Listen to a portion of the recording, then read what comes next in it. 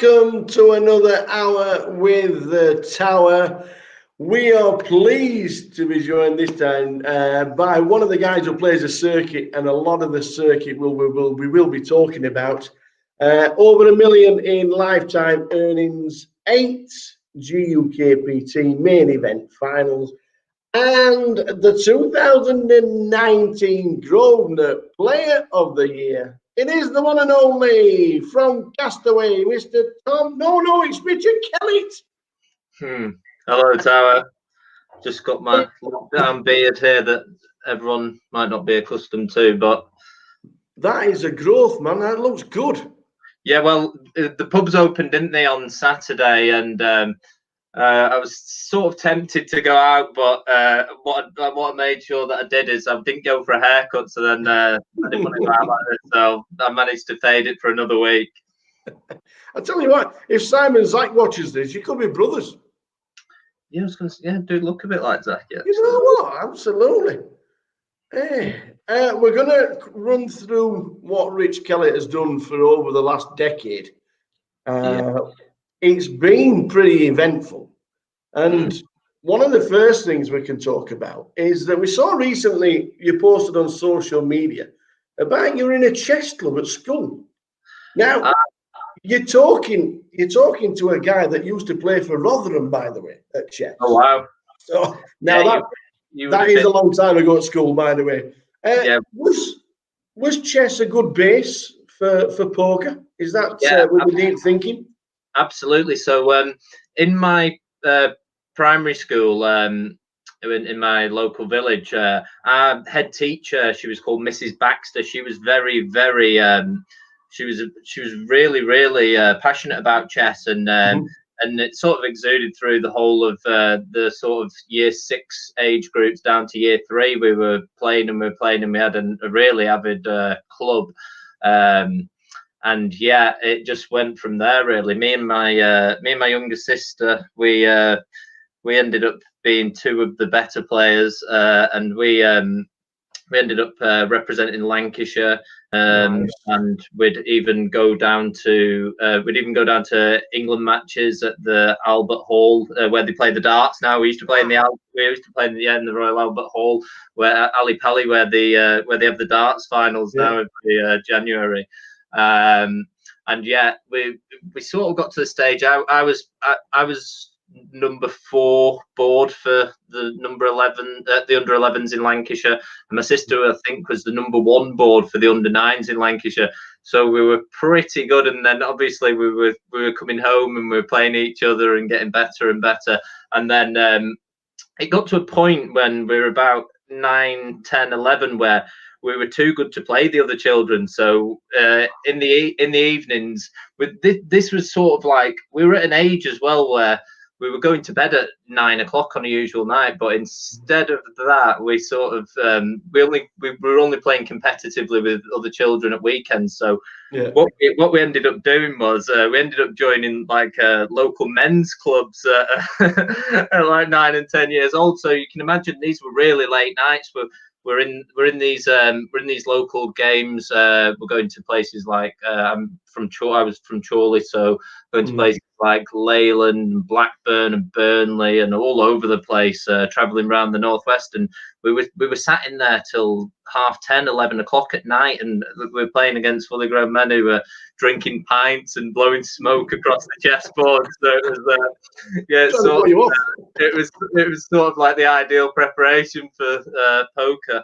But at 11 years old, when I went to high school from primary school, it just sort of wasn't cool to play chess anymore. Everyone, you just couldn't be that kid who was in the library every day. So yeah, I had to get back out on the football field, and I stopped playing then.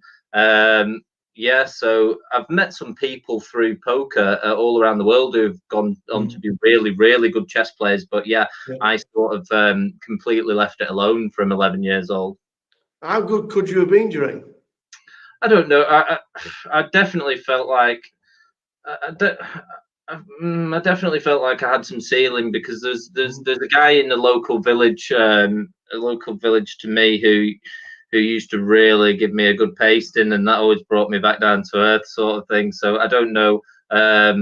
I don't know, but it's leading into the poker thing from chess. The skill set is so similar, because in chess you're thinking 3, 4, 5, 6 moves ahead, and it's exactly the same in poker with your pre-flop, your flop, your turn and river. It's the thought pattern is almost exactly the same, thinking moves ahead. So yeah, the skills are massively transferable. But I mean, I'd love to sort of play now, but it's you can't really win money, and, the games are very time consuming. So it's yeah, I would love to play, but I don't know. Maybe in later life I'll get back into it. I think when I've got a bit more time and there's not so much poker going on all over the place. Absolutely. Where did you start first playing poker, and how did you learn, or was it just like? So this was 2005, 2006. I was just in year 11 at high school, and my friend is my best friend, who lived 2 doors down from me, and was really close with my family. He'd just gone to a local sixth form college, and this was obviously a year or two after the Moneymaker thing, and you've got Greg Raymer and all that. So it was basically the exact point at when professionals started winning the World Series main event every year, to when amateurs started winning every year. So they were. I was in year 11 at high school. They were going to, well, as loosely say, they were going to college. They were just going sitting in the canteen and playing every day, and then they'd spill home at night, and they'd just all be playing around my friend's house. So like I sort of got introduced to it at 15 years old. Yeah, I've just got thrust straight into it with the older lads, really. Well, we got in at 15, so you could have been the Kelster 15, but yeah.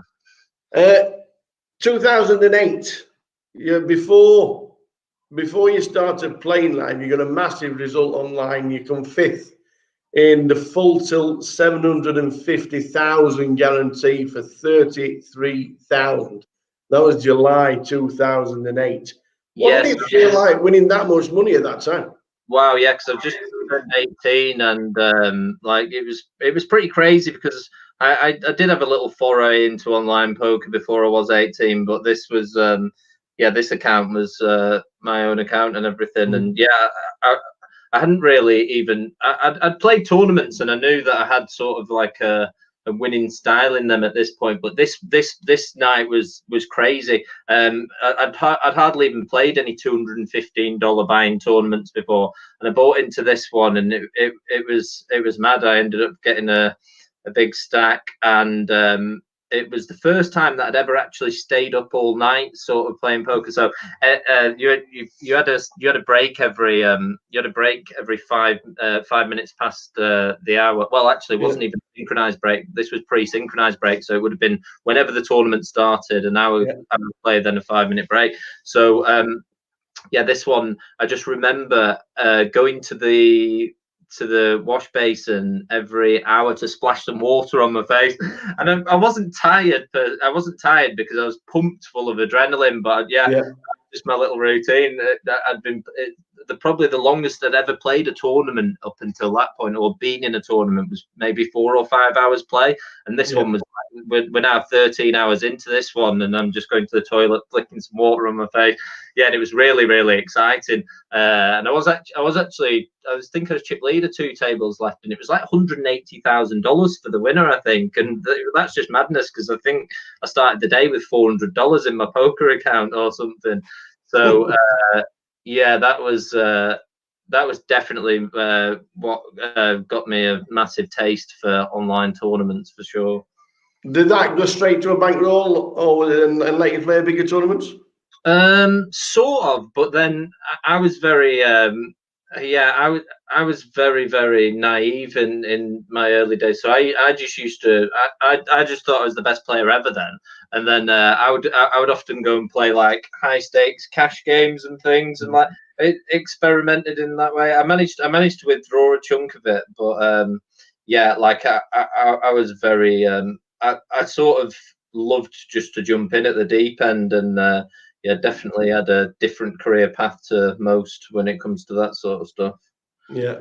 Well, after you'd had that nice score, you started to venture into the live poker. Your first Hendon mob was back in 2008. Can you remember what it was? So when I just turned 18, I used to go in the closest to casino to where I lived in Chorley at the time, which was Bolton Casino, and that was actually back in the day. That used to have some amazing cash games. They'd have like a 2-2 game every evening at the Grosvenor. That was actually where the first ever GUKPT was, wasn't it, Bolton? Yeah, that's right. Yeah, the first ever one. Yeah, and like the games in there used to be crazy. Like I couldn't even dream for games in there that these days. But yeah, I used to have a little go into there. Me and my friend would go down, and we saw it advertised on the internet as like a £3 rebuy tournament. Anyway, so we went down. Just thinking, okay, well, we're going to go and play this tournament. It seems quite cheap. It's only £3. Anyway, we realised about 5 minutes into the tournament that £3 actually gets you one set of chips, and that lasts about 5 minutes because everybody's just going all in, every hand, rebuy. So yeah, we opted for the freeze out tournaments then, and I was having a little bit of success online at the time. So like, I actually was playing a lot bigger online when I was 18 than I was in the live ones. And I did a little bit of research, and I found out there was a place, Casino 36 in Stockport, which had some games. And they were they were £50 rebuy tournaments and £100 rebound tournaments, and they had a really big cash game there. So yeah, it was weird, but I went down there, and I was trying to get in at the front door, and they were sort of saying, yeah, you've got to be 21 really for this one. Anyway, I ended up on some sort of technicality. They ended up letting me sign up at 18, so I was just forever known as the kid in there. I was like just by a mile, and I was playing every night with people like Ali Milou and everyone. So yeah, I've known those guys really, really well for over 10 years now, and that's sort of what my first exposure to the poker circuit. You went to Gala at Leo's. So Gala second for 1200. Right, yeah, I remember it. It was Gala at the Liverpool. That's right, yeah. It was like a Sunday evening, the last tournament of the Gala Poker Tour. Yeah, that's right. I remember it well. February 2009, you had another big score on Full Tilt. You must have liked Full Tilt at the time. The Sunday Brawl. It was by far third for 40,000. Yeah, the Sunday Brawl, I think that one was. That's right. Yeah, it was by far the best, in my opinion, and I think a lot of people would probably say the same. It's by far the best poker site ever. Just in terms, like, people just used to go on to rail the cash games. Like, you didn't need, a lot of people were just on there not even playing. You had all Phil Ivey and Tom Dwan sat, and Gus Hansen and Patrick Antonius sat with all the big money in the cash games, and it was just yeah, for me, like it was the greatest poker site ever, and I just really liked playing that on there. Yeah.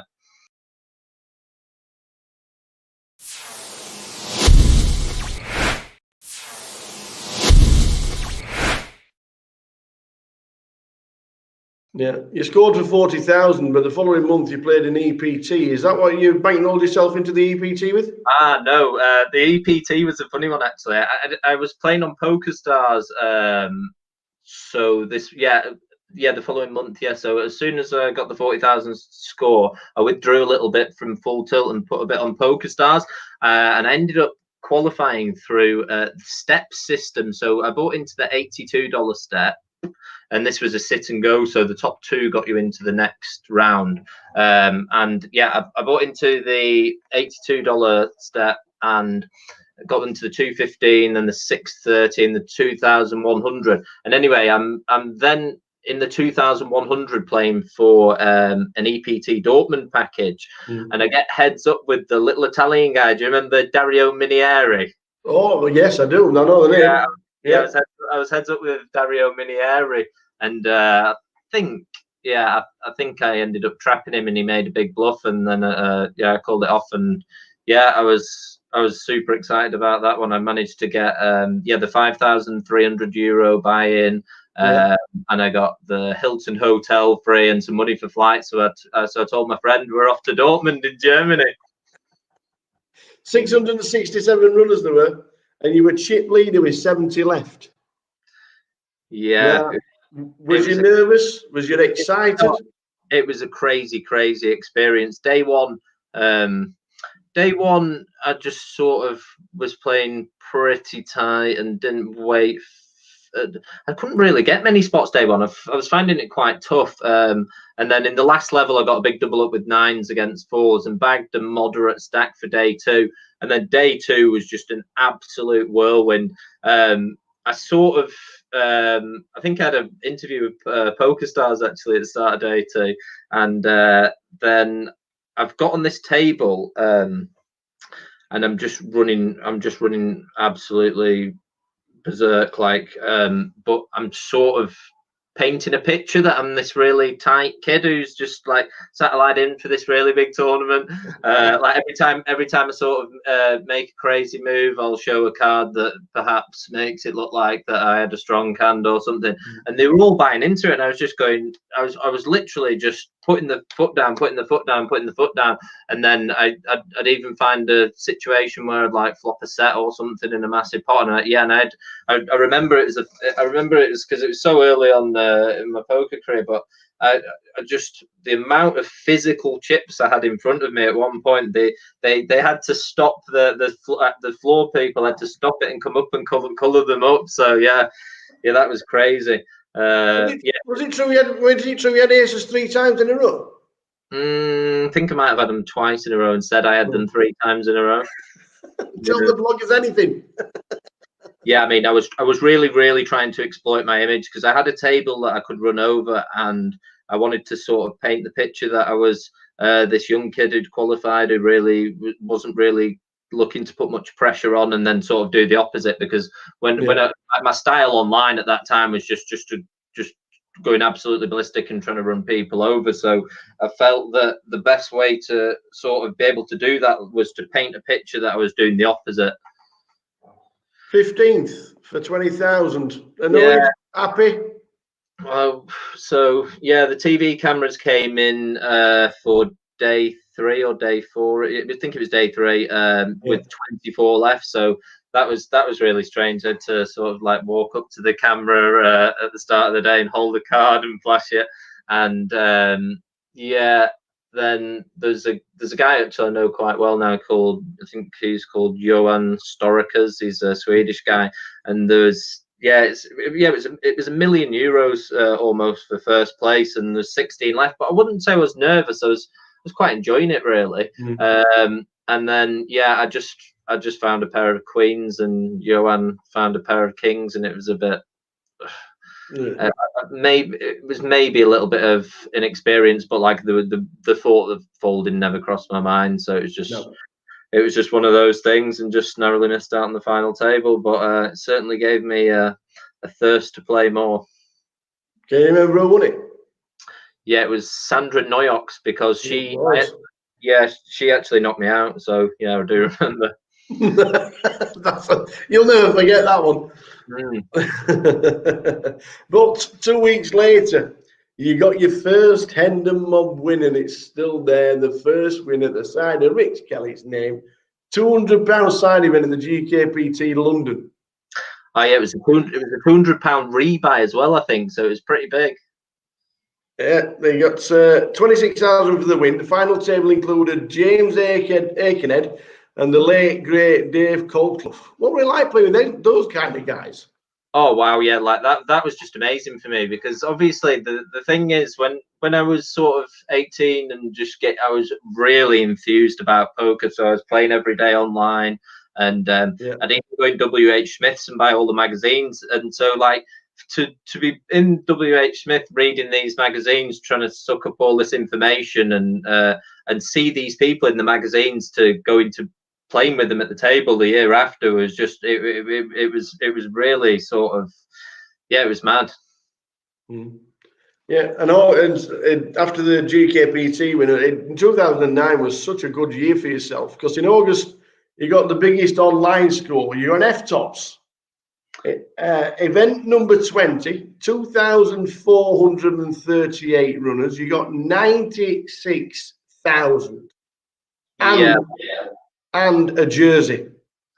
wow, yeah, that was incredible. I was my friend stayed up all night with me. The guy who my friend who lived 2 doors down from me, who taught me how to play poker, actually, he stayed up with me all night, and yeah, that one went on until about 7 a.m. And actually, back on Full Tilt, they used to have another really cool feature. Any of their red pros, if you knock them out, you got the buy-in for the tournament back, and you got a T-shirt that said "I knocked out Full Tilt Pro." And with about 3 or 4 tables left, I knocked out Alan Cunningham. Oh yeah. Really, really famous American pro at the time. So I knocked him out. I got the $215 back for my tournament entry, and yeah, the Full Tilt T-shirts. I used to have quite a big collection of them, as you can imagine. I imagine Mormons probably got garages somewhere filled with them. You got a jersey for winning the F-tops as well. Can you remember what you did with it? I think I ended up selling it for about $300 or something. Somebody's walking around and they've not played F-tops at all, but they've got the jersey. Yeah, it was like a big, like I was a very, very, I was very, very slight build back then. It was a big American gold football thing. Yeah, it didn't look good on me. But he just carried on. 2009 was fantastic because you run deep in the World Series Poker Europe, which was down in London at the time, in the 1K, finishing 28th out of 608 entries. Yes, it was only for 3,000, but that kind of field down in London must have been a bit exciting. Funny story about that one, actually. So is that the 1K event that JP Kelly won? Yeah. Right. Well, yes, it was. Yes, it was. Yeah. So me and JP Kelly were JP Kelly was first in chips overnight going into day 2, and I was second in chips overnight going into day 2. And I think I'd played on the Friday, and day 2 was on the Sunday. That Sunday was the Sunday that Michael Owen scored that goal against Man City. So yeah, but on the Saturday, interestingly enough, I actually had my biggest ever cash game winning session ever. I was playing in the Vic in London, and I ended up buying in for about 5,000. And then, like at the when it got to something like 6 a.m., I was playing Bamboss heads up. If you know Bamboss, he was an absolute legend in the Vic. I absolutely loved him. But if he was on tilt or something, he would just play crazy, and he'd always like to go to the cashier, and he'd say more chips, please, and he'd get a big stack of the 5K chips. So no matter how many chips you have, he'd just come back and plonk 150K on the table. So yeah, I was up to about. I must have been up to about 65,000. So I was winning £60,000 in this cash game, and like that at the time for me was just like absolutely insane. It was like fairy tale stuff, really. And then I ended up and Bamboss was straddling every hand for me. So like we were playing heads up, and if I didn't want to put the straddle on, he was like, "Okay, Richard, I put it on for you." So like he was just trying to make pots enormous and things, and I was like, I'm in for £5,000. Do I really want to play 120,000 pot here? And it was getting 6:30 a.m. So I had this big day 2 at midday, and then I think Sam Trickett said to me the next day. He said, like, "What have you done? Like, why would you ever leave in that spot? That's the best spot you're ever going to get in a cash game." And I was just like, "Yeah, I had a day 2, and then I was excited for that day 2." At one point, you sat next to Chris Ferguson. Yeah, Jesus was on my left. What's that like, knowing he's won the World Series? Well, yeah, he's quite an imposing character to be honest. Yeah, I think I ended up playing one pot with him, blind versus blind. See, this is crazy because like I can even like this is probably one of my most mad poker skills. Like I can remember the exact hand that I played against him like 10 years ago. I had ace 10 in the small blind, just one hand, and he had king 9 in the big blind, and I just remember I hadn't played out and I lost that to him, and I thought, yeah, I don't really want to get into another pot against him. It just wanders around, doesn't it, all nice and quiet, but must be so intimidating at the tables. Yeah, it was. I felt intimidated in that pot, to be honest. Yeah, and I think I got a little bit of a lesson taught in that one. Did you play the World Series main event at all in Europe? The one down in London. I did play that. I'm trying to think. But to be honest with you, that tournament back then, it was an absolute marathon, and like the structure was unbelievable, and I was just sort of one of those kids who was trying to win it on day one, and my game was not suited to playing that, and I ended up just frittering my chips away, if I remember rightly, in that one. I think I did. I think I got an okay. I think I got like sort of an okay start and middle of the day, but I busted towards the end of day one. But yeah, I was not pacing myself very well in those sort of events at that time, for sure. I remember when I was down there doing the interviews and stuff like that. The quite a few of the Americans that came over were saying it's the best assembled field that ever played. Oh yeah, it was insane. The household names, like obviously I was 19 years old, and I was starstruck because so basically, actually, before I played the main event, I played the 2500 round of each Omaha and Holden one. And I had Helmuth on one of my tables. I had Barry Greenstein on one of my tables, and I was sat next to Doyle Brunson on one of my tables. So I was just like, wow. And then when I got in the main event, I had a couple of good players on my table. I had Mike the Mouth Mattis out on the feature table behind, and Negrano on the table there. So they were shouting over to each other. And like, if I thought I hadn't seen it all, like towards the end of the day, I looked over at Negrano's table, and Phil Ivey was sat there. they're just fantastic fields. So every credit for trying to play in one of them events.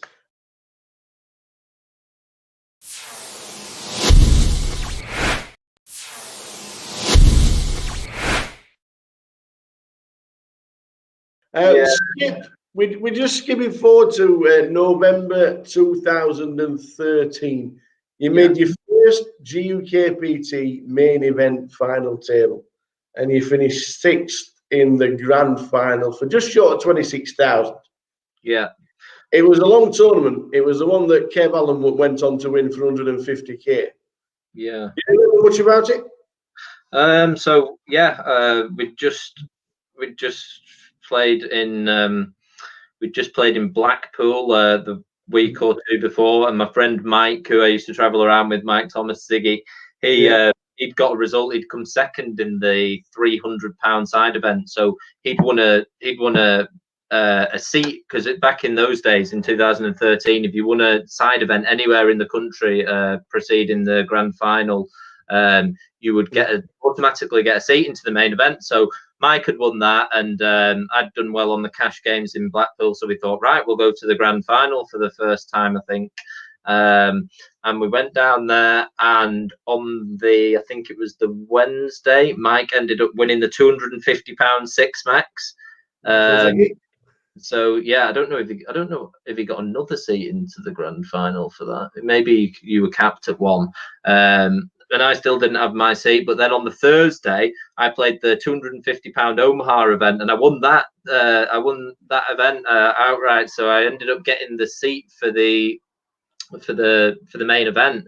And yeah, the main event was crazy. It was weird, the main event, actually, because I was on the same when I bought into the main event on that. I was on the same seat number and table number as my birthday. And I always thought it was always just a bit. I was always just a bit like superstitious about that. But actually, on my table towards the end of day one was I had Mustafa Kanat, 2 to my right, who I didn't know who he was at the time, but I just remember him completely outplaying me in one hand and thinking, who the hell is this guy? But he wasn't well known, Mustafa, at this time. This 2013, he would have sort of been still struggling to get like a big result. 2 to my left, I had Bryn Kenny. Yeah, it gets easier then. Yeah, so these guys were.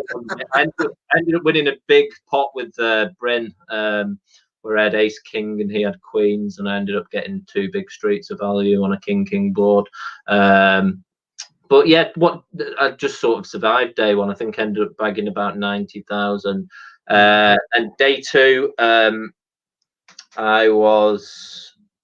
day 2 was insane. I think probably up until recently, or like I think it's my favorite ever day of poker. Like, it was just insane. Like, I ran 90,000 chips up on day 2 of a GUKPT into 1.58 million or something, and it was just absolutely insane. Like, I was just going and going and going and going, and yeah, everything was coming off. Awesome. Must have been a great final as well. Obviously, Kev Allen won it. One of the nice guys around the tables. Oh, yeah. Kev's a great guy. I love seeing him at every start. And March 2014, we make another final table, this time in Manchester. 192 entries. You finished 4th to 15,000. But first 3, Simon Dedman, Steve Warburton and Rhys Jones. What a final 4 to start with. But as soon as you bust, they just decided to chop it up. Yeah, I think that there was even, I think Carl Marenholtz and a couple of other good players were on that final table as well. Like, pound for pound, at the time, it was the most insane GUKPT final table ever. Yeah, that was an incredible one. Simon Dedman was someone that I was really, really, really watching at this time as well. I really admired him, and I think, in my opinion, he's the most complete GUKPT player, the best GUKPT player ever. Just because, I mean, his record would be right up there, and I just used to watch him and learn a lot from him, and his attention to detail and stuff was really, really good for me to sort of use him. Like, he used to know what I was thinking before I was thinking it as well. Like, I'd make a big bluff or something, and I'd go to mock my cards, and I could see him looking out of his corner of his eye, and he'd have a little smile on his face, and he'd go, "You were bluffing there, weren't you, Richie?" And he just knew every single time. He just knew, and I'd have to fake it sometimes and say, no, actually, I had that one time, like, because otherwise he'd just be able to read me. Like, his focus was absolutely in a different league to anybody else's. Well, the following week, the form just continued because you went to Sheffield, played in the GPS, 400 entries, second. And this time you chopped it with James Parker and the one and only Mr. Ali Malou. Oh, wow. Yeah, what's it like playing against the Malou? Oh, well, this final table was really, really difficult to navigate because Ali Malou was on my left, I believe, and he had all the chips. So anytime I'd raise a strong hand, like ace 10 suited or something, you just go, oh, I'm all in. Like, I couldn't do anything, and it was horrible. And I think the stacks when we got to 300 to 3 left were something like Ali had 8 million, I had 1.3 million, and the other guy had 700,000. But it was getting late for Ali, and he was just like, yeah, I'll take this. I'm gonna get off home now. But special mention, probably he back in the day in the GUKPTs when I used to first following them around, like, no matter where the festival was, he always used to win an event, and it would always be like he'd take first and the rest of the final table would chop. It was remarkable. the only person I've ever heard who took more than first place prize money and the rest chopped it, apparently. Yeah, it doesn't surprise me. He used to have everybody strangled. In 2014, it just continues for you. In May, you booked your best score so far in the UKIPT high roller. It was a 3,000 entry, and you chopped it with Dave Shallow for 68,000. Did you play for the trophy, or did you just chop it then? No, well, the final table, yeah, me and Dave ended up with all the chips heads up. And I'd never played with Dave before. I think I'd played with him a little bit online. But yeah, he had slightly more chips. And I just said, yeah, let's chop it, and you can take the trophy because you had slightly more chips, and we ended up getting an even chop. So it was a pretty good deal for me on him, I guess. Yeah, we've been a 3K entry. There were only 101 runners. Was it yet again one of these events was just a tough field? Yeah, I mean, yeah, there was less sort of recreational players in there, but I think the sort because I'm sort of used to battling with strong players online. Or at that time, especially like 2013, 2014, I was sort of my game was sort of online poker at sort of high stakes MTT. So my game was designed to play against that sort of player. Like I used to struggle a lot against recreationals, exploiting those. But like at that point in time, though, that sort of suited me, the high roller circuit. So especially live. So in DTD, particularly in the high rollers over the years, I've actually got a really, really good record. So yeah, but yeah, the pound for pound, there was some great poker players in the field. Yeah, September 2015, the closest you'd been so far to taking down a GUKPT main event when you finished third in Luton to the eventual winner, Mr. Will Davis. Yeah, that frustrating. Yeah, very. Well, I say very. I came back from day one with not many chips, and then yeah, day two. Day two. Oh, it was the one where we finished day two where we weren't in the money, wasn't it? And I was overnight chip leader going into the at the start of day three. So yeah, I was a little. I ended up going into the final table with the most chips, or one of the most chips, but I played a little bit cagey, to be honest. I was a bit disappointed in myself. I was being a little bit cautious, but yeah, I mean, third place is still pretty good. Following the next GUKPT main event, November 2016, we went on to Blackpool, where you chopped it with. Now this was I think this was a chop where everybody watching the table thought, you know what, this could either go on for one hand or 17 hours. You chopped it with Midi and Tom Hall. Wow, yeah, that was a pretty tough spot to be in 300 in the GUKPT. It was a great final. Can you remember much about it? Yeah, I think it was a really, really good final, actually. I think there's plenty of action and there's a good mix of characters. Yeah, I think Midi put me in a couple of horrible spots where I had to find the trigger against him early on as well. And then yeah, I'm just trying to think. Yeah, it was tough though, three-handed, and we sort of came to a conclusion that we didn't really want to flip for thousands and thousands of pounds. And Tom was off to play another tournament. He had a flight the next day, and we sort of deduced that Midi's advantage of having the extra chips, we'd just give him the trophy. So yeah, I think we were all pretty happy with that one. Yeah, I remember Jeff Kimber being fourth. It wasn't a bad final to be on, I tell you. No, yeah, it was remarkably the year after. All four of us who finished in the final four made day three as well. Yeah.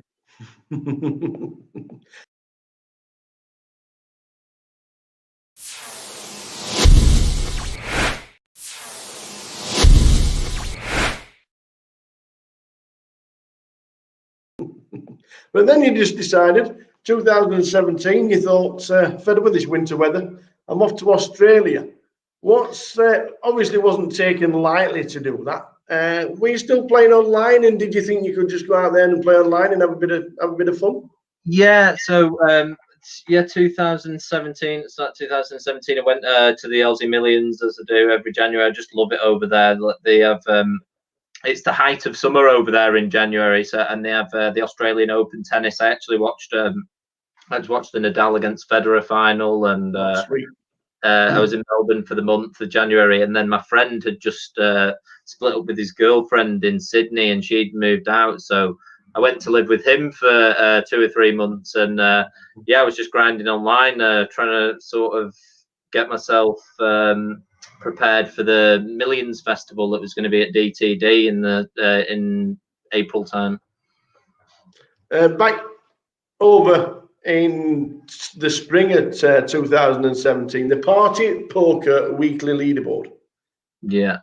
Now, it's not only did you get the free seats, you obviously did well in the tournament as well while you were playing online. What did you do? What did you do with the seats that you'd won? So basically, every week the top 10 players on the leaderboard for Party Poker got a £5,300 seat. So yeah. I was just going at it hammer and tongs. I was getting up, grind, yeah. Like 16 hours a day. And yeah, I managed to come in the top 10 in the world 5 out of 6 weeks. I don't think I could ever do that again if I tried. It was a remarkable like sort of streak that was on, but it was tough as well because to get the maximum points, these were the $100 tournaments, so it's the high leaderboard. So it's $100 tournaments, $200 tournaments, and $500 tournaments counted. And like the 500s, I was having to re-enter a couple of times. So you're looking at like $1,500 outlay just for one tournament. So yeah, it was pretty fortunate that obviously I did well as well off the tournaments. Had some of my greatest online scores. But yeah, they let me play the first one, the first £5,300 seat, and then they just gave me £20,000 in credit for the other ones. So yeah, it was an amazing haul, and that's what really I think that was the first time that I really sort of got into the whole leaderboard thing. Just incredible. You just end up with $5,300 seats, just like yeah, just what to do with these? Yeah. January 2018, you won the 25-25 Bolton, 228 entries. You chopped your 3 ways for 10,000. What is it about these 25-25s that you like? You seem to do really. Oh no! Well, this is you're about to say something really interesting because. Me and my friend Pixie, we used to go and play all of them when we'd travel all over the Northwest. And for about 1 or 2 years, neither of us could make a day 2 in them. Never mind cashing them. We couldn't make a day 2, and it was really weird. It was like the last hand of the night, we'd get it all in with queens against ace, like 8 kings against ace queen, and they'd find an ace or something. It was remarkable and we were sort of like, we can't do anything in these 25. Should we stop playing then? And then that was the first one that I won. I'm trying to think back to how the tournament went in that 2018. Oh yeah. I don't know. We definitely used to struggle with them though. And it was only really last year that I sort of really got to grips with how to play them, to be honest. Yeah. In October the same year, the Millions in the United Kingdom, the main event, 1,015 entries. You finished 35th for 20,000. Andy both finished 45th for 17,500. So it must have been a tough field. Yeah, Andy was actually on my table on day 3 and day 4, I think.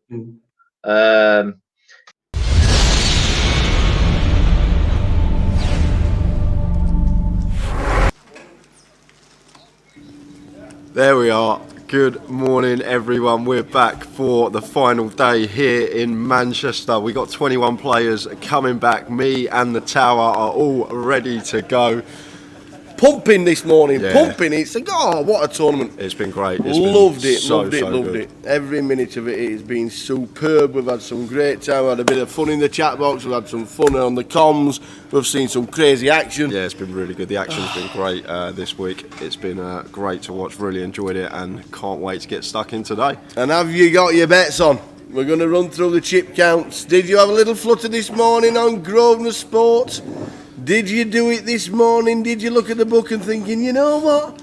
I fancy that Terry Jordan at 4-1. Do you know what? Wasn't that Rick Trigg? Why is Rick Trigg 11-2? Oh no, why? Oh, you tell us in the chat boxes who you have had a little flutter on. Please tell us, and we'll root for you as well as that. Who did you? If you were having a cheeky £2, who would it have been? I think Yanis, very, very good price. He's definitely, if he can get a double up, get back in the mix. Not even a double up, he's got 30 bigs. Definitely a very, very good bet. And then obviously Chris and Jack and Trigg would probably be another good bet as well. So there'd be sort of 4 picks out of the 21 that's coming back for me. What about you, Tao? Who do you fancy? I think I'm hoping Razor Kev. I owed Razor Kev £1. I lost a bet again. I think he told me in the box yesterday it was Trigg. If it's not, it's tough because it's on Trigg. I was looking at Yanis Lipris and also a little bit of an outsider, Murph, local lad Andy Taylor. He's had a couple of wins in previous times.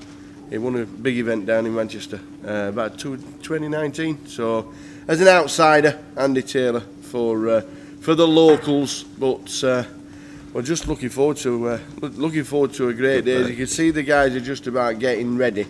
Afternoon in all the chat boxes on Facebook, on Twitch, on YouTube. Fishmonger Pokers, the last time I saw Tower dance like that, it was at the Joker's Wild. Joker's Wild. Well, let me tell you, Joker's Wild's coming back next year, all being pandemic free and all that malarkey. We shall be straight down there next year. I am not dressing up. In fact, will you be on the deck, so? Will you be on the DJ? If they force me again to dress up, like somebody said, was I in drag this week? I know I'm like, I didn't really think I'd look that bad, but I just want an outfit that fits. Because you look back at the waistcoat, and the waistcoat was a little bit shorter than what it should have been. But no, the best thing about that, Patrick Antonius just walked in, and you're interviewing them, standing in a Joker costume. He must have thought, what is going on over here? if you walk up to Patrick Antonius next year at the World Series and he said, "Do you remember going to Coventry last year in England?" and somebody interviewed you as the and I guarantee he remembers it. Because you can't ever forget that image. No, you can't. You can't forget that image. So, who is going to win it? Who have we got sat around our tables, mister?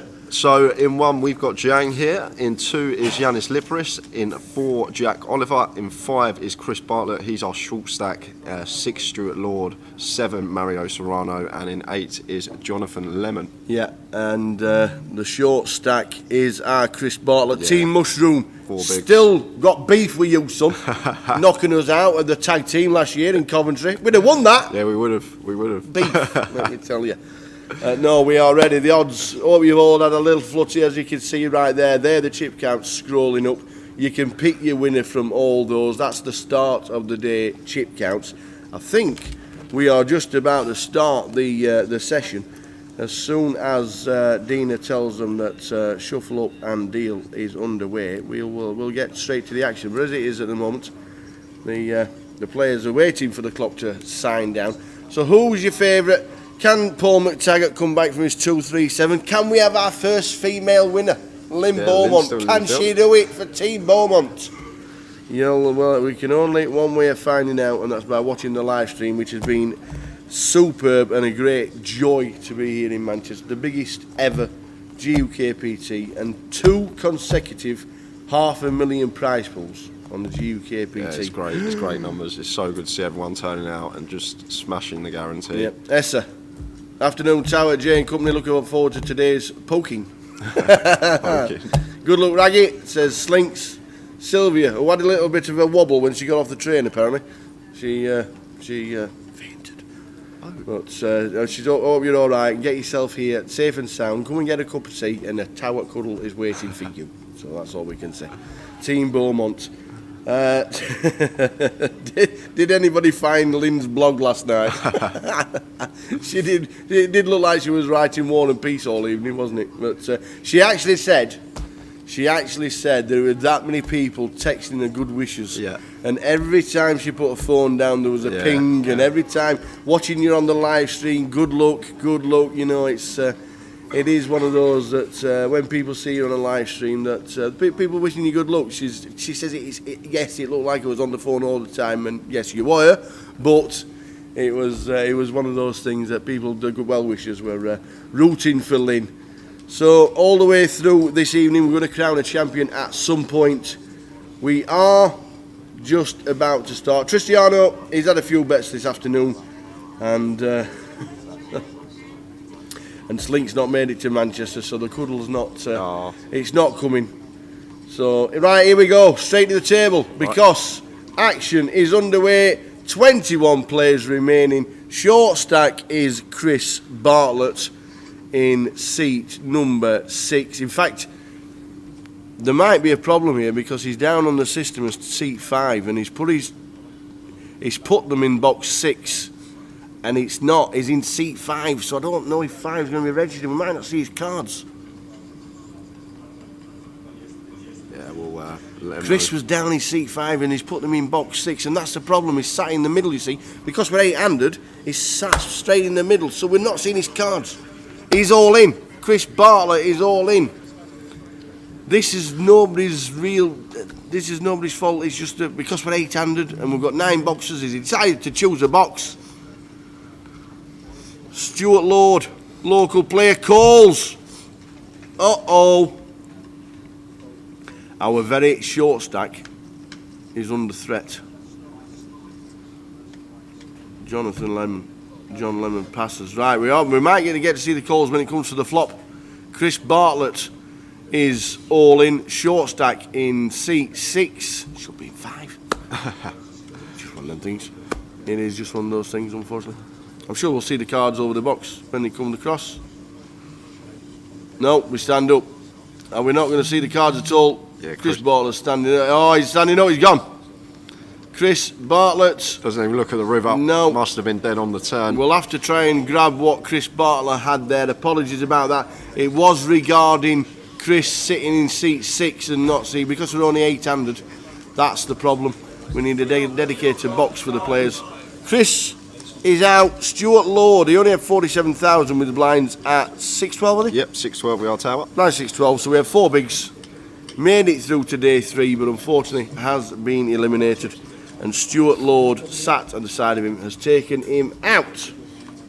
Yeah, Mr. Walt, he says Yanis is my tip. I think regarding everyone's chip stack and what price they were on the book, I think Yanis is probably a great bet. So if you have got Yanis back, I think it could be one of the better books. What price was it? 10s? I think so. I think it was 10s. Yanis Liparis was 10 to 1. 10 to 1. Hope they've had a few bets. We'll try and find out from the sports book people and how many people had a punt and how many bets were wagered. Chris Bartlett was the 100 to 1 shot. He's been eliminated. John Lemon in seat number 9. He's the 75 to 1 shot because he's short stacked as well. So under the gun here, Yanis with the pocket 4s makes it 24k to go. We are 6-handed now after that bust out from Chris, and Yang here with the ace queen. Under 30 big blinds here. Against Yanis, good player, may just choose to move all in here with the ace queen suited for our 310k. 26 big blinds. Yeah, I like it. Like the choice. And Yanis just going to have to follow the pocket 4s here. And a nice little pick up there from Jang here. Meeting the mod missed the bets because he woke up at 12:01. He woke up at 12:01. 12:01. Missed the bets. Oh no. Well, we'll try and find out from the team how many had punts and bets on. Somebody's trying to be Terry Jordan on Facebook. Have I won yet? Well, it's probably his Terry, actually. It could actually be Terry. Because he can be watching on the outer table. He could be watching on the outer tables. Good luck, Terry. You've got a big chip stack. 1.4 mil, and you have a big chance of winning the biggest GUKPT in Manchester. Span's got McTaggart at 40s, and he went to 25 soon after. See, Span's money's changing the bets. Yeah, when I realised it was Facebook, I realised it couldn't be like a fake account like you can do on YouTube and all that with a different name. But good luck, Terry. Good luck. So Jang here. Maybe would like to see a complete. Obviously we've got Giannis on our left. May have something to do with the fold there with the Queen 8. Just gets out of the way. So a walk there for Giannis. Jack, our big stack at this table. 920k.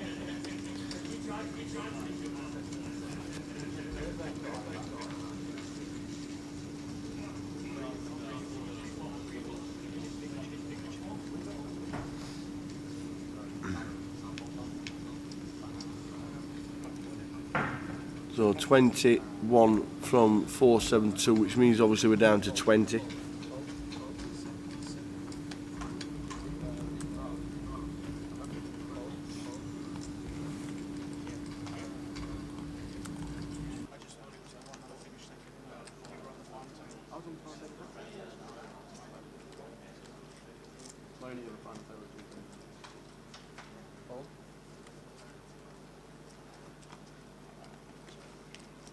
So as you can see, we're down to 20. The next time, well, that's a point. Do we go to 900 tables? So will it be 2 tables of 9 when we get to 18? Or will we stay at 8 and be 2 tables of? It's got to stay at 8 now. Will be 2 tables of 8 and then a 900 final? 8-handed final. No, it's a 900 final. Because day 2 started at 900. Okay. Then they go revert back to a 900 final. So we'll try and find that out if it goes to 2 900 tables at 18 or it's 2 800 tables at 16. We'll get, I'm sure Boothie will know when he comes in the room. He knows everything, that fella. So as soon as we ask him, I'm sure we'll find out.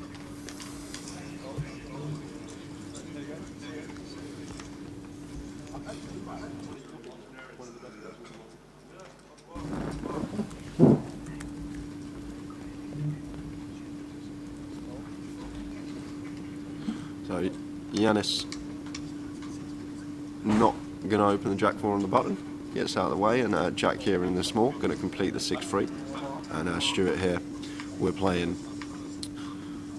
just over 20 bigs, going to move in 23 big blinds, and snap fold there from Jack.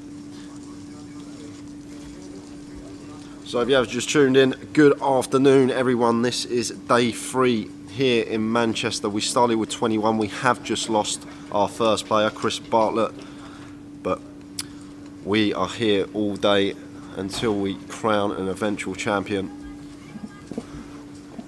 2 8s. 2 8s? Yeah. Okay.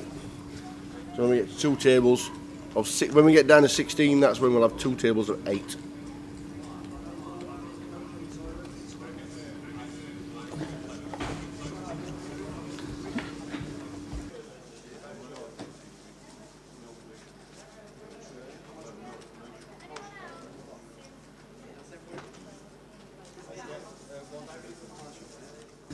So we lost one on our feature, Chris. Yeah. Short strike, 4 bigs. We didn't see the hand, unfortunately, but he was down to being seat 5, and then goes in seat 6, and that's the problem we got with Jack as well. Jack's sat in between both boxes. Needs to be in front of the box, because when we get 900 on the final, he'll need to be in front of a box. So blind on blind here between Stuart and Mario. Stuart completes the 10-8 and Mario chooses to raise the Jack 10 here. Both players flopping an up and down straight draw. So assuming Stuart's going to play and flow, and Mario wants to be continuing here. We've got just Jack high, but we are up and down to the nuts both ways.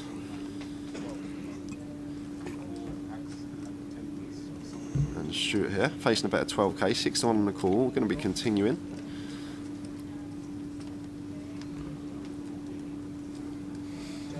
Oh, that's a lovely turn card for Stuart here. Rivering the straight. And Mario chooses to come in for a bet here with his second pair.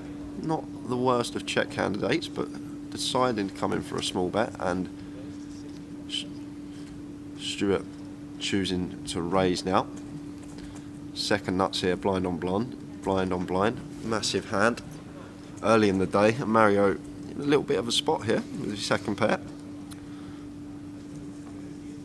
One of the problems with coming in for a bet when Stuart raises, can start getting ourselves in some dicey situations.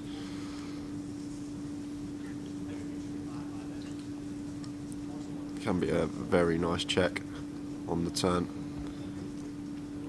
But now Stuart, what hands are we up against here that's going to call flop and raise us here on the turn? Obviously there's King 10 in there, there's 10-8, and then you've got all the 2 pairs that have just turned 2 pair with a jack, like the Jack 7, Jack 9, Queen Jack. But Mario's got to think, is Stuart ever going to bluff this spot this early in the day and day 3? Like, is he going to turn like a Jack X of diamonds hand into a raise here? Probably not. Is he just going to raise something like 8-6 as a bluff? Probably not. So I think after some deliberation here, I know Mario's getting 37k to win 169, but he's only got 210 in his stack. We're obviously calling. Yeah, makes a call. The only good river for us is an 8 or a king, but he is going to call and see a river, which is the 3 of hearts. And when Stuart bets here, I'd be very surprised if we saw Mario call. We beat no hands that Stuart can be betting for value, and I just don't think Stuart's ever going to have too many bluffs in this spot.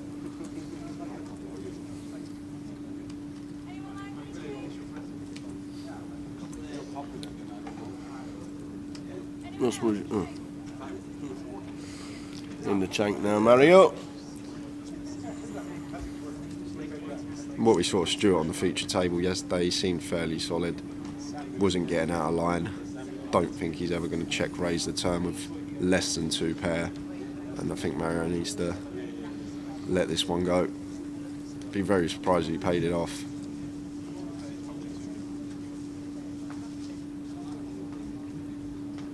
Do have a 10 in our hand. That may be why Mario's thinking here. Less likely for Stuart to have. Would you have gone a little bit bigger on the river? It was what we're trying to get called by. Stuart, what do we think Mario's got? He's obviously bet flop and turn, so his hand can look a lot like a Queen X hand here.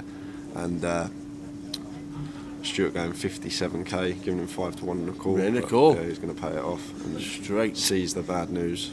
Mario slides it in the muck. Mike Humphries from Team Mushroom says, unlucky Barty. We found out the hand was 10-8 suited for Chris against just the aces. I don't know why he called, to be fair. Bit of a dog with aces. He had aces and that was it. So that was unlucky. Good. Bazza knows CFC on YouTube. He says, listening to Jay's hand analysis these past few days, 100% helping me improve his game. Which is nice to hear, young man. Nice to hear. Thank you very much indeed. Where did Ethan go out? Or is Ethan still in? No, Ethan busted last 10 minutes of the day, I believe, yesterday. Right. Yeah, 23rd or 22nd for £3,050. But Stuart flying, starting the day. He's busted one. He's just won a nice pot there off of Mario. But I'm really surprised to see Mario pay that one off. It was I just can't ever see Stuart this early in day 3 check raise bluffing turn and then going with it on the river for that price. And if he is going to bluff river for that price, it's just highly unlikely, giving your opponent 5 to 1 and a call. I wouldn't like to see Mario try and find the fold there, but obviously had reason for calling. As we see the Queen 7-3 rainbow.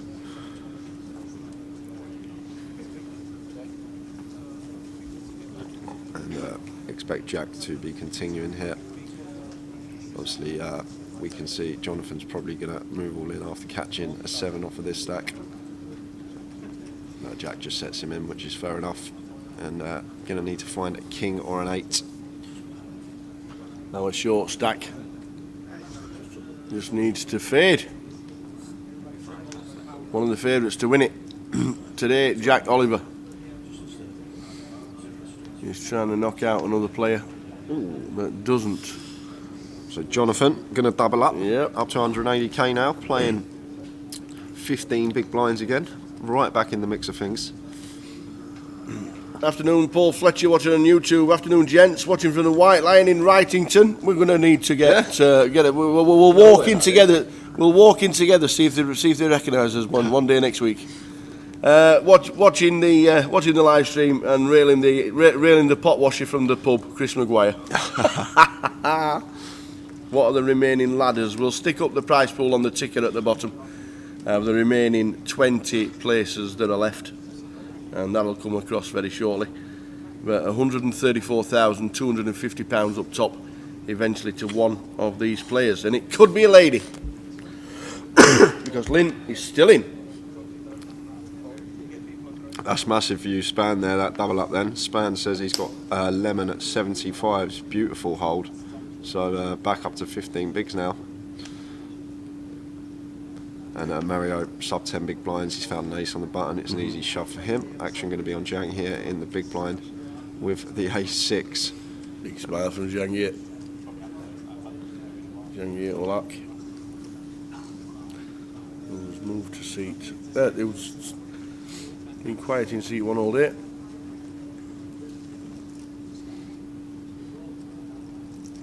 Chiesa, buongiorno.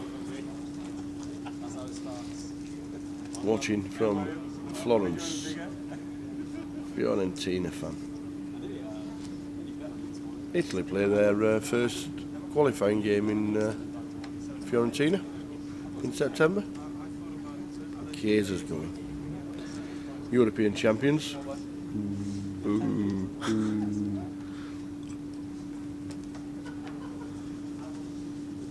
Got plenty going on today as well, guys. On the Grosvenor client, we've got our 50k GUKPT closer. We've got satellites running for the 30-30, and as well, most importantly, the live stream free roll as well. We will give out the password for that probably around the 4 o'clock mark. If you want to get yourself in for free, potentially win yourself a ticket free of charge. Yes, plenty going on Grosvenor Sports as well. Raise it and take for Jack there with the King and Queen. Afternoon, Jason Shellham watching on Facebook. Good to see you this week, pal. Coventry next. Yeah, I'm sure you'll be at Coventry. 2 weeks today. It all starts, the festival. In fact, there's a satellite on the Saturday, which was 2 weeks is yesterday. The team are on the way down to Cov for the first time for GUKPT since 2012. Gaz Howard on Facebook. He missed it. How did Towers Treble do? Well, we were booking holidays at half time.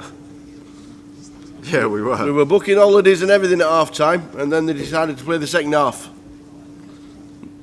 and that's about it.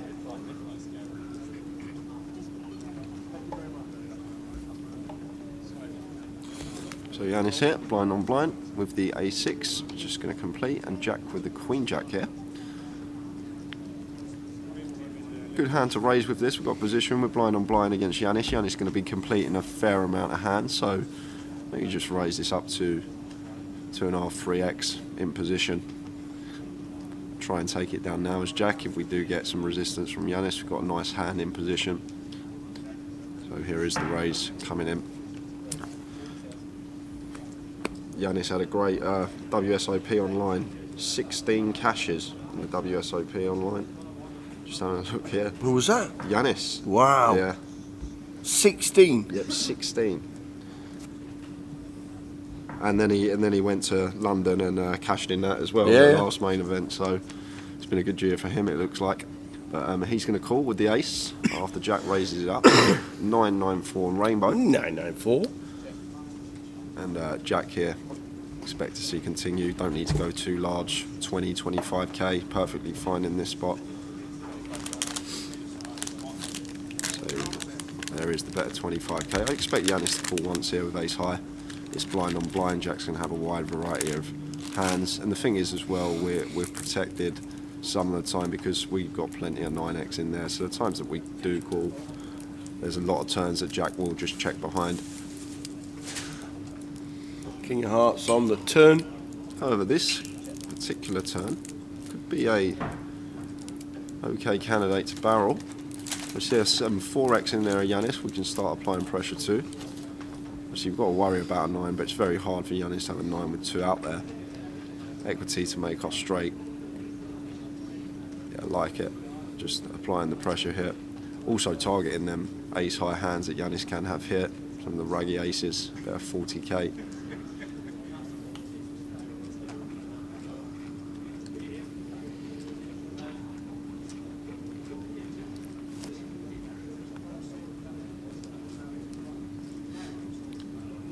Yanis, having a quick count of his chip stack, not folding immediately here. From Yanis's perspective, Jack can have plenty of kings here. He raised, but as always, talk about blind on blind. There's so many hands that we can have here as Jack in the spot. Call. So just call him with ace high correctly at the moment. And see the river card, which is the deuce of diamonds. And now checks again. We'll see if Jack is going to fire. And to be honest with you, I think I like the bet here from Jack and River, going 3 barrels. It's don't expect Yanis to call flop too much with many king highs, because a lot of his Broadway hands he may choose to raise pre. Ace king's not going to be in there because he didn't raise that if he did complete. So as Jack here at Queen Jack, it's very hard for Yanis to have a king X type hand. So the only hand we're really worried about here are like the 9x holdings and blind on blind. It's very, very difficult for Yanis to have a 9x hand. There's 2 out there, so many hands he can have, and yeah, I'm a big fan of this bet. But now jumping back to Yanis from his perspective here, what's Jack got here for value? And Jack's good enough to go for 3 streets here if he did turn a king. So king is definitely in there. Yanis not insta folding here with his ace high, having a good stare at Jack, and really thinking about this one. See him looking at him out the corner of his eye. But from his perspective, I think he'll be thinking Jack can value bet some king X here. But why is Jack chose this 150k size? Because what's he trying to get called by? If Yanis did have a hand like a 4, maybe Jack's wants to go a bit smaller. So this size really attacks like a 4, and I'm surprised Yanis even called the turn with ace high. It's just very good from him, and the fact he's even thinking about this on the river. If he actually makes this call, this is just next level. It's just great. It's great tower. I'm a fan of the 3 barrel here, just because of the king on the turn. And wow, did he hit that? Oh my God!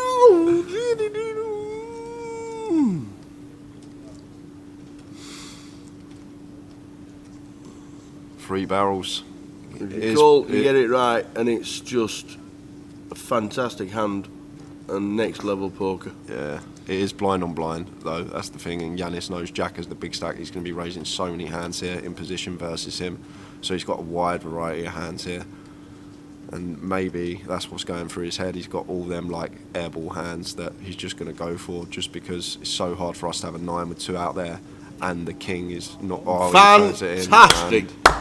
Great just call, unbelievable. From Yanis there, and that is great. And wow, Jack turns the queen high over, and the a6 of Yanis is going to win a nice pot, and he's up to 672k. And now this man is one to watch, because he's been here before. He's played many a big final table, and I know Jack nearly turned his cards over then. I don't for 1 minute think that Yanis did anything to suggest that he was doing that, but oh my word. What a hand to start the day, That's guys. why I don't play anymore. Yeah, it's his fault. It's completely his fault. I don't play anymore. Have you seen that?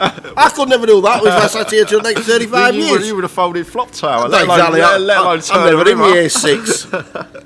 That was brilliant. Wow. And I know it's the first level, but that is just different gravy. Wow. Well. Who's got 10s on Yanis? Yeah, I said it was a great bet, Tower. If he can get going, it's a fantastic bet. He's got the experience. He's probably, out of everyone left in the field in the GUKPTs, he's got the most experience being deep in them.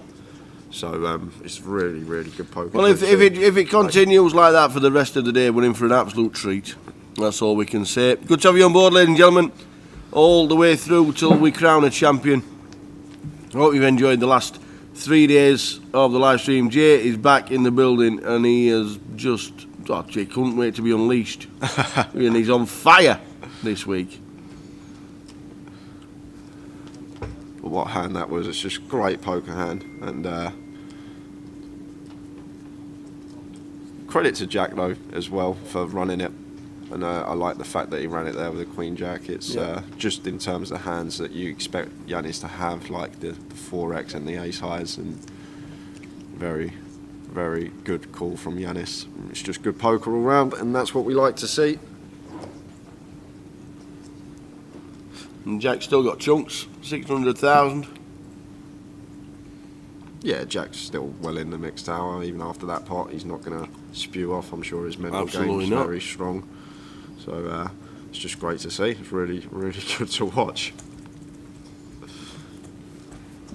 Just all round good.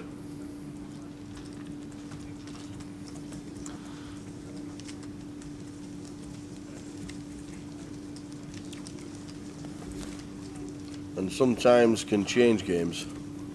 And the thing is as well, Tower, when you make a call like that in poker, it gives you so much confidence. It's like it can just propel you throughout the day. You know you've made a right decision, your reads are correct, and now he's got some chips. I'm sure he's going to be feeling good sitting there, the man in trap 2. Blackpool winner back in 2019. He's got some scores on the resume as well. Yanis Liparis, $1.6 million in live earnings. His biggest cash was back at the PSPC back in 2019 for 260k, coming 13th.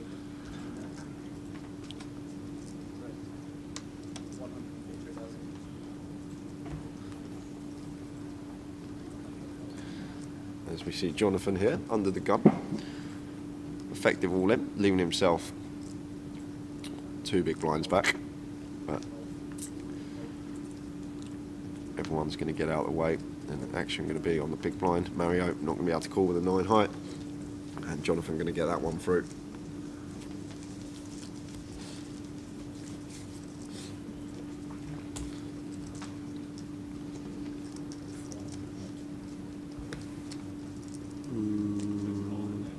Can't have one there.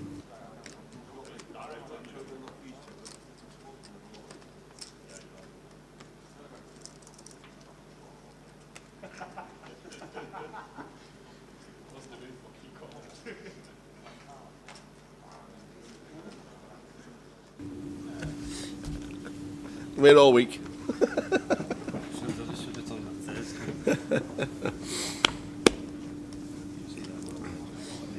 I thought about putting that in the bar, but I can't get it in the bar. No, like you're on the crossbit. So Yanis wants to be opening the King's Head suited here in the hijack.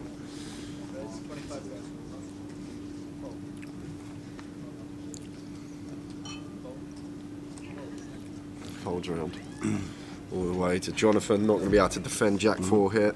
If you're rooting for the lady, Lynn Beaumont, top right hand side on the outer table. If you see that chair being emptied, then you'll know that something has gone wrong. Hopefully it'll be filled for a while.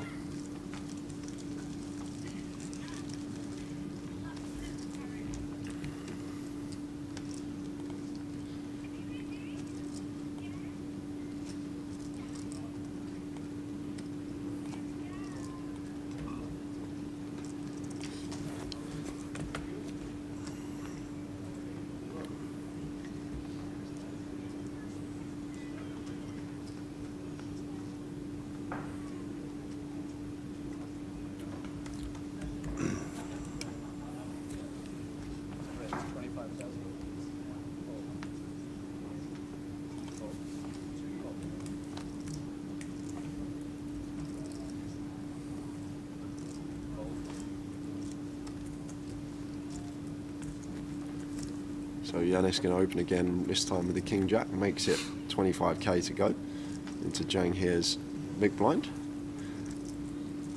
Expecting him a call here. We are 6-handed. 13k to win 55. 4 to 1 in his money. But no, he's going to show the table again. He's folded the ace. And Yanis picks up another one, and just like that, he's the chip leader at the table. 9 bigs for Mario. There'll be a point when he thinks, so these are good enough. And then we off to off to the poker gods. 20 players left. Not heard of any eliminations on the outer tables just yet. We lost our friend Chris Bartlett in 21st. £4,050 locked up till we get to 17 where there's a pay increase. Any eliminations from the outer tables, we will let you know, and the guys will scroll the players across the bottom, so you'll know where they've finished. So Jonathan on the button here with the King 6, playing sub 15 big blinds. Might choose to move all in, but maybe let this one go, find a better spot. Yeah, prefer that. Yeah, we do have a king on the button, but on this hour clock, I know we are 6-handed now. Blinds are going to come around quicker, but we are definitely going to find a better hand than King 6 in the time we've got. And walk for Yanis. That's 4 pots in a row for him. Didn't even have to look at his hand, that one. So still doesn't know what it was. Yeah, momentum going over that way. But he has no idea what it was. Don't need to look when you get a walk.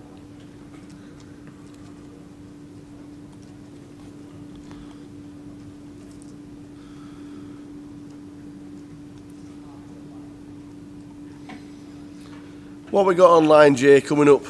We've got the closer. We've got the closer. We've got coming the up free tonight. roll. We've got the free roll. Oh, There's all sorts going on.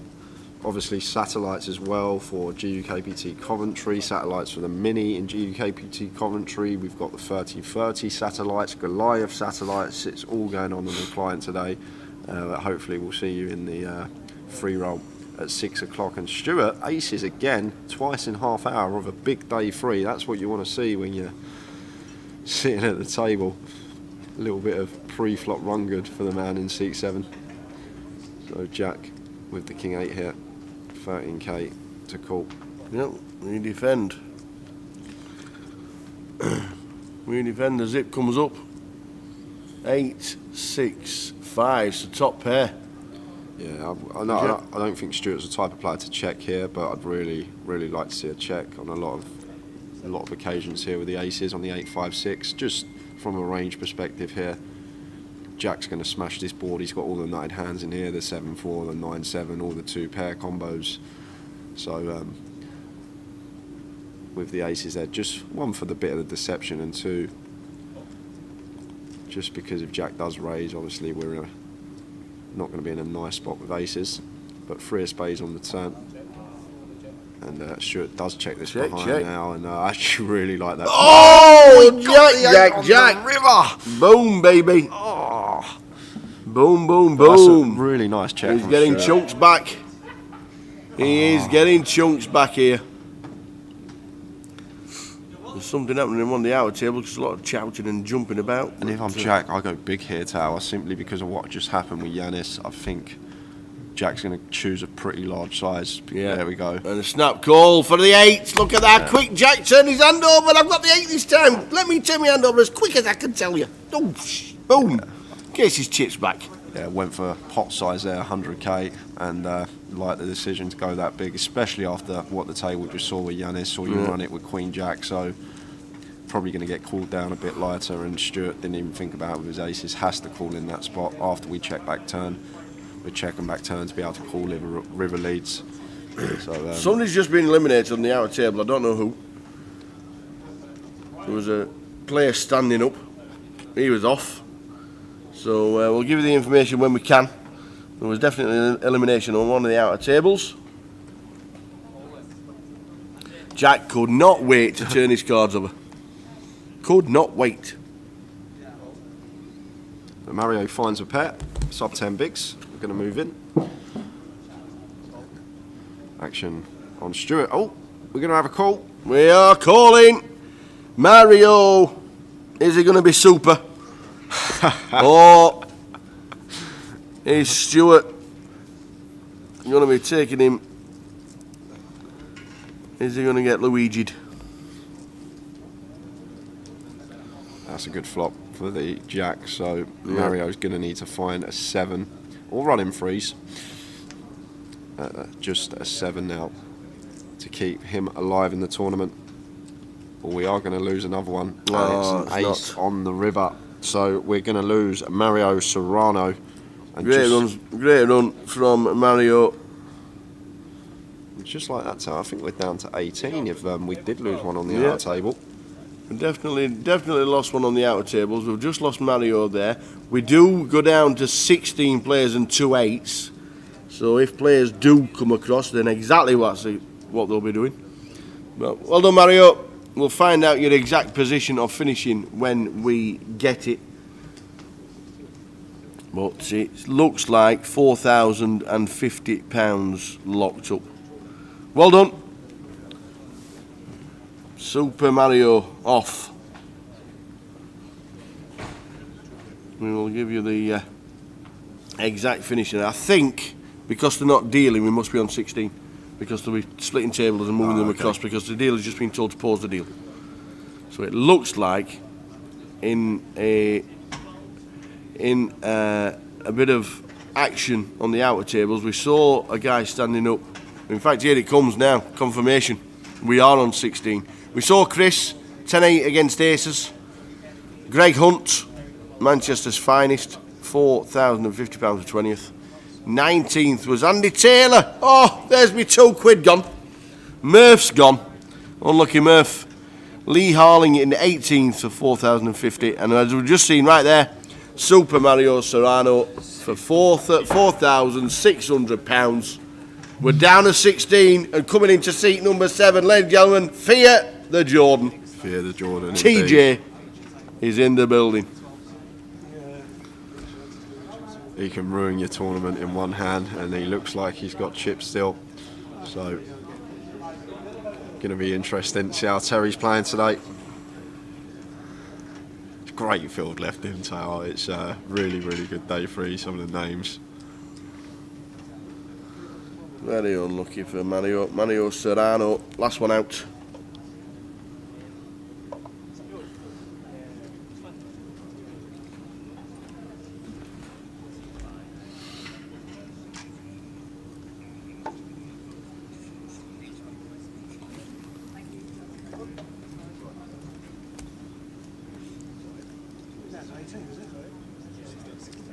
Okay, guys, carry on.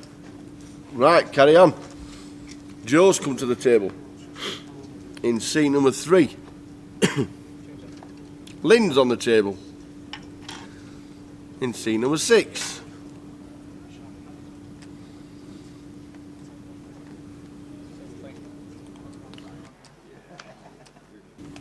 So there we go. 16 left out of 472.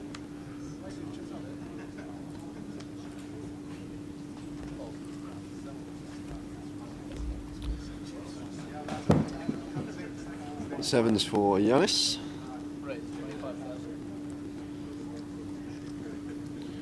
Raise to 25k. Chung just comes to the table. We're back to 8-handed now. And Chung here, a6, gets out of the way. Jack's going to fold. Lynn's in the small vase 5. She's not going to be playing that. But Lynn was not even in the hand. It was Stuart in the small. And Terry going to defend the 8-5. King 8 deuce rainbow. So Terry's 1 over card does hit this flop against the 7s of Giannis, but Giannis going to continue here on the king high board. Terry beats him into the pot, and if we're Giannis now, we're probably done with the hand. Terry calling, he's going to have a piece, so a king and 8 or a deuce. Just want to get to showdown now and hope that Terry's got a deuce and then we take it, but we're going to get the bad news. And Terry, first pot for him, and he's going to take it.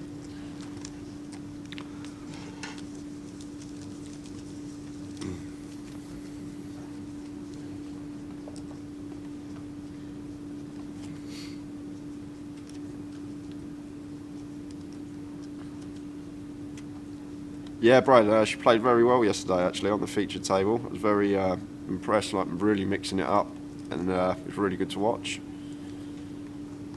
Pleasantly surprised. Mixing it up with the young guns, throwing in free bets, and it was a really good session from her.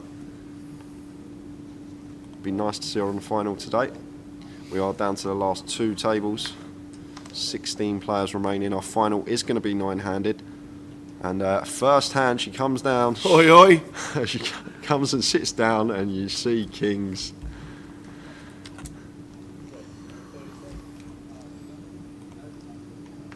And makes it 30k, so 2.5x. And Terry's in with the Jack 6 suited in the small blind, as you do. No need to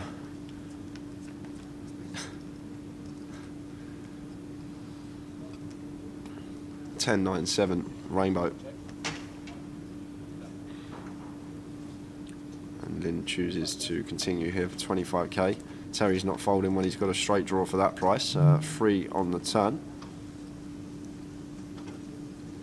And Lynn here with 182k. They're coming for another bet, and she's going to take that one. Terry gets out of the way.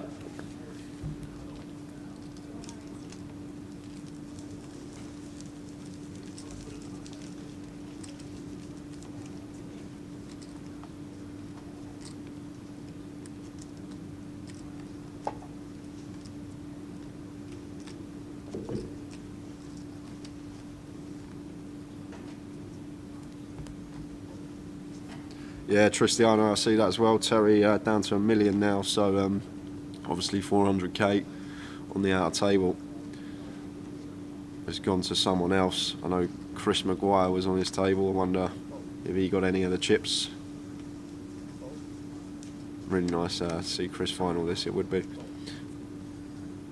And Lynn, another hand. Pocket 8s this time in the hijack, going to be wanting to open again. Keeps her size the same, makes it 30k from the looks of things. And Terry's in. Unknown holding, and Jonathan here. Wouldn't mind just seeing him move in, but I guess just Lynn opening, maybe he thinks need to shove maybe a little bit tighter. But the shove there with the ace-3 suited after the open from Lynn and flat from Terry would have been perfectly fine, but fine to fold as well and wait for a better spot off of our stack size. And Zhang here going to be defending, Queen Jack suited. Don't want to be mucking this one. Not been involved too much so far. Sat back. Got it down to 16. Money's gone up. 4,600 locked up now.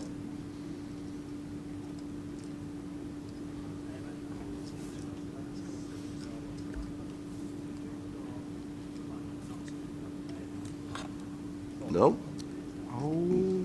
Decides against it. He's here to ladder. He's already on the 3rd rung. There's 14 more to climb. He's on the 3rd of it. Look at that flop.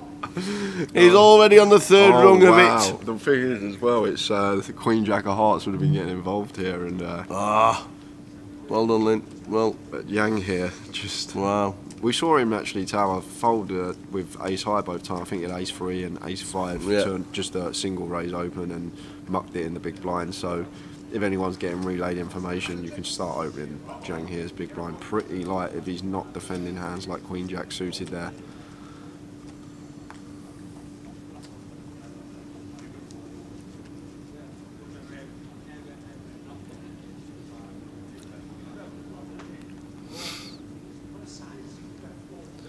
Looking for ladders. We got 2 in here. He's halfway up, one of them. So Terry, king 3 off in the cut-off. Decides to limp. And Yanis, 9-8 in the big. Just going to check his option here. No need to raise as a bluff. With Terry in the potting position against us, you're going to be calling almost always. Terry flopping top pair here with the king. Comes in for a bet. And Yanis with 9 height. Probably just going to get out of the way. Not much we can do in this spot, but let that one go and does.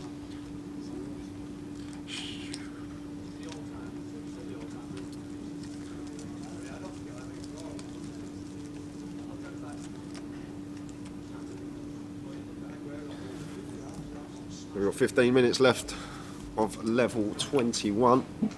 We're down to 16 from the initial 21. it's going to be a good day, and that hand we saw about half hour ago with Yanis was a great start to the day, great to watch. And puts him right in position now to make a deep run. Plenty of chips, well above average stack. As we see Jack open the King Jack under the gun, raised to 25k, and Stuart here with the Queen Jack of Diamonds just lets it go under the gun +2. Terry not going anywhere here with the Ace Jack suited.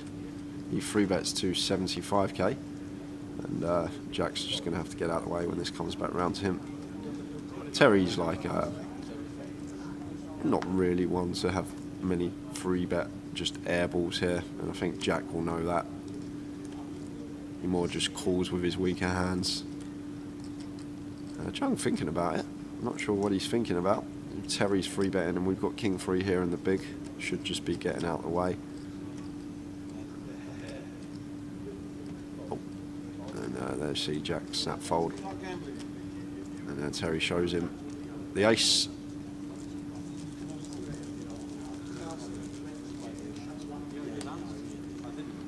There's the stack counts. Terry chip lead up. Lost 300,000 though. Yeah, I know. Yeah, he comes at $1 million. He comes to the table with. So he lost 400k. He's obviously just won that pot. So got a few more now.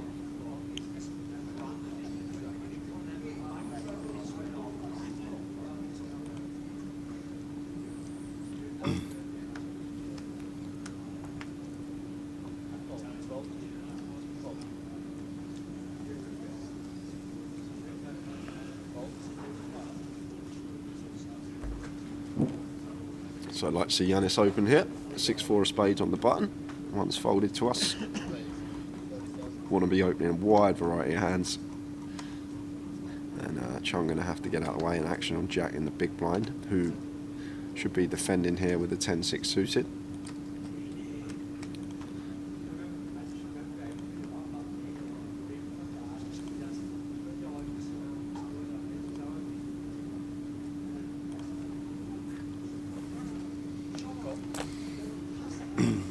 Jack have got most of his chips back off Stuart Lord. We lost to Yanis.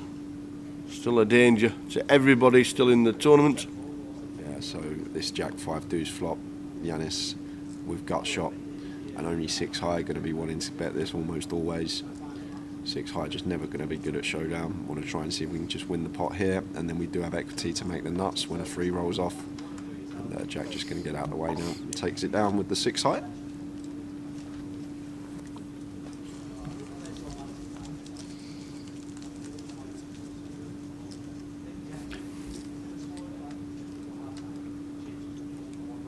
So we start with 21 players, down to 16.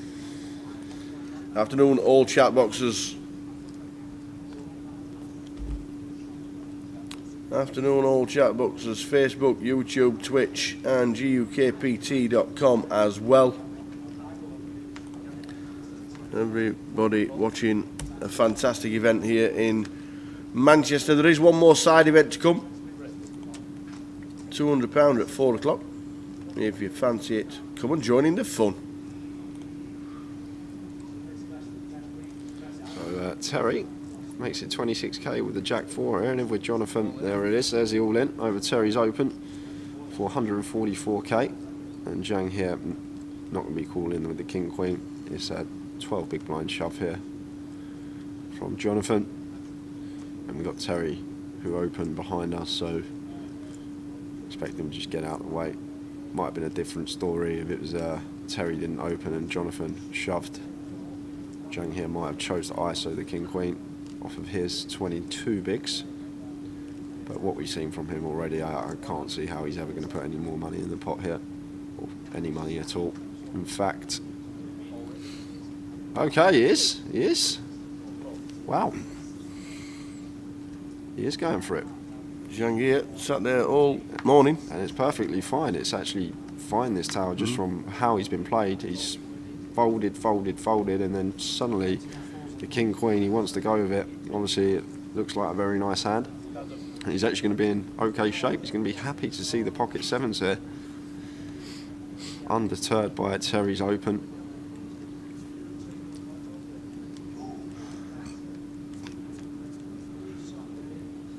Off to the flop. 8-5-3.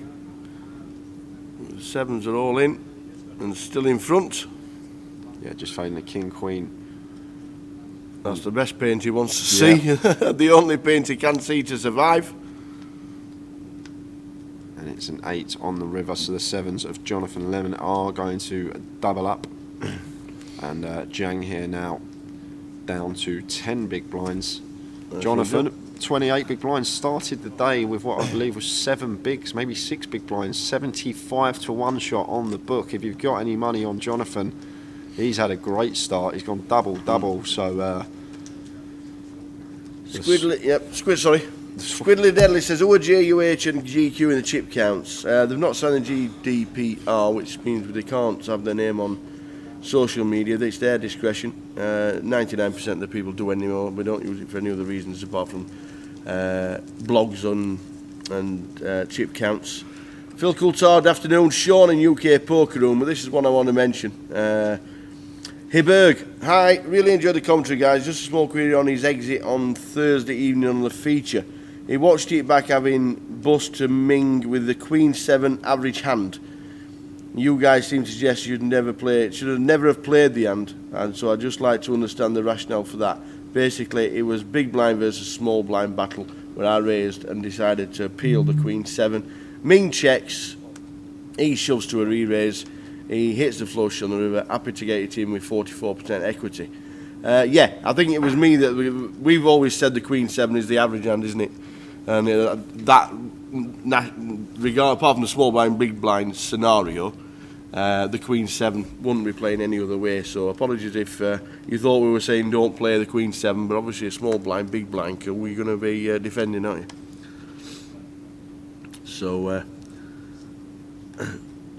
yeah, and you're absolutely right. You think not defending with an average hand is incorrect. It is incorrect because you're going to be defending.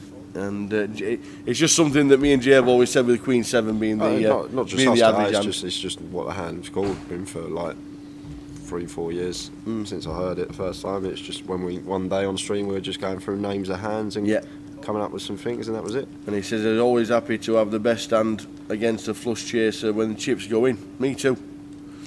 So Hibbeg, hope you enjoyed Manchester.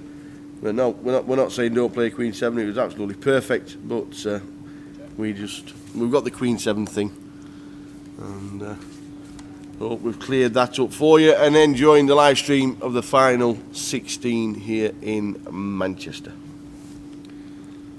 So back to the action as Jack raises to 25k on the button.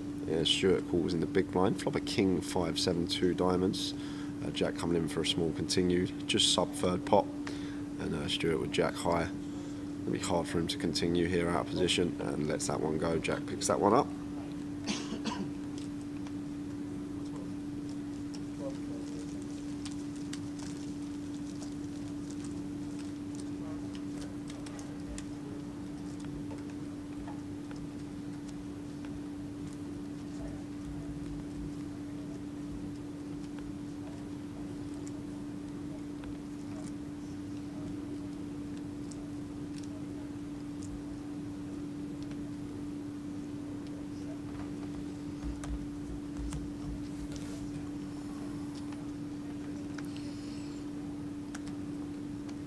Chris Cunliffe has backed the 75 to 1 shot. Who was that?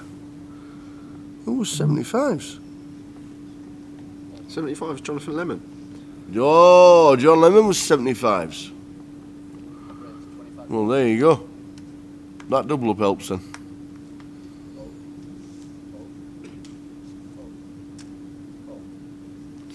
Flaz says, afternoon all, got a few bets on people he knows. Stuart on the feature table, has he doubled up since the start of the day? Well, he did start with 232,000 and he's now on 500. So he is. Can we lay it off anywhere? No. It's all about having a bit of fun.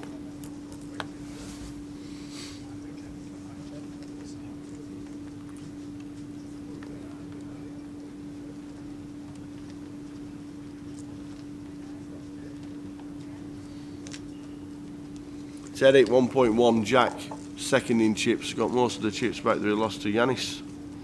Yanis down to 675. Oh, Gerd Muller's passed away. The footballer from West Germany. Oh, and we used to play for West Germany, Germany. Gerd Muller. Well, it must only have been mid-60s.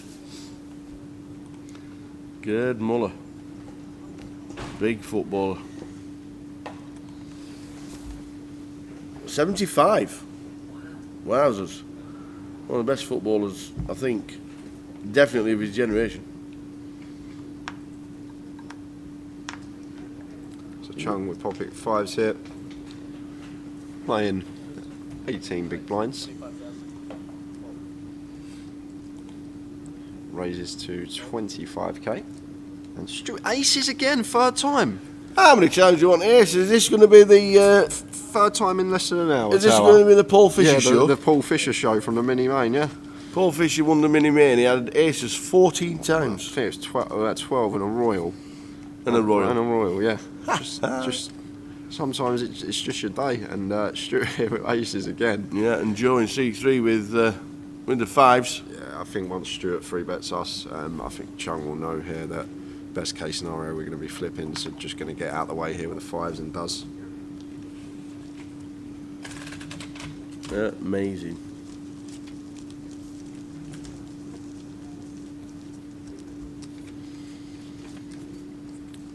So if you've had your bets on, good luck. The closer's on at 7, £110 in, 50,000 guarantee. That'll be on the Grosvenor Poker clients. We've got the password given out around about 3 o'clock for the free roll. That's on at 6, £250 in tokens. Get yourself online, play some online poker because the closer is massive value. It's really good. And it's a good way to finish the GUKPT, watching the live stream final and playing the £110 50,000 guarantee closer.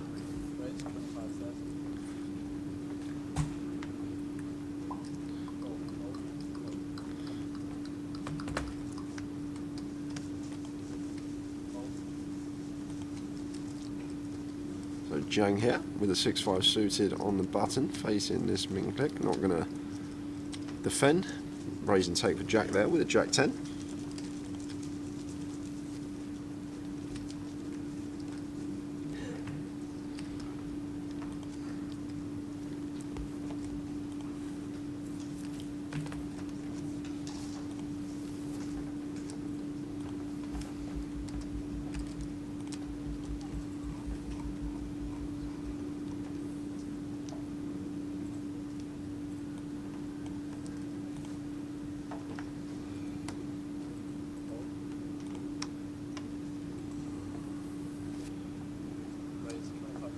Oh, Jack's going to get the aces this time. They're out in false today.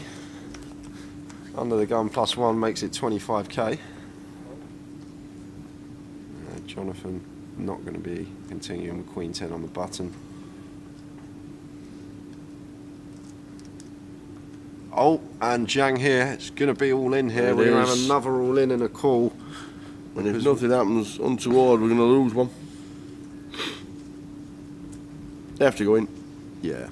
Obviously, Tao, we got 10s, we've got 7 big blinds. Yeah, they're in the middle. Get them in the middle, young man. You've done nothing wrong, you've just run into aces. That's just unlucky. And Jack's watching him count his chips, and in Jack's head, he's sitting there like a statue, but he's like, please shove, please shove. Please don't fold. Yeah. Please, please, please don't fold. All in, yes, the right move, it's just unfortunately wrong timing. Yanis! Oh my words. Nines. This is interesting, Tower, because Jang here shoving for. Oh my days, we could end up with 8 bigs. It's an 8 big shove, obviously with pocket nines, but we've got Jack under the gun +1, and I would not know what to do here because Jack's going to be opening a whole host of hands. If Yanis decides that he wants to try an ISO, I think he might. I don't know. Will he just call to fold? I don't know what to do here. I honestly would not know what to do in this spot. We could end up with a 1.4 million pot. We could. Oh my days. Because obviously, if Jack weren't in the pot, Yanis's chips would have been in second after Yang here. fold blind on blind. But the fact that Jack's opened early position, but we've seen Jack's opened a king 8, he's opened a jack 10. Yanis has just asked how many he's got left. Yeah. It's more or less the same as Yanis. And this is a really, really tough spot for Yanis with the 9s, just with Jack behind us here. It's just horrible when we ISO, we get snapped and we're up against it. Oh my days. Can we fold here? Can we ever fold? I don't think, it's weird. It's weird. I don't think we can ever fold 9s here for what, 7, 8 or 8 big blinds. This man can. This guy's different gravy. It's just absolute different gravy, and it doesn't matter what the board runs out. That is different level. It is. The fact that Jack's been opening a lot as well. It's if the board runs out 9-9, it's just one of those things. It's a correct pass at the time. Any good. And he made it. What? Jeez. I don't know how he folded there. Honestly, I don't feel. And obviously there comes a 9. We understand. Obviously comes a 9. That's just there's just no justice in poker, is there? It's you make a top-notch laydown, and that could have been. What? Oh my! What? How's he? We could have lost 2. A lot of people in that situation just ISO, don't they? Wow. And Yanis won't tell anybody. That is the most.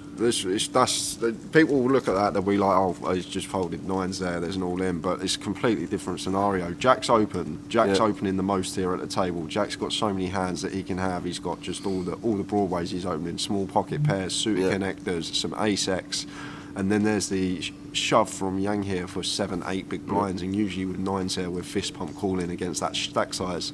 But with Jack behind there, Yanis has just somehow managed to just think, you know what, I'm going to fold. I know Jack doesn't have to have it, but I'm just. If he makes it, if he just calls the 100, would you, obviously Jack comes then. Yeah. What if it raises? No, if Yanis just flats? Just flats. I think Jack will ISO then. Yeah. I think Jack will ISO, but it's really weird, and the problem. It's just Jack's now been told by Yanis he folded a 9. It weren't nice. Or 9s. It weren't a nice spot. You say a raise and an all-in, 9s are no good, guys, in the chat, some of you, but it's nothing to do with that. It's all to do with how many big blinds that Jang here's got there and the hands that Jack's perceived to be opening. And 9s, obviously, 6th best starting hand. And it was just well timed. I know it come a 9 on the flop and he'd have over 1.4 million if he did put the chips in, but... Yeah.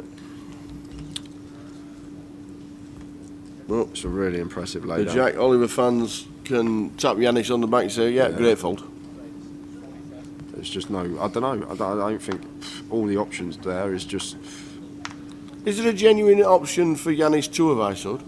Well, yeah, of course, Sal, yeah. He's, what do he have? He had around, what he's got now, 650k, so he's got like 50 plus bigs. It's just... It's a very interesting fold, I guess. Because like I say, we're smashing Jang here's range, absolutely smashing it with pocket 9s, but and Jack can just have a whole host of hands. It's very impressive laydown. It may not look that impressive because there's a raise and an all-in, but in terms of the big blinds that were involved and the player that opened that was involved, it was really good from him. But yeah, I agree with you there, Span. Folding is the lower variance play. He says calling sucks, reshoving sucks is just no good option there, and that's how he comes to the correct decision out of all of it. It's really, really good. Really, really good from him. And Yanis moves all in with the 8s. Wow, Chung folded. Blind on blind. Yanis shoves for 14 bigs effective, and Chung just folded the 6s. Yanis going to be shoving ace 2, ace 3, ace 4, ace 5, and Chung timed it perfectly again. Yanis had 8s in that spot. How do they do it? I don't know. How are they doing it, Tower? How do they do it, these kids, eh? Yeah, that is true. He's going to get better spots throughout the day. Maybe he was at some, I don't know, superstar table. May have taken a higher variance approach. Obviously, hour clock, plenty of time. As we see Terry come into the mix with the ace 10, makes it 35k. Blinds are now up. We're playing 10, 15, 15.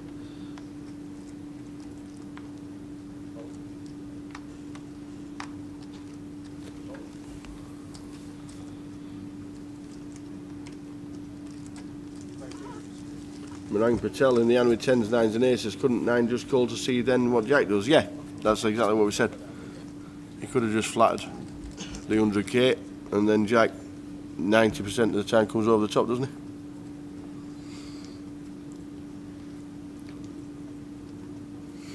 Jack got all his chips back and more. 11-2, second favourite to win it on the Grosvenor Sport app this morning. Plenty of players will have backed him. Terry's got queens, makes it 35k.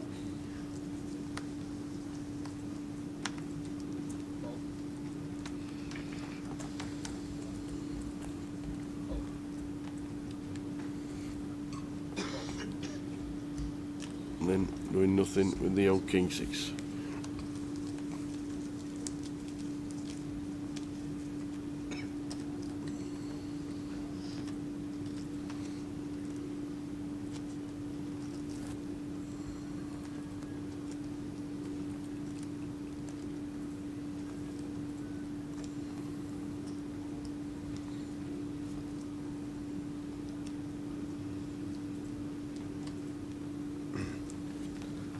Good afternoon, Karen. Aero 33. Just tuned in, rooting for the lady. The lady. I'm a lady. So Jack opening the button here with the King 8.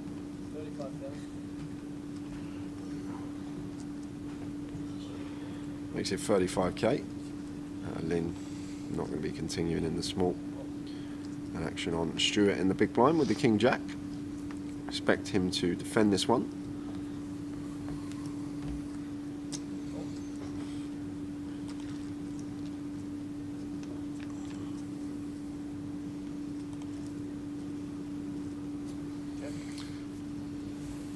There's a flop out there.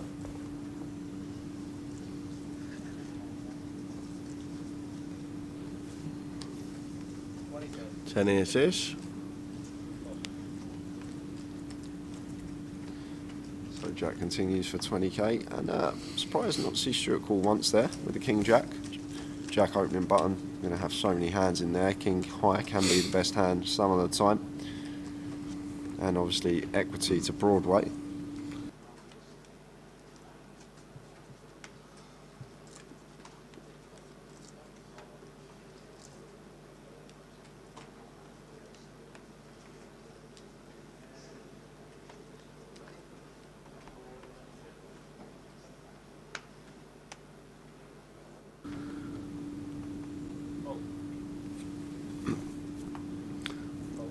Terry's still with a million. Blind's 10, 15. 15 big.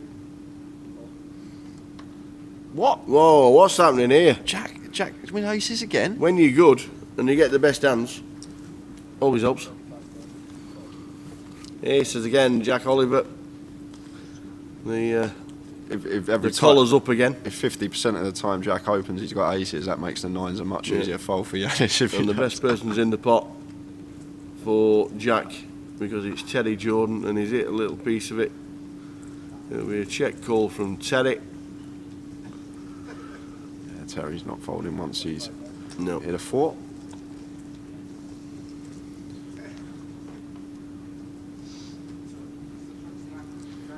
Seven on the turn, and Terry now comes out leading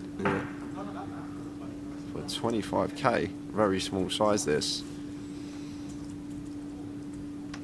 Interesting to see what Jack's going to do. Obviously, we're never folding, so it's whether we want to call or maybe raise. Is Terry ever going to go 25k here with a 7? How deeply can we look into this? But he's just going to call and take a river. We can come in for some value bets on rivers when Terry checks to us. He's going to lead all his 7s, so once he does check it over, we can then come in for a size, try and get paid by potentially a king or a 4. I think he'll make it nearly pot size. Just 100. Half pot. And for Terry to have the best hand here, we specifically need Jack to nice fold. Float turn with an air ball and then to bluff river. So Terry just snap folds, knows he's behind. And Jack's going to take that one up to nearly 1 million chips now.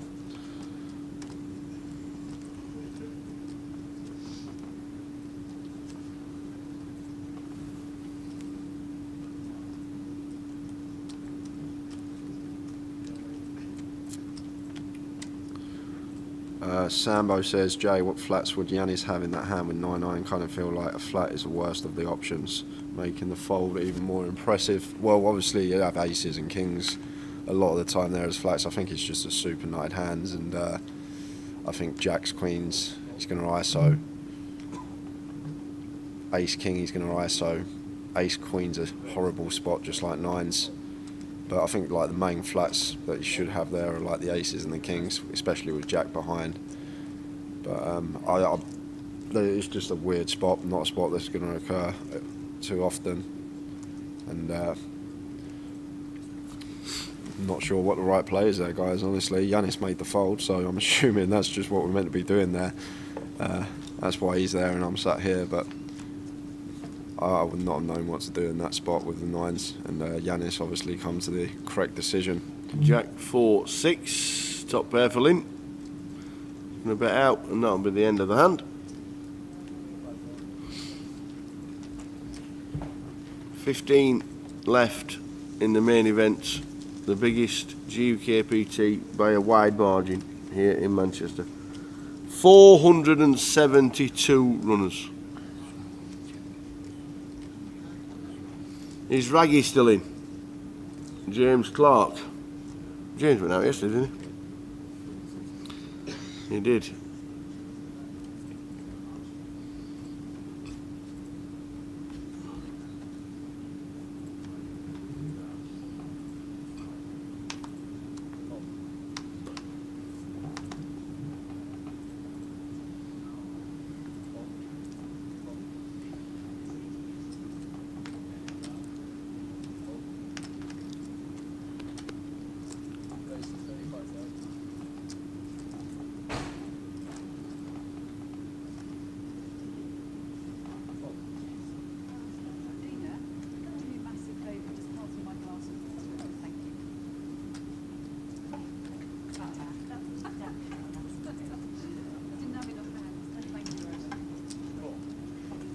Oh, apologies.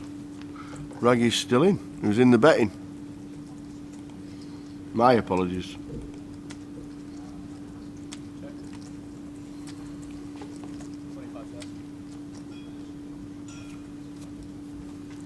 Terry about 25k after Yanis defended in the big blind. And 9-5 has got a wheel draw here, Yanis.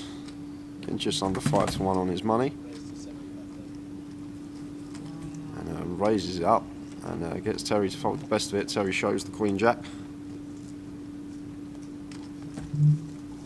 Got asked what was the side event today.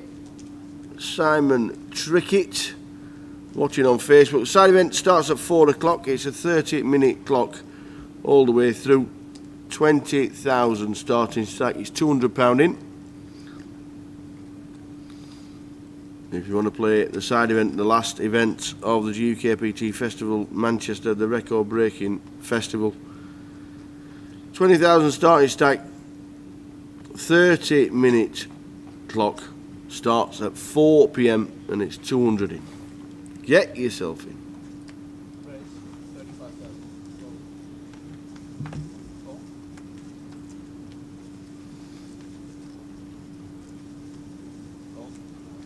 So it's the fact that what was it? 8 big blinds, 8 big blinds, 94k at 612. Yeah, 7 big blinds, nearly 8.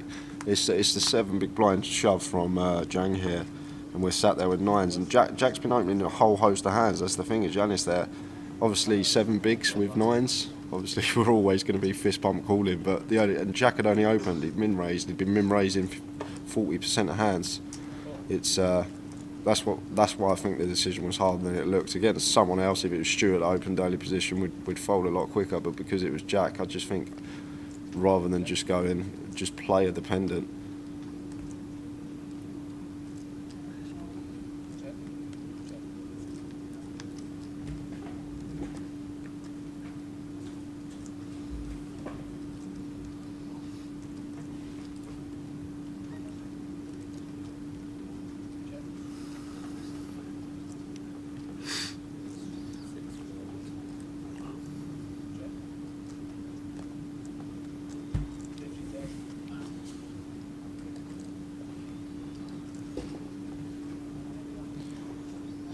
Terry with the 8-3.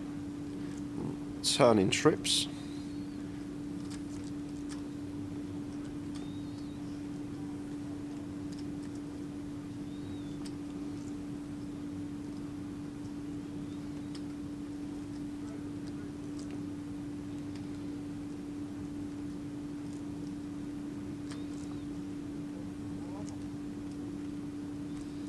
So Chung not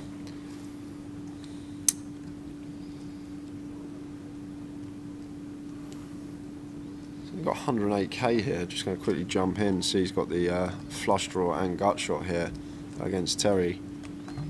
And I'm surprised that we didn't actually see Chung just lead shove this flop after defending the big blind. I would have much preferred Chung on the Queen Jack 8 2-club board to just move all in on the flop with the 10-7 of clubs with less than 1 SPR, but decided to check it to the aggressor and check through, and now on this 8 turn just decides to check fold.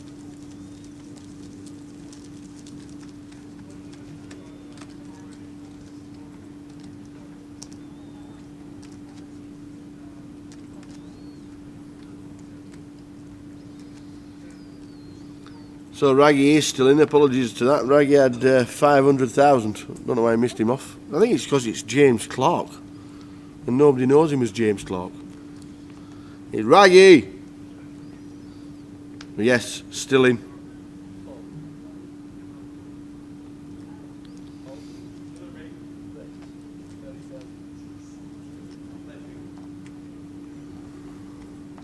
Ace Queen for John Lemon.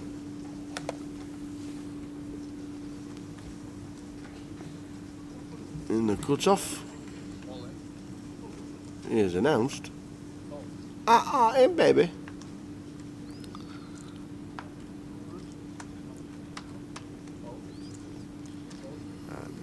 Terry not going to be calling with Ace-4. No. He's not. He's not, is he? Whatever.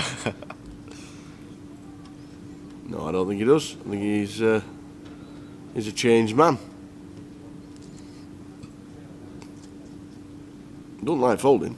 He's like Albert. Yep. Yeah, third hand body effect.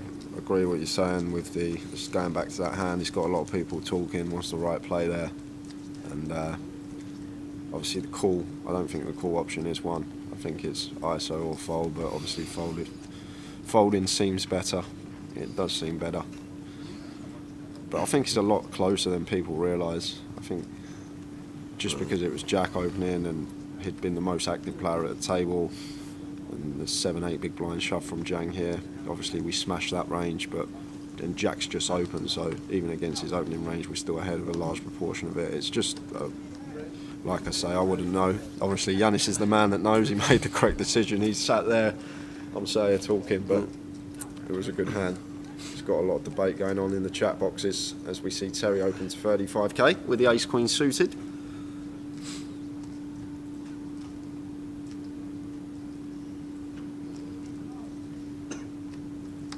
Yanis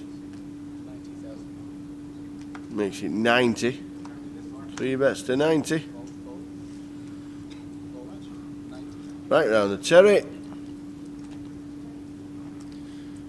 Yeah, Yanis wants to just get heads up with Terry here in position with a decent hold in. Terry doesn't necessarily need to be this far up his range like he is with ace queen in this situation.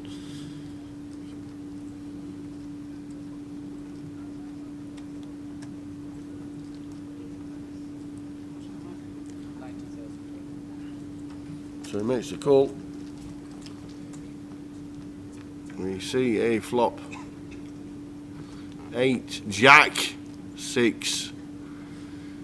Flippity flop. Yeah, lovely flop here for Yanis. Top pair, top kicker, and we've got the ace of diamonds as well for a bit of insurance. Some scenarios could be a good check spot, but I think against Terry, we just want to start putting money in the pot and come in for a bet here. There's Yanis and does. About a 90. Terry will call. He will with 2 overs. Backdoor possibilities. He's not folding this hand tower. Hard on the turn keeps him involved.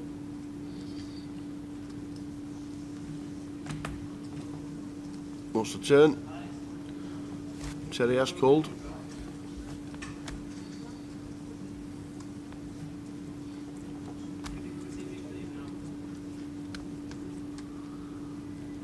Two of diamonds on the turn, goes check, check. Jack on the river, so lovely river this for Yanis making trips, and we do have the ace of diamonds, reduce the possibility of the flushes that Terry can have here. And is Terry thinking about bluffing? He is. Wow. Comes in for a big bluff, and it's a donation to Yanis. Yeah, just a call. Snap calls, yeah, just going to call there. No need to raise here as Yanis. Just want to be calling, never folding. And Terry, a little Terry down to 600. little donation to Yanis there on the river. He went for it, but Yanis checking back the turn. Good from him. Terry is back in the middle of the pack on 600,000, started on 1.4. And Yanis up to 1.2 million. If you got any money on him, then. Yep. Sean Lewis on Facebook. Oh, pesky. How you doing, Sean? From Stoke. Hope you are well. A lot of players rooting for Raggy. Now I'm putting him back in the comp after saying he was out. The Black Flash, Mr. Gupta. The betting was paused at 12 before the first hand was dealt.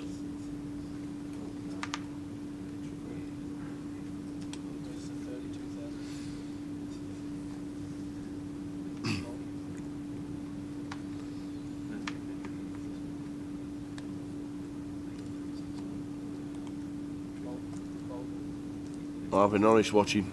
Says he remembers Gerd Muller scoring against England when the quarterfinals when West Germany were brilliant. Yeah.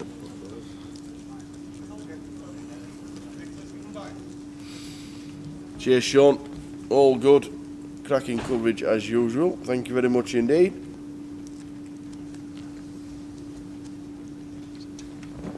Yeah, Spans, it seems like a little nitty call on the river there from Yanis, but Terry can have so many flushes there. Yanis will be aware of that. It's just fine to just call, and obviously, I guess some worse Jack X may call.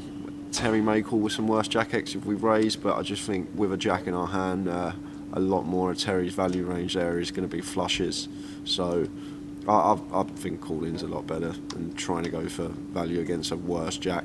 Obviously, we're not getting called by any other hand except maybe King Jack or Queen Jack, and then Terry's got a whole host of flushes. He don't like folding a suited hand pre once he opens, so Yanis will be aware he's got plenty of diamond combinations in there.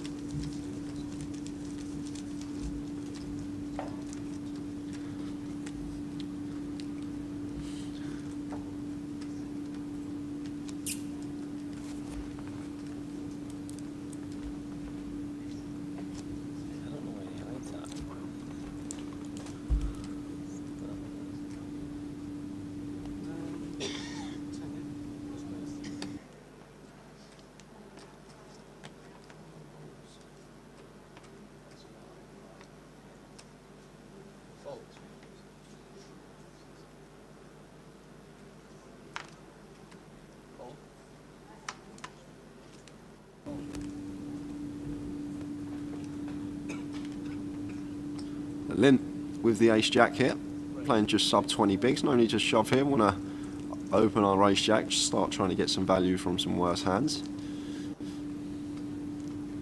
Still going to get out of the way with the king nine.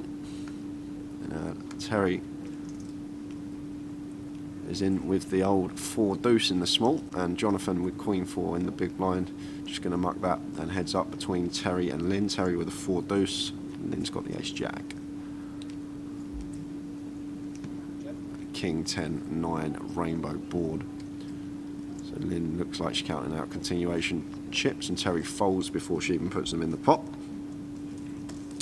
2008 Rob says, what's everyone's prediction on when this will run to? I'm guessing probably between 11 o'clock and 1 AM, dependent on obviously bust outs and whatnot. If the short stacks keep doubling, there's obviously a lot of variables it can't account for at the moment, so I'll probably say between 11 and 1 AM, that would be my guess. But good afternoon everyone. If you are tuned in, this is day 3 of Manchester. We have 15 players remaining. They're all playing for £134,000 up top. Everyone has locked £4,600. There is a ladder. Next player to bust out for an extra 500. But we started the day with 21. We're down to 15. And we are here until we eventually crown a champion at some point today or early hours of tomorrow morning.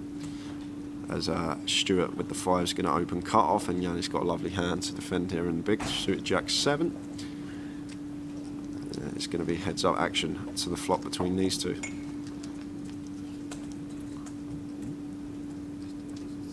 Jack 9 7. 2 clubs. Thank you, Tower. So Yannis flopping top and bottom. But Stuart decides to come in for a 22k continuer here. And against this stack size here, if I'm Yannis, probably might just be raising this up. So probably about 75, between 75 and 90k, and then we set up a nice just turn shove on turns that aren't 8s and 10s or 9s as well. But no, there is the raise. And Stuart obviously can't call his hand, but Yannis going to pick up another one. Flopping the goods.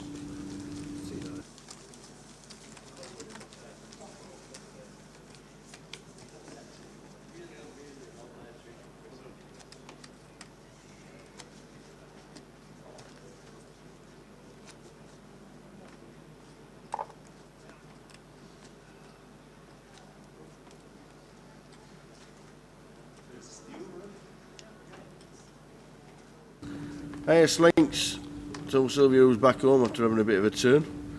It's Trig still in. Be nice to get the chip counts from the outer tables. Yes, the full chip counts obviously going to be coming up on the break, and we'll give you as many chip counts during the day as possible. What I can tell you is that Mr. Rick Trigg. How's he getting on, Tower? Well, you know when you spin 3 bigs up at 1-2. Yeah. And you're Rick Trigg. Yeah.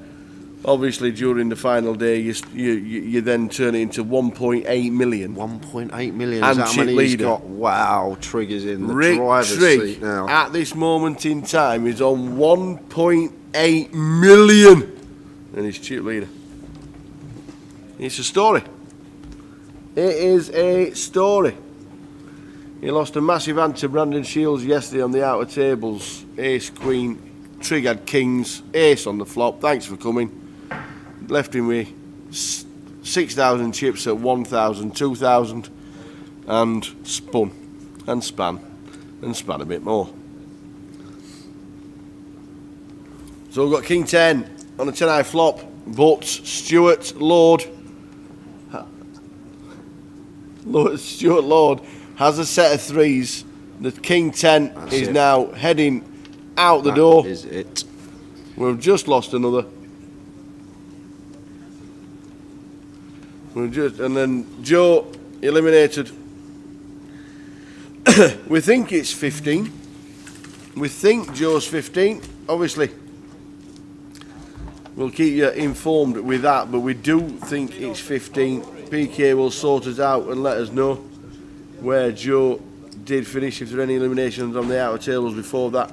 But well done, Joe. Great effort. GUKPT for £4,600.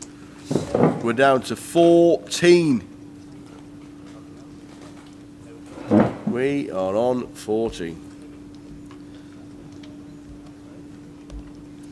Slinks has got 50 quid on Trig. What price was Trig this morning? I think. 8s? No, I think he was. Was he 6s? Was he 6s? Let's have a look. I'll find out, Tower. I'm on the case. Good lad.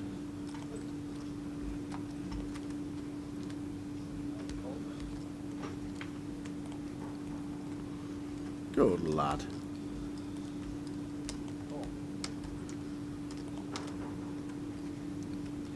It was 11 to 2. Yeah, 11 to 2. Not surprised really. Was he like second or third in chips? Third in chips, Third but in chips, basically 11 the chips. same stack as Jack Oliver. They had very similar stack sizes at the start of the day. Quickly back to the action because Terry is involved in another set. This time the Jacks, Ace Jack 6, middle set for Yanis, and going to be very difficult for him to get any sort of action here though. Coming in for a bet, and should see two pretty quick folds, and Yanis going to take that one up to 1.3 million. 11-2. 1.8 million now, Rick Trigg, chip leader. When the guys go on a break live, obviously that's at 2 o'clock. When we on the live stream, we know there's a 30-minute delay. The full chip counts will be with us, and we'll try and get some outer table information as well. A good afternoon to everybody, everywhere, wherever you're watching, whatever country you're in, whatever town you're in the United Kingdom, wherever you may be. Hope you're having a great time watching the stream, because this has been amazing. Loved it so much. Biggest GUKPT there has been in Manchester. Phenomenal turnout, just brilliant. So Jack going to raise the 4 deuce up here, makes it 45k, a 3x, and action on Lynn here with the ace 4. Blind on blind has position. Can't see her folding, so assuming she's going to call here in position. Obviously we're playing as Lynn 22 big blinds, so if Lynn really wanted to stick it on Jack here, she could with an ace in her hand. As I said before, Jack's going to have a wide variety of hands, and if Lynn is aware of that, especially with the removal of the ace-x note, she just folds, thinks better of it, doesn't want to get involved, preserving her stack, and just going to wait for a better spot.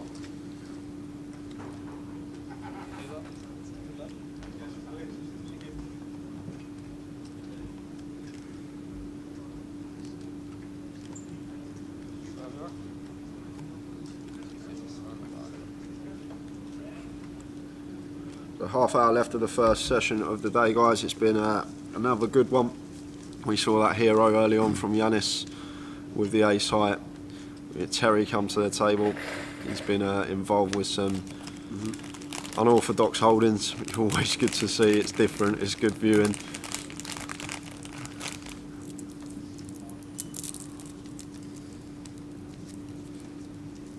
But we are down to 2 tables of 7. There are 14 remaining.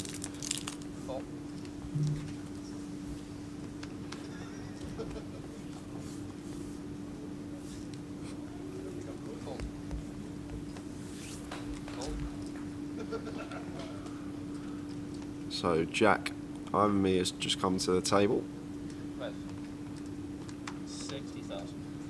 There's Terry with the old limp with a 4-3 under the gun. This is why it's good. You just don't see this at any other GUKPT. If Terry's not involved here, no player on day 3 is limping the 4-3 off under the gun, and Terry always giving us something to watch. And Lynn here in the small blind, same as what I said before, could potentially move all in here, but she thinks better of it again. She's waiting for a better spot.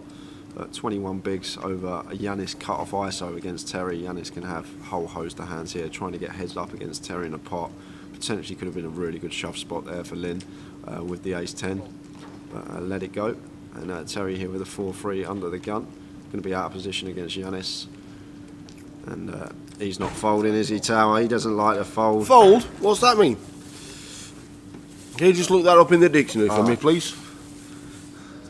Let me know exactly what it means. Yanis. Well, there you go. 8-7.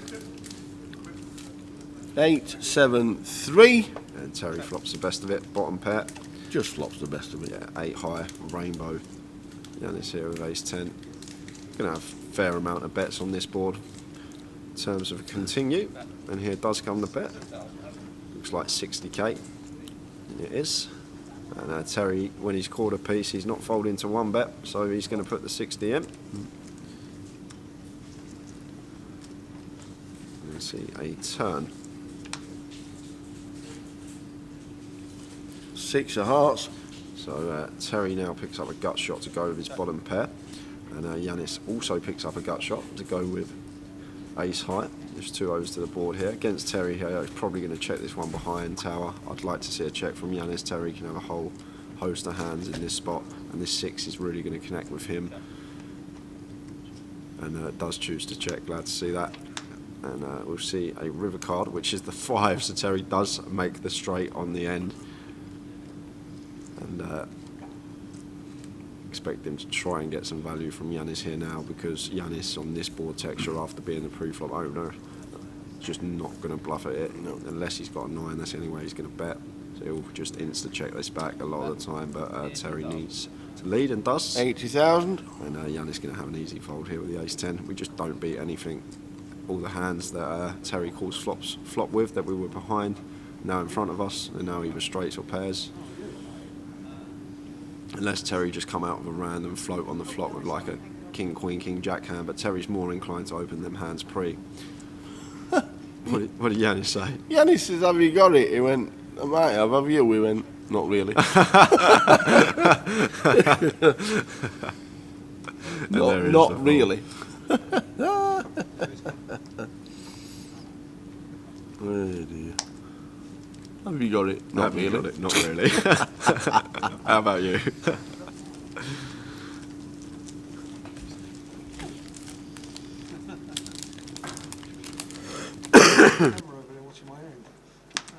Dear.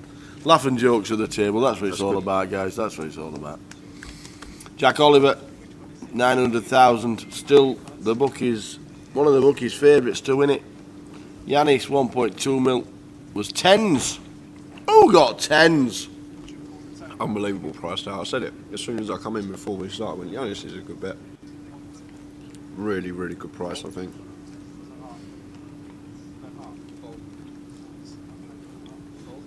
I do think what they need to do, though, I think they need to put the table draw out before the prices. That's impossible. Can they not do that? No. Not unless you do the table draw last night. Yeah, last night. Oh yeah, of course, yeah. Yeah. They do the table draw at 11:45 and the book opens at 8. Because it can have effect. It would, like would affect prices. I guess it's just. Do you think it affect prices? Yeah, definitely. Slightly. Especially in this field today. Yeah.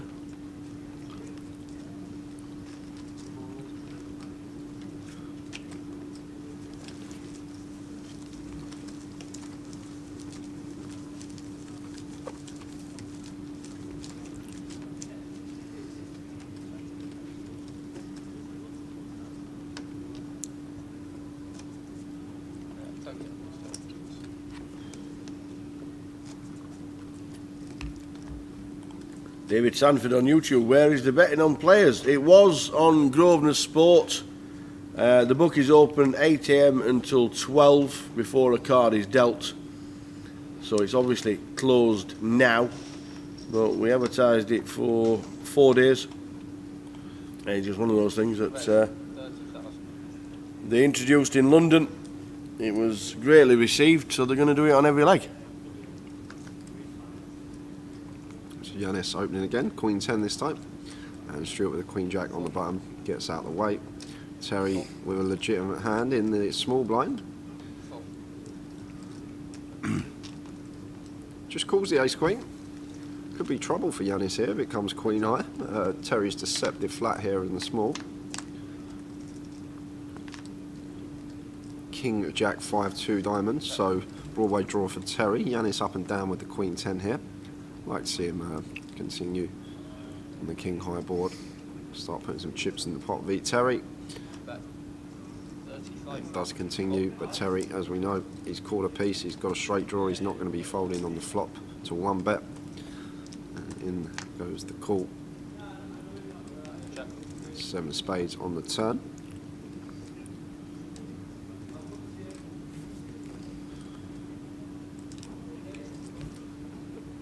After Terry's called once here, I'll just check this back. Obviously got a piece on the flop, so going to be hard to get him off on some.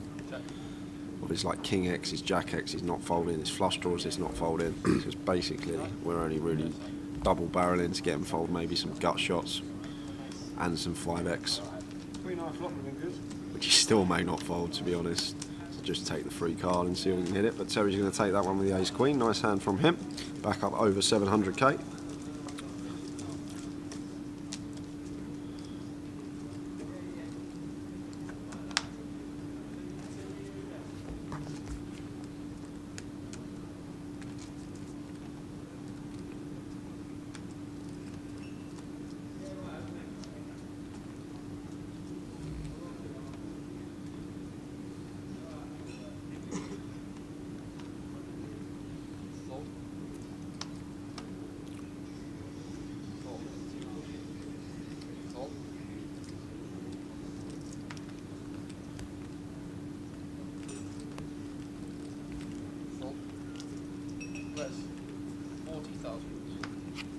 Pocket sevens for Terry, makes it 40k. That's going to be raise and take for him. No action.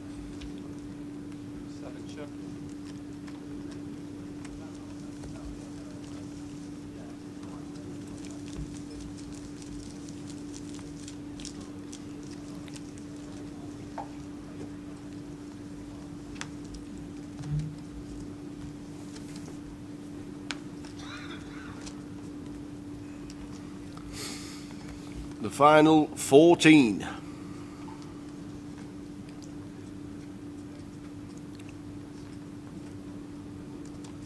Manchester has been amazing. There are a couple events left. We've got the £200 live event here in the club starting at 4, and there's a 50,000 guarantee closer online.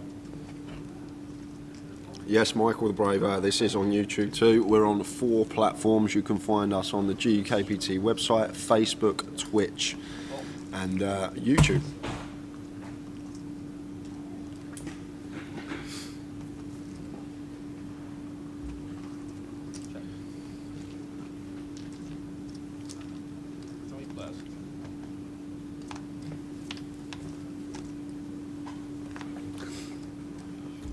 Got a bit of news.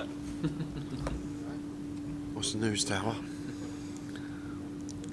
Rick Trigg is chip leader with 1.99 million, but he's only chip leader by 2 big blinds. Who's second in chips? Some raggy fella. Oh, Ching Yu's back. Good evening, everyone. Good evening from South Korea. Raggy has got 1.9 million. He's second in chips.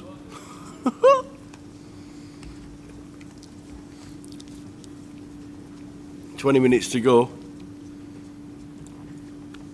until we swap tables. Yeah. Get the trickster on. Assuming he doesn't bust before the break, which could be very hard to do with the chip lead. 4 times! 4 times! He's had aces this Jack's session. had them twice. 4 times Stuart's had aces this session. What is going on? 4 times. You can play a tournament for 3 days and not get dealt aces once. Stuart's had them 4 times in 1 session. Unbelievable, Jeff. Unbelievable, Jeff. It's like... wow. And the funny thing is, 3 of the times he's had them, it's all been into Jack's big blind as well. And Jack won't want to catch a piece here unless it's a huge piece. 9-3 deuce rainbow. Stuart's going to come in for a bet. Might call once with the back doors. If the size is like really tiny, 35. he might, but against Stuart, who is pretty tight. Yeah. He's going to call once. Guess we are ahead of some King Queen, King Jack suited, 4 those type clubs. holdings. Yeah, it'll be a nice little action card. Deuce of spades.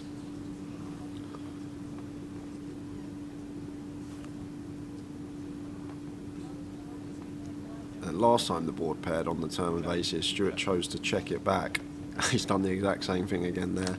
And the river is the King of Diamonds. I'm not sure Jack's going to do anything here, but just check and give up. Yeah. This King's going to smash Stuart. He's going to have a lot of King X. So I'd be surprised if Jack did come in for a bet here.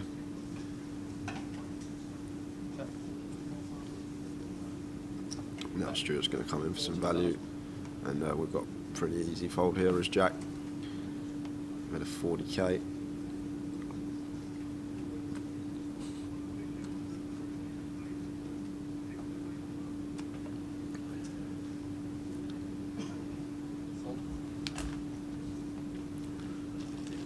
Shows him. Shows them again. There's only them 2 getting them. Yeah. 6 times between them. Yeah, 4 for Stu and twice for Jack. Sylvia, nice interview with Rich Kelly, by the way. I really do think he's one of the most underrated players. Great in all variants. He's such a good listen. He remembers everything. That was during lockdown when we did the hour with the tower. Really enjoyed doing them. We're now back live, as in meeting people and shouting and kissing and hugging and all that malarkey. You know what it's like. Good to be back, and in 2 weeks' time it's Coventry.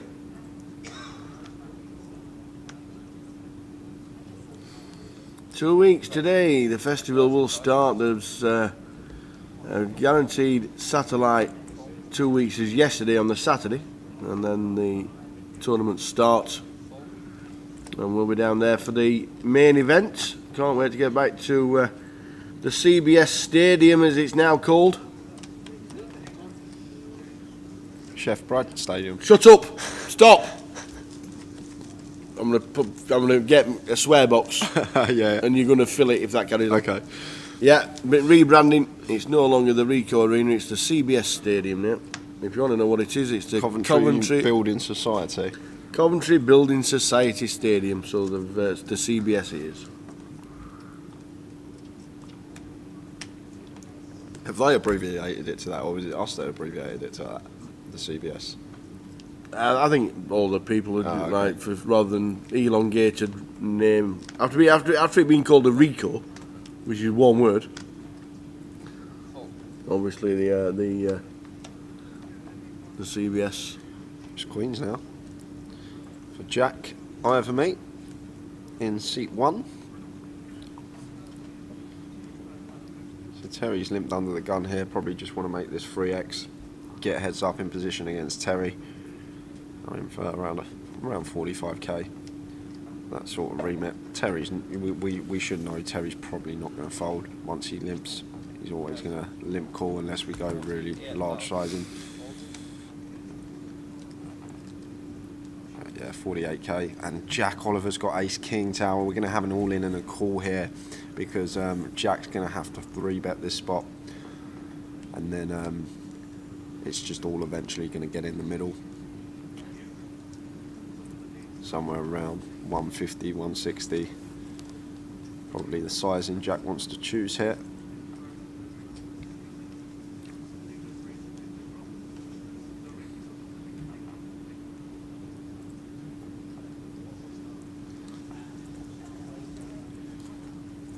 And not too much to say about this hand, guys. It's just always going to get in.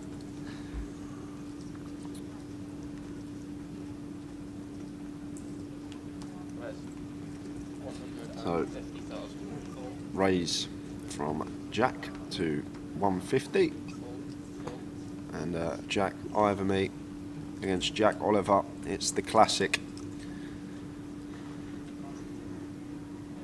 Seat 1, Jack Ivermeet started the day on 590,000. Slowly dwindled down a little. All in and a call. Jack Oliver's got ace king. Jack Ivermeet is all in, but has the best of it. ATM.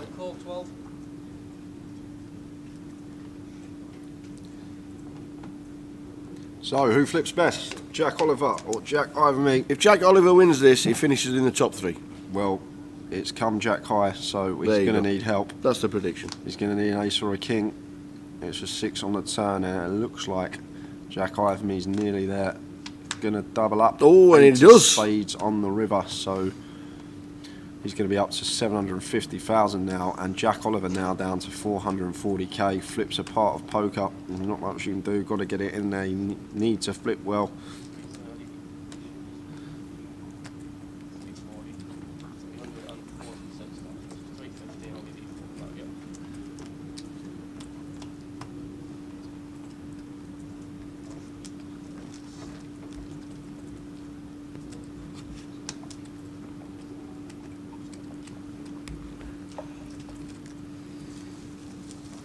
B double. The Jack Ivermeet.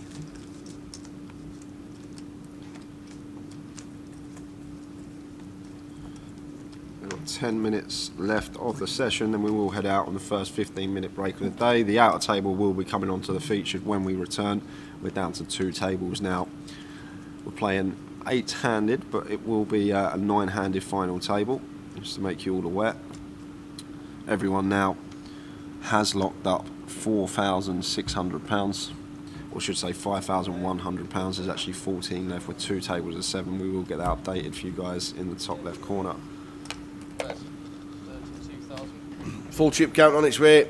There is a break in 10 minutes. Jonathan, just queens and kings. Yeah. It's time for Jonathan. And Jack, who did just double up with the queens, with the ace jack under the gun +1. So Jonathan playing a stack size of 25 big blinds here, just over. And it looks like Jack's just got his chips and he's about to give some back, because I doubt he's calling here tower. I think it's better to proceed with a free bet if we're going to continue, and he does choose the free bet here.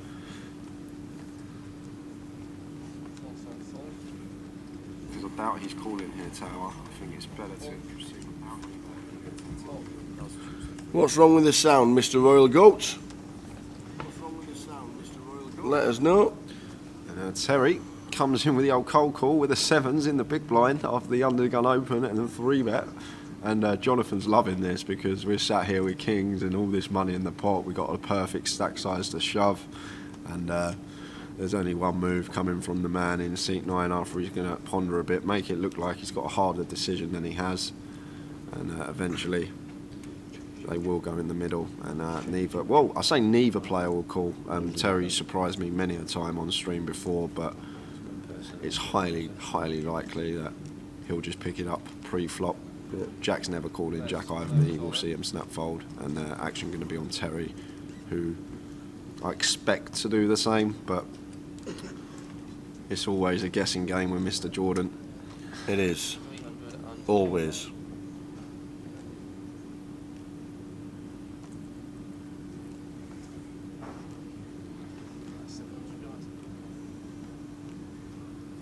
Yeah, I don't think Jack's calling this off.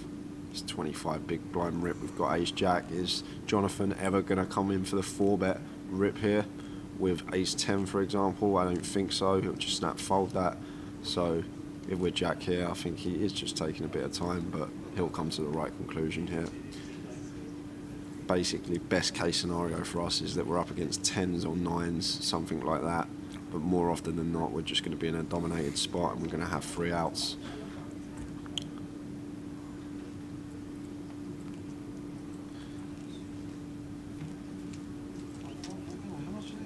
And now then, Terry. Now this is a decision I don't know what's. Oh, he's just put it there's in. no decision He's just there. put That it was in. 7s. There we I'm go. calling.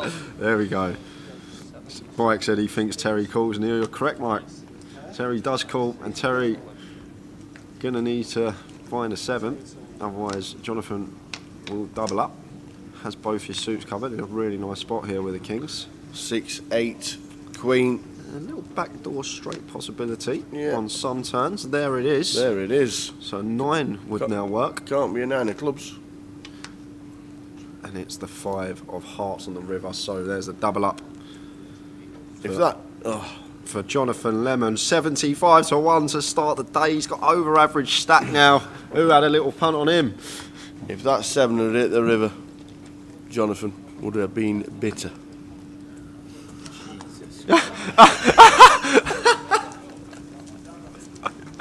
You were waiting to squeeze that one in, weren't you?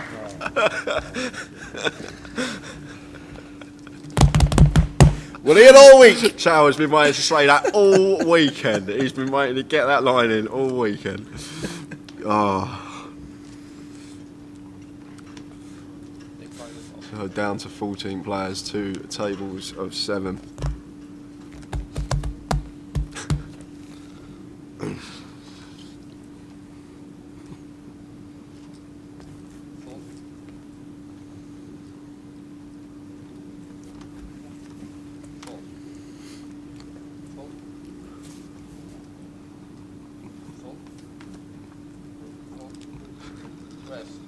Phil Pratt must have laughed out loud, to be fair. Right, I laughed out loud, to be fair.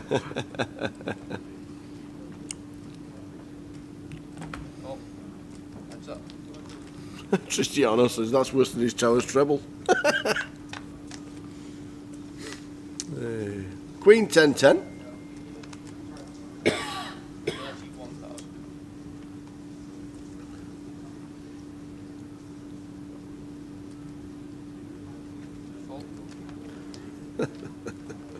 the way Tower peels them off. Oh dear.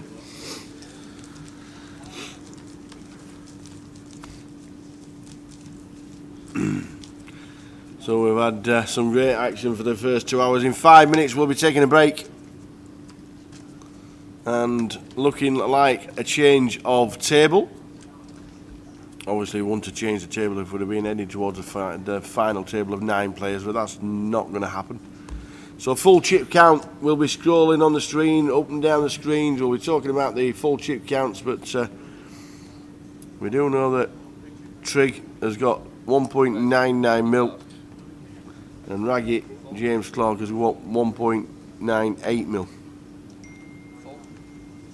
And they are heading to the feature table. They're back again, 7th time this session. 7th time we've seen aces on the feature table this session. This time for Yanis, but not going to get any action.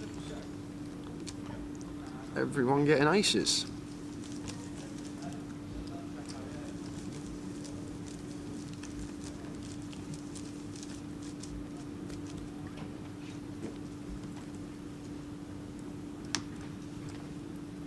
Yeah, Sylvia says that's just sick with Trig from 3 bigs when he lost the massive all-in yesterday on the outer table to Brandon Shields.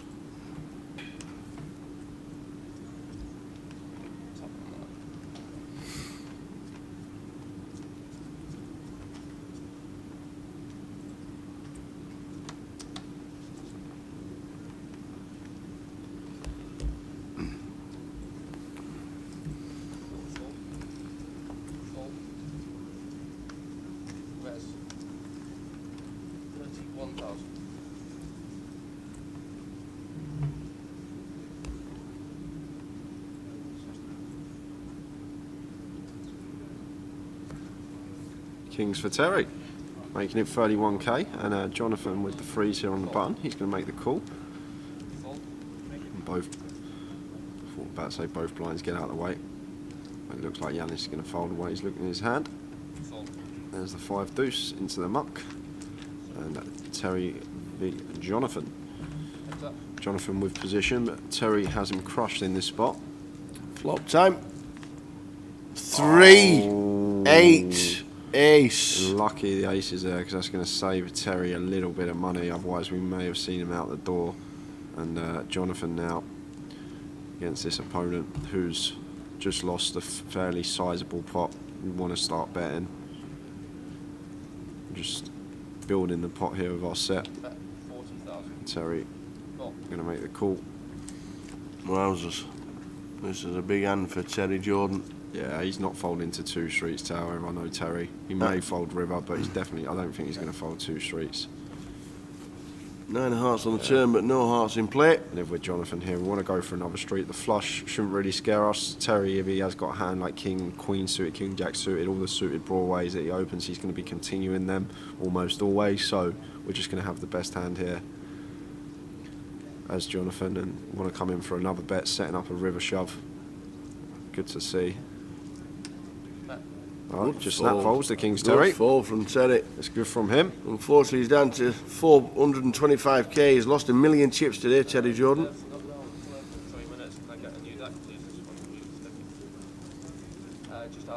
Jonathan Lemon in seat number 9 was 75 to 1. There's 123,000 starting stack. He is now up to 760,000.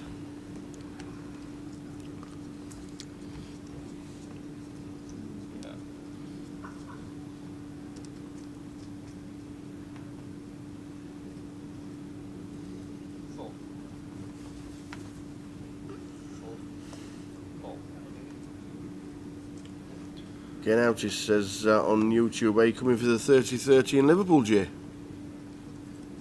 Nope. Nope. Nope. Nope. Coventry at Liverpool, Luton and Sheffield next week, 30-30s. Online day 1 on Wednesday. Best thing about the online day 1s, if you bag up at the end of the night and make it through, you can decide where you want to play.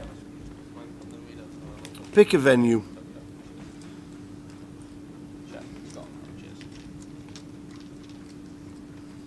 I like that idea.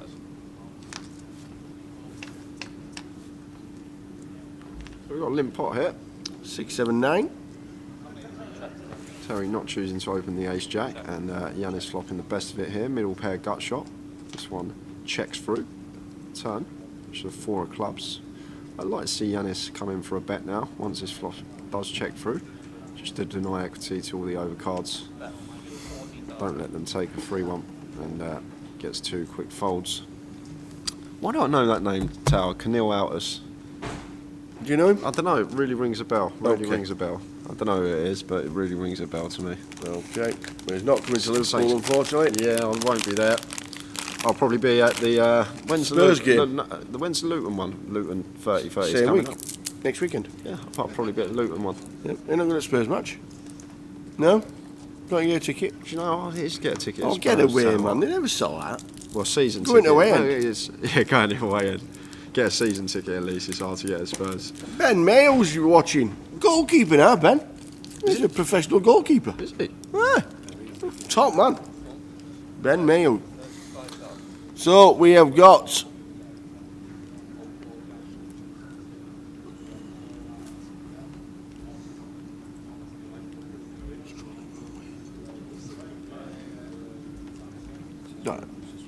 oh yeah. So all the eliminations on the bottom of the screen from the start of the day. Start of the day with 21. Chris was the first out, but these are all the players that have cashed. Ethan finished 23rd last night.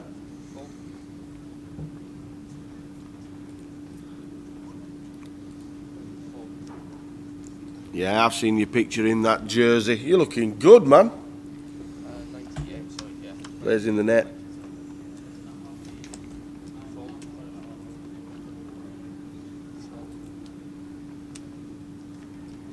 So nice little free bet there from Jonathan. Now he's got chips, he can play and start using them chips, and nice little pickup from him. So we're on a break. Sent. That's it. We will see you back in 15 minutes. The team are going to get a cup of tea. Back with the 2 chip leaders side by side on the next feature table. See you back in 15 minutes.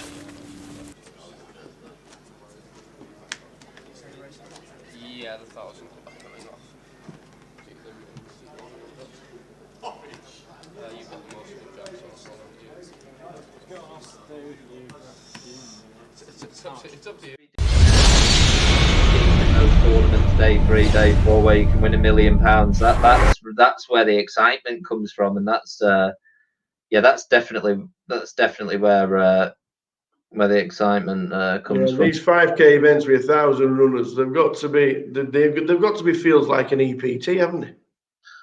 Yeah, but exactly the same. If not, they're really, really tough. Like the Millions Tour in the last year or two has just got stupid tough. I'm not really, I don't really have much desire to play them, because I remember every time that I look at the sort of chip counts for them, like of the top 40 players, I know 35 of them, and it means that you're in for a tough time. Yeah. 35th, 20,000. But it's what can you remember the exit? Was it annoying? I just ended up losing a flip. I lost a pretty big pot with Ace Queen against Sam Grafton's Ace King, and then I just ended up losing a big coin flip against some Swedish guy after that, and that was it, unfortunately. Well, back in the winter, you went back to Australia for the summer and played some live poker out there, cashing 6 times for just over 28,000. What's the poker like in Australia? What's the recreational stuff like? Oh, it's brilliant. I really like it there. I think we're a little bit more advanced than them poker wise. And yeah, the Aussie Millions in particular is just an amazing, you'll not hear a bad word about that festival from anyone who goes there. It's everyone's favourite stop. Obviously, being the height of summer and stuff when it's cold and wet in England is appealing as well. Well, not only Australia, but 2019 in the January, you went to South Korea, and they've they've took you to their hearts because you've got a nickname out there. What was it? Mr. Champion. It's you had 2 firsts and 2 thirds in 3 days. Yeah, it was that was just absolutely insane. I got there. So basically, what the deal was, I was living in Australia for 6 months that winter, from from October time until March. So if you've got a tourist visa, you have to leave after 3 months, but you can just leave and come back in. So I was thinking, oh, I'm gonna have to leave. What should I do? I could go to Tokyo in Japan for a few days, or I could go to Bali for a few days. I thought, well, I'll have a look on the Hendon Mob actually, see if there's any tournaments. So I went on the Hendon Mob, and it's the Japanese High Roller Series in South Korea. So yeah, about 30 minutes later, my flights were booked, and I was off. And yeah, I got there for the first night, and I was planning to play the Super High Roller, and it didn't actually start. So I jumped in a bounty tournament, and this bounty tournament was bizarre. I think it was about a 1,300 buy-in, where only 300 went to the prize pool, and 1,000 was the bounty. So it's just absolutely, it was completely unheard of. I'd never seen anything like this on all the websites that I played on online. But yeah, it was absolutely crazy. So like there was a hand early on where like someone who I only had slightly covered moved all in, and I did the maths, and like I just had to go with it with pocket threes. He ended up having pocket eights, so I hit a 3, and then I just had all the chips then, and just bounty, and I ended up winning that tournament. I think it was like 11,000-12,000 or something, including the bounties. And by this time, the Super High Roller had started. So there was one level left of the day though, so I jumped in the Super High Roller to play the last level of the day, and then we bagged up, and then come back the next day for day 2 of the Super High Roller. Ended up coming 3rd in that one. That was good for about 25,000 or 20,000 or something. And then the next event that I played was another bounty tournament, and I ended up winning that. And then all the staff were going crazy at this point. They were like, "Mr. Champion, Mr. Champion."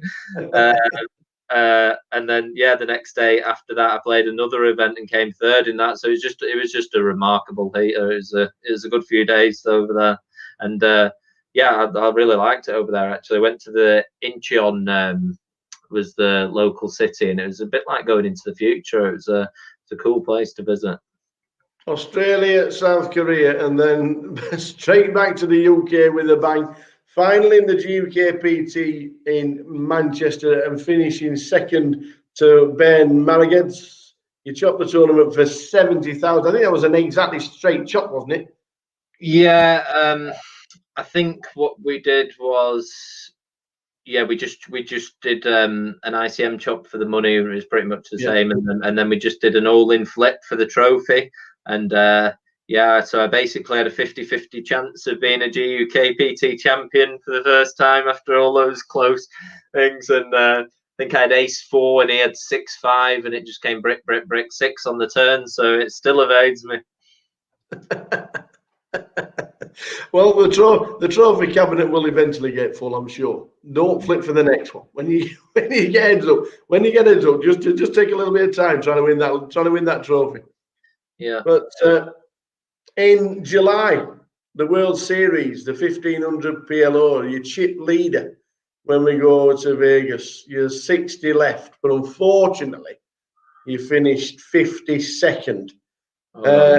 We were reading the updates, and it sounded like you were just bashing everybody up, especially Daniel Negreanu. Yeah, Negreanu. It was a really funny one, that, because I'd say PLO tournament's my strongest game. And yeah, like I ended up making a couple of plays against Negreanu, and he was like, wow.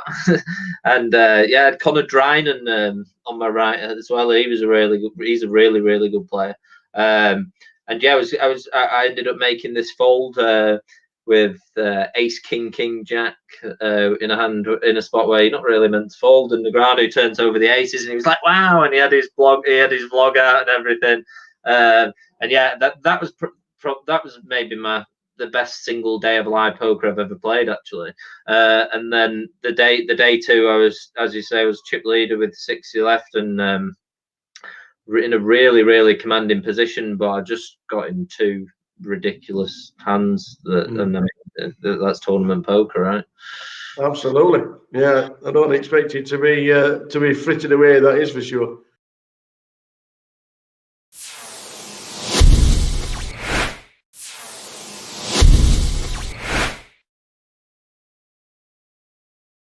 No. MPNPT, the high roller win in July 2019. You went down to London. You won it for 21,000. That's a trophy. Yeah. The MPNPTs, obviously, there's a lot more online players playing the live tournaments. Did that suit you? I mean, it's interesting because London and high rollers usually is not good. Like high rollers in London are really bad sometimes, but this one was great. I think with it being 1K buy-in rather than a 2K buy-in, I think that helps as well. And it was at Aspers rather than being at Central London and stuff. There's loads of different factors, and some people might not have been back from Vegas yet. I'd actually just got back. I'd flown to London and I was playing it. But yeah, it was that tournament went amazingly for me. And the guy who I was playing heads up with, he actually had about a 5 or 6 to 1 lead at the start of heads up, and he'd had all the chips on the final, and he'd just been putting me. He's a really, really good player. He's called Zagazor, a Portuguese guy, and I think he won the Millions in the Caribbean for like $1.5 million. So he was just putting me under it on the final, and I was really made up to get heads up, and he had a 5 to 1 lead on me, but yeah, I managed to turn it on its head and got a trophy for the first time in a while. And did you also get a bottle of vodka? Yeah, got a few bottles of vodka actually. What was the reason for? Did you actually get a bottle of vodka for winning it? No, I think I got. I think Or they was gave that me. the celebrations? No, they couldn't give that vodka away. It seemed at the time they were giving me tickets, and you were scratching them. It was saying you won 2 vodka, and then they were giving me 2 vodkas. I ended up just palming it off on a load of different people, to be honest. Straight after London, we got the Goliath in 2019. 9,300 runners. Yeah. We finished 109th, and it's not about the money. It was just the £890, but it's the buzz of the Goliath. You played all around the world, but what does it feel? What does it for you as a professional poker player and have played in every country you can think of? Well, what's it like playing the Goliath? Two very interesting things about the Goliath. Like the Goliath's amazing. It is actually amazing to see. And I think for a lot of my friends and people that I've met through the years who have a lot of other things going on in their lives, and they're very busy with work and stuff, and that they will always make time for the Goliath, and they're really passionate about it. So if they've got a bit of a hectic schedule, and they play slightly lower stakes and they can't afford all these hotels for the biggest one, Goliath is one that is in everybody's calendar, and the excitement that it brings and the buzz of the place is brilliant. But it's interesting that in all of the time that all of the years and years that I've been playing poker, at the Goliath last year, I noticed that people were starting to get a little bit scared of me. Like it was weird because I was number one in the National League at the time, and people were probably.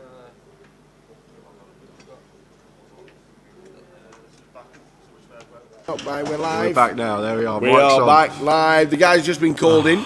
Afternoon, everyone. Chip counts going across the bottom of your screens. Oh my! Look at them. Rick Trigg 1.99. James Raggy Clark 1.96. Yanis has had a good session on 1.2. Jonathan is not bitter. He's got 840,000. Stuart Lord, how many times did he have aces? 4 times in one session. 4 times 655. over the space of 2 hours. That's some going. Jack was saying C1. Jack Iverme 630. Joe O'Donnell, I don't think we're mentioning him at all.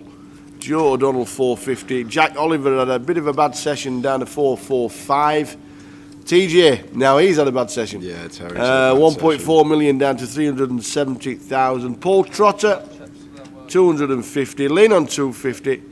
Chris Maguire, who's just moving to our feature table right now, on 240. And Paul McTaggart is still in with the, as you can see there in the Rangers top. He is down as short stack of the players that remain. Well done, one and all. We started with 21 and we're down to 13. Yep. And new featured table, we've got the outer table here for you guys now. Blinds are going up, playing 10k, 20k, or running 20k hands here. You can see Trig there with chunks in front of him, as well as Ruggy as well. But going to be another good session. But we are here until we crown a champion. And I do believe it's a new champion in Manchester. Yeah, it will be. There's no former champion left in the field. Trig won Blackpool 2013. And Yanis also won Blackpool 2019. But there's no previous Manchester champion left in. So it will be crowning a new champion at some point today. But plenty of poker left to be played. So many chips. Ross Corley says Lynn's got enough chips to make the final of the next event. Every chip's a prisoner. That is for sure. Enjoy the next session. We're on 13. This could be the session we get to the final table. Yeah, possibility. 4 players to be eliminated for a 9-handed final. We'll keep his eye on that. Any eliminations on the outer tables, we'll definitely tell you. Could have a 4 million pot between Trig and Ruggy if they got involved. Imagine that. Imagine aces versus aces, and it comes four of one suit. Imagine that. The 100k chip is now in play, the dark blue ones. So the dark blue ones are the 100k ones, the red and yellow ones are the 25s, and the yellows are 5,000s. So 100, 25 and a 5,000 chip in play. What happened to Terry, says Dave on YouTube? He played a lot of hands. Got a bit unlucky in a couple of spots. But we all know that Terry has a chance. You can spin it up again. I'm not being funny. Somebody mentioned that Raggy looks a bit like Tyson Fury yesterday. And there's that overpan right there. He actually does. Not from the side, but from the overview on the town, that looks a bit like Tyson. And he fighting AJ. We're back underway. We are. Plenty rooting for Chris in the chat. If you had a little flutter this morning, Rick Trigg was heavily backed, so too was Chris Maguire. Couple on the Jonathan Lemon at 75s. We'll get the information regarding the bets and if there were plenty of activity. Always nice to know. Always nice to know if it was a popular market this morning. We've got an all in here. Oh, we've got an all in.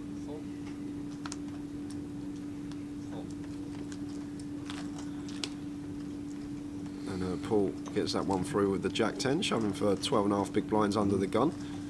We are 7-handed. Oh, you're the best. Thank you.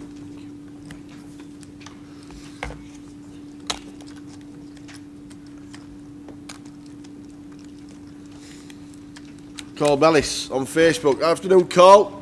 Afternoon, Carl. He'll be watching a bit of footy this afternoon and a little bit of poker, and he's got 20 full English on Yanis Liparis. Very nice indeed. Go on, Yanis. £20 on Yanis. Good lad.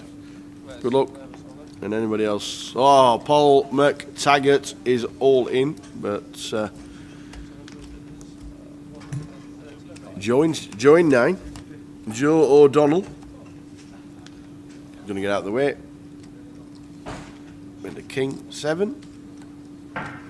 Well, Paul on the button here, shoving for less than 7 big blinds. He's going to be shoving very, very wide. A whole host of variety of hands, and that's why he thought about it for a bit with the King 7, but just a bit too much of a trash hand to call with. Lets it go.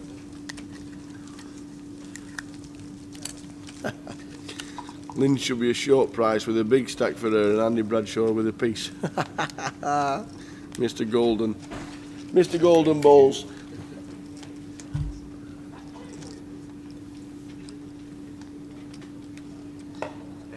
Mr. Golden Balls, Andy Bradshaw. Good to see you this week as well in the club. Great to see Bradders playing the side events, having a good old laugh. Full, full, full. Full. Let us all in. Player is all in. We're going to get that with a few shorties. That is for sure. We are going to get that a few times with a few short stacks around. How do the dynamics of the table play with two enormous stacks? Well, I think Trig and Raggy aren't really going to get too involved with each other. Like, I think if Trig opens, Raggy won't be too inclined to play like mediocre hands. It will just get out of the way.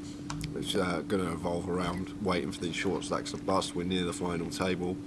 Obviously, ladders are going to start increasing once we get to about 8th, 7th place. They start jumping a lot more. It's pretty flat until around 9 players left, but they're not going to want to get involved in a huge pot with each other.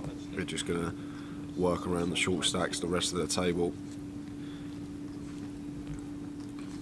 There may be a huge caller where they have to get involved with each other. I'm not saying it won't happen, but more often than not, these two will just avoid each other. Yeah. Record for ice cream, so 99.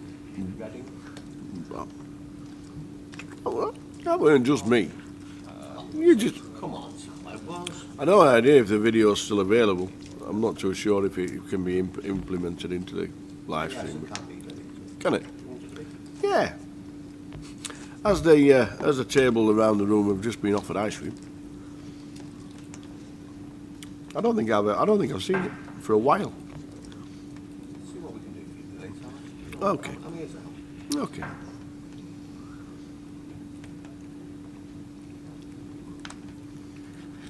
Really good where we can just drop videos in now using new software. Full. Let us all in. Bully gets excited when there's anything new. He likes to play. You know, like how they like to make a list when things go wrong. Yeah. He makes a list of things to do before the next event.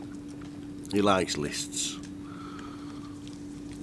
And there's a bit of new software coming on, which means obviously we can drop the videos in and stuff like that. But Dave asked what happened to Terry. Well, he was on the outer tables to start. He did come on the feature about half hour into the day after we balanced up some tables. Lost a couple of pots. He ran a bluff against Yanis Liparis and gave him about 400k, and then did bleed a few other chips off in some spots. But yeah, that's basically what happened to Terry. I don't know how he lost the original 400,000 on the outer table, but when he come over, he did do another 600,000 to the feature. I think it's just been Terry being Terry. Yeah, that's it. It's the way he plays. He likes how he plays. He plays his own game, which is fair enough. And He ain't going to change the Exactly. he ain't going to change the way he plays for the live stream. That's for sure. Full. well, I said these two weren't going to get involved, but it's a bit of a loose pill here in the small from Raggy after Trig opens the button. Full. Paul makes the defend off of 7 big blinds, getting this price. See if we can catch a flop and just go with it. 6-7 queen. And Trig flopping flush draw here, but going to decide to check this one back. The Jack of spades on the turn, and if we're checking the flop behind here as Trig, I think if this is checked to us again, we will see him come in for delay continue here with the king 3 suited. Get some ace highs out of there that have got to speak. And, nice pick up for him. We're 100k extra to his stack. First player of the tournament over 2 million. Champion in Blackpool. Absolute online beast. Yeah. Mr. Rick Trigg. I like watching Trig on the feature table as well, because he does stuff like he mixes it up, really unconventional. He wouldn't play he plays a hand differently in every situation. Makes it very unpredictable to play against. Like there, for example, choosing check back a flush draw, or have bets with flush draws, check backs. They're the most difficult opponents to play against at the table when they've got all sorts of hands in their range. Full. Full. As Trig folded to him, going to be opening this one, ace-6 suited.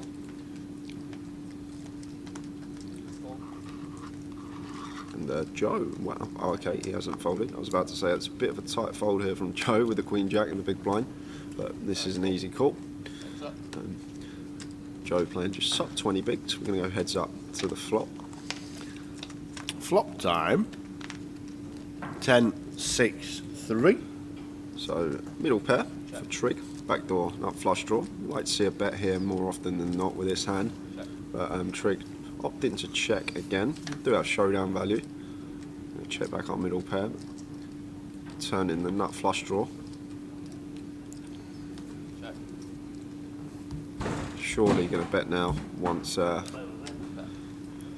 it's checked to us twice. Going to feel fairly confident our 6 is the best hand, and obviously the nut flush draw is.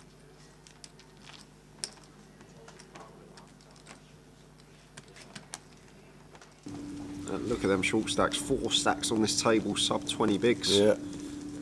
Just an amazing dynamic. Amazing.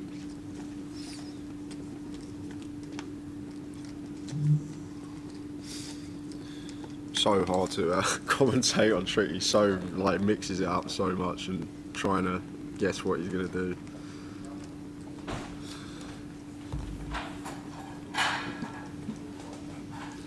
As chip counts running across the bottom of the screen from the last break, Yanis Liparis, the chip leader on the other table. Obviously, any action occurring out on the outer table, we will let you guys know.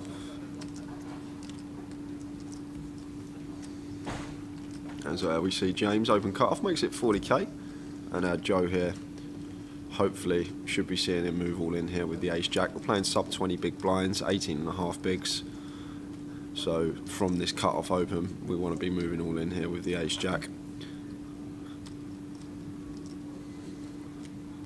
It's just taking some time to posture, but I'll be very surprised if we didn't see an all-in here from Joe off of this stack size. Raggy, I can open a lot of hands. Late position, ace-jack, going to be way ahead of most of that range. What he may be thinking about, there's a little ladder, tiny little ladder, but it is flat. Obviously Paul McTaggart with 5-6 big blinds there on his right. Maybe wait for him to bust, make an extra 5-6 bigs, but it's still pretty flat at the moment, so I wouldn't mind just seeing him move all in. But no, he's just going to fold. He's just going to fold, not going to take the spot. And I guess probably to do with Paul being the short stack, and there's a little £450 ladder.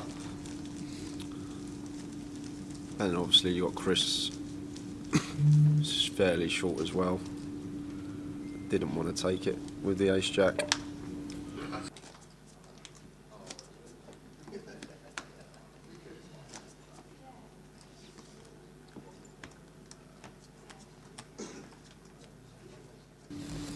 So who's had a bet on any of the players on this table?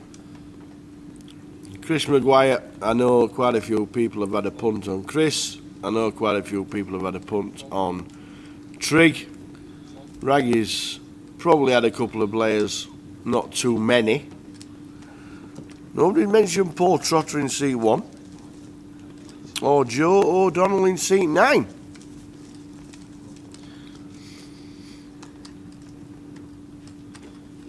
Span's had McTaggart at 40s.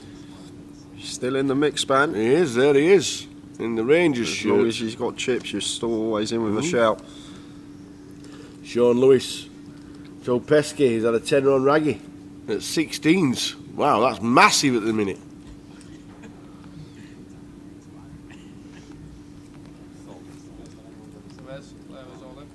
Paul McTaggart's all in, ace-7.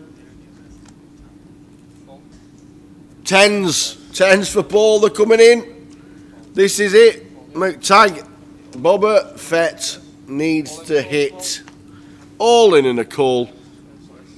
Yeah, we're pretty happy to get it in with A7 suited for just under 6 big blinds, but Paul obviously.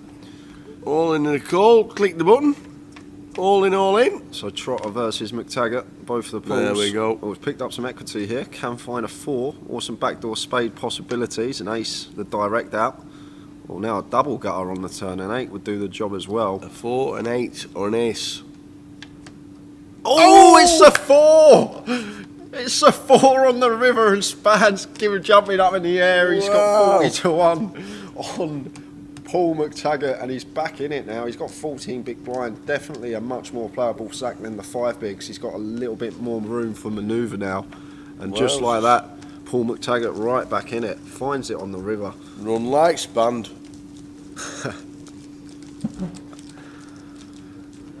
No emotion. Never does. Gets it quietly. Thanks very much. Paul McTaggart. God. There's been a murder, says McTaggart. Well, we found the video. I found a video? What of? Don't as well. You know what? We've got to wait till they come out on stream, haven't we? And then that's probably perfect time to slot it in. Oh, okay. We've got about 10-15 minutes. There's all in. So Chris is all in here as well. He moves all in on the button for his last 10 Oh, bigs, Raggy's and called. Raggy snaps it off. Raggy's got ace king, that looks like. That looks like ace key. It is. So ace 9 for Chris and ace king for Raggy. What's happened to the graphics? Where's it all gone? Where's it gone? What's happened? Oh, no. Chris McGuire's at risk and there's no grab. What's happening here? Oh, man. Well, if Chris stands up, We know. we know something's happened. Yeah, if he stays sitting down, we know that he's hit the 9. But that's it. Oh, that's it. no. Chris is off. Sorry, Chris. We didn't get to see the board. Don't know what happened with the graphics. Can only apologise. Chris McGuire stands up and Raggy. I think, by the looks of that, we hit a 9 and then we hit a king. Yeah. Because there was O's and groans and oohs and ahs. So just Sorry like about the non-graphics on the hand, but Chris McGuire has just been eliminated in 13th place. 13th gets £5,100. No, that one attack rated, and then when they break, what's that? And we'll look at the style anyway. They're going to measure me go 10 minutes. I don't remember. Sorry? Blow, tell the piss on the street. Made a big blow.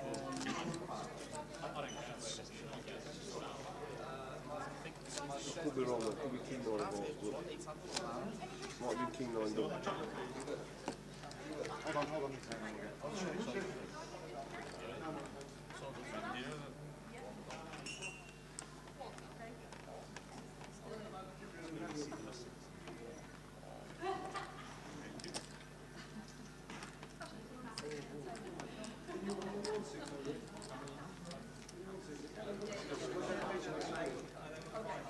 Will be the big blind shirt and the ante.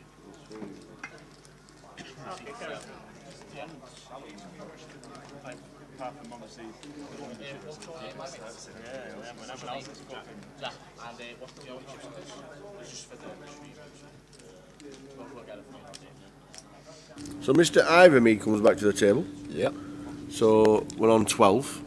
Well done, Chris. Good effort. Very unlucky.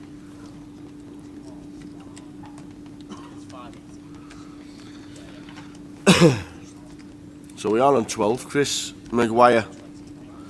Well done, Chris. Great effort. Sorry about the graphics. Apologies for that. It was a 9 on the flop and a king on the river, by the looks of things. Yeah, it sounded like there was the 9, then the groans and the moans. So I don't know what happened to the graphics. Can only apologise. So Paul McTaggart under the gun gets out of the way with the deuces. An action on trick here on the button. Thinks better of the 10-4 off, and blind on blind here between Raggy and Jack Iverme, who's just come back to the feature. Raggy raises it up, quick fold from Jack. He's going to take that one with just the 10-7. Nick the Mod says Newcastle 2-1 at half time.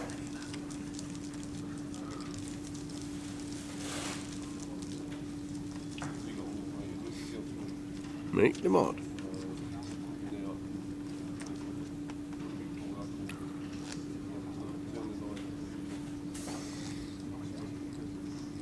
Newcastle 2, West Ham 1. So half-time news from Mick the Mod. Thank you very much. I've just asked the bar and they've just gone for me.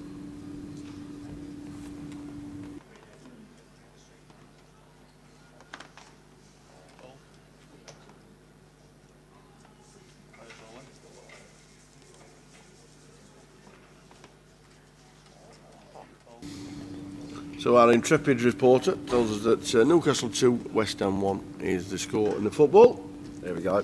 We're on 12. Here we go. What's happened here? This is going to be an all-in and a call you expect. Closing the action here, McTaggart versus Trotter. And now McTaggart has Trotter all in. And Queen Deuce of Diamonds for Paul Trotter. Paul McTaggart with the best hand, ace 10.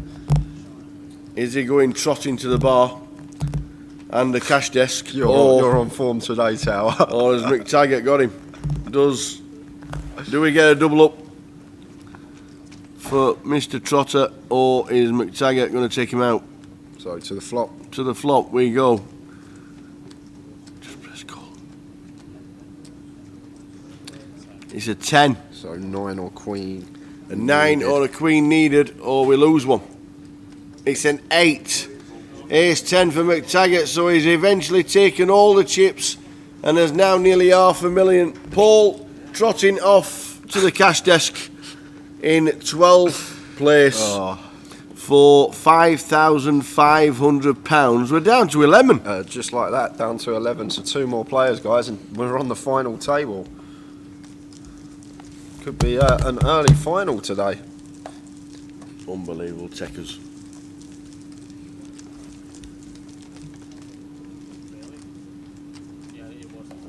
Paul Fletcher about Chris watching from the White Lion. Oh well, back to the pot washing, he says. That's a good run from Chris. He keeps having these deep runs, but just can't get over that line at the moment. I'm sure at some point this year we will see him on a final. Yeah, good to have the White Lion watching. I hope you still stick along for the remainder of the final and not just tuning in for Chris. The White Lion in Wrightington. Me and Jay will walk in one day, and you never know. You never know, somebody might go, I hope. They might be playing a rerun on the telly, might see ourselves on the screen. As Trig going to open the 10-8 here, so this is just him taking advantage of having the biggest stack and the fact that we are 5-handed now. Obviously ranges should become a lot wider, should be opening more hands. It's different to full ring, strategy is going to be slightly different.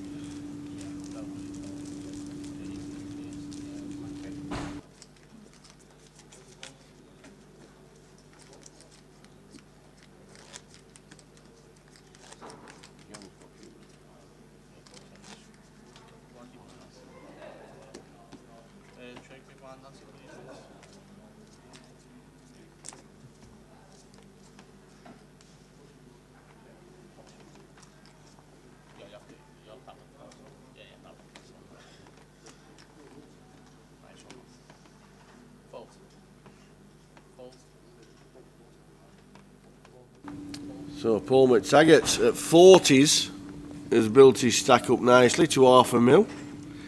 Joe O'Donnell now says I'm all in. Yeah, so moves all in, blind on blind, 16.5 bigs. See, Trig's actually got the chips to think about this. Yeah, he's got a king. Yeah, he has got a king tower. We can see from the whole cards that he does actually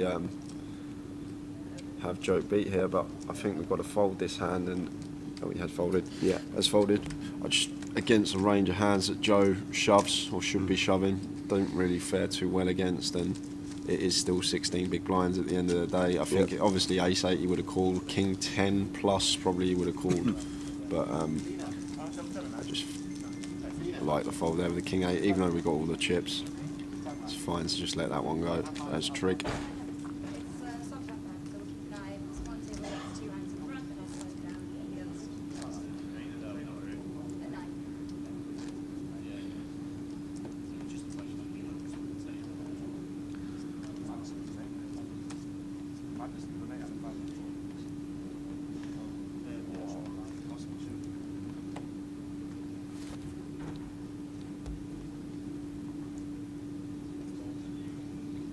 King 9 for Paul McTaggart in the cut-off here.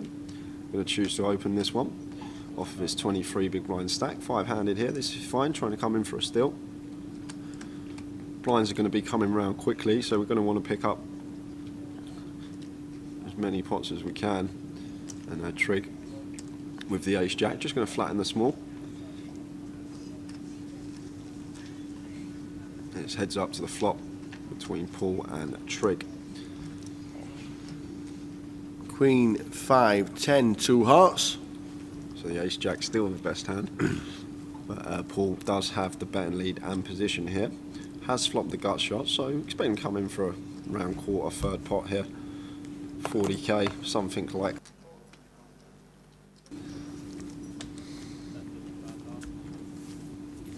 And now back on trig here with the ace jack, 55k, so it's sized down a little. The trig with the Broadway draw and overcard and backdoor hearts as well, not going to be going anywhere, getting that price.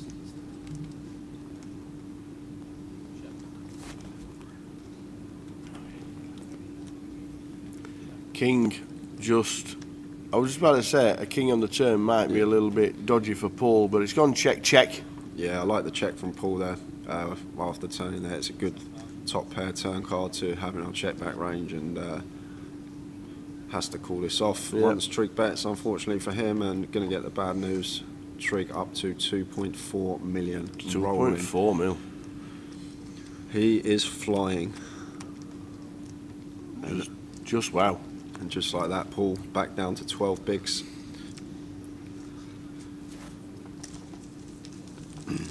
Down to 11 players, 2 more, and we will be on that final table.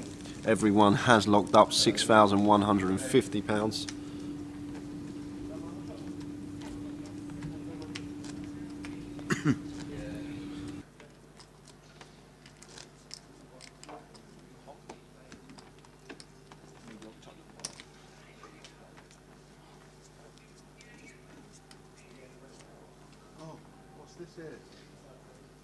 That's definitely chocolate, it's just cold. It's what? It's just cold. Like, not cold, it's just not like. Do you want to order a cappuccino? Cold. I can't have caffeine, so it's always had chocolate, unfortunately. For me.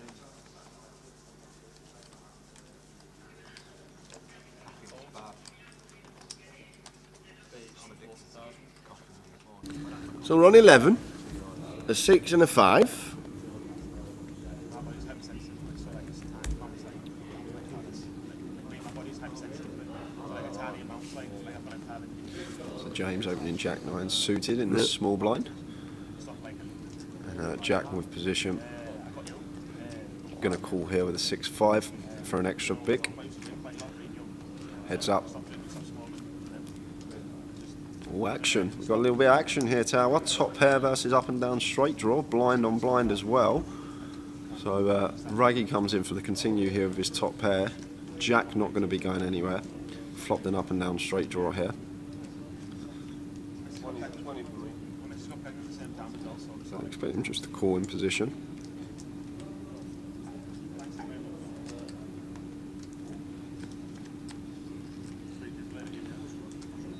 Queen of clubs on the turn. I'd like to see Raggy bet again here with the Jack 9. He's decided to check, but this Queen shouldn't ever really hit Jack unless he's got like a Queen 3, well, Queen X of spades type hand.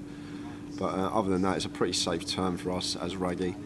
If you just think about hands that he's going to be calling flop with. And ace on the river. And Raggy now comes in for a value bet with his 9. Hard for James, Jack to have an ace there, so feels comfortable that his Jack is his 9 is the best hand. But no action, obviously, from the 6 height. So we're on 11. Love Los Abraham, Newcastle United 2, West Ham 2. It's like watching the old video printer. You won't remember that. You're not old enough. The old video printer when they used to type in the scores on grandstand. I remember the teletext. No, yeah, I remember the teletext, watching teletext. remember, was it the reporter that like, it was like watching Wimbledon on teletext. I love that, Loz. Newcastle United 2, West Ham 2. Oh, the olden days. Paul Fletcher from the White Bear. Here to the end, gents. Always a cold one on the bar waiting. Now you have educated the community as to where Wrightington is. Especially on a Thursday evening, the £20 bad beat banter buying. Oh, I might turn up for that, you know. One day, I might just surprise everybody, just wander through the door. So Jack blind on blind here, going to rip just over 20 big blinds. Gets that one through.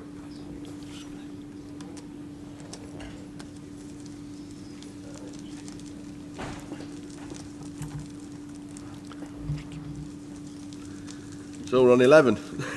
Cooler fish. 445. He's 5'4". So, Tower seems like Yes. we've lost one on the outer table. So Why? I think we're down to 10. Are we on, friend? I'm not. I haven't what heard Dean dealer is? shout. I haven't heard Dina shout stop. No, we're carrying straight on. Yes. Thought she'd come over to. Unless we have.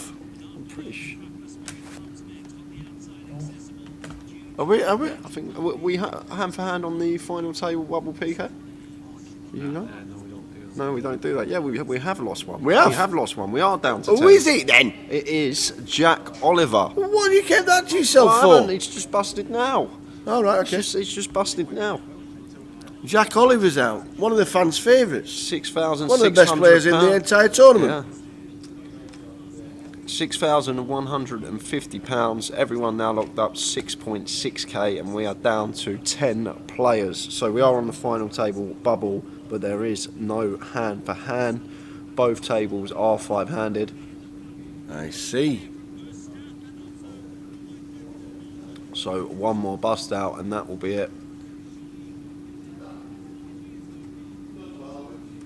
I see. Oh, ice creams are here. Ice creams are here. Oi, oi. Anybody want ice cream? Ice cream, ice cream. Chocolate, what was it? Chocolate, vanilla, or what? I wanted to know what they were.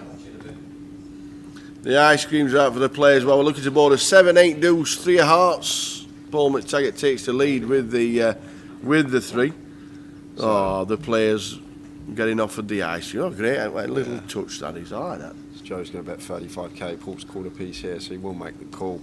You presume and does. And Joe with just queen height. There she is. Wait, we will look at that tray of them, Tower. Tray of chocolate chip or mint cookies or whatever they were. It's great, isn't it? That's a check. And it's down to whether Joe wants to bluff here with queen high on the river.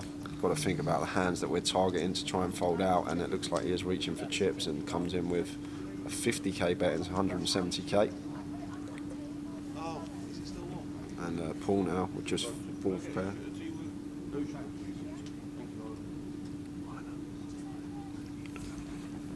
And he gets out of the way. Good bet from him. You ever had any them ice creams, Tower? I have never ever eaten any more than one ice cream ever. Oh.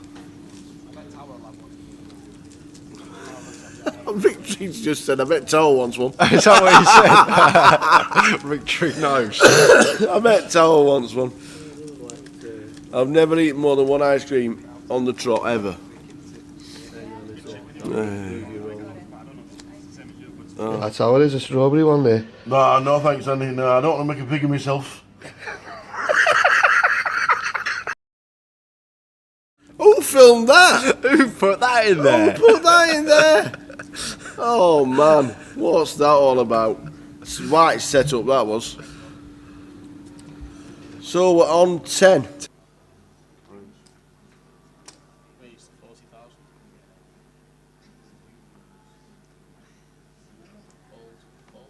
No idea with them ice cream, but I right set up that ice cream, honestly. It's great that. Yeah. So we are on 10. They don't do hand for hand at 10.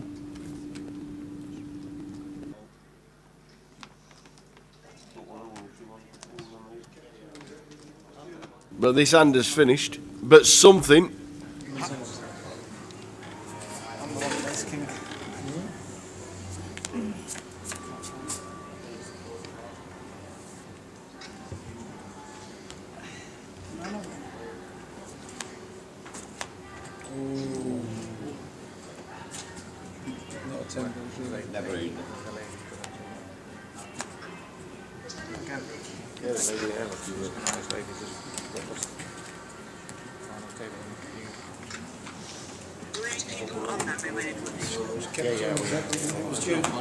And £600. Great run. And we're from now counting the chips. They're going to be moving the players over. We're going to take a 15-minute break, and we will be back with a redraw, a full chip count. The eliminations so far today: We will see you back for the final of Manchester GUKPT in about 15 minutes' time. You won't want to miss it, guys. See you then. No, you're going to put them in the trays when we're going to redraw for the final table.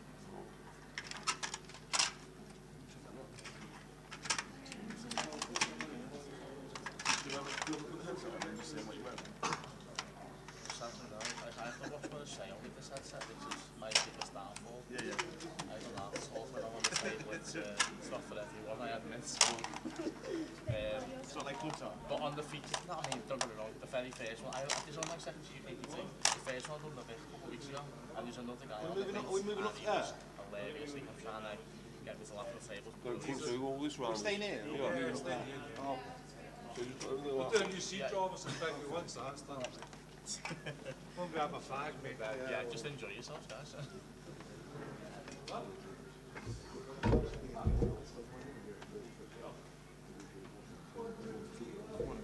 Okay, seat 1, Stuart. Seat 2, Jack. Seat 3, Jonathan. Seat 4, Richard. Seat 5, Terry. Seat 6, James. Seat 7, Joe. Seat 8, Yanis. And seat 9, Paul. So same as I am here. Yeah. We just swap it. I'll just go on the one to the late from. You're 6, are you? I'll give you a short break once your chips are down and we'll go back in.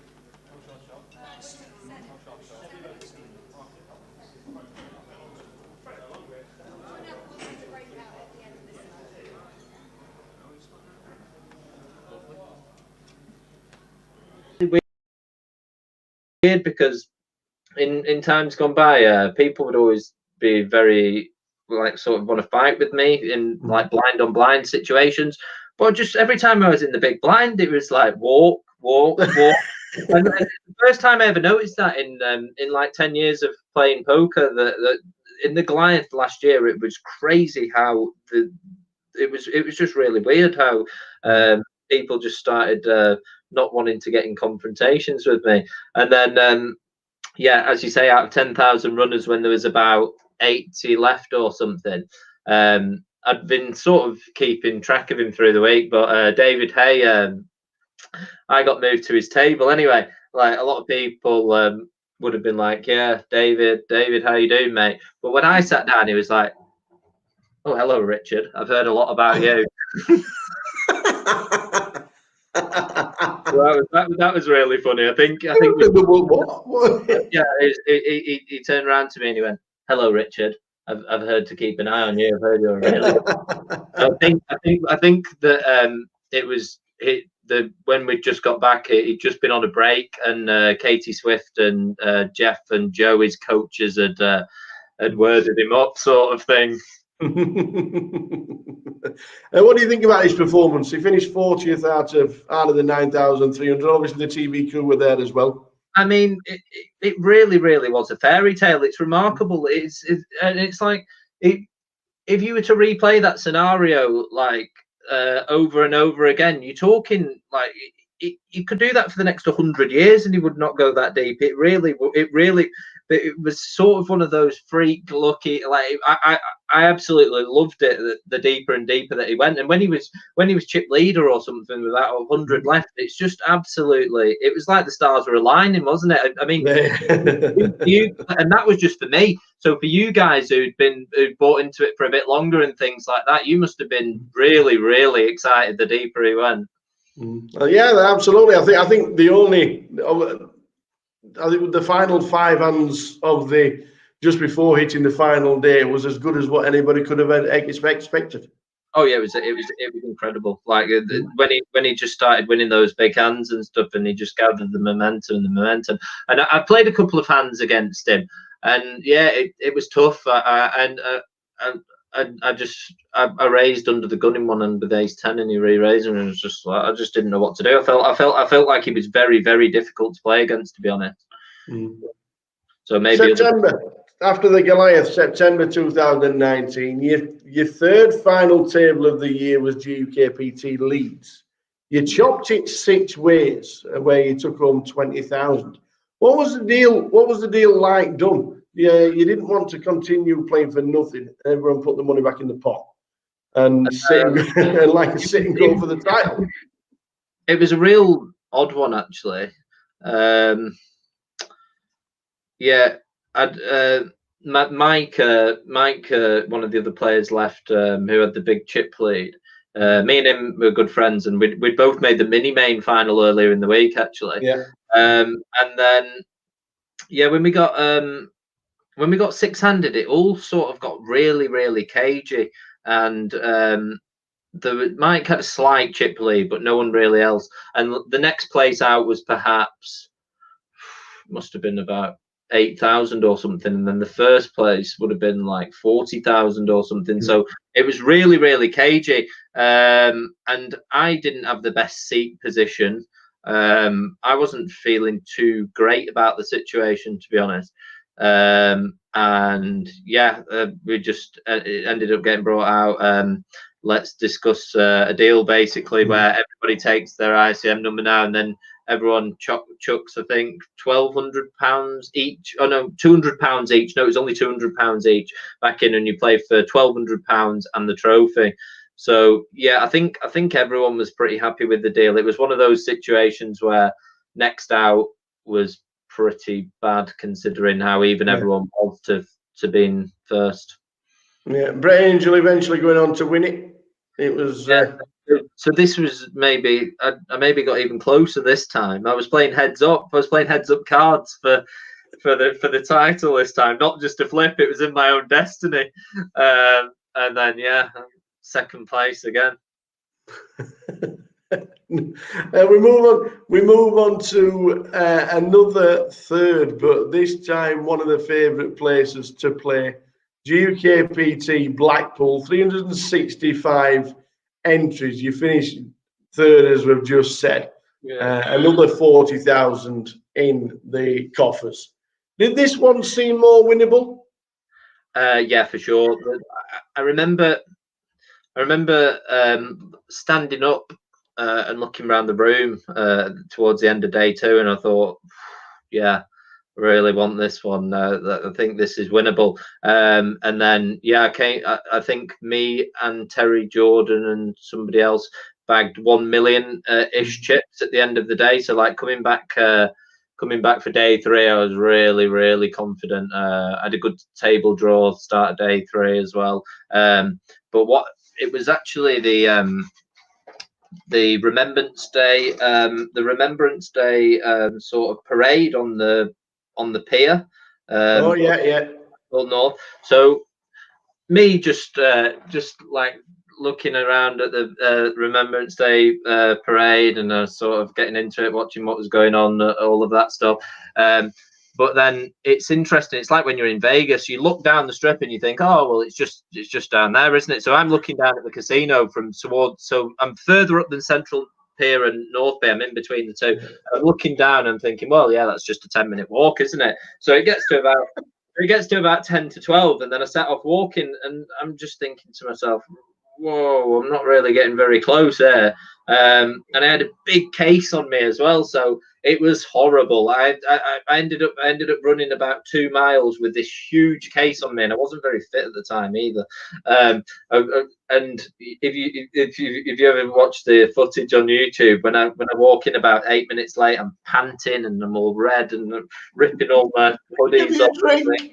Oh, it was not good. But then yeah, had a good start to the day. I think that when we went onto the final table, I had a really good player on my left who also had chips, Matt Erdley, and that really hampered my chances of winning that tournament.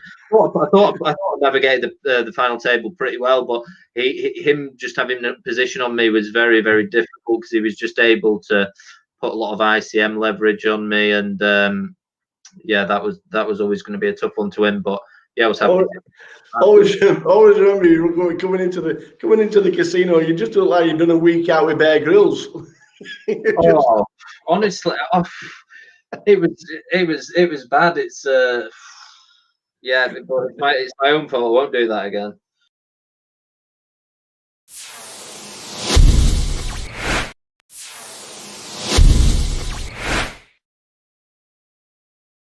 But 2019, as we've just seen, it was an amazing year. A record for GUKPT main event final tables. 6 25-25 series final tables back to back. Yeah, that Three, three deep stack finals, 5 GUKPT PLO cashes from the 5 that you played. Rich, there's no wonder you ended up as Grosvenor 2019 Player of the Year. No, it was from the get go. It just snowballed.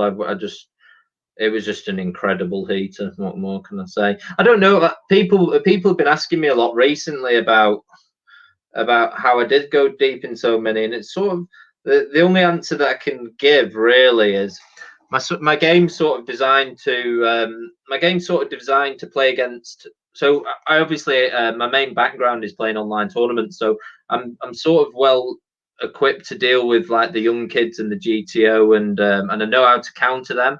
But it's the 10 years experience of looking the local players in the eyes in the casino and knowing what makes them tick, and it just allows you to have 3 or 4 extra lives in some spots, because there's hands where I'll just know one of the older guys I just know he's absolutely got it, and I'll be able to sort of get away from this spot where I should never get away, whereas these young kids will just walk into the casino, they'll play a hand and they think, oh, it's standard to get it in here, and it just allowed me to have 3 or 4 more lives in a lot of those tournaments last year. It was sort of crazy how I was getting away from some of the spots, really. Was it true that when you played the online leg? Yeah. You was chip leader in every time you went through? Not in every one, but I was doing really, really well in the online legs. It was becoming a bit of a running joke how well I was running. It's not bad when people recognise that Rich Kelly's got chips. Yeah, he played day 1 online. That's all he's done. Yeah, and that was great for me as well, not having to go to go around and play. I think the online day ones being introduced was a brilliant idea. Well, we carried it on straight to 2020. You went. Was you back in Australia for the winter? I wasn't actually back in. I usually go every winter, and I live with my friend over there, and we play for a cricket club over there, and I've got lots of friends over there at the cricket club. So I usually go over there for a few months, but this time I ended up losing my passport around November time, and it was an awful process then, because I've lost so many over the years. They were interviewing me like, and I wasn't sure if I was going to get one, but I managed to get one, and I flew over there on Boxing Day, spent some time with my friends over New Year, and then I went to and then I was in Melbourne for the Aussie Millions. The side events. The $96,000 first place, 403 runners. Was that including bounties, or was that excluding? It was $141,000 including bounties. Ooh. So yeah, I think I got $139,000 as the main prize and 2,000 in bounties. And I was heads up against like an Aussie poker legend called the Crocodile Man. Yeah. And yeah, he had everybody. Like I had a few friends who I obviously living in Australia every winter. I know quite a few Aussies and stuff, and they'd come over and say like, good luck, and I had a few English friends over, but like his support was just unbelievable in the heads up, and we played heads up for 5 or 6 hours. So he'd have like Shane Warne coming over like, come on Crocky, and Joe Hasham would come over and be like, come on Crocky. But I managed to, he started the heads up with about 3-1 chip lead, and I managed to again grind it back and won my first, I'd say probably my most significant poker win and my Aussie Millions ring, yeah. And then 2020 stopped, and we went in lockdown, and we grew a beard, and how strange has it been for you? The first the first couple of months were well, I don't know. I think that even it's like lots of my friends and things when they were all locked in the house, they started doing Zoom calls with their friends, and they were like, "Oh, we're having a poker game." So like poker became massive, and I'd say 50% of my friends who had never played poker had started playing at this point, or playing at home with their friends and online and things. For the first 2 months, I was absolutely loving it. I was playing all the time. The games were brilliant. I was like, yeah, lockdown. And like people were getting really negative about it, but I was kind of embracing it. And yeah, the first ever GUKPT was played online, and I ended up going into the. I was chip leader on the final table of that one. Would you believe? And I ended up busting out in fourth. I ended up busting out in fourth and got £9,000. I ran a huge bluff with 6 left that I would never try again. I don't think. But, and then yeah, so for the first 2 months, I was putting in absolutely insane volume, and I was playing probably on average 12, 13 hours a day. But then I was struggling to sleep because when you play so much online, 10, 12, 13 hours a day, your brain's so active, battling against the best players in the world. So your brain's so active. So when I was finishing my sessions, my brain's whizzing, and I couldn't sleep very well. I was struggling to switch off. So yeah, in the last 6 weeks or something, I've not played as much. I'm just playing a little bit of cash games here and there, and then in a week or two, the World Series of Poker Online starts. So I'm sort of just doing a bit of studying and getting ready for that, really. Nice one. We're going to just about to finish, but we've got some quick fire questions. You can answer them as quickly as you want to, or you can elongate them if you need to. Okay. Live or online? What's your best? Ooh, well, people would always think for me live, but I would say that primarily I'm an online poker player. Best player you've played against? Best player I've played against. I've got to say Doyle Brunson. We've seen you've had a royal flush on our feature tables. How many rolls have you had in your career? Right, so I would say about between 25 and 30. But I remember having, when I was playing in Australia, when I was grinding those leaderboards, I had 3 in 1 week, and it was crazy. To get 3 in 1 week's mental, because he won in 221,000 or something to get one, I think. Money or the title? I would always have in the past said money, but I quite liked my Australia Aussie Millions ring when it was. I don't know. Maybe it's because I won it there though. I'd say in the main money though. And who's your nemesis at the poker table? My nemesis at the table. Wow. Yes. Nemesis at the table.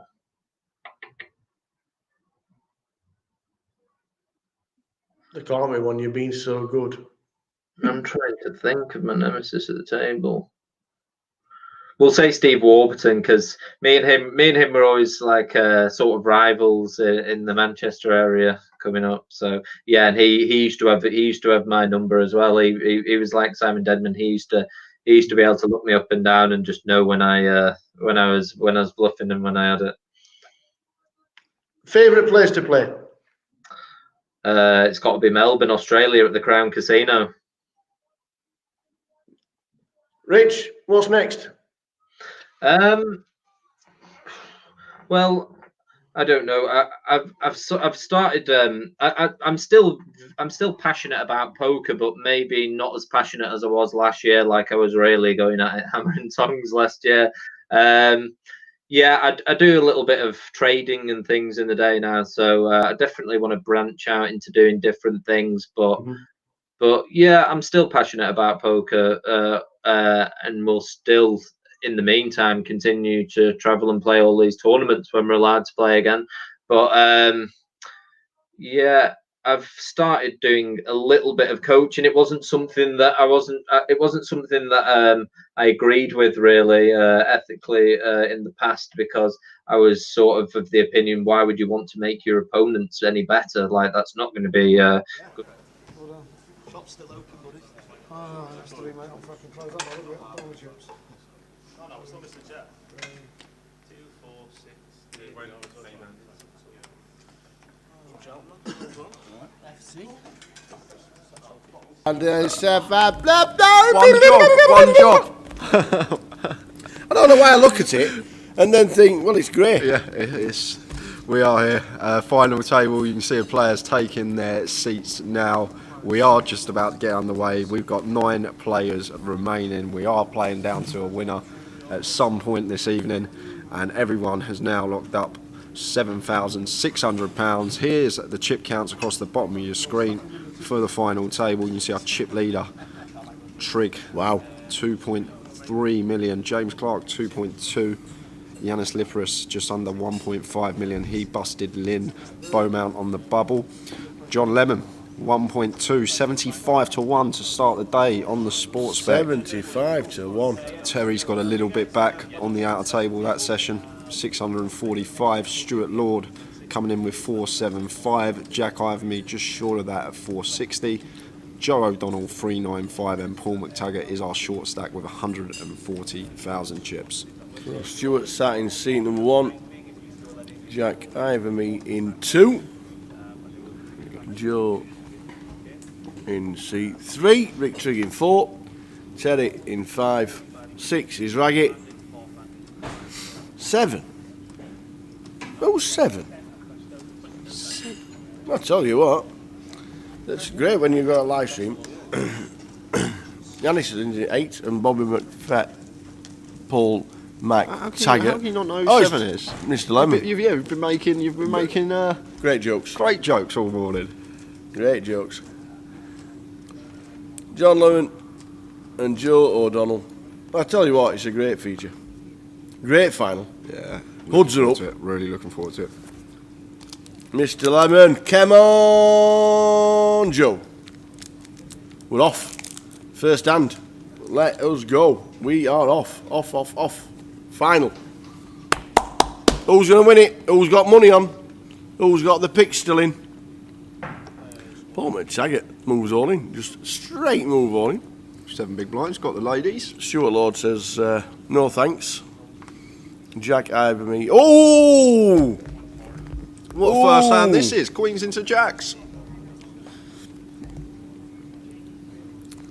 No, should see Jack ISO here tower for 23 bigs. Don't want to be flatting. Just going to be moving all in ourselves. Jonathan Lemon in seat number 3 says no thank you. Trig out. Joe O'Donnell gets out of the way. Yanis gets out of the way. So there we go. Paul McTaggart, 40s before the game started.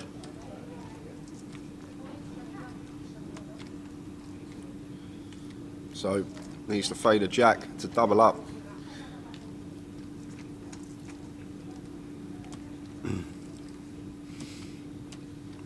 This is big for Paul McTaggart. Yeah, clean flop for us, which is good. And that's a very good turn for us as well, because it now means we're just fading 1 out, the jack of clubs, and it's the 2 of clubs on the river. So Paul will double up first hand of the final table. That's got to feel good. Right back in amongst it now. 16 big blinds. A little bit more time now to find his spot again. And not much Jack could do there. Has to get it in with the pocket jacks himself. Just a bit of a cooler, mini cooler. Tristiano, he had 5 picks this morning on the sportsbook. All 5 are still in, and not only that, they're 1, 2, 3 in chips. Hey, he's got 1, 2, 3 in chips as well. Wow. Run better. Yeah. You must find a winner.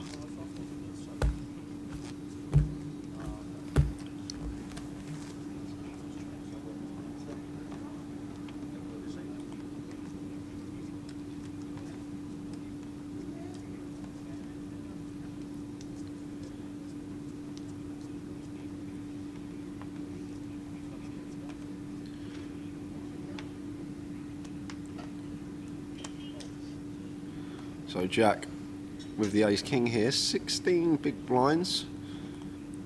Probably just going to move all in here.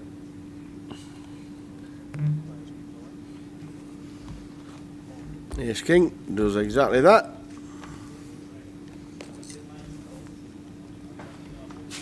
He does exactly that.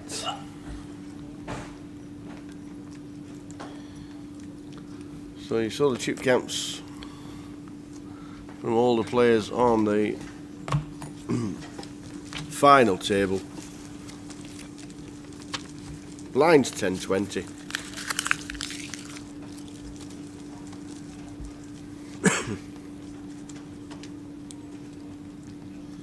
Have you got Jonathan in seat 3, Tristan, in your bet by any chance? 75 to 1? 75. Somebody did have. Somebody definitely I watching. think it was Span. I think Span's got it. No, yeah. Span's got Paul McTaggart at 40s.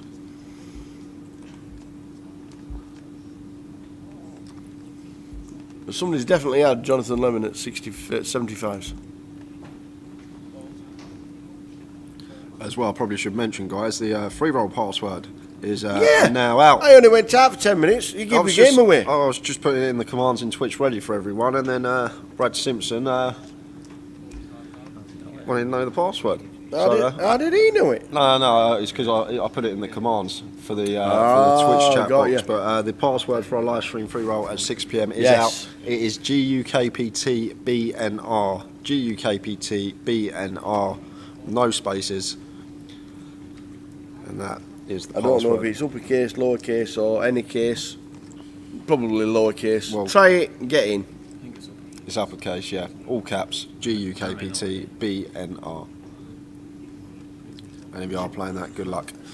But we will be concentrating on the final table. Obviously, let us know how you're getting on in the chat boxes. But all our eyes going to be here as we see Terry with a 10-9 off opening, and Yanis just flooding ace-3 suited in position. King Jack for Rainbow. We are opening 10-9 off. We might want to be continuing this board with our gut shot and just 10 higher, but Terry just opts to check.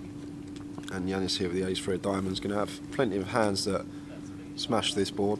Going to have all the broadways calling on the button here versus Terry's open, so going to choose the bet and gets 2 quick folds. Nice little pick up from Yanis there, up to 1.6 million.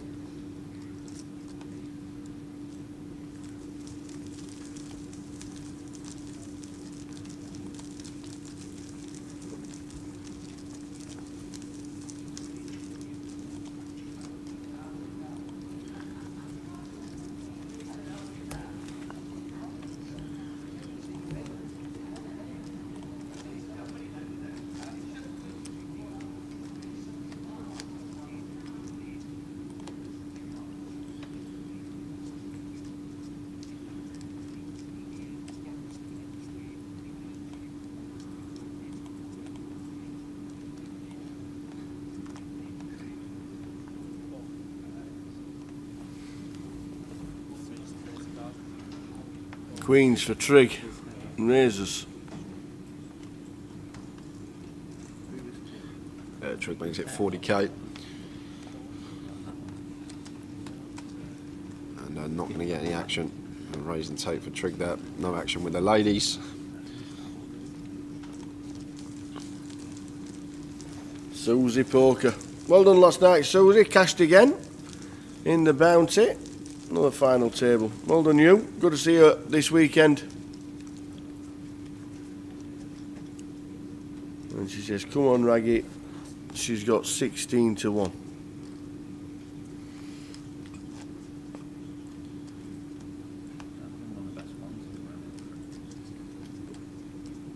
One Eye Pete is in the chat box.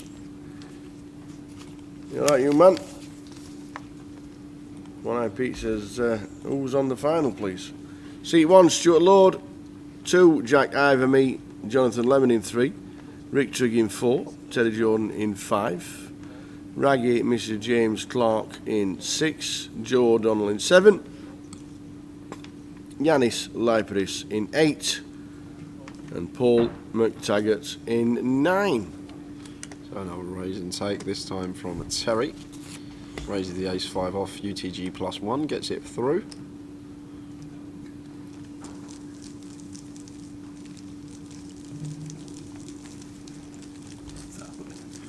The blinds 10k, 20k. Here's the free roll on at 6, says Patrick Murphy on Facebook. Yes, it is. Yes, it is. And then at 7 is the £50,000 guarantee closer.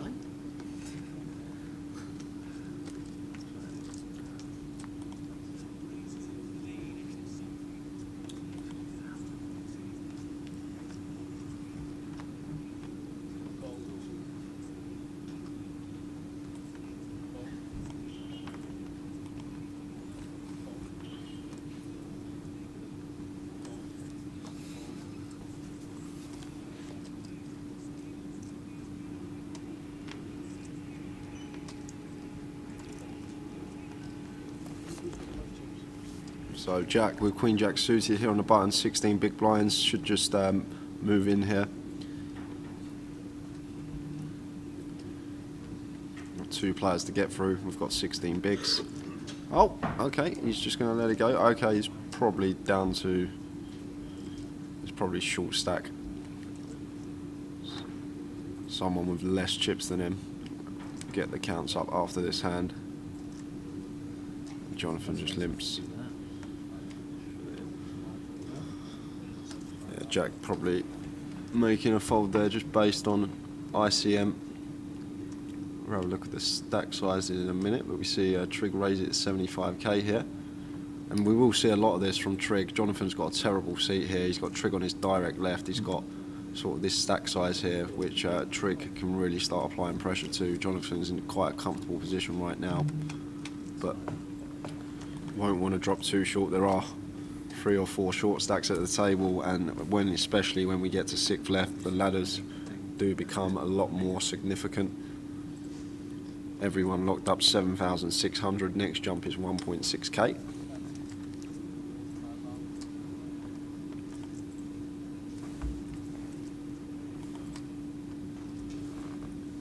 So Trig betting 45k here after flopping 2 pair, and Jonathan with just king high. He's going to call once, getting this price. 5 to 1 in his money nearly. Can have the best hand as well. Trig going to be opening a fair amount, raising lots of hands here. King high can be in front.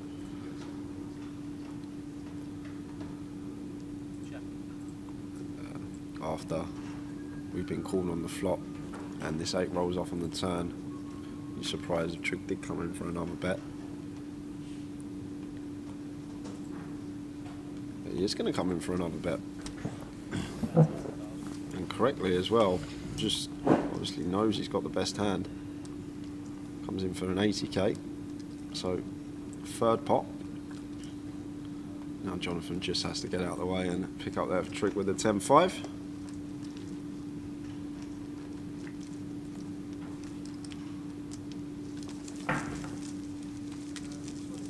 Just like that, up to 2.5 mil.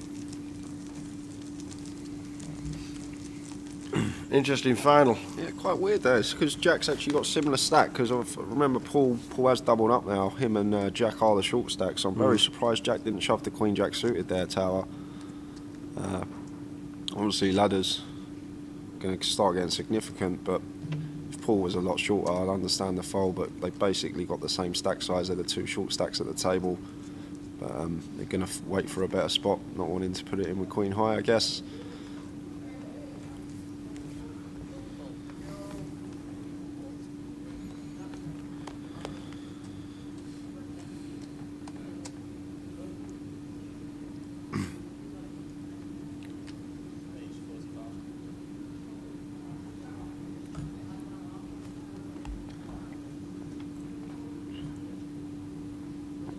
Yanis opening here, and Paul has got an easy shove with the pocket jacks.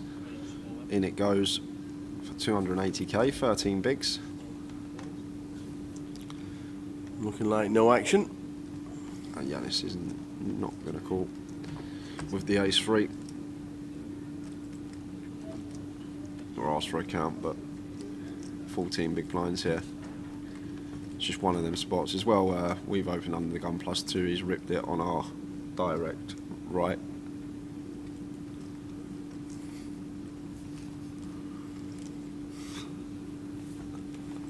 Direct left, sorry. And Yanis gets out of the way. It's just one of them situations where we're never ever going to have Paul in a dominated spot with the ace-3 there.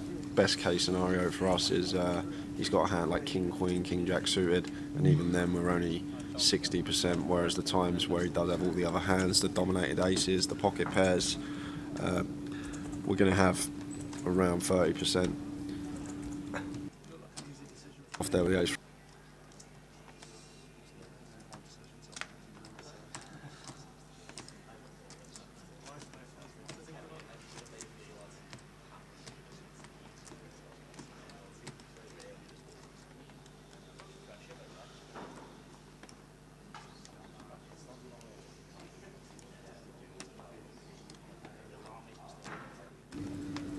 If you're just tuning in for the first time today, we are on the final table in Manchester. 21 players started today. We'll get you a rundown of where they've finished in order from 21 down to 9 very shortly. But a great day, and we are now on final 9. There's already 20 registered for the game that starts at 4, which I think is great. I think you'll end up with about 60 runners now. Final event of the festival, £200 no limit, 30-minute clock, 20,000 chips.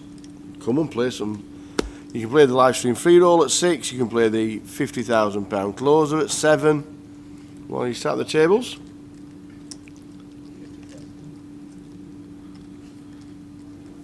Plenty going on. So Raggy, after defending the big blind, going to donk the 6-4 deuce rainbow. Really good for his range in the big blind. He's going to have more than nutted hands, the 2 pairs. Yanis won't have any of them opening under the gun +1, so from a range perspective, the lead here is going to get through. Yanis not calling him ace height, just understands that Raggy's going to have a lot better hands in that spot than we can, opening early position. I haven't seen too much donk leading this weekend, to be honest with you, Tower. No. I don't think... In fact, you only mentioned it first time when Terry came onto the table yesterday afternoon. Yeah, I think so, yeah. Been a lot of playing in flow, almost always. We've been watching the streams back.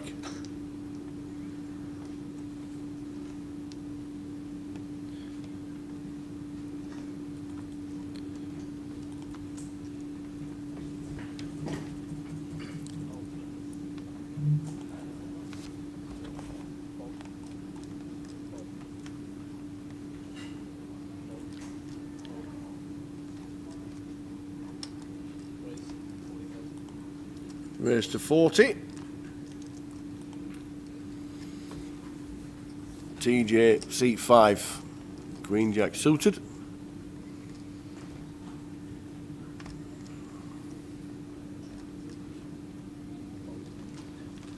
I'm going to see a flop as James defends his small blind. Ace-8 deuce rainbow. Terry not choosing to continue on the ace high board. Would like to see continue from Terry, especially with the 8 of clubs on board there. And Raggy gets him off it.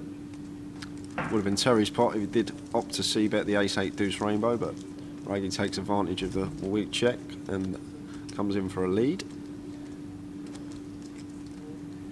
Set the Gecko says best of luck, Paulie. Obviously rooting for Paul McTaggart. 40-1 to start the day on the book, still in the mix.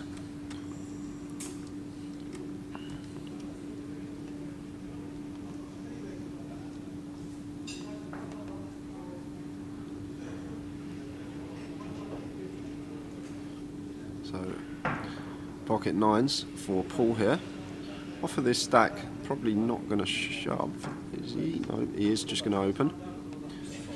19 big blinds. Gonna make it 45k, and this could be an all-in here, Tower, because against Paul's stack size here, I expect trig to be free betting more than flat in here with the ace queen and looking to free bet call it off, but no, he's going to just call.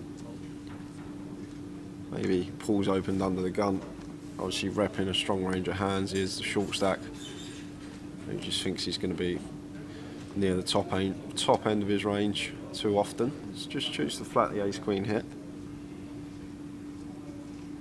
And Yanis is going to come along now, you expect, with a suited king in the big blind. And he does make the call. Flop time. 7 Jack 4. So the nines of Paul still the best hand here. One overcard to our nines. And a trick here with the ace queen. Checks back. Jack of diamonds pairs the board. Yeah, it's a great card here for Paul McTaggart, especially if Yanis checks here. We're going to just feel so good that we've got the best hand here with pocket nines. It's checked through on the flop. Yanis in the big blind can have some Jack X, and looks like he's going to come in for a bet, repping a Jack X type hand. He can do this with some 7X as well. I bet 75k. Paul not going to be going anywhere. Going to have to call once here with the pocket nines, and does make the call. And Trig makes a quick fold with the ace queen. And river is the deuce of diamonds. So Yanis does pick up a smidge of showdown here. We do now go ahead of hands like ace king and ace queen that may have called once with ace high on this turn. And Paul here with the pocket nines. After Yanis checks here, maybe could have gone for a thin value bet. Maybe try to get paid by 7 if you expect Yanis to lead his Jack X, but enough in the middle for him. He checks behind and happy to take that one with the pocket nines, and right back in it now, 560k.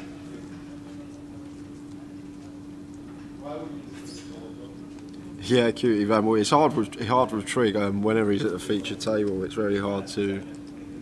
He just mixes it up so much all the time. It's so hard to predict what he's going to do, and that just makes you so difficult to play against. It's good to see when people are just mixing it up. Good question from Rick Guinness on Facebook. He spun a £225 ticket online. Is he allowed to add £25 to it to play enter the mini main at Coventry? No.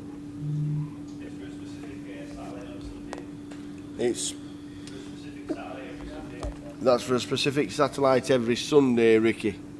Unfortunately not. Running this Sunday. And it runs this Sunday. All information coming to me from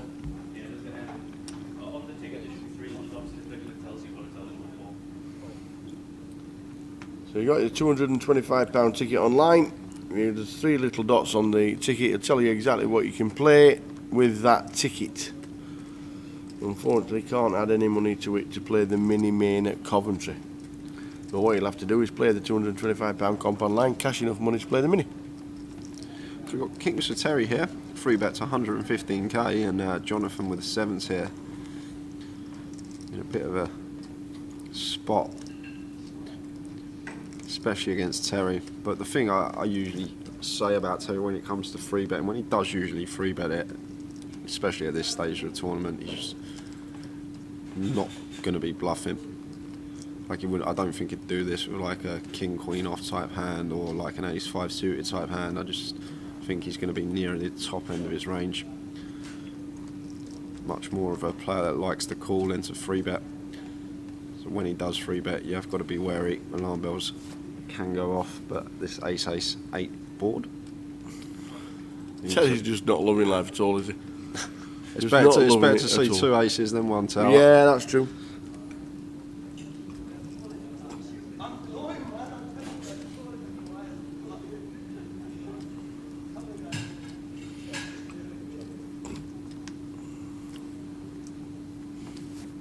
And if Jonathan checks again here, Terry may go for some thin value.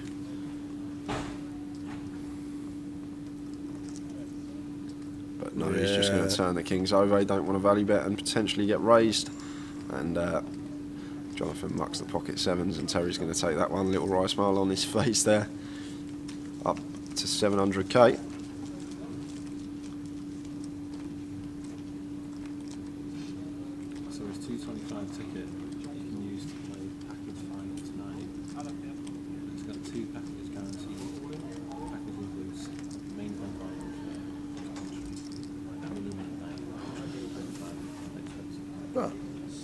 So if Ricky Guinness is still listening on Facebook, £225 ticket online if you play the event tonight online. It's one of the package finals, so it's a £1,500 package, two packages guaranteed, and that gets you a main entry, a mini entry, and £500 expenses for your £225 ticket that you got online. So the package final you can play tonight if you get one of those two packages. It's the mini, the main, and expenses. Terry opening the 8-6 of hearts in the low jack. James going to flat on his direct left in the hijack with the ace-3 suited. A flop of 7-4-4, 2 spades. Terry flopping gut shot, backdoor hearts. Not much for James here. Terry choosing not to continue. 7 on the turn. Terry going to come in for 1 bet here, but James, obviously with ace high, has to call once here on the double paired board. Deuce on the river, and the ace is good. As well, on our client at 6 PM tonight, guys, we've got a live stream free roll. Password for that is GUKPT BNR, no space, all capitals. And then we do have the 50k closer as well online. 50 grand guarantee. Cracking event. Get involved. Online. Online leg for the 30-30 is on Wednesday at 8. If you bag up, you can choose where you want to play. Coventry, Liverpool, Luton or Sheffield next week.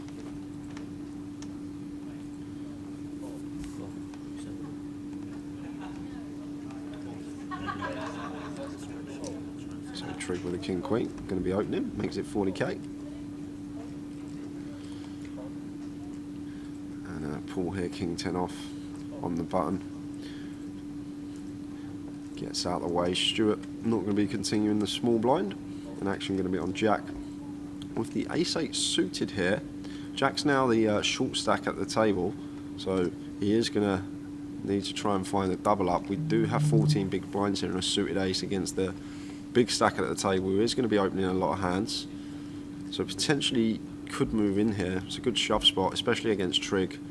But he's going to take the low variance approach and just call and see if he can potentially snag some clubs or an ace on the flop. But trig still be favourite to win this pot with the betting lead and position on Jack. And that's the thing, the shove takes that away from us going post flop, playing out of position against a very competent player. He's going to make good decisions on each street. But this ace on the turn, obviously, great for Jack. Turning top pair, but this is a card you expect trig to bet a lot of the time. No, he's checked it. It's checked. Its senses are just like super. Yeah, that's probably spider senses. Yeah, it's just.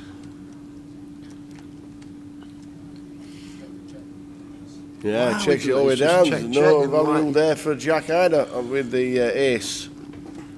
Trig's gonna love seeing that as well, knowing that he didn't continue turn and obviously he would have got called. It's like a win for him. Final table, Manchester. If you just tuned in, welcome along. Started with 21.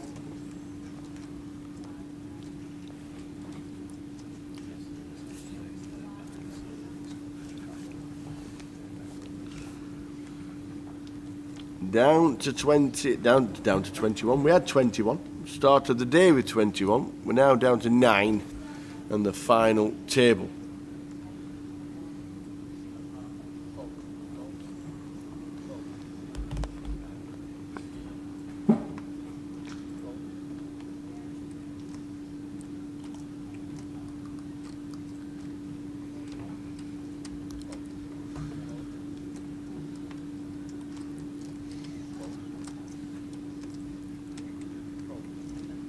Cutie Van Woody, 200 people on Twitch watching.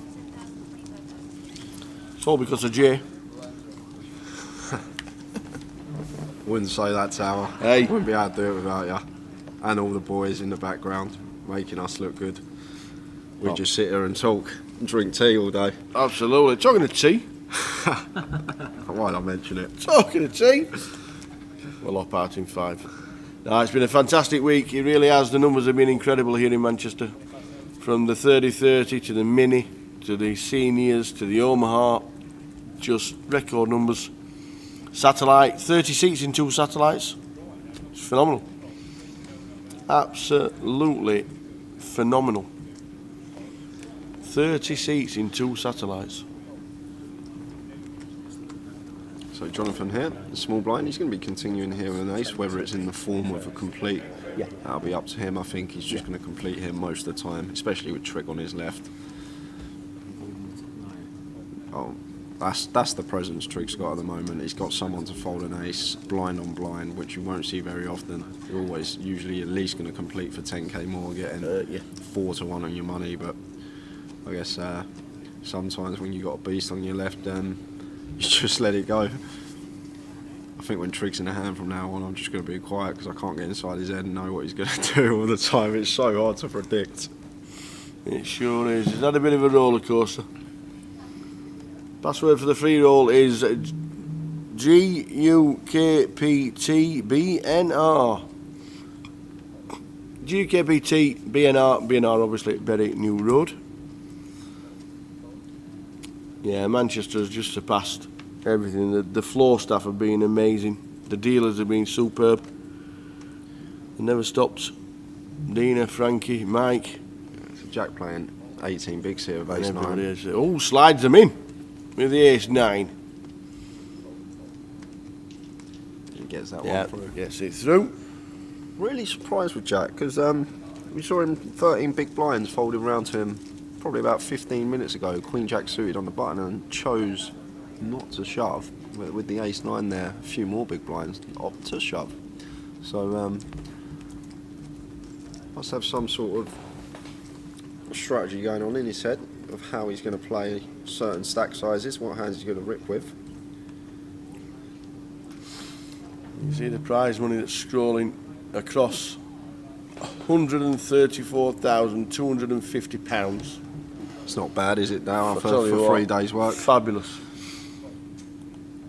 Just fabulous.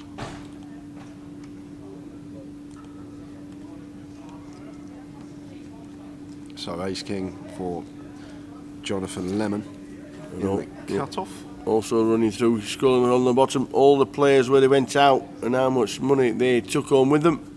As we see Jonathan Lemon with the ace king.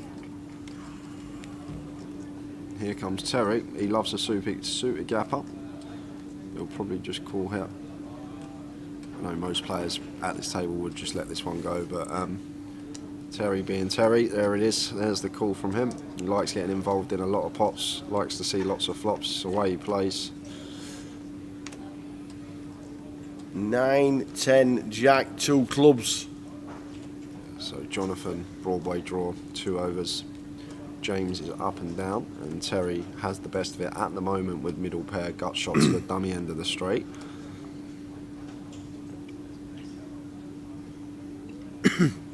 Yeah, I'd like the decision not to continue here as Jonathan. It's just the board that, especially in the small blind usually, it's going to hit their range a lot better than ours. No need to continue here with the ace king, and that leaves room for Terry to come out with a lead now on this turn for 60k.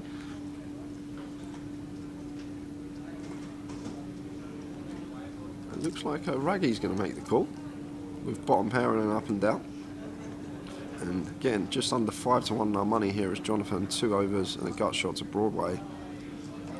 Could potentially win a big pot here if it did come a queen on the river and someone does have a king X type holding. So going to make the call in position, get to dictate the action on the river as well. The times it does come a queen or an ace. It's a 6 of diamonds, so Terry's going to get the check mark this pot. And I'd be very surprised if this didn't check through. Very hard for Jonathan to credibly rep a bluff here, but it just looks like James who's going to take a stab here with his 5. Bit of 120k. And what's he supposed to have here, James? Terry's not having any of it, and I agree. I like that call by Terry. You think about that hand. If James has got sort of any sort of 2-pair plus hand on the turn, surely he's going to raise against Terry's lead. So this 6 on the river shouldn't really change anything unless he had like a 9-6 suited, 10-6 suited type hand that wanted to call turn. But I just think in that spot there, it's not the best of spots to bluff there as Raggy. As I always say, you've got to credibly think about the hands that you're representing. Does your story make sense? Surely we're going to raise it up, beat Terry on the turn with a 2-pair type holding, and this 6 on the river is just a brick.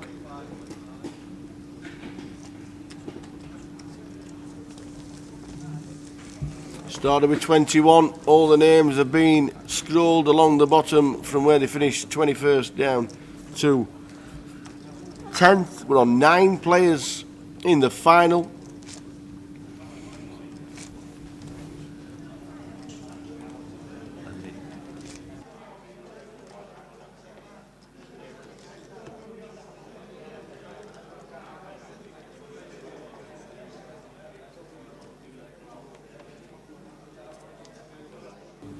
So just change your dealer.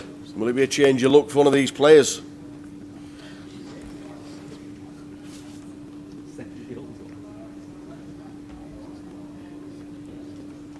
Will it be a change of luck for all these players? Yanis being pretty quiet on the feet on the final table, but certainly wasn't quiet early. I tell you what, made some for that call. Yeah, that call You'll was be on great. that'll make the highlight reel. It will make the highlight reel. But yeah, it's a great call. But it's a different dynamic now, Tal. You've got to remember the featured table before when we did have 2 tables left. Yanis was the chip leader. On this table it's a bit different. He's got Trig and Raggy both with more chips than him. So especially full ring now as well with 9-handed again. You've got to tighten up. Especially from an early position as well, as we see him make it 50k, and Terry just won a pot. His confidence is soaring, so he's going to flick in the call with a 4-deuce suited on the button, and Joe's got an easy defend with a king-8 in the big blind, getting 7-1 on his money there. It's a flop. Oh, we got action, Queen Tower. 9-4, we've got action. And this is, I can't see this not getting all in on the flop here, because Joe's flopped a flush draw and an overcard, and he's one of the shortest stacks at the table. Yes, the triangle's in, he's getting called. Yanis is loving this. So you're sitting there, you've got the effective nuts because Terry or Joe's going to 3-bet queen and someone just rips into you for over a pot-sized bet. But this is fine from Joe, guys. I know it looks like a pretty big bet into the pot, but with our stack size, what's in the middle, we've got great equity. It's fine to just move in there and then incorporate in with the fold equity we have the times that we get our opponents to fold their hands and take the pot with king high. That makes this a very good play. Unfortunately for us, we've just run into the pocket 9s of Yanis in this particular situation. Then the triangle goes in again. Terry can now get out of the way. And we are drawing thin. We have a flush draw. King 8 for Joe O'Donnell. Seat 7. Came to the final table with just under 400,000, needs to be a diamond, and it doesn't need to pair. Go to the turn.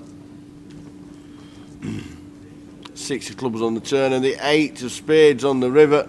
No help for Joe O'Donnell. And we lose one. Joe O'Donnell, 9th place, 7,600. We have 8 players remaining. Everyone now locked up £9,200. Well done, Joe. Great effort. Biggest GUKPT Manchester has ever seen. And you've just taken £7,600. Well done indeed.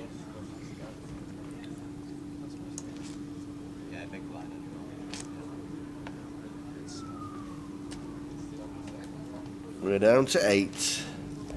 9's almost hit a set. Not almost always hit a set. Well, they could have hit a set earlier on if you hadn't have folded the 9s, but that was the one they were talking about for a while.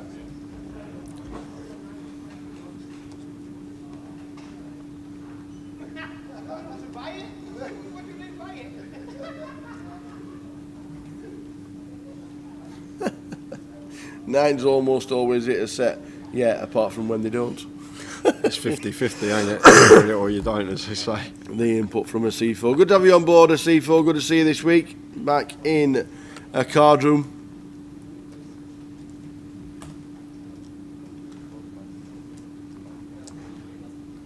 So Raggy here, pocket fours. Going to be opening this one on the button, makes it 50k. It's big blind only here for Yanis. For one big blind to win 100k, getting 4-1 on his money, flicks it in, heads up.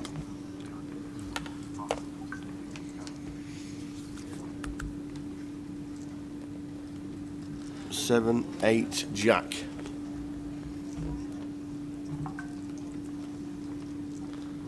Jack of diamonds on the turn. So Yanis here, he is up and down, and Raggy has checked back flop, so may come in for a lead here.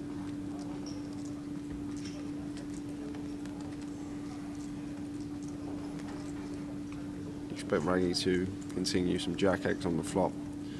This board's going to be good for us in the big blind, but Yanis thinks better of it, and Raggy's going to check behind. And it's an 8 on the river, and they're both playing the board, believe it or not. No one has a card higher than... Check it out, playing the board. Yeah, me too.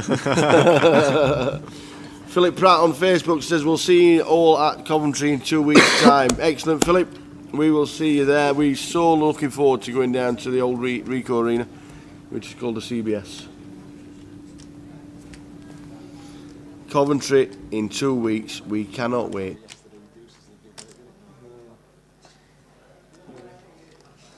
I've had about 4 stories in the last 2 days of people trying to lost the area and it's not working out for them.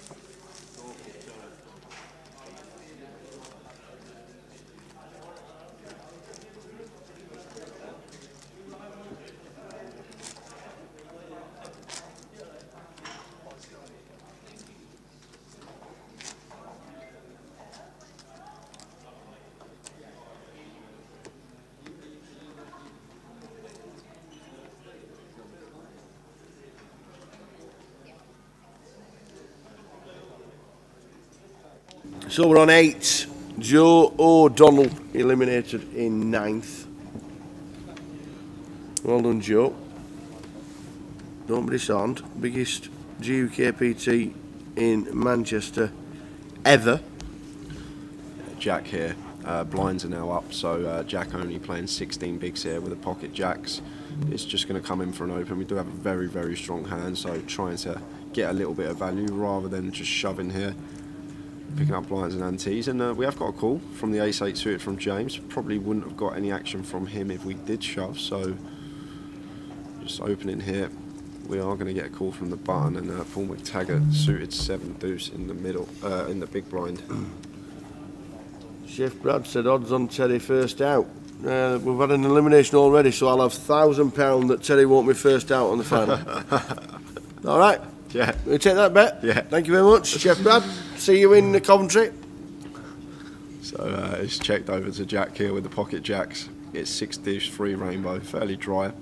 Obviously, big blind can have some hands that hit this board, but still want to see him continue here. It's 185 in the middle. We want to choose a size so we can set up a nice size jam on most turns.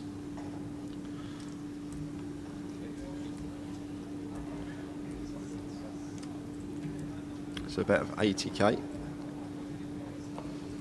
And Paul McTaggart here has caught a piece with backdoor hearts. Obviously, you've got to be aware Jack did open off of 16 big blinds. Like hands like maybe king, queen, ace, king even, ace, queen, probably just going to rip off that stack size. But we'll have some... Oh, how has this come on the 7 of clubs. Who's done that? We said a change of deal, a change of look. No, then Jack has to shove here. He has to shove. He can't not shove. The old 7 deuce, the whip. Oh, wow, that's so unlucky for him.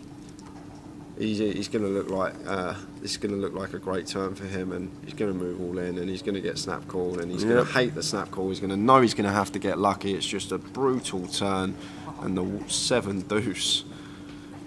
Not only that, if Paul McTaggart holds here, he's up to nearly $1 million. Nearly $1 million, Paul McTaggart. Woo!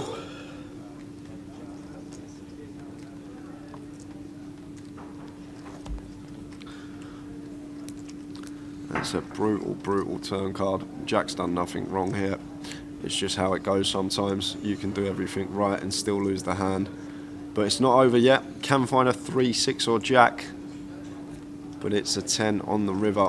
And Jack busts with the Jacks. Wow. And that's Jack And Ivan. Paul McTaggart is up to $1 million. Ladies and gentlemen, this guy can play. He has been the short stack ninja all the way through. He had 4 big blinds at one point. Yeah. So we've got a 3 big blinds spin up from Trig and a 4 big blind spin up from Amazing. Paul. Amazing. But great effort from Jack. 8th in this event is still a great result. He's going to take home £9,200. Everyone now locked up 5 figures, 11.7k going to the next bust out. Amazing. How many times has Yanis won his GUKPT, says Chiesa on Twitch? He's won 1 GUKPT, but I believe he's had 3 seconds. Yeah. I think he's had 3 seconds. He's won Blackpool and come second in Blackpool. Yeah, he's come second in Luton.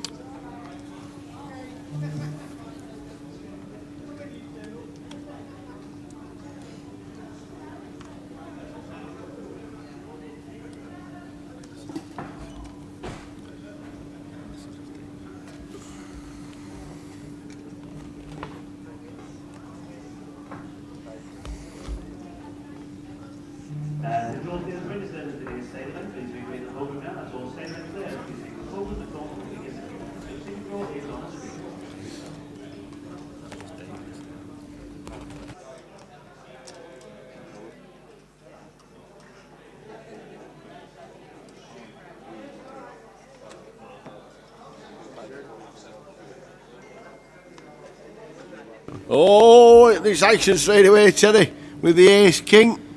Stuart is going to find the bad news. Stuart Lord is all in with king queen.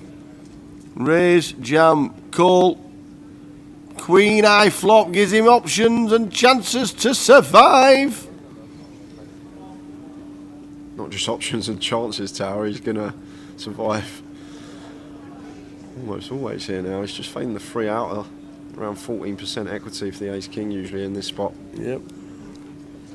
Just no ace from space. So that's a good card. So now just fading. There's no Barry, and then we get a double. The river is a 9. The 9 of hearts, Stuart Lord, doubles. Terry drops down a few. Yeah, it's unlucky for Terry. Stuart, fair's to Stuart. I like him ripping in there for what was over 15 big blinds over Terry's open with the king queen. It's a great hand to do it with. Yeah. Terry actually woke up with it for once.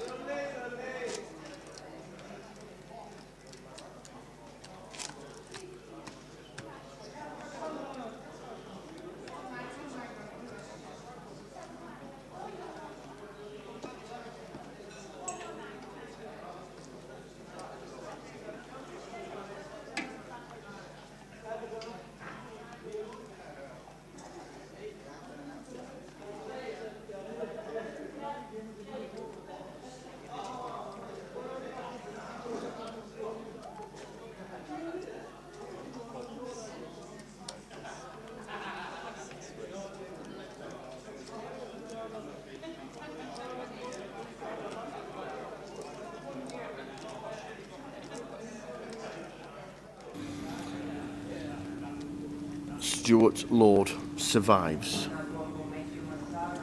So Raggy with the ace-4 in the hijack opens, and now Paul's got some chips he can play, and that's what he's doing right now. Free betting the king-9 suited, love to see it.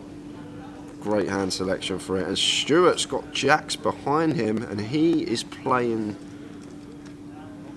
25 bigs. 23 big blinds, so Stuart should just move all in here. And this is unlucky from Paul. He's timed it perfectly, but unfortunately for him, he's just run into it. And Stuart's only got one move here.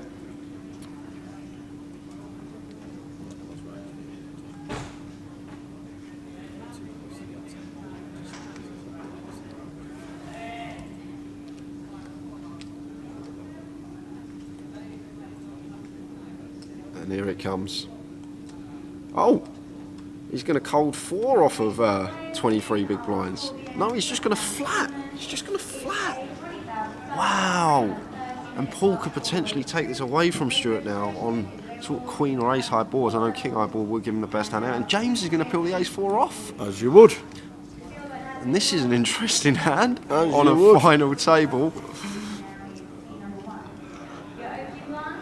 Oh, Wow. flops the set as well.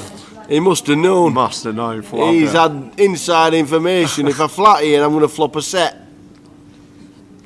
If I'm Paul, I am very cautious about Stuart's cold call here. I'll just take my free card and see if I can hit a 10.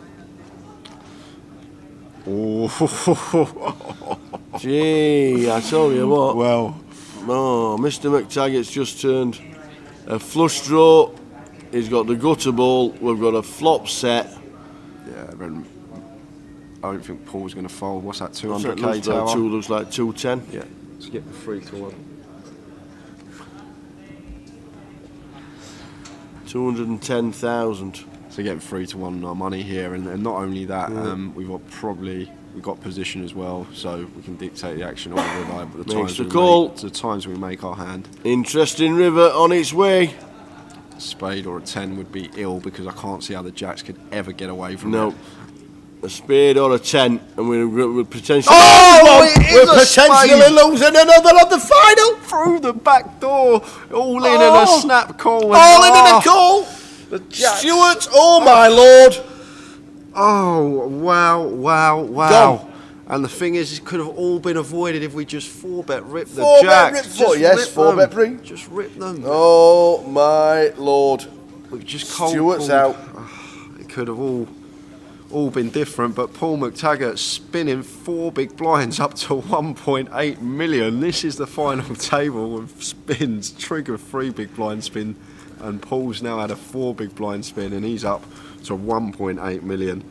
And wow. I wonder if that gets into the compilation of how to play jacks. Well, definitely go on the old featured ad list. I'll tell you that, Tower. That is Just wow. Wowzers. I've been trying to get a cup of tea for the last 15 minutes. I've no chance. No chance. Yeah, it's just gone boom. It's just hands, just like that. We're down to 6. Just a minute ago we had 9. 6 players remaining.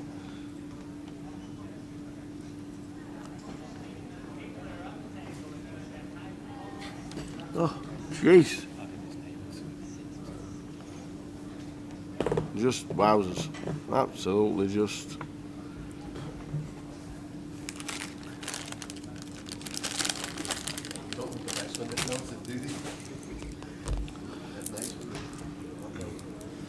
And Paul, that's it. All you need in this game is some momentum and you're off. And Paul McTaggart's got the ladies now. Going to be coming in for a 3-bet here after Yanis has opened hijack with the king jack.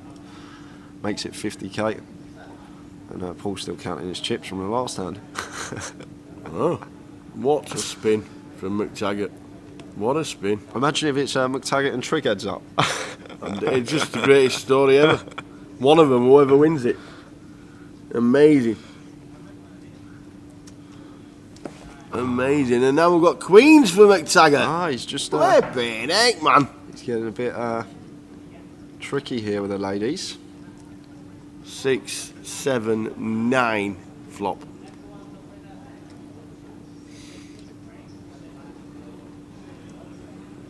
So Yanis checks and Paul should be betting here now. We've got the overpair. We deceptively called pre, and he fires and Yanis out of position here with king high. It'll probably take about 5-10 seconds and then just let this one go.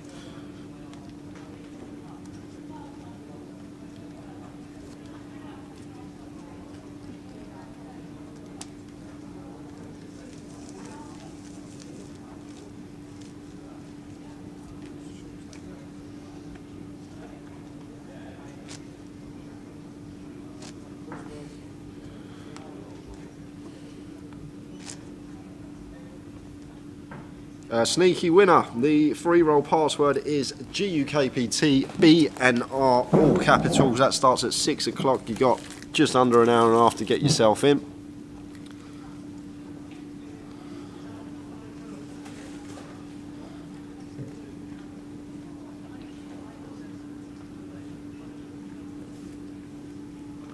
So there's the prize.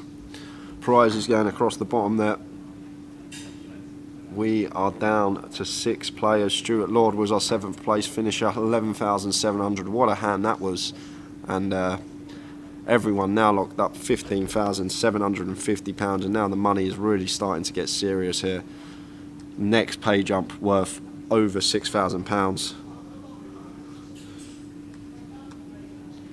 So Jonathan opens the button with the ace jack.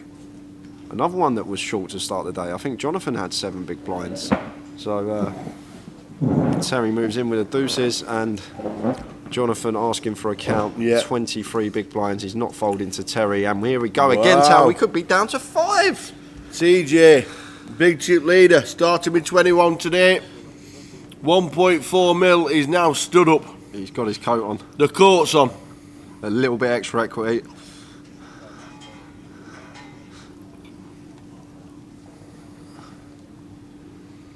So we're off to the races. This is a big flip for both players. In terms of equity, this is a huge flip, but Terry's got the best of it so far. Great flop for him. Just fading an ace or a jack. There's no runners here. And it's a queen on the turn. So Terry... just putting the coat on work. Yeah. No ace, no jack. Oh, it's an ace from space on the river. Buried. Terry Jordan out the door. Why is it always on the river? Just put you out of your misery on the flop. It always comes on 5th Street. Oh. Terry Jordan. My days. Terry Jordan, 6th place, £15,750. Everyone locked up £21,900. Next pay jump, another 12k on top of that. How many's left? 5. It's ridiculous. 5. Wow.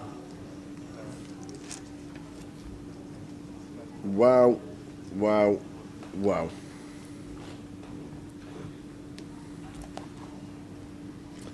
Oh dear.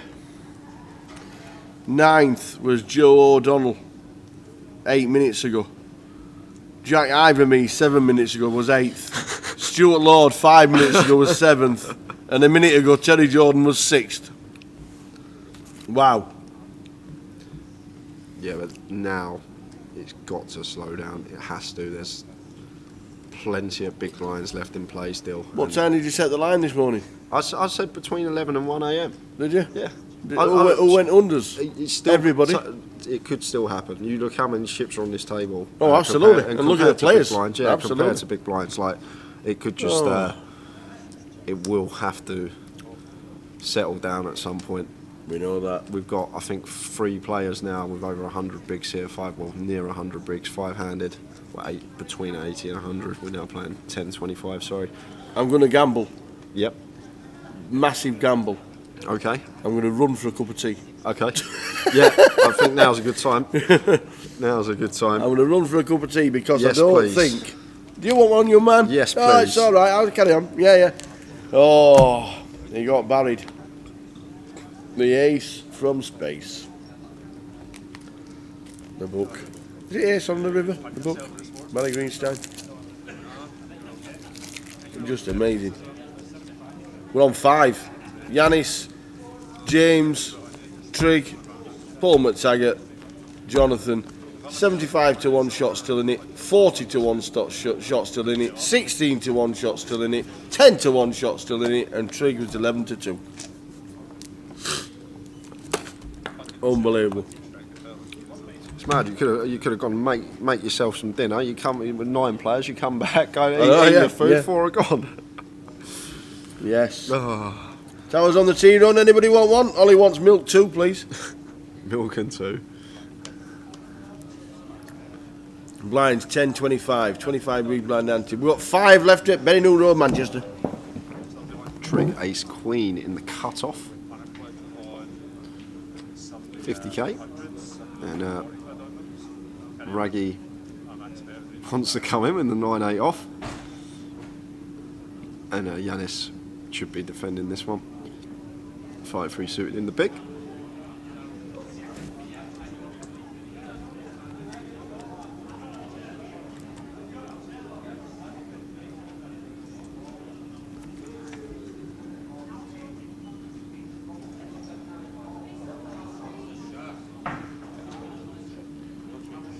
Queen 6-5, 2 club flop, top pair, top kicker for Trig, and expect to see him bet this, but so hard to guess what Trig is going to do. He's always mixing it up, like he can check top pair here, but this time it does choose to bet, and Raggy going to come in with his gut shot.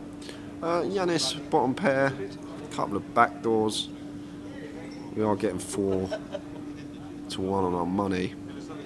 It's a close one, this. There are some good turns for our hand, obviously a 5-3, heart, maybe a 4, but this is, don't mind this, just getting out of the way, letting these two tangle. And a 6 of spades on the turn. Trig going to come in for another street of value now, bet of 175, and just a quick fold from Raggy.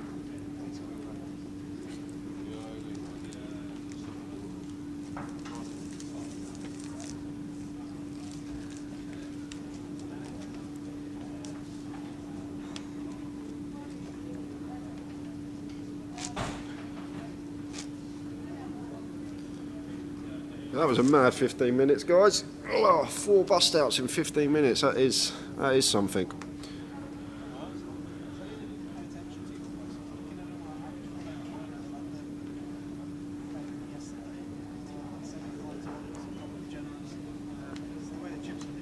Yeah, Sylvia, do you know what I said at the start of the day? I come in, I was just talking to a few people before we went live on the stream, and that's exactly what I said. I said I'd love to see Yanis and Trig get heads up with each other, and here we are with it, potentially a chance of that happening. But that would be the dream. Whether it's going to happen or not, we'll have to wait and see, but that would be some watch. We've got a long way to go before then. I know we've got 5 players left. It's only 3 players before heads up, but it could be another 6 hours, 7 hours before we even get there, because how many big blinds are still left in play here at 5-handed. Stacks are just so deep now for this stage of the tournament. Usually 5-handed at the final table, it's not this deep. It's just because of the influx of bust outs that we have had, as we see Trig continue here after flopping the nut flush draw. Paul McTaggart with top pair, not going to be going anywhere.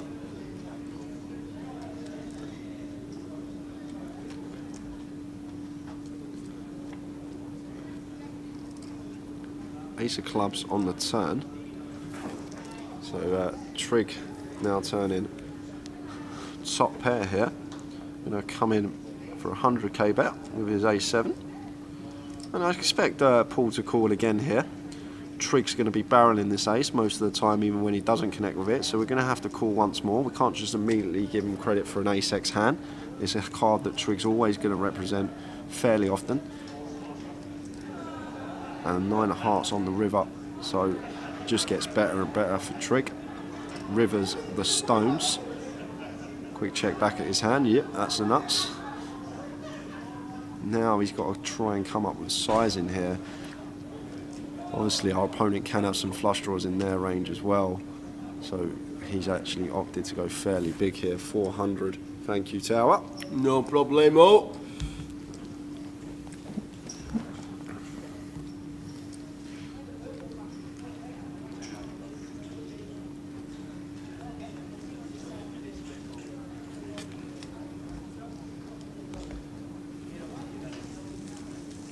I'm not sure when the next break is, Tower, because of the when the final table started. We were already through, halfway through 11. We will find out and let you guys know.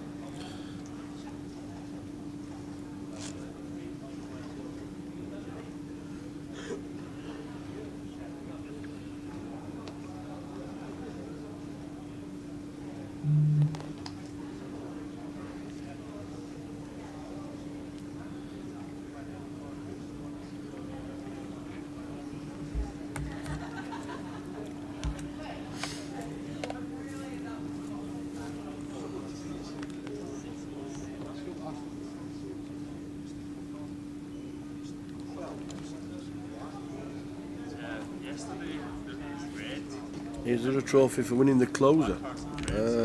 No, just a big round of applause from me.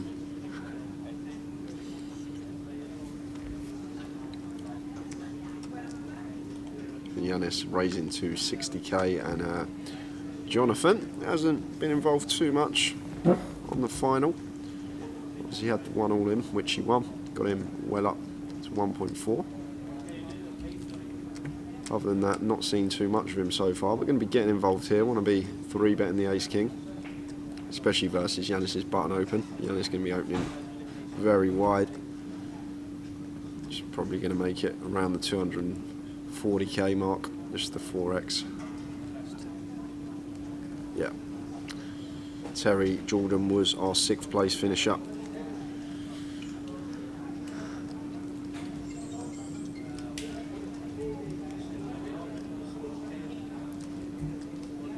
A few things running through Jonathan's head here.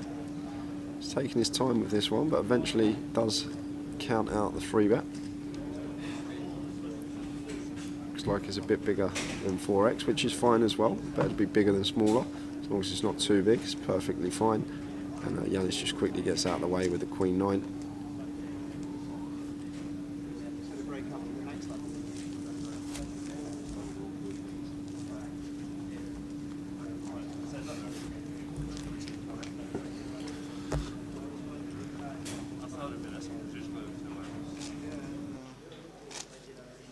Frankie, is it break now or next level? After 25 or? Right, 24, 25.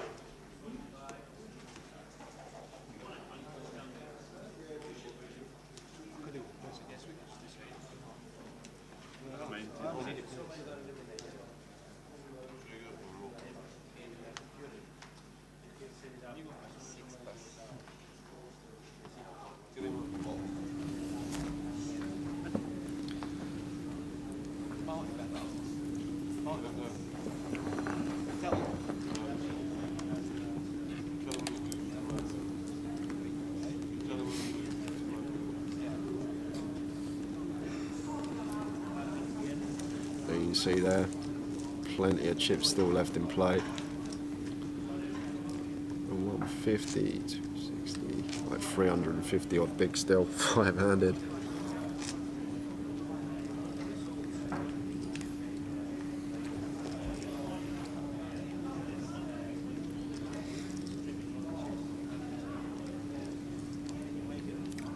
Not bad when you're on a final table tower of a big tournament. The average stack 65 big blinds.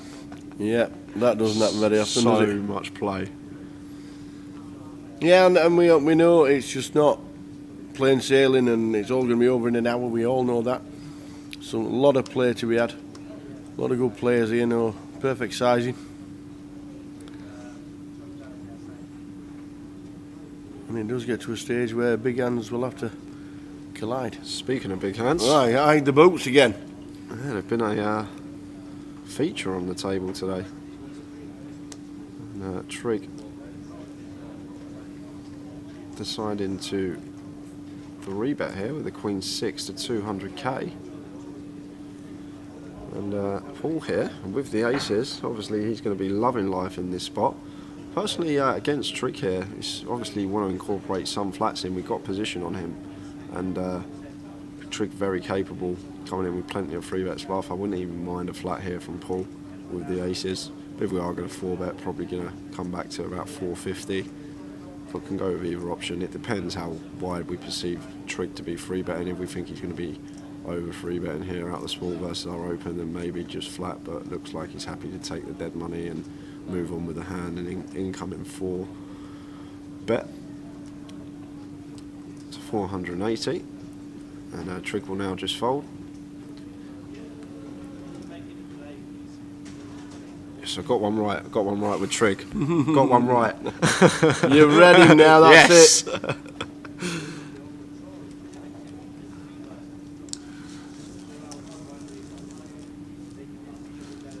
Look at that. Short stack 60 big blinds. Don't see that very often.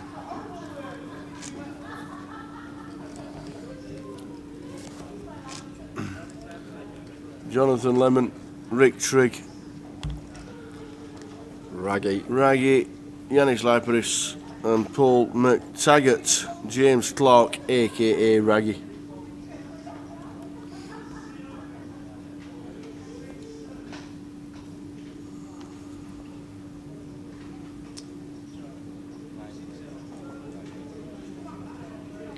So Raggy opening again.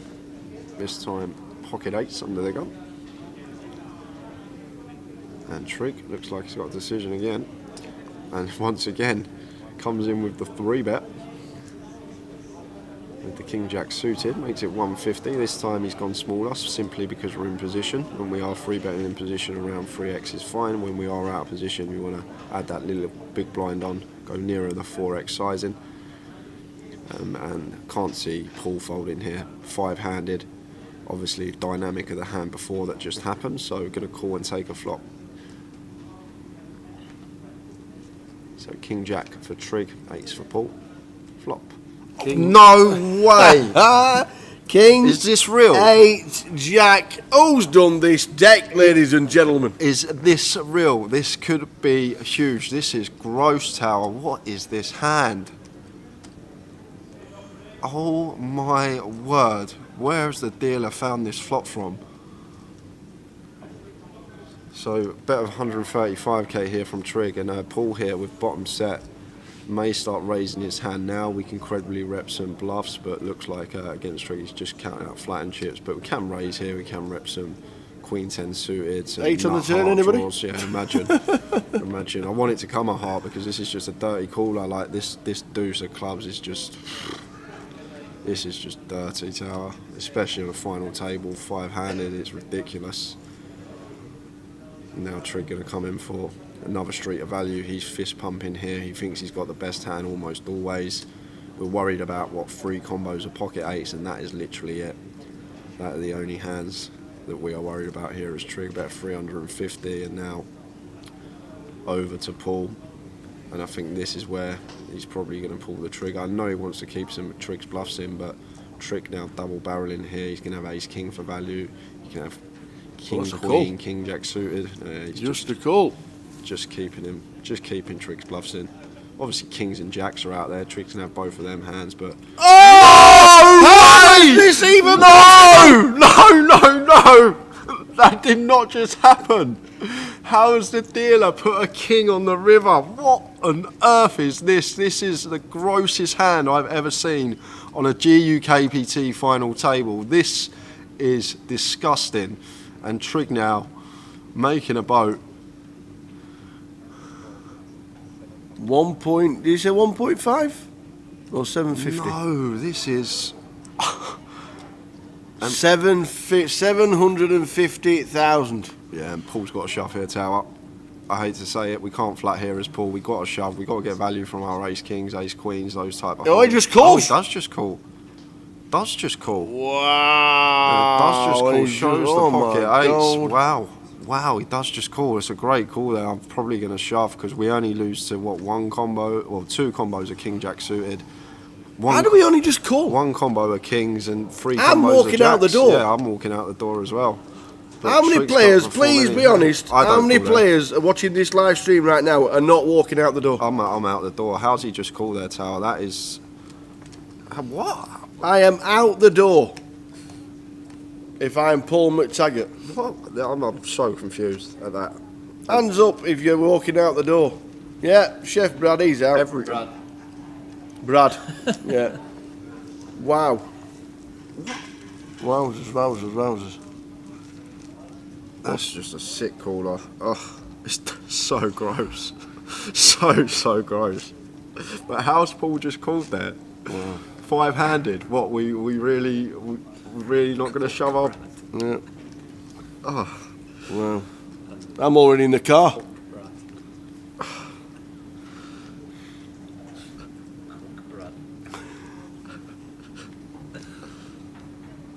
Unbelievable dodge. Oh, wow. Well, we'll have a highlight reel from Manchester. Yeah, God, We might have some new video. There might be a 4-hour segment of highlights from Manchester coming up. I don't understand why Paul's just flattered there. I guess maybe he thinks Triggs can fold Ace King and King Queen. If Paul comes to that deduction, Just in case he's got King Jack. yeah. If he comes to the deduction that Triggs good enough to fold like Ace King, King Queen there, like hands that we're supposed to shove to get value against, then maybe that's why we can flat. But he just snap called it off. He didn't really even think about it. Like, he thought about it for a few seconds and then. Well, Triggs got 4 mil. It was in, but yeah, Triggs just like 4 million at this stage. 4 million. God. Just 160 big blinds on the final table of a GUKPT. Wowzers. Just wowzers. Yeah, if Triggs shoves, of course he has to call, guys. He's not folding if Triggs shoves. It's just the fact he didn't. The thing is, like, Triggs can have Ace King there, he can have King Queen, he can have King 10 suited. That he can obviously have a value. We lose the 2 combos of what King Jack suited, and then obviously the 1 combo of Kings and 3 combos of Jacks. Literally 6 combos we're worried about, and then he's got, well, there's 2 Kings on the board, so he's got 8 combos of Ace King, he's got 8 combos of King Queen, he's got another 2 combos of King 10 suited. I guess it's maybe it just come down to he thought he was never calling. If he shoved, he thought Triggs was good enough to fold one of them hands. That could have been the case, but Paul just found the call there, which I was so surprised to see.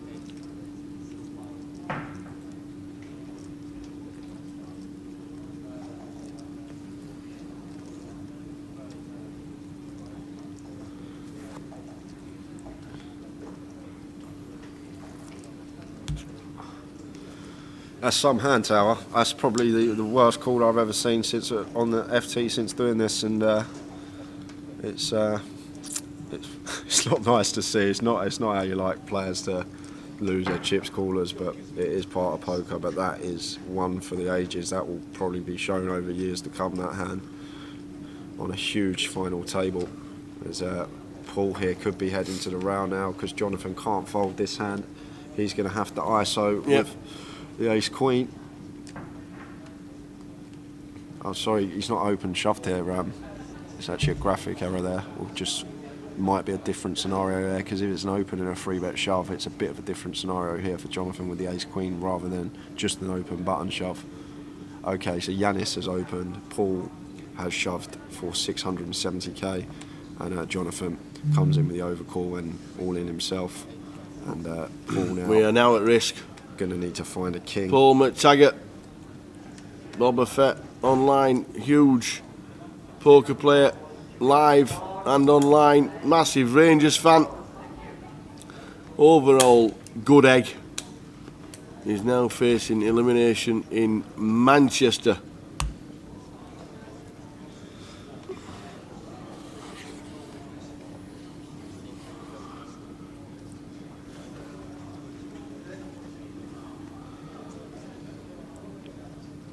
So Paul going to need a king to keep his tournament alive.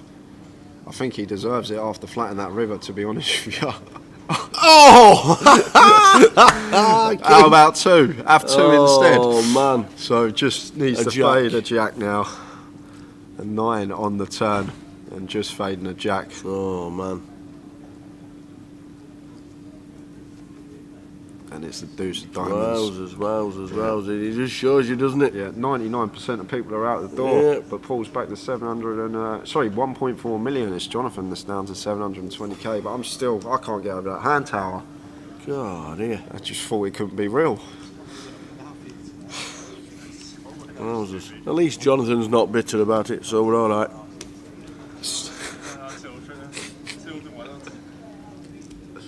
Jonathan Lemon in seat 3. Tower's squeezing them all in today. Oh, I tell you what. You're taking the pith. Oh, Andrade is peeling right now. Oh, I tell you what. Can we stop, please? Yes. Oh. It just shows you, doesn't it? Just the hand, the call keeps him in. He doubles up 2 hands later. He's back over 1.5 mil. It's just, you know, it's just, oh, what a roller coaster.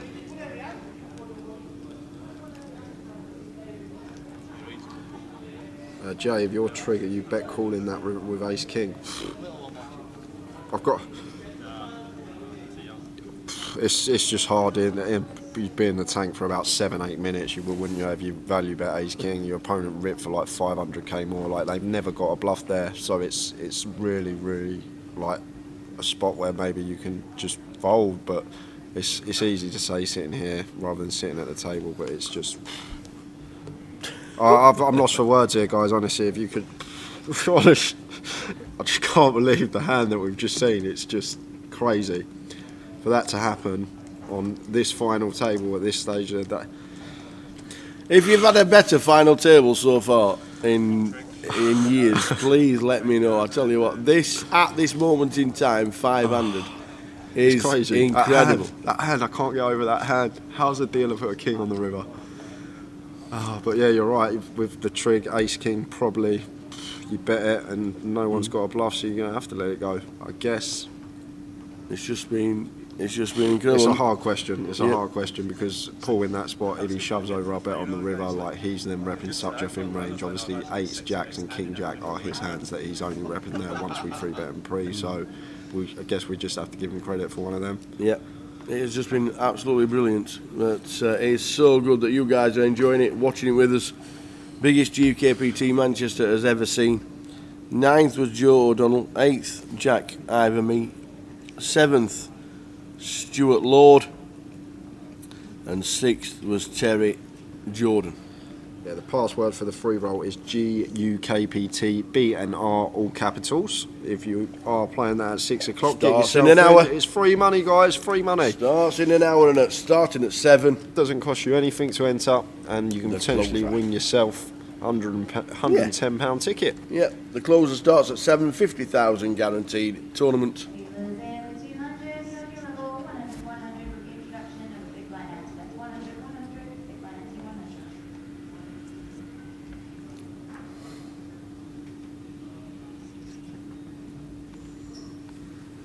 It has been an amazing day so far. Poker Mel's only been watching half an hour after being out for most of the day. You definitely picked a good time to be watching. Yeah, it's some final. Trig's just in the driver's seat though. Look at this, 156 big blinds, 3.9 million. But pay jumps are a lot more serious now. Yeah. 6.15k. Lovely. Added to your head if you don't bust out next. Straight in the back pocket. But they're all playing for that first place prize. £134,250 up top. £91,600 the second, and £54,450 the third. Lots of money involved here.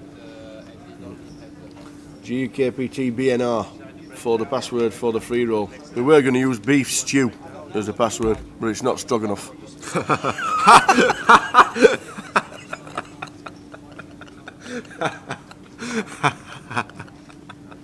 I've never heard that one before. That caught me off guard.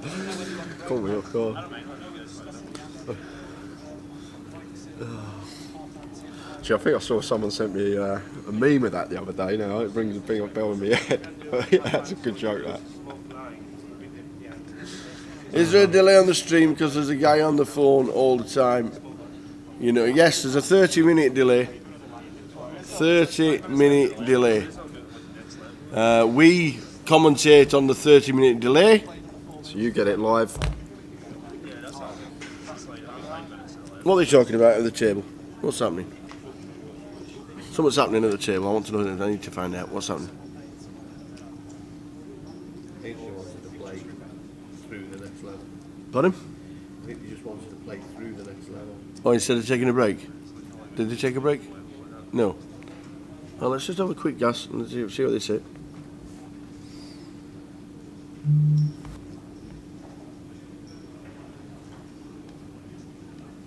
Yeah, we're on a 30-minute delay commentating on the pictures you see right now, so we can chat with you guys in the chat box. This the only way we can use all the chat boxes. We have 4 of them on the go at the same time. GUKPT chat box and YouTube, Twitch and Twitter and everything else. Dan Charlton in the box. Dan Charlton is the man.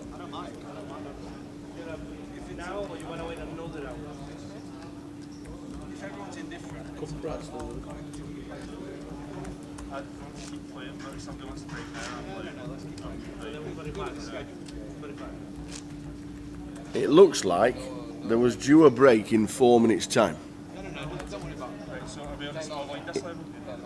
It sounds like they're playing one more level, and then they might have an half an hour break for lunch. We'll see what happens. So it sounds like they're cancelling the break just to see what happens in the next hour of poker. By the sounds of it, we have gone down to 5 rather quickly.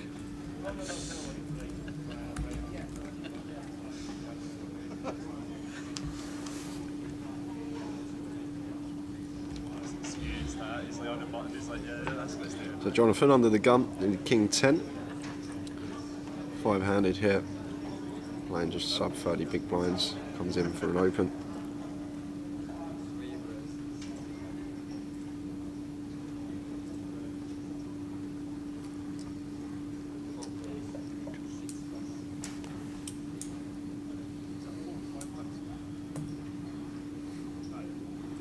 And Yanis with the ace king here.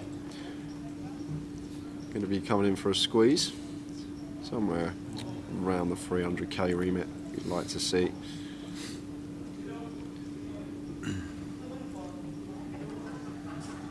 What's to make it 220?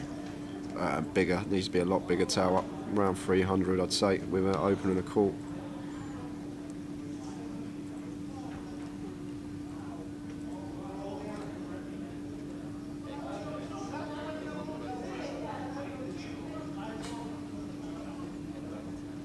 This is when it comes up 220. Yeah, 290. 290. Oh, the hooks for the McTag. Oh, what is going on? There's got to be a murder. Who is this dealer? What? Wowzers. These hands should not be coming out at this rate 5-handed. This is just a treat for you guys. This is not going to happen very often. But we've got another little cooler setup here. There's Paul with the pocket jacks. We've got to be wary as Paul though, because Jonathan obviously sitting there with just over 20 big blinds, well sub 30 actually, just sub 30 because he's opened this hand, and obviously pay jumps are getting more significant now. You could jam this. You don't think? Is that too big? Yanis has played this FT pretty snug. There's half a middle nearly. Yeah, there is tower. I could jam this. The triangle's gone in. It is in. And wow, this is massive again. This is massive again. Yanis. Big decision. This is huge. Oh, wow. He's got ace high. But it is ace king. A lot of people have already snapped. The daddy of ace highs though. That is. It is. This really could be just.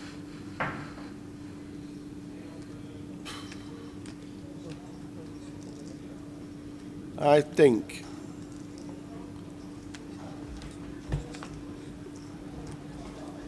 The reason, guys, you're thinking, hold on a minute, Yanis, he's got what, just over 45 bigs here, 5-handed with ace king. Why is he not snap called? And he's obviously thinking about the other stack at the table.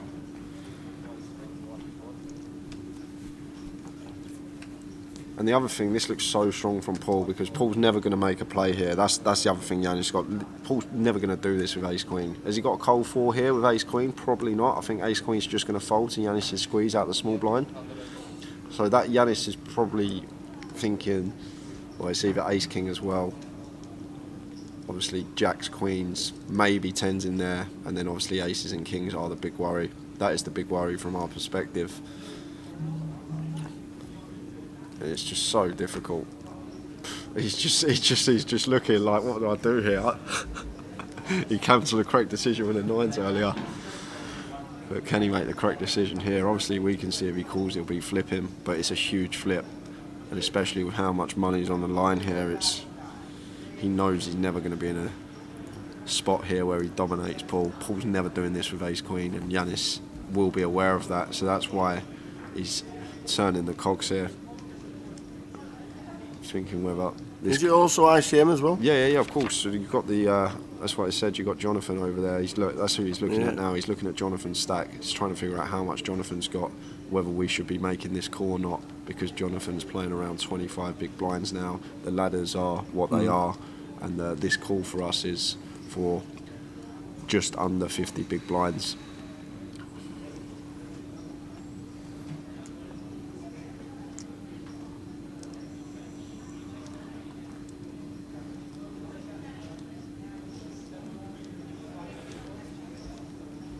I think the longer it goes on, the less likely you're going to see Yanis calling.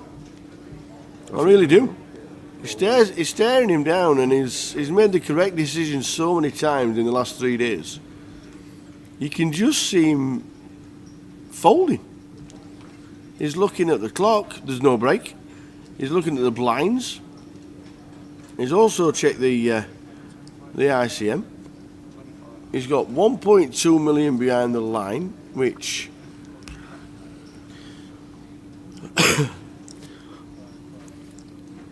which is what, 40 bigs? Yeah, Yanis will be a lot more clued up in this spot than anyone else at the table, though. I think he's been in these situations many a time. He's played many a big final table in his career, and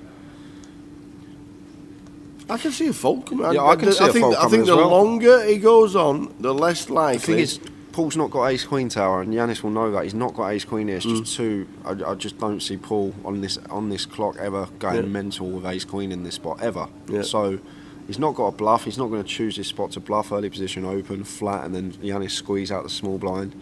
So it just comes down to what other hands are in there, and obviously jacks, queens, ace-king as well.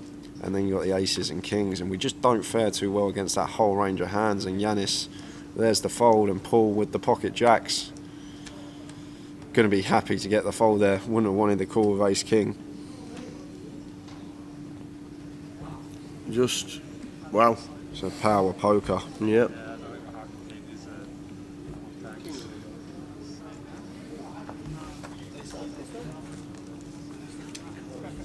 Both answers equally ridiculous. I was comfortable at first, then I started talking about Soros. I was like, don't know. Don't know if I'm comfortable anymore. Yeah, Queen. You're asking about it. I think it's worth it.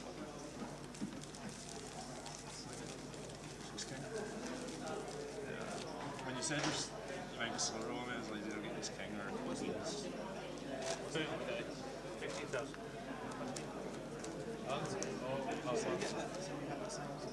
What? Oh, never.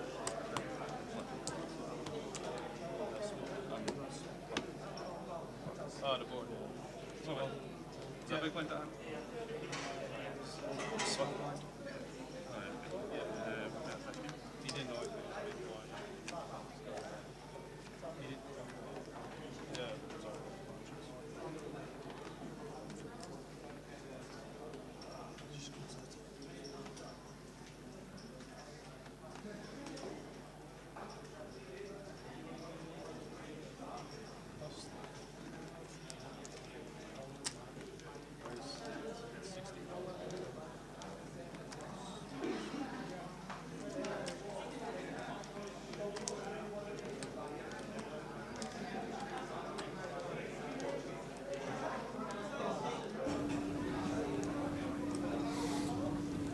So as you can see, scrolling, that's what we're playing for. £134,250 up top, 91.6 for second.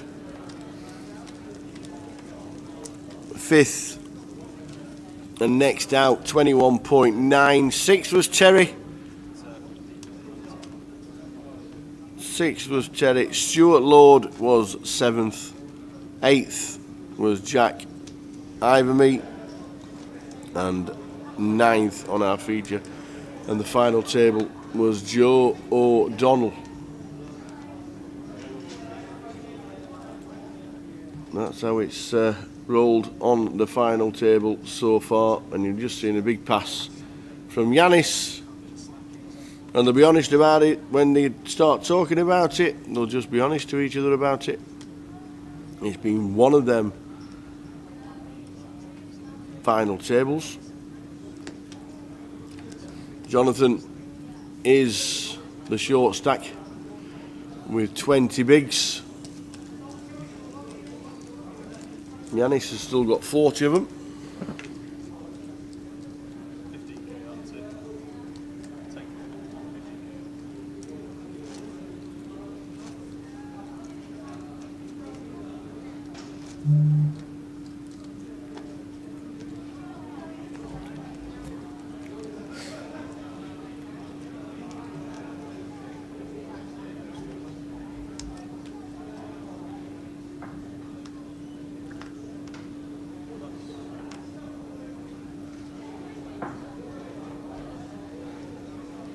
You could have got 40 to 1 on Bob Paul McTaggart.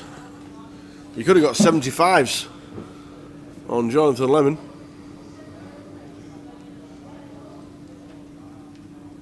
A lot of money went on Trig, I'm guessing. We'll find out from the online team tomorrow how the bets went.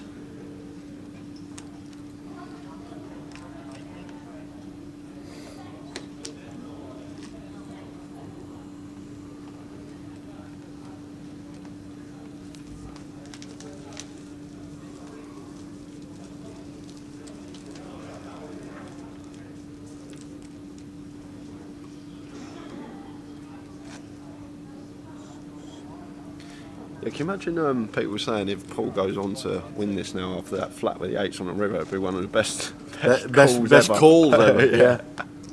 Absolutely.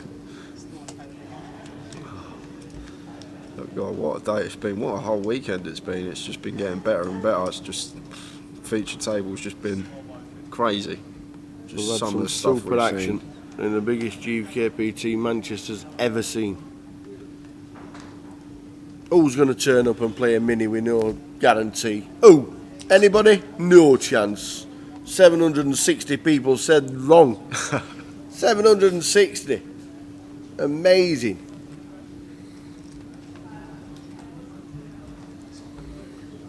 The mini, 43,000. The 30-30, 43,000 up top. Yeah, it's a trig on the button here. Pocket nines, Raggy, 7-8 suited. Makes the call. Ace Queen 4, 2 diamonds. Check from Raggy. Action over to Trig, who checks back.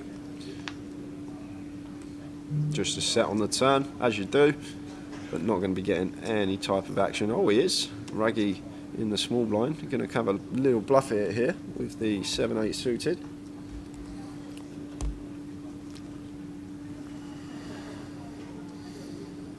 To be fair, nines have not missed this tournament.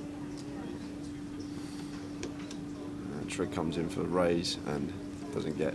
How long till the break? They declined the latest break, so the 15 minutes that should have happened at the end of, or at the end of the level, is not or didn't happen. I've lost track of time. When was the final? Went to the final come back from the final at 20 past, and we're halfway through a level. Well, they declined the latest break and they're pushing it back an hour. Don't forget, 4-handed, they go to a 45-minute clock.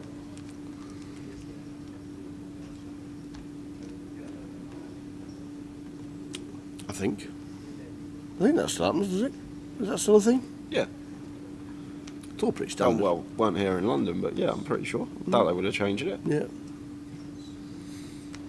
Sleeker's just going to play more hands four-handed. Yes, that's all it is. Mark Thompson says Yanis will beat Trig heads up. That's a big statement. Yeah. Trig yesterday was on 3 big blinds at 1,000, 2,000. Paul McTaggart on 4. Today was on 4 big blinds. Jonathan Lemon with the blinds at 8. Can't remember.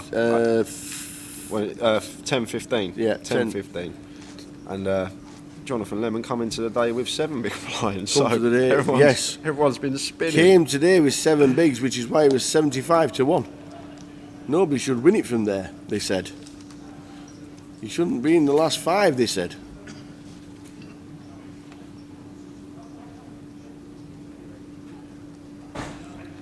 So I'm just hoping for more and more of the same, because it's been so good to watch so far, and Yanis going to have an easy open here on the button with pocket 9s.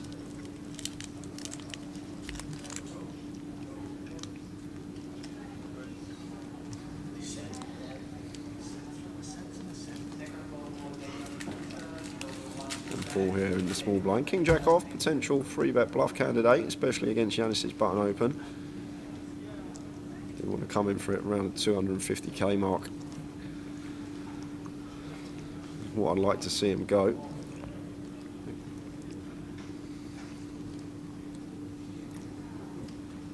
He's gone.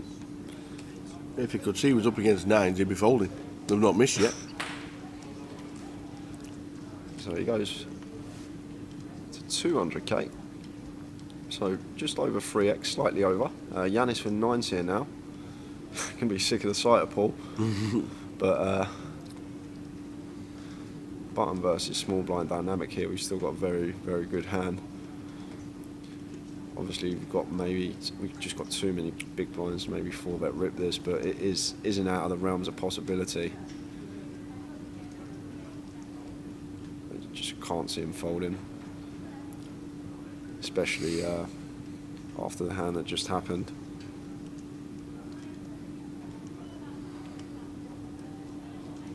Like it's going to be, most of the time I think he's just going to call here, but we can 4-bet rip here as Yanis. The one thing we won't be doing here is fold. We can't fold 9s here to a 3-bet 5-handed after opening the button. If we start folding hands like 9, I know Yanis is never going to do it, but if we start folding hands like 9s, Paul can just 3-bet pretty much all of our button opens profitably with any 2. So it's either going to be a call or an all-in.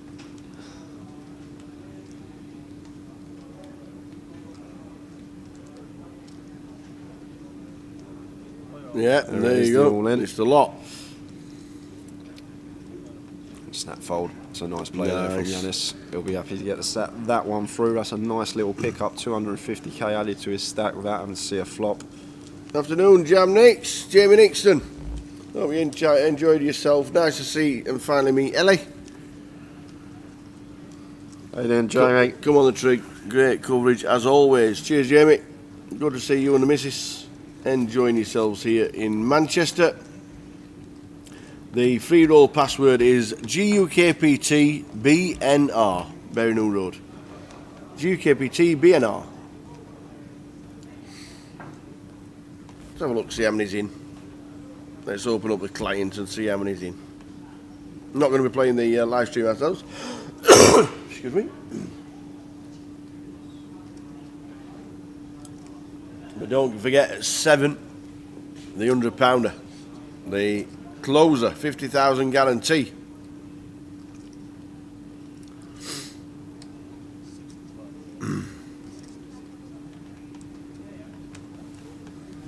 GUKPT BNR.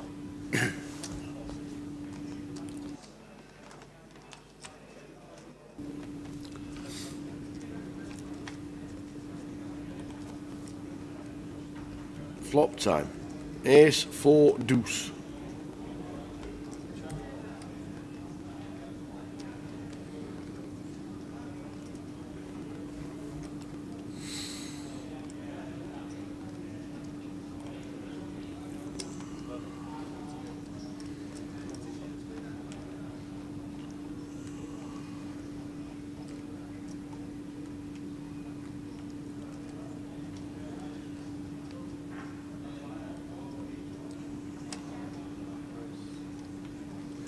£123 currently in the live stream free roll. £250 in tokens, all GUKPT tokens. £110 ticket to the winner. 55 for second and 30 for third, and then they drop down to 16 prizes. is to the Wiz. Asked what happened to Terry. We lost Terry. He got unlucky actually. He got a bit unlucky. Got it in with the best hand. Got 3 rivered, and Ace come on the river against Ace Jack, Jonathan Lemon, and he was out the door. So his password is incorrect. Is it all uppercase? Yeah. Is it all capitals? It's all capitals. GUKPT BNR, all capitals. There you go. Oi, oi, Andy Hill's in the chat. No way. Yeah. Go the twig. The man, the myth, the legend. How are we doing, Mr. Hills? Why have we not seen you? He won this event in 2017. I know. Not going for another title. Not the same without you. Coventry, 2 weeks' time. Starts 2 weeks today. Woo woo! Run to the hills. Andy's in the building. That's what we were saying next. So Braggy raised it up with the 7s. Blind on blind versus Trig after Trig's complete. Gonna take that one. I'm sure we'll see you soon, Andy. Coventry on the horizon.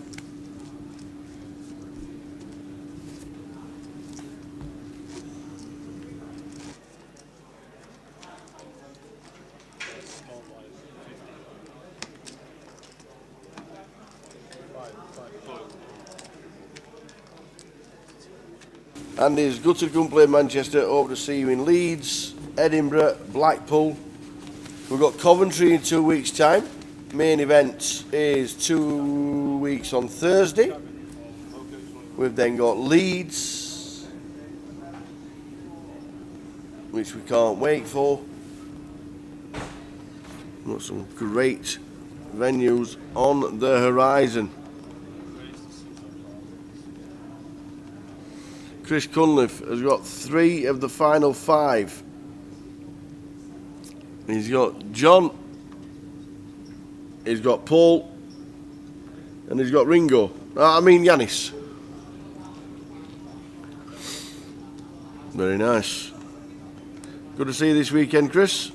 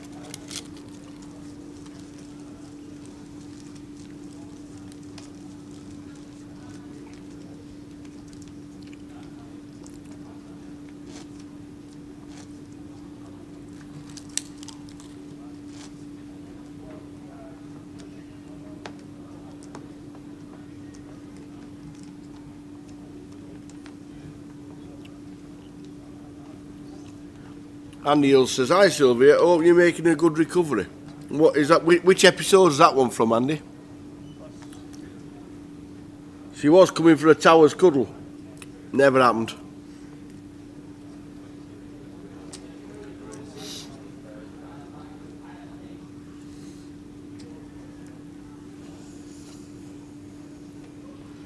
Good luck if you're all on the grind. A lot of poker played online on a Sunday. We have a free roll at 6 with the password all uppercase GUKPT BNR, and then the £50,000 closer starting at 7.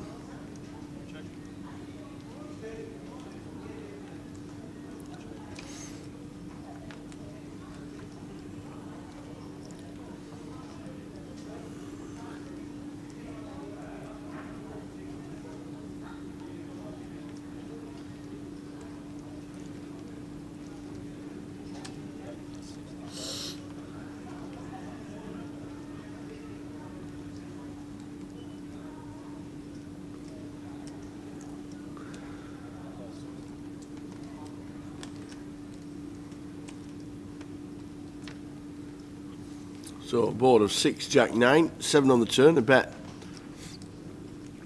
of 60,000 called by Trig. 3 of spades hits the river.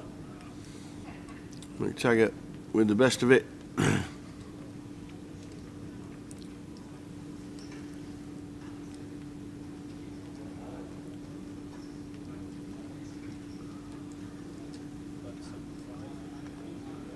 a snap fall from Trig.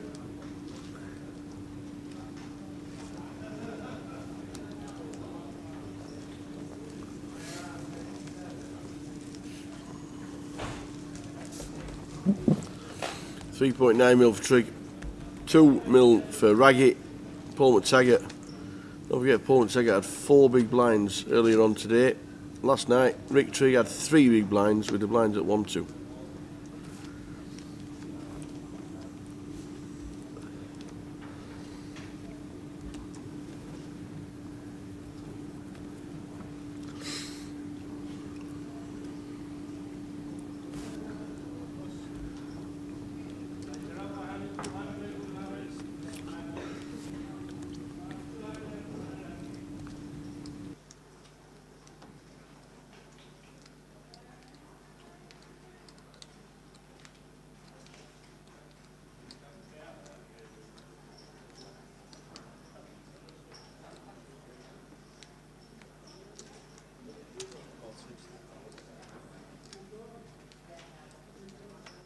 Yanis has flattered kings. Yeah, great timing for it as well, because obviously 3-bet would have got through, but I do like stuff like this. I always say it on stream, people playing their hands tricky. 10, 4, 7. So Raggy checks it over to Yanis, and we're going to have a pretty easy bet now with our kings on the 10-7-4 board. Raggy's going to call once though. He's got a 4 here and some nice backdoors.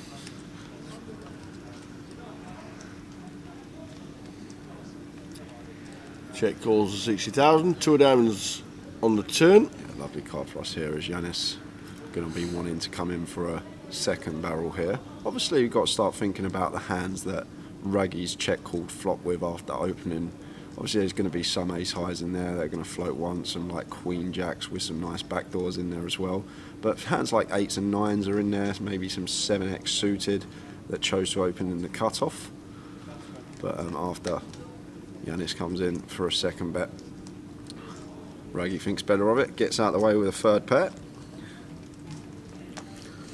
What an amazing final table. Great action, says Mark Byro. I'm watching on Facebook and also watching in Portugal.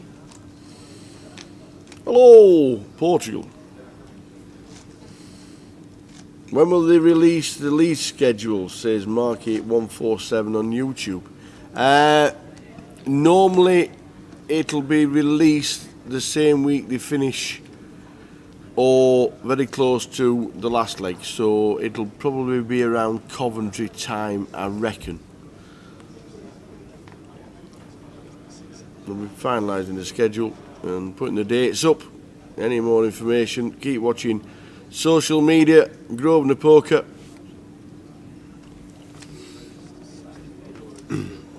But it'll probably be Coventry week when the schedule gets released.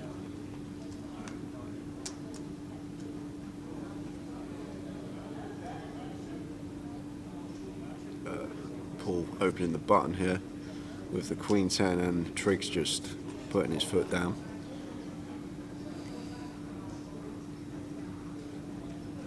Just throwing in a random hand here for his 3-bet bluff. He's got all the chips and using them wisely, back over 4 million. Gio Usun says UFC 266 looks like being cancelled. I don't know where it's at. You have to let us know. He's got tickets, but he can't get in. Well, you have to let us know where you can't get into. 5 left, main event, GUKPT, Berryhill Road, Manchester. An amazing event, amazing turnout. With 5 of 472. I'd love to see it. And Gary's still stuck in the Travelodge in Burnley. He's been there all weekend. There's Gary. It's a happy place. Wasn't happy for us. We had them on the treble. Yep. They might struggle this year, Burnley.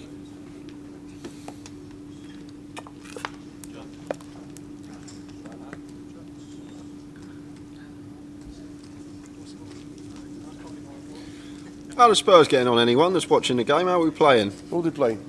We've got City. City? Yeah. There's been some big games the first weekend of the season. I know it was 0-0 at half time, but anyone let me know how we're getting on? We're playing all right? Or Man United Leeds. That was a huge game, wasn't it? 0-0, quite even. Oh, UFC in Vegas. Wowzers. Yeah, we're struggling at the minute, aren't we, to get to Vegas? I was trying to get over to watch the Dolphins. That's what I like to hear, Kev. Apparently we're playing well. It's unlike us against City. Yeah. It's got a good record against City. Razor Kev, who did you want your pound with this morning? He asked me to put a bet on last night because I owed him a pound because I lost a bet. And he did tell me in the chat yesterday. I then said, you have to remind me. And he then said, well, he didn't then. Oh, yeah, obviously it's Trig. Nice chip leader. Obviously. Okay.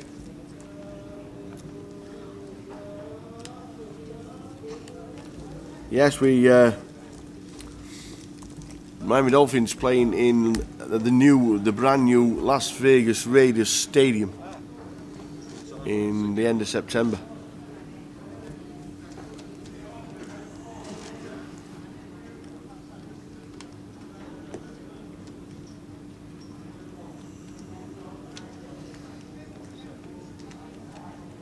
Daniel Leather says no Kane. Why is that? Is he injured? I don't know.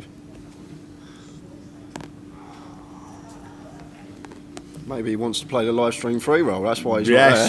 20 minutes to go, Harry. If you want to get in, password is GUKPT BNR, all uppercase. If you want to play it, Harry, you can.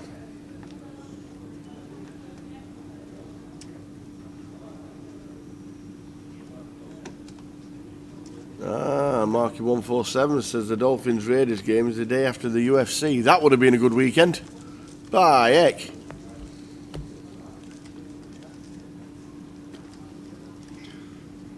Yeah, look, things as expected. After we had them 4 bust outs in 15 minutes. Yes, we said, you said exactly that, didn't you? Yeah, it's going to slow down. It just had to. It couldn't continue.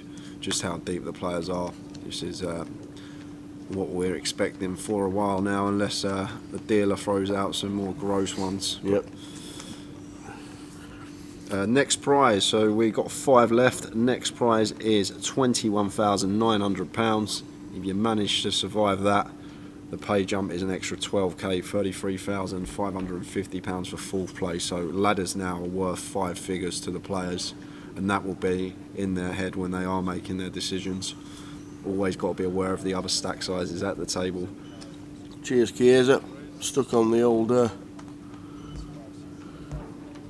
Nightbot.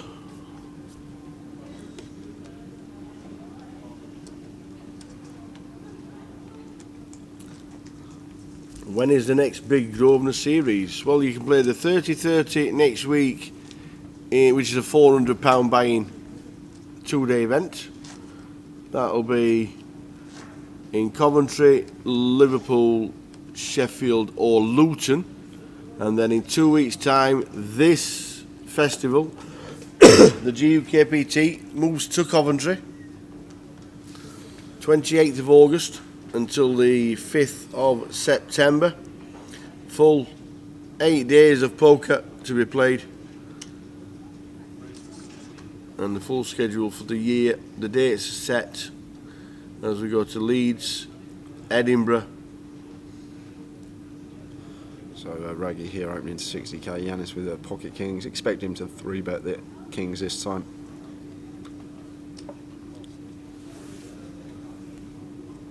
No, but he's just flatted again. Just flatted again. Why is this with the flat in the kings? It's just for the deception. Tower with 5-handed. Obviously, players are going to be opening a lot wide. He wants to try and potentially play it dicey in position against Raggy and get win a decent sized pot. Obviously, when we 3-bet a lot of the time, he's going to be folding a lot of hands to us out of position, so we're just trying to keep him in, keep our range very wide. And as well, what it does for us, once opponents know that we can have overpairs in our hands here as well, like when we're playing against them on flops, they know we can have these hands, so they have to put them in our range, and helps us when we're running bluffs as well, because we can represent more value hands in certain spots. Yeah. But Raggy will draw 2 overs here, going to make the call on the flop.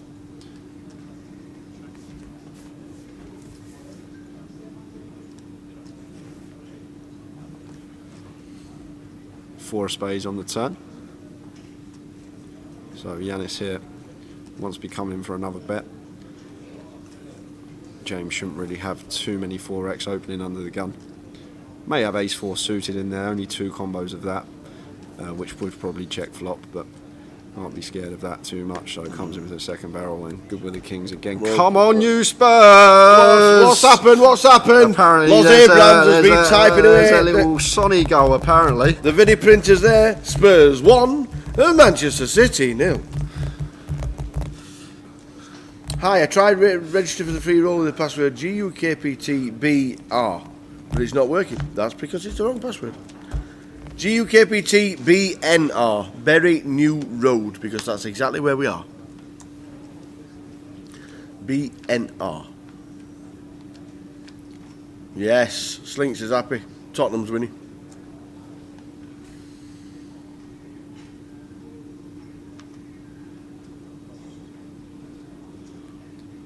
I didn't know Sylvia supported Spurs.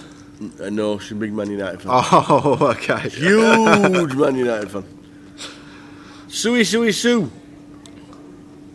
are there any satellites for the 3030s? There's plenty online. Loads of satellites for the 3030s online. And also, if you play the satellites, you can also get yourself into the day 1 online leg. And then if you manage to bag yourself some chips up at the end of the night, you can then decide where you want to play. Grosvenor Poker for the satellites for the 3030. Everything is UK based. Alan Oakley on YouTube says Spurs are 1-0 up. Pete Smith on Twitter said how.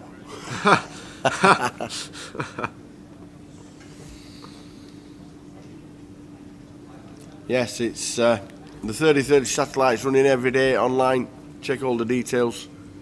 UK based players only.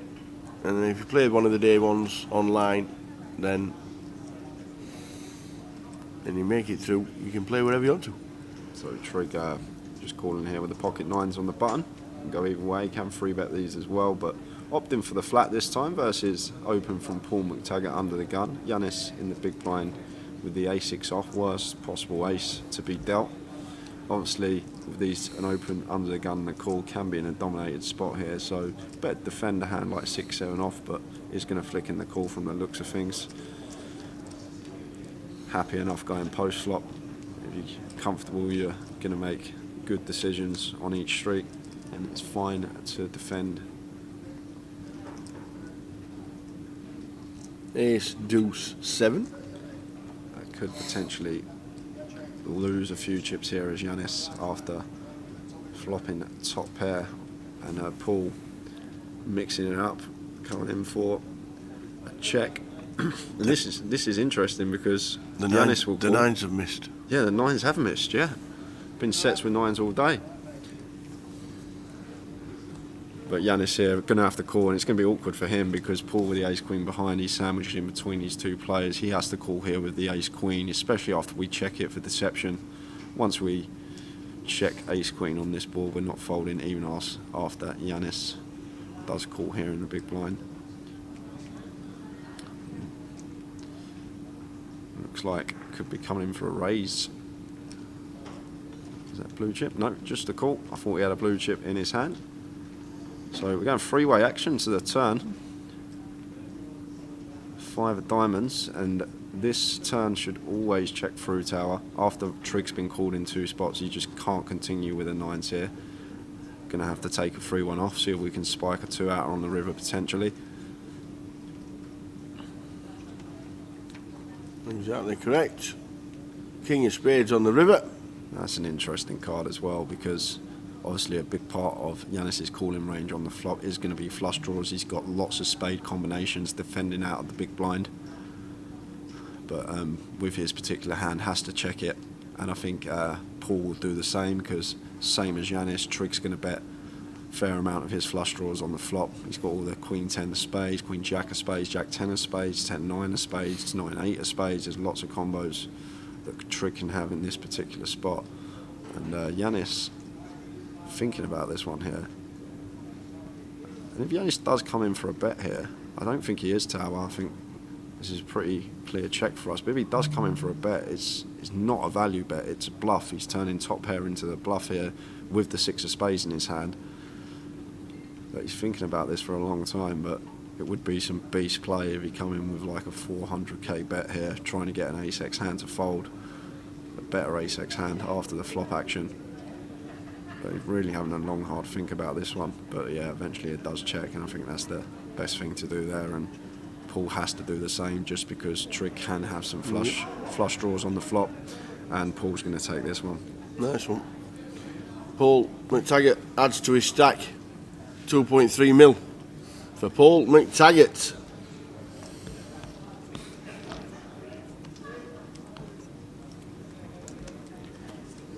Spurs are winning 1-0. Kane will be stopping.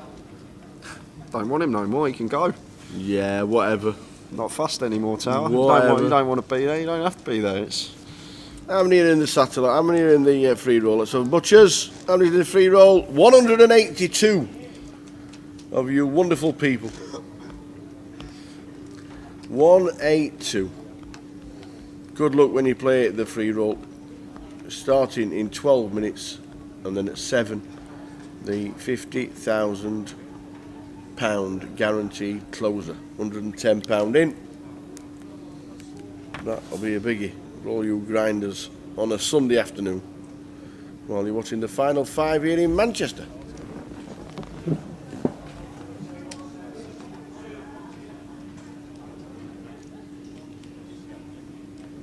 So Trig opening cut-off, ace-5 suited. Raggy chooses to just flat ace-8 here on the button. Can opt for free bet versus Trig's cut-off open. Trig's going to have lots of hands. We've got an ace for removal effects in our hand, but just wanting to see a flop in position. That's going to bring Paul in with the suited queen in the big blind, getting a nice price on his money.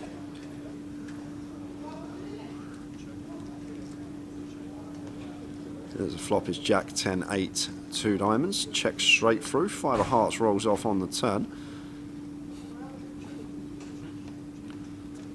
So 2 players turning bottom pair. The ace-8 still the best hand here though, and this one checked all the way around to Raggy, who is now going to come in for a lovely little value bet here on the river. Knows that he's going to have the best hand almost always here once he's checked him 3 times. Expect either Jack X or 10X to come in for a bet on the river, so once it's checked to us, an 8 with a nut kicker should be the best hand. And I'm going to put Paul in a little spot here. Paul with a 5, had 2 pair himself, and he's going to pay it off in a really, really nice value bet here from Raggy. And doubt Trig's going to overcall now. You might have seen Trig call. Oh, he's going to.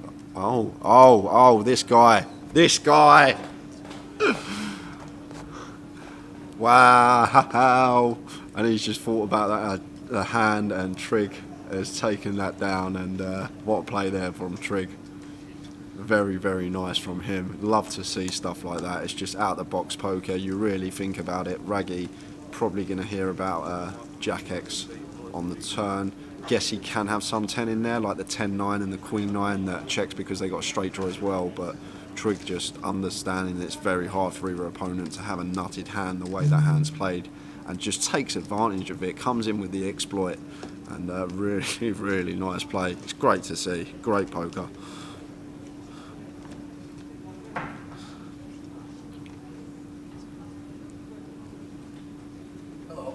Hello.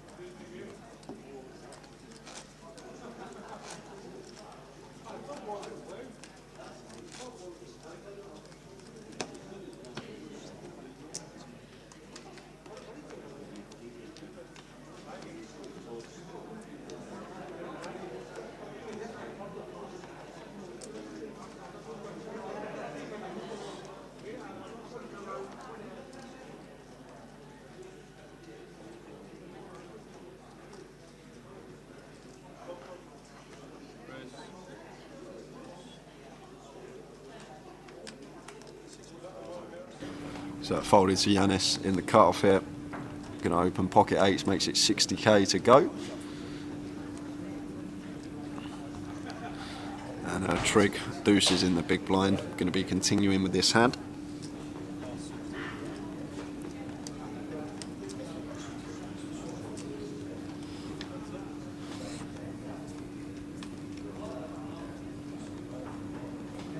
King, Jack, 4, rainbow. Neither player flopping their set, but Yanis still with the best of it. And this board going to be better for him a lot of the time than it is trig, being the pre-flop opener. But with 2 overcards, going to come in for the check behind as the 6 of hearts rolls off on the turn.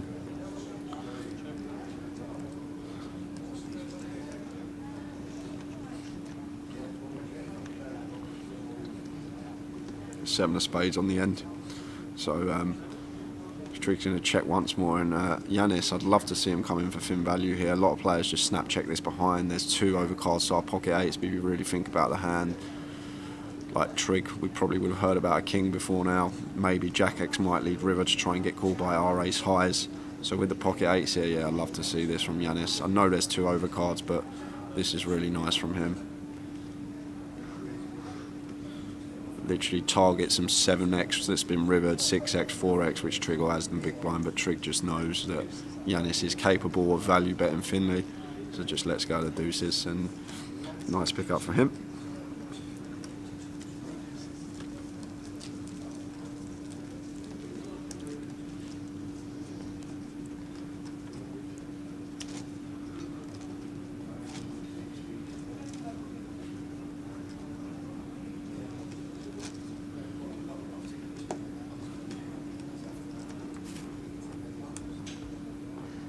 So we've got 5 minutes, guys. Get yourself into the live stream. Free roll, it's free money we're giving away. Password is GUKPT BNR, all capitals. That's kicking off in 5 minutes time.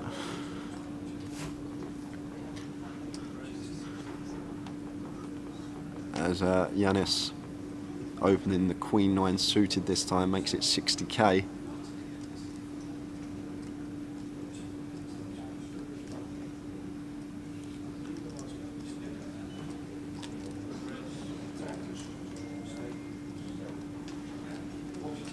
Trig 3-betting the 7-5 suited to 250k, and Trig really putting the foot down now. He's played so well on this final table, it's really good to watch. I'm enjoying watching him play. It's just amping the aggression up, but it's just not random aggression, it's timed aggression. It's doing it in the right spots.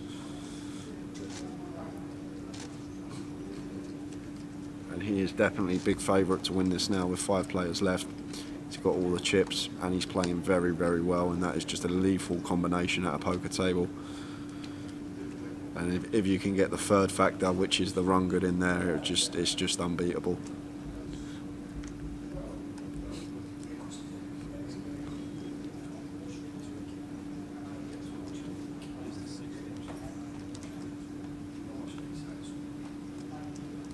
So Trig again, 5-3 suited. Opening up, and Raggy in the small blind makes the call with the pocket 4s, and Yanis has to fold this one. Can't defend all our hands in the big blind. There are them trash holdings, even though I'm getting a good price. Just want to let them go. So it's going to be heads up. Queen 10-6, 2 clubs, and I think Trig's going to be betting this board almost always here with 5 high, stone cold bottom of our range. Got to maybe come in for a 1 bet, but once again, fools me as the Queen of Spades rolls off on the turn. And once again, Trig just happy to give up now. I think he's seen this board texture and obviously says we'll get on to the next hand. We'll let the Raggy have this one. Okay, maybe not. Maybe not. Now comes in for a river bet, and Raggy with the pocket 4s just pays it off and makes the call. Bit of info. Bit of info? Yeah, there's a break after the end of this level. Okay. And they're going to take 20 minutes for a sandwich. Okay. When's the end of the level, Tower? Just out of interest. Yeah, about 20 minutes or so, 25 minutes. Perfect. You know what? If it's that, I might even be able to catch the last 10 of the Spurs game. Well, what do you know? Are they still winning? 2-0. Oh no, should have been 2-0.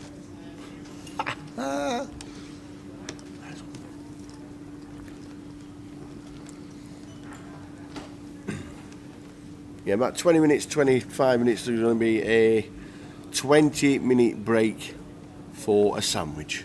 They don't want a full dinner break, they just want a quick break for a sandwich. So that's been agreed by all players. 1530, 15,000 as a big blind ante.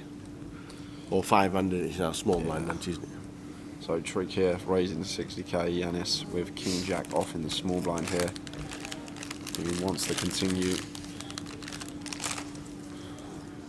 Probably going to free bet this, but may just choose to let it go. But Trig's open, like he just saw that Trig open 5 high, he's just going to call. Not going to free bet. 1.5 million playing 50 bigs.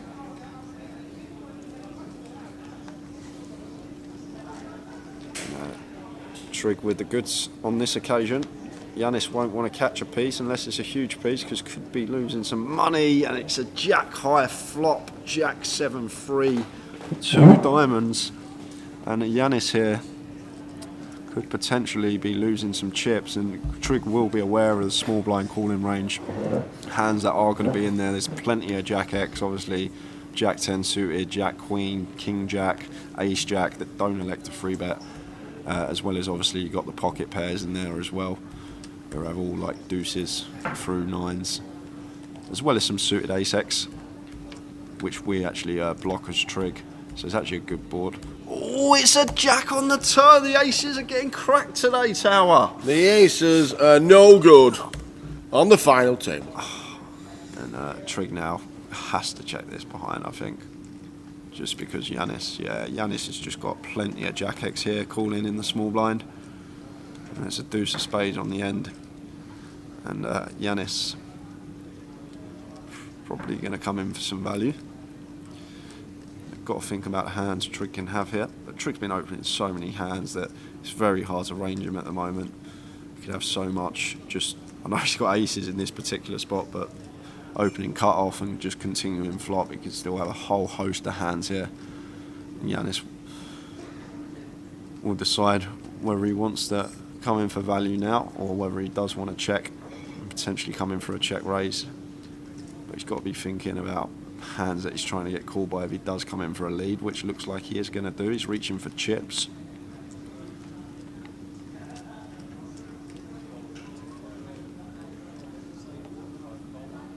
And Trig makes the call, he sees the king jack. Ace is no good.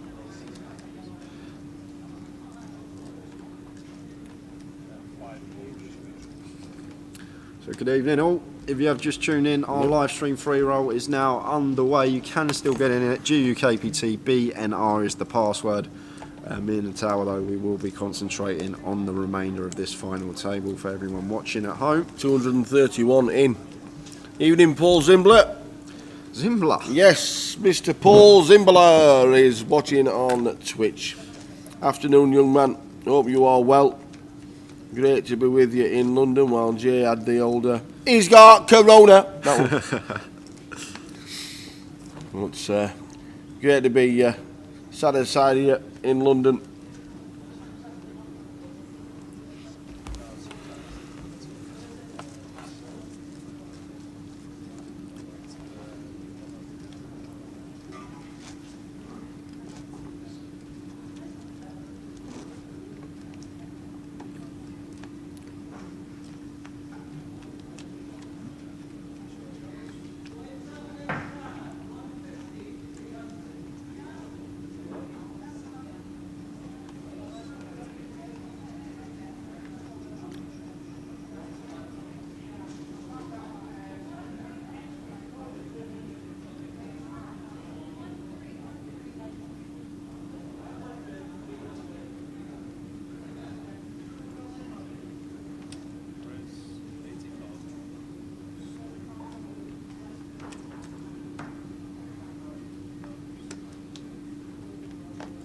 So Yanis ace queen on the button, raises to 80k.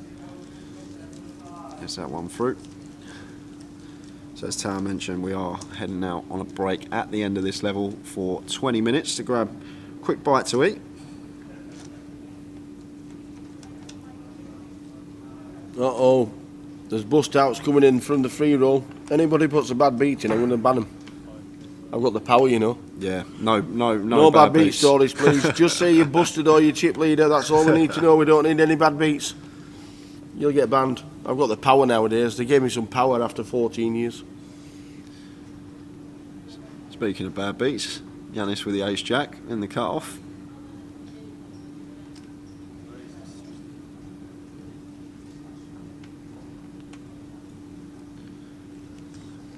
How many's our short stack down to? Still a fair amount. 89 bigs? 10 bigs? What's he got there? 380, I think. So around, I think, just under 13 big blinds. Tower. Ace, jack, king, rainbow. So top and bottom for the ace jack, but trig.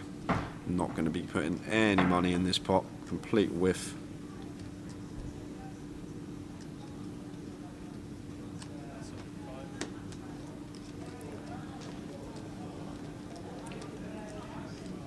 Phil Monk says, who's going to win it from here? What do people think?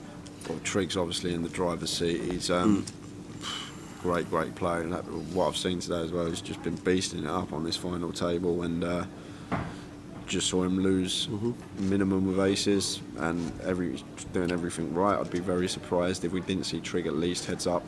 But he's definitely got to be big favourite now. Yep. But if Yanis can get some momentum going and some chips, he's no stranger to these situations. He's definitely a good shout.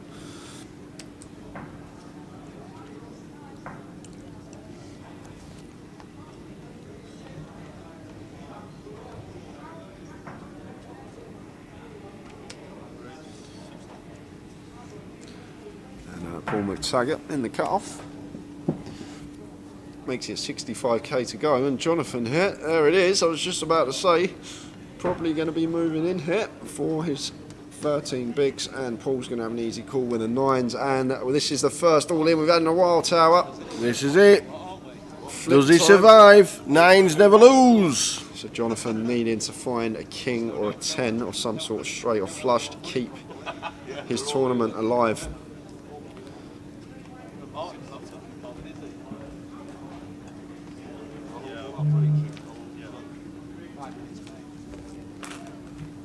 Well, that's that. Unless it's you running. saw the king first as well, and then he peeled off 2 nines for quadroonies. Running straight flush? Oh, or running kings. We actually had 2 running back doors there.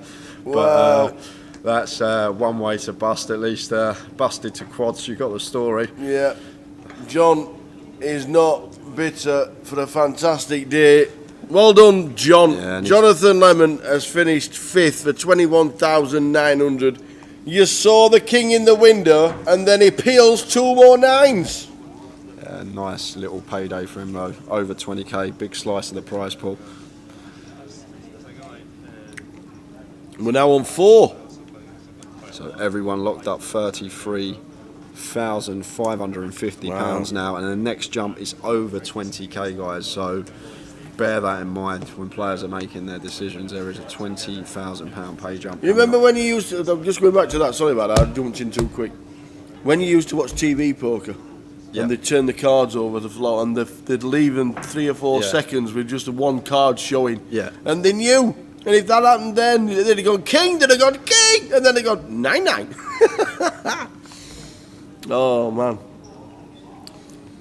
So 33 locked up, as Jay has just said. That's more than some GUKPT wins. Yeah, it is.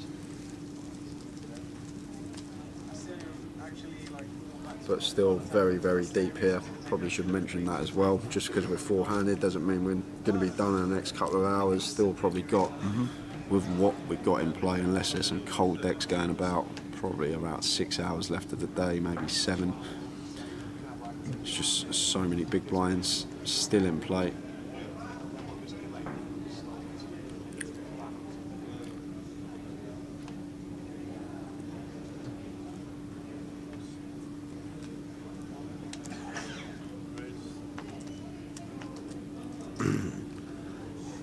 George Eade says, anyone else have an issue with the software on the Mac? I didn't think it was available. Can only see half the screen on the app. I actually didn't think it was available at all on the Mac. If it is, then good on you. But I actually didn't think it was, George.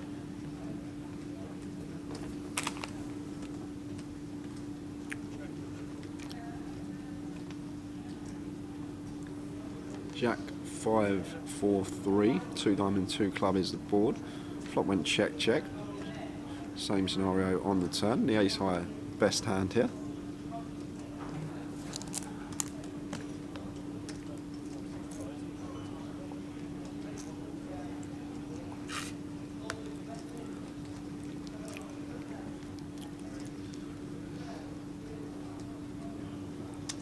Any value bets about with ace high?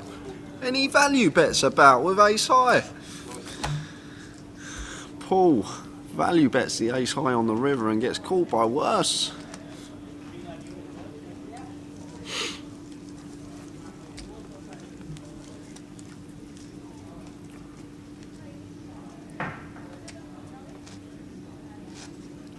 Tristan Chaplin said he had 5 bets this morning and 4 are still in. Oh, so basically you've won, Tristan. One of your bets is going to win, but you obviously want the best price that you had to win, which I'm guessing was Paul McTaggart. 40 to 1 he was at the start of the day. 16's on Raggy, 10's on Yanis, 11 to 2 on Rick Trigg. I wonder what price he would have priced himself up at, because he does books for different people.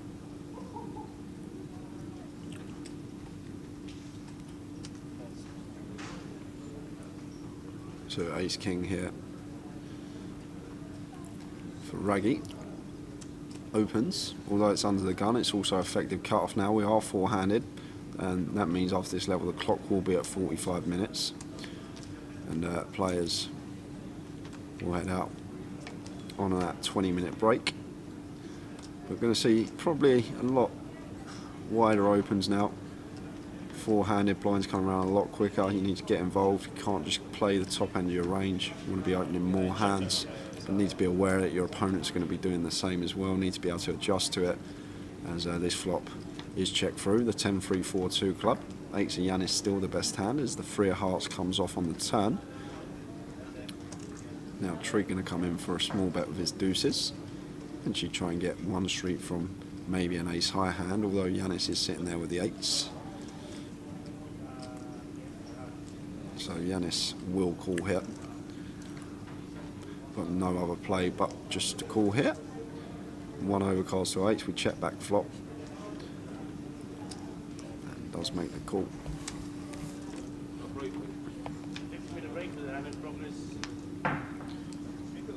It's the ace of spades on the river.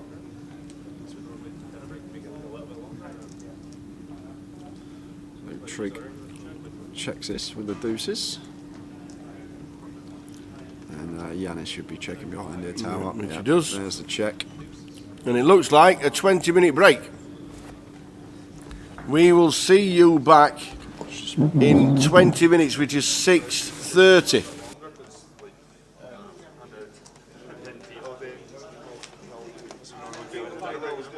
We'll see you back in 20 minutes. The guys are taking a quick sandwich break.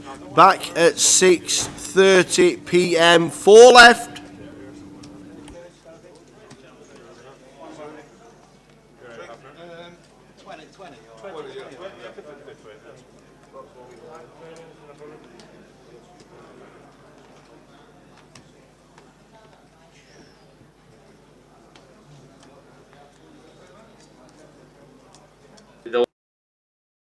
All the information, free information out there on YouTube and all these coaching sites now, and even Poker News now, the strategy articles are very advanced. I felt that maybe it wouldn't be so bad to do a bit. So yeah, I've always sort of helped my friends. Like there's a lot of my friends who have helped improve a lot in poker. So yeah, I'm going to be doing a bit more of that. It sort of helps put a bit of structure in my day as well, planning my sessions and then delivering them. So, but yeah, there's I mean, with all the study and traveling and everything else, it's a busy enough schedule anyway. And finally, would you do anything differently? I'd probably employ better bankroll management, but I mean, at the time, I always think any decision that I've ever made, I thought it was the right thing to do at the time. It may not have been on further reflection, but no, I'm pretty happy that I'm certainly happy with how I've managed to do it in the last couple of years, in the last 2 or 3 years for sure. Mr. Champion, Rich Kellett, thank you very much for spending an hour with the Tower. Rich, thanks. Okay. See you later.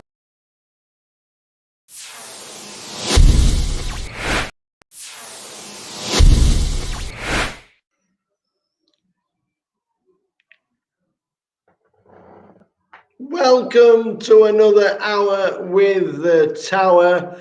We are pleased to be joined this time by one of the guys who plays a circuit, and a lot of the circuit we will be talking about. Over $1 million in lifetime earnings, 8 GUKPT main event finals, and the 2019 Grosvenor Player of the Year. It is the one and only.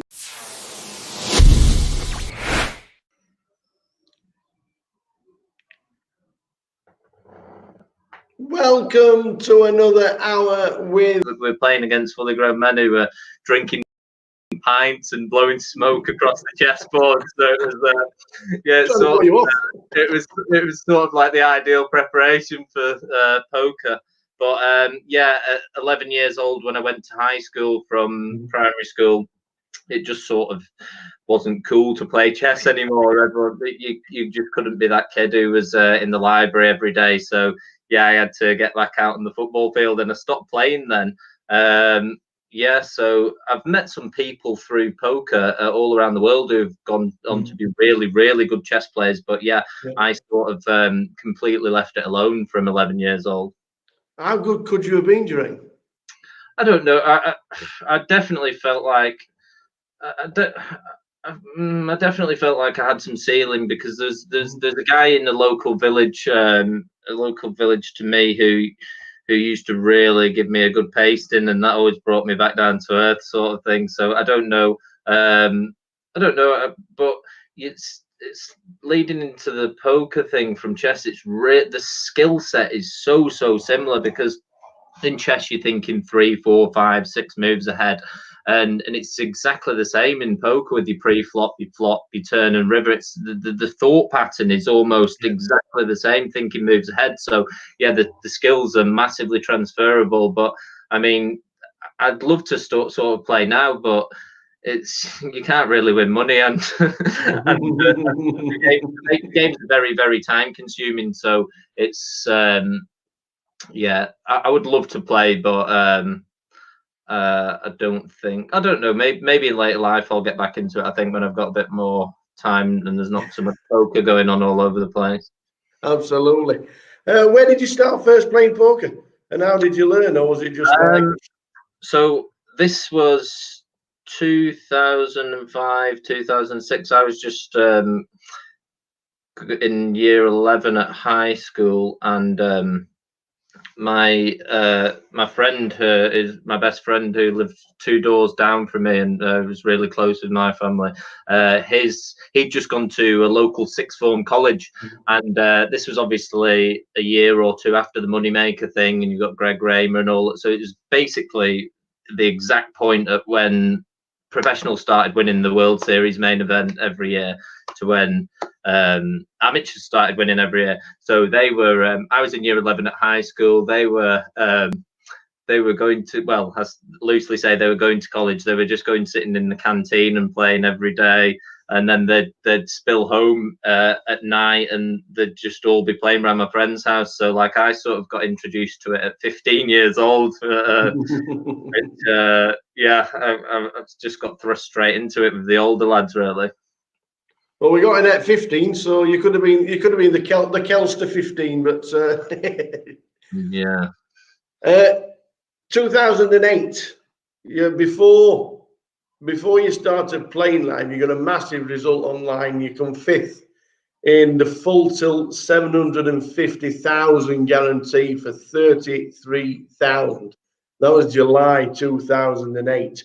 What Yes, did it feel like winning that much money at that time?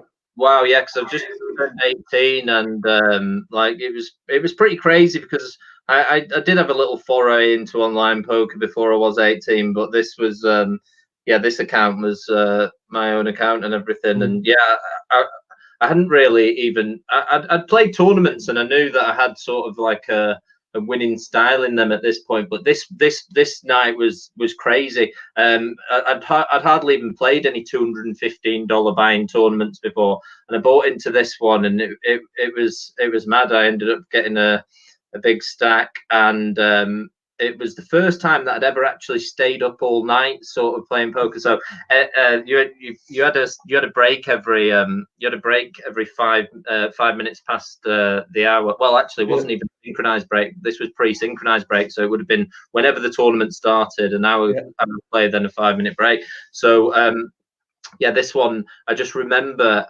going to the wash basin every hour to splash some water on my face, and I wasn't tired, but I wasn't tired because I was pumped full of adrenaline. But yeah. Just my little routine. I'd been probably the longest I'd ever played a tournament up until that point, or been in a tournament, was maybe 4 or 5 hours play, and this one was we're now 13 hours into this one, and I'm just going to the toilet, flicking some water on my face. Yeah, and it was really exciting. And I was thinking of chip leader 2 tables left, and it was like $180,000 for the winner, I think, and that's just madness because I think I started the day with $400 in my poker account or something. So yeah, that was definitely what got me a massive taste for online tournaments for sure. Did that go straight to a bankroll, or and let you play bigger tournaments? Sort of, but then I was very I was very naive in my early days. So I just used to I just thought I was the best player ever then, and then I would often go and play like high stakes cash games and things, and like experimented in that way. I managed to withdraw a chunk of it, but yeah, like I was very I sort of loved just to jump in at the deep end, and yeah, definitely had a different career path to most when it comes to that sort of stuff. Yeah. Well, after you'd had that nice score, you started to venture into the live poker. Your first Hendon mob was back in 2008. Can you remember what it was? So when I just turned 18, I used to go in the closest to casino to where I lived in Chorley at the time, which was Bolton Casino, and that was actually back in the day. That used to have some amazing cash games. They'd have like a 2-2 game every evening at the Grosvenor. That was actually where the first ever GUKPT was, wasn't it, Bolton? Yeah, that's right. Yeah, the first ever one. Yeah, and like the games in there used to be crazy. Like I couldn't even dream for games in there these days. But yeah, I used to have a little go into there. Me and my friend would go down, and we saw it advertised on the internet as like a £3 rebuy tournament. Anyway, so we went down. Just thinking, okay, well, we're going to go and play this tournament. It seems quite cheap. It's only £3. Anyway, we realised about 5 minutes into the tournament that £3 actually gets you one set of chips, and that lasts about 5 minutes because everybody's just going all in, every hand, rebuy. So yeah, we opted for the freeze out tournaments then, and I was having a little bit of success online at the time. So like, I actually was playing a lot bigger online when I was 18 than I was in the live ones. And I did a little bit of research, and I found out there was a place, Casino 36 in Stockport, which had some games. And they were £50 rebuy tournaments and £100 rebound tournaments, and they had a really big cash game there. So yeah, it was weird, but I went down there, and I was trying to get in at the front door, and they were sort of saying, yeah, you've got to be 21 really for this one. Anyway, I ended up on some sort of see, they ended up letting me sign up at 18. So I was just forever known as the kid in there. I was like just by a mile, and I was playing every night with people like Ali Malou and everyone. So yeah, I've known those guys really, really well for over 10 years now, and that's sort of what my first exposure to the poker circuit. You went to Gala at Leo's. So Gala, second for 1,200.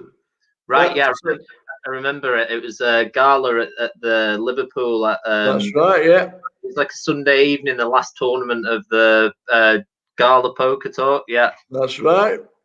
I remember it well.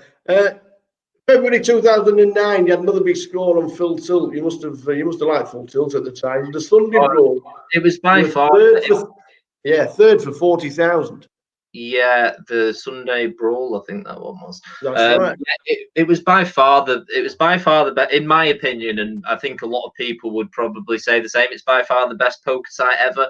Just in terms, like, people just used to go on to rail the cash games. Like, you didn't need, a lot of people were just on there not even playing. You had all Phil Ivey and Tom Dwan sat, and Gus Hansen and Patrick Antonius sat with all the big money in the cash games, and it was just yeah, for me, like it was the greatest poker site ever, and I just really liked playing that on there. Yeah.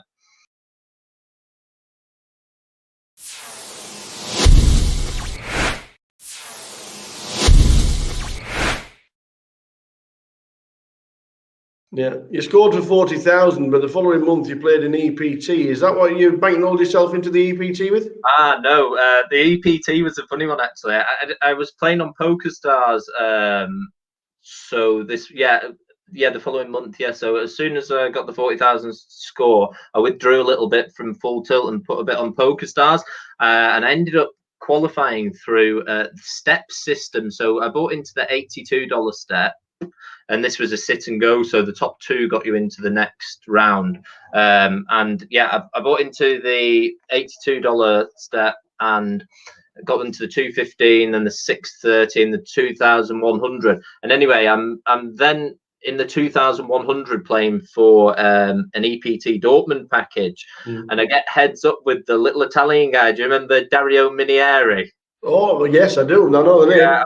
Yeah, I was heads up with Dario Minieri, and I think I ended up trapping him, and he made a big bluff, and then I called it off, and yeah, I was super excited about that one. I managed to get the €5,300 buy-in, and I got the Hilton hotel free and some money for flights. So I told my friend we're off to Dortmund in Germany. 667 runners there were. And you were chip leader with 70 left. Yeah. Was you nervous? Was you excited? It was a crazy experience. Day one, I just sort of was playing pretty tight and didn't wait. I couldn't really get many spots day one. I was finding it quite tough. And then in the last level, I got a big double up with 9s against 4s and bagged a moderate stack for day two. And then day two was just an absolute whirlwind. I sort of, I think I had an interview with PokerStars actually at the start of day two. And then I've got on this table and I'm just running absolutely berserk, like, but I'm sort of painting a picture that I'm this really tight kid who's just like satellite in for this really big tournament. Like every time I sort of make a crazy move, I'll show a card that perhaps makes it look like that I had a strong hand or something. And they were all buying into it, and I was just going, I was literally just putting the foot down, and then I'd even find a situation where I'd like flop a set or something in a massive pot, and I remember it was because it was so early on in my poker career, but I just, the amount of physical chips I had in front of me at one point, they had to stop the floor people had to stop it and come up and color them up. So yeah, that was crazy. Was it true you had aces 3 times in a row? I think I might have had them twice in a row. Instead, I had them 3 times in a row. Tell the bloggers anything. Yeah, I mean, I was really trying to exploit my image, because I had a table that I could run over, and I wanted to sort of paint the picture that I was this young kid who'd qualified, who really wasn't really looking to put much pressure on, and then sort of do the opposite, because when my style online at that time was just going absolutely ballistic and trying to run people over. So I felt that the best way to sort of be able to do that was to paint a picture that I was doing the opposite. 15th for 20,000. Yeah. Happy? So yeah, the TV cameras came in for day 3 or day 4. I think it was day 3, with 24 left. So that was really strange. I had to sort of like walk up to the camera at the start of the day and hold a card and flash it. And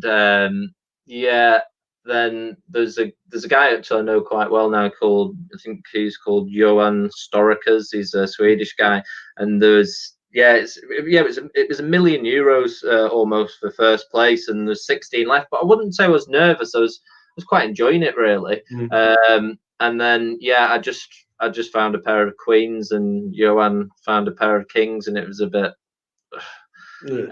Maybe a little bit of inexperience, but like the thought of folding never crossed my mind. So it was just one of those things, and just narrowly missed out on the final table. But it certainly gave me a thirst to play more.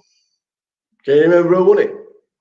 Yeah, it was Sandra Noyox, because she actually knocked me out. So yeah, I do remember. You'll never forget that one. But 2 weeks later, you got your first Hendon Mob win, and it's still there. The first win at the side of Rich Kelly's name. £200 side event in the GUKPT London. Oh yeah, it was a £200 rebuy as well, I think. So it was pretty big.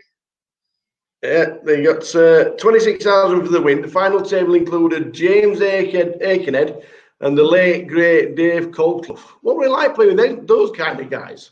Oh wow, yeah, like that was just amazing for me, because obviously the thing is, when I was sort of 18 and I was really enthused about poker, so I was playing every day online, and I'd even go in WH Smith's and buy all the magazines, and so like to be in WH Smith reading these magazines, trying to suck up all this information, and see these people in the magazines to go into playing with them at the table the year after was just it was really sort of it was mad.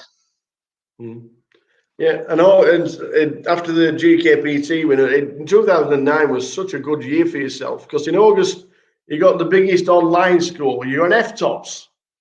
Event number 20, 2,438 runners. You got 96,000.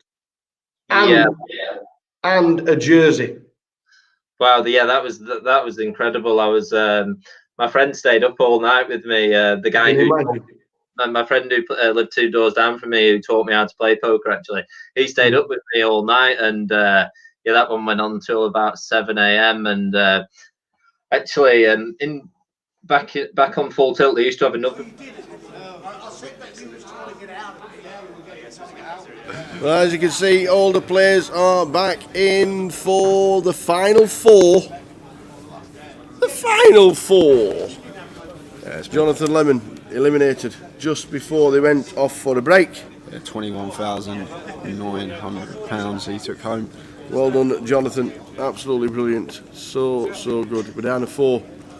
Mr. Trigg, look at that, 3.6 mil for Trigg. 2.1 for Paul McTaggart. Those two guys had 7 bigs between them. Between them, yeah. Yanis Liparis 2.1 and James Raggy Clark 1.5 mil. 4 players left. This could be an epic final 4. We are just about to start. Might be the last session. You never know, it could be the last session. If not, we shall play until we get down to a winner.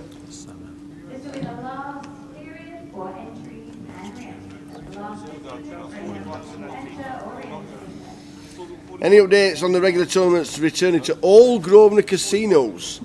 Eventually, yes. Eventually all Grosvenors will get back to tournaments. A lot of problems regarding staffing locally. There are job availabilities in most casinos, but as soon as everything's staffed and up and ready, then that's what will happen. The 30-30s, all your GUKPTs use a lot of freelance staff, which is why it's run so successfully. Freelance staff travel the country, venue to venue. But as soon as it's good for the casino to open with tournaments, then that's what they'll do. Because most restrictions now are lifted. A lot of people are not even talking about what's happened with the pandemic over the last 2 years. It has been strange and wonderful times, but now, as you can see, 900 around the tables, no restrictions in casinos. People are hugging and kissing, love bites everywhere after not seeing friends and poker players for a long time. And we're just about back to normal. It is what it is. And fingers crossed that, I know Edinburgh is now only a main event, but we had to change that because Scottish laws are different. But even that now is getting towards normality, and a GUKPT will be there. It is just a main event, but the club have said they'll be putting on loads of satellites with the run up to the GUKPT itself. But now it's Manchester, there's 4 left. Who's going to win it? Jay, come on, pick one. It's the way Trig's playing and the chips he's got, he's obviously got to be favourite at the moment. He's played very, very well in this final table. It's been a great watch, but the man that we see here that's just turned trips, never write him off. Yanis, earlier I saw him fold ace king pre 5-handed, and he's still definitely in contention as well. But it could be either any of the 4. Paul McTaggart, very good player, and a Raggy as well, still in the mix. As you see the 8 of hearts river roll off, and Yanis gonna want to be coming in for some value now with his trip queens. Paul will have a fair bit of King X here, some King Jack, King 10, King 9 suited in there. They peeled out the small blind, obviously pocket pairs as well, large part of the small blind, calling range, deuces through 9s.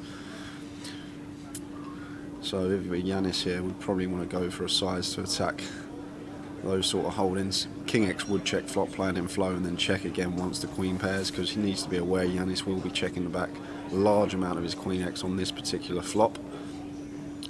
So Yanis needs to come up with a size to try and potentially get paid by a sort of King X type hand. Now we can see Paul McTaggart's just got 9s in this scenario. 340k, so 340 into 560, so around 2/3 from Yanis. And now, from Paul's perspective, let's flip the switch and look at it from Paul's spot. The thing Paul's got to be thinking here is Yanis check flop. Probably not got too much King X. He will have it in his range, but he does have plenty of Queen X there. But makes a quick fold, correct fold as well. Didn't take too long with that. Our very good friend Mr. Asif Waris has just turned up. He looks a bit dapper. Where have you been? Look at this. He's definitely been to church. I'm on to wedding. Oh, he's on to a wedding. Oh my days. Oh my. Not all of them. Oh. Choose one. Oh. You can't bring a box of donuts in and say you only have one. I'm thinking of your finger. Love you. Muchly. Oh, I'm going to go with that one. We love you. Thank you, Asif. Thank you, Asif. Asif Waris has just turned up with the team, and he's just fetched in a box of Tim Hortons donuts. Now, when you've been in lockdown and you've lost 2 stone, you do tend not to eat donuts, but it's a Tim Hortons donuts, and it's Asif Waris. There's not a lot you can do. You were whinging about them all week. Oh. So I thought I better go and get them. Thank you very much. A proper donut from Mr. Tim Hortons. Enjoy your wedding. Well, You look ever so beautiful. I know I do. I like it. It's taken me ages to squeeze into this. I suit. tell you what, your hair's looking lovely. You've done it. You've done it well. Just You're like, looking good. I like the partying on that side. But yeah, no, Good man. we've got the wedding at 7 o'clock, Lovely. and hopefully it'll end around about 10:30. So if you're still on, I'll bring you some food because there'll be trays of it left over. If not, we'll drive past later. It's literally only it's less than 10 minutes from here. It's on Oldham Road. We'll have a lovely time. So it starts at 7. You won't disappoint the bride and groom. You look lovely. Yeah. It's my friend's daughter. She's Lovely. getting married today. Good lad. So I have to behave myself. I can't like funny about it. Chef C4, best hairstyle in poker. That used to be Kev Blower. Well, I never got there, but I always said that if I ever made a final table, Get a tux. but that's never going to happen. So I just have Yeah. to wear one anyway. By the time you get to a final team, well, tuxedos will be £1,000 a day to rent. We know. I should have worn one when I played the fucking plastic. Okay, blue still is. Evening, Kev. Thank you very much, Asif. Thanks, Asif. He's looking up. What was Andy? Boo, boo, boo, boo. He's off to a wedding. I'm guessing they've got married and he's just going to for the drinks and the canapes. Yeah, I can tell that. Yeah. Blue 58 says, yeah, it still is. A little donut break, but straight back into it because Paul's got jacks here under the gun open, makes it 90k. And Yanis going to be defending this one in the big blind, suited king.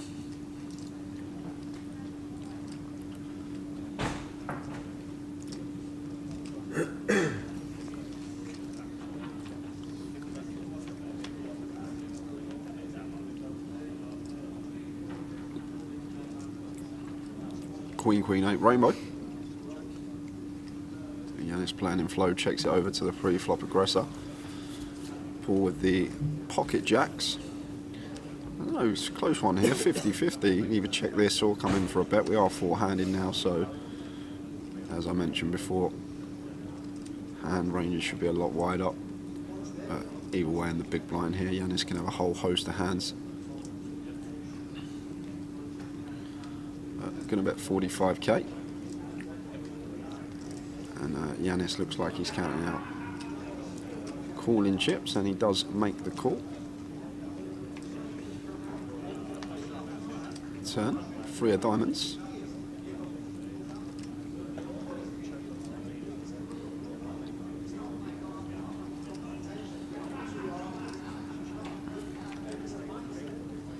So Paul, after getting called on the flop, does check behind. We see the ace of clubs on this river, and Yanis here with just king high.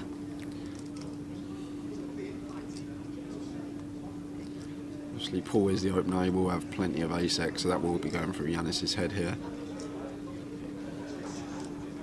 Maybe there's better river cards if we do want to come in for a bluff that we can potentially lead on.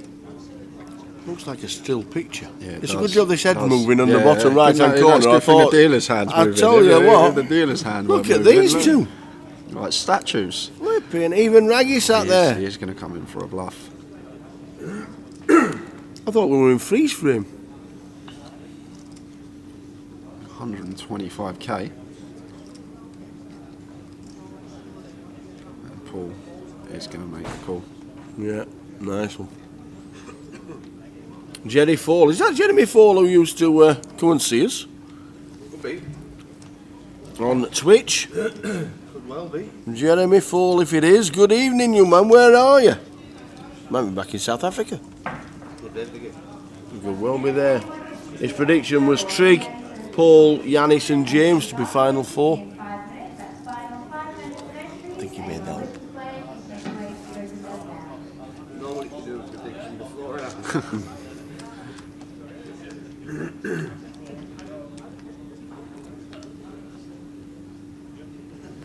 How's the free roll going? How many runners do we reckon?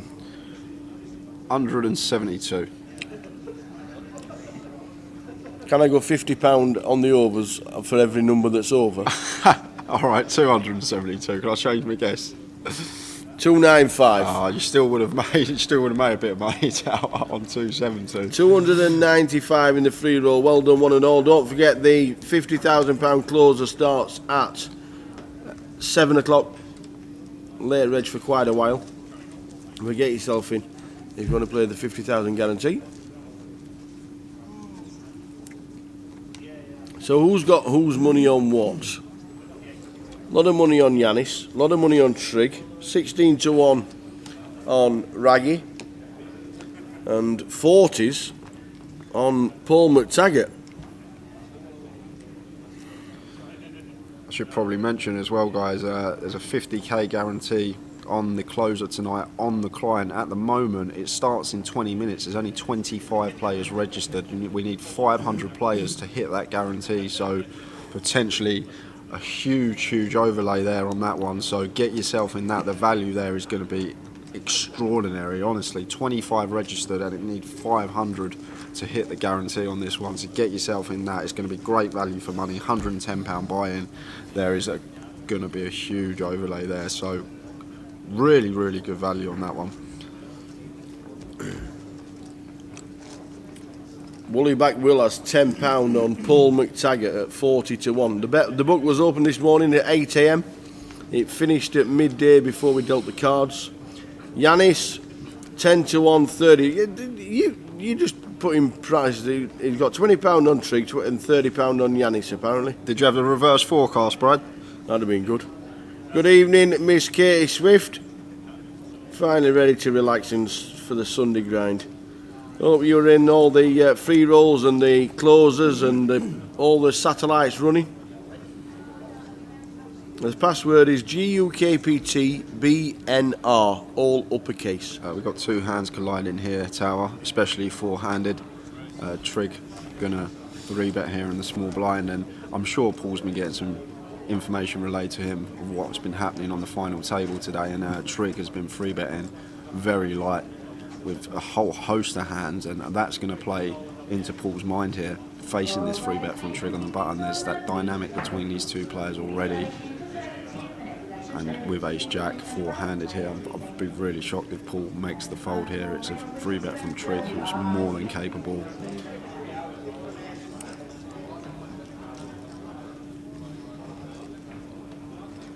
We go. We just could not see him folding Tower. Nope. And is he coming in with 4-betting chips, or is he just going to make the call? Yeah, it looks like he's making the call. Yep. Working out what was needed. 730,000 in the pot. Kings against the Ace-Jack. Queen, 8-6. So Trig with the overpair to the board. King of Hearts as well. Bit of insurance here in these free bet pot situations. When we do come in for the continue here, we don't need to go large. It's no more than 250k here.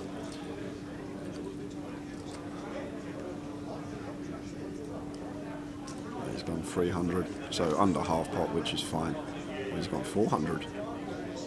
400, he has gone pretty large, Trig.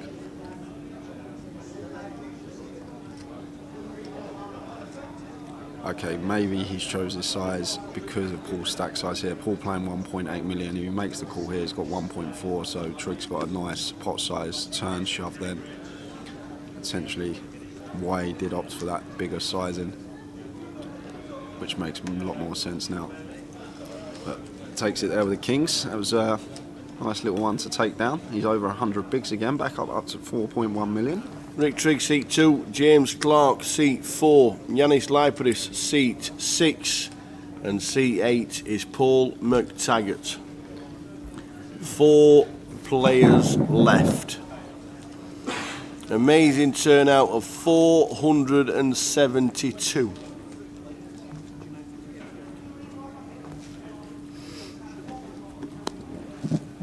And we're down to 4.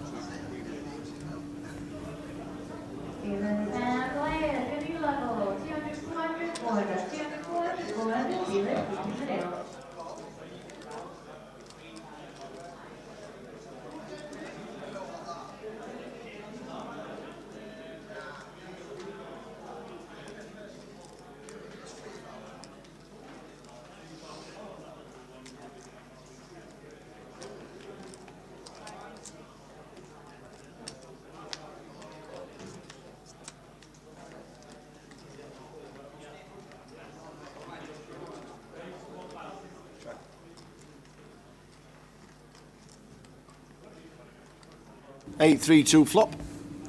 2 clubs. Top pair for Yanis, who checks. He's gonna check call.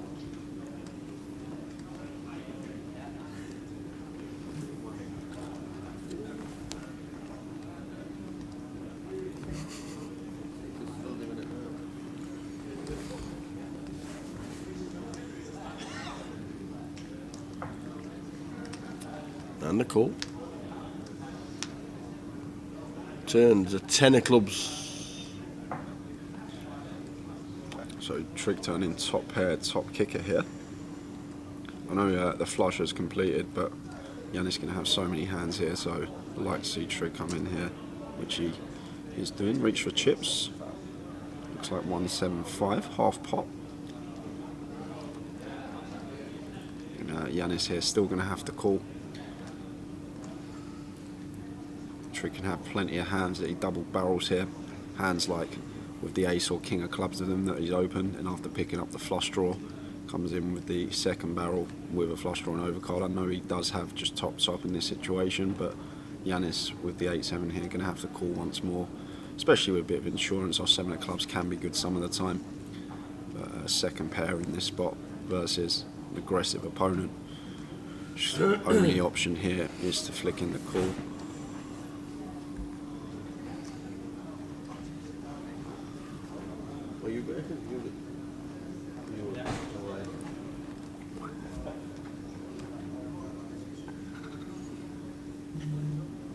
If he folds here, though, it would be some fold. I can't see how he can fold here, Yanis. Yeah, it has to call, and we're going to see a river. Boom! Boom for Yanis. Friends and family watching back in Birmingham. Seeing young man doing well. Playing such good poker. If I said to Yanis, what do you think the turning point of the game was? Where would you point to? How many highlights has Yanis got today?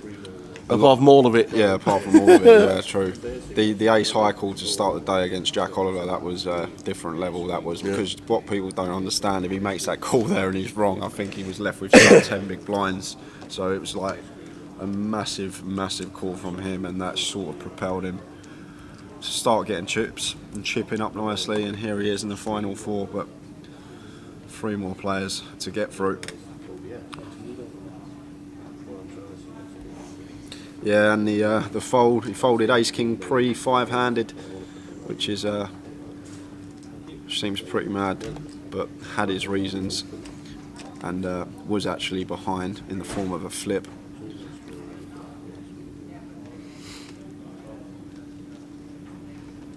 Oh yeah, and the 9s fold, I forgot about that one as well, the 9s fold. Yeah.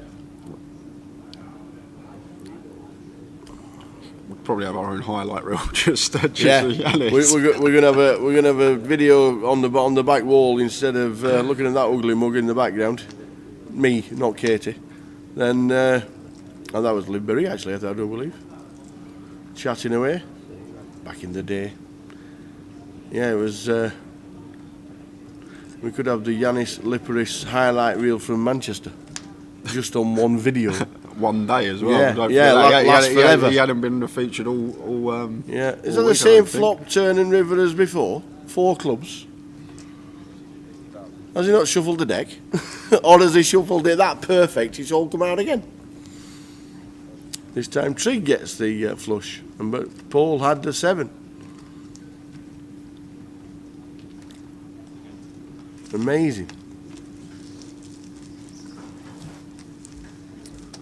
Thierry Pock says players left, please. There are 4 players left. You can see them right there. On the left, Rick Trigg in seat 2. In seat 4 is James Raggy Clark. Raggy to nearly everybody who plays poker. Yanis Liparis in seat number 6. And in seat number 8 is Paul McTaggart from Glasgow.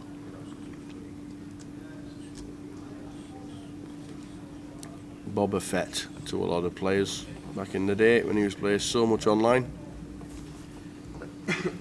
Hundreds of hands. £134,000 up top, as you can see. 91.6, 54.45, and next out we'll get £33,510.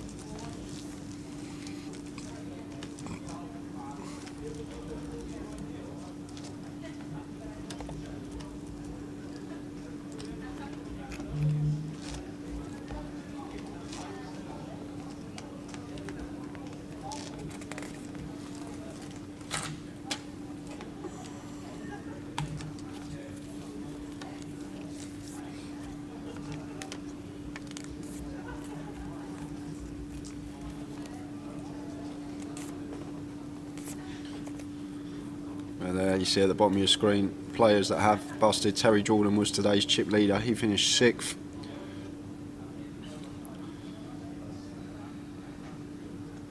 There are the final table payouts. Joe O'Donnell, first man out on the final table for 7,600. Fabulous. £134,250 up top. Jonathan Lemon, last out. Last out for 21,900. In 5th place. Great final.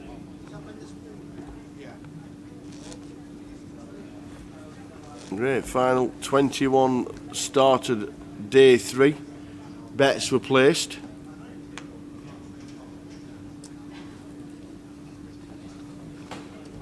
The bets were placed this morning on Grosvenor Sport.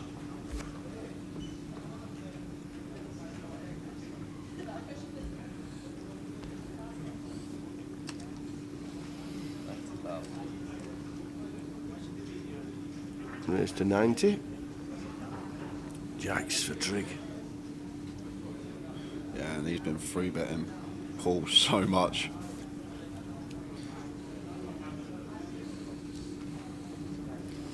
Here comes a 3-bet. And once again, Paul hating Trig on his left. I know we can see he's actually had a hand the last 2 times, but if you have just tuned in for this session, Trig has been free betting relentlessly with all sorts of hands. And this is the benefit of doing it with all sorts. When you do actually get it, I know Paul, what's he getting here on the call? 210. Well, he is going to call. He is going to take the flop out of position. And there's now 680 in the middle here. I don't mind the flop with suited connectors. Yeah, they look ever so pretty. Yeah, we are but out. if we get 10 high, yeah, then we're going to be in trouble. Out of position to Trig those, never where you want to be. What's the flop? We'd love to see the flop, baby. Oh, it is 10 high. 10, 8, 3. So Paul could get himself in a whole lot of trouble here, guys, because Trig with the overpair comes in for the continue.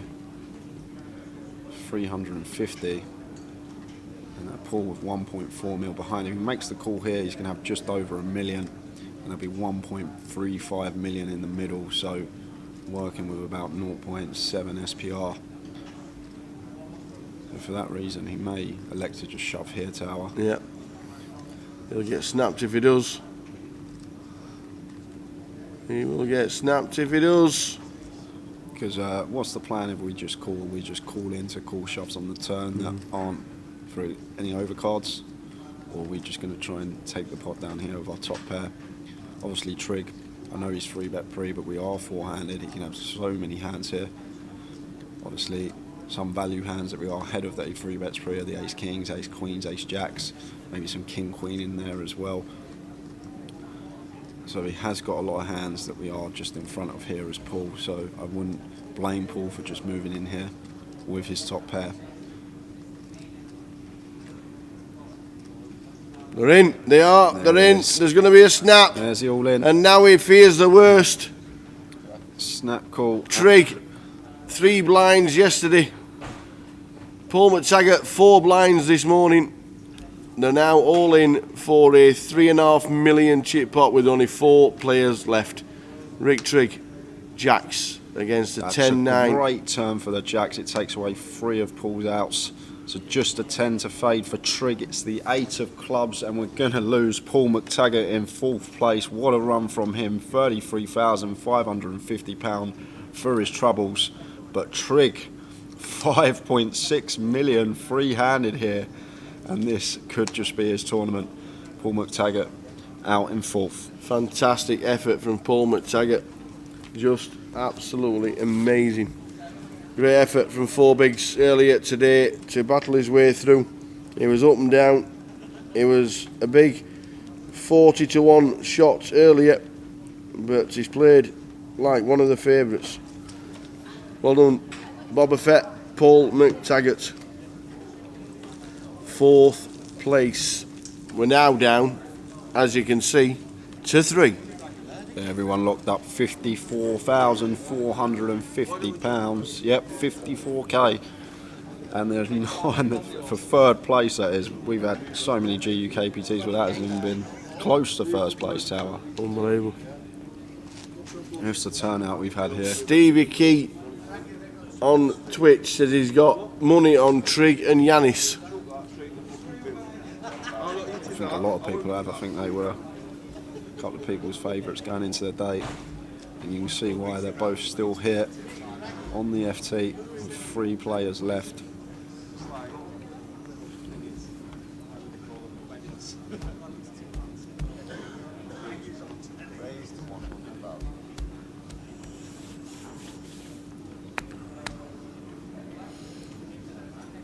So Yanis with a pair here in the small blind facing open from Raggy. He will be continuing. Just having to ask for his stack size. Raggy with 1.5 million, which is just under 40 bigs, around 37.5 big blinds.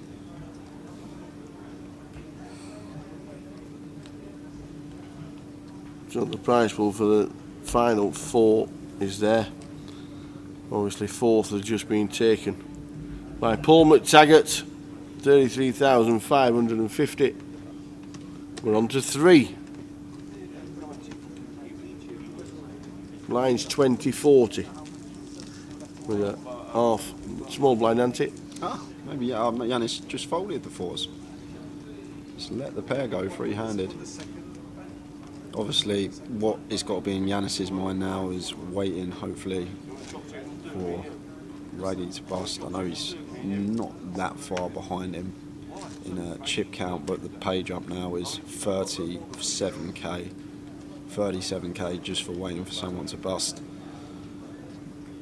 And what Yanis won't want to do too much is get in some battles with Trigg. Yeah, you can definitely hear Raggy saying, are we going to chop it, are we going to chop it, are we going to chop it, what's chopping, shall we chop 2nd and 3rd, shall we chop it? Is that what you're saying? I don't think it will work.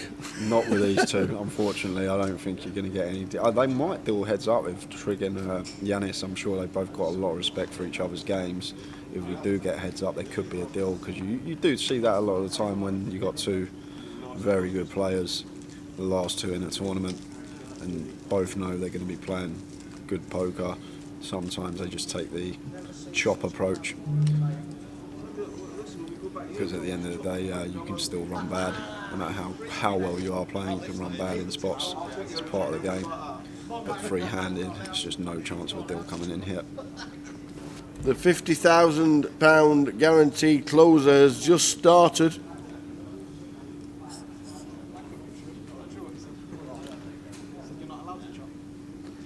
Get yourself into the £110 50,000 guaranteed tourney.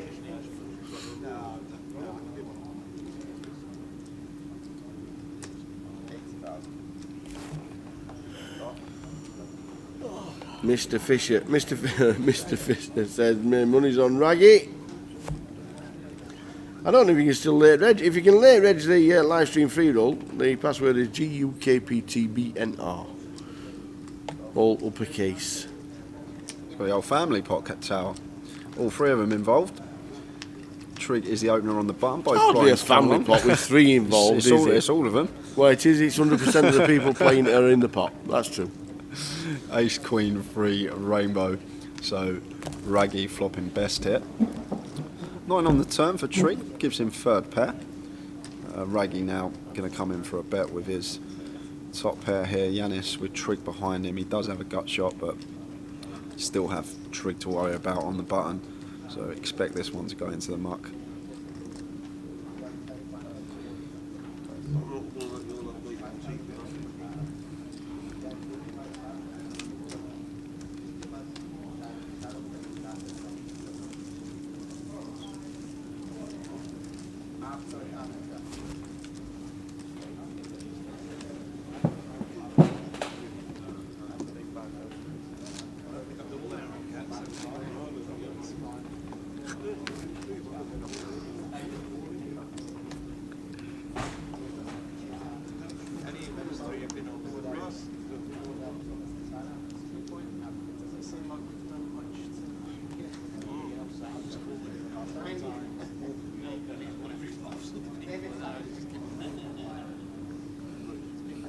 Sylvia Hewitt said Raggy's misses FaceTiming her saying more shoes. Yeah, 54k's worth of shoes at least. It's not bad. It's just been an incredible turnout. The amount of players that come through the door to play this comp. We had nearly 500 runners, which is just crazy for an event outside of London. It's just surpassed all expectations. And that is why we're playing for such serious money here. Both Trig and Raggy catch a piece. Trig has a flush draw to go with his pair. Also has Raggy outkicked. 8 of diamonds on the turn. Check, check. And Trig will get the check mark. And Jack 7 going to be the best hand. Trig takes that one down up to nearly 6 million, 5.7. Over half the chips in play. 9.5 chips in play, and Trig's got 5.7 million of them.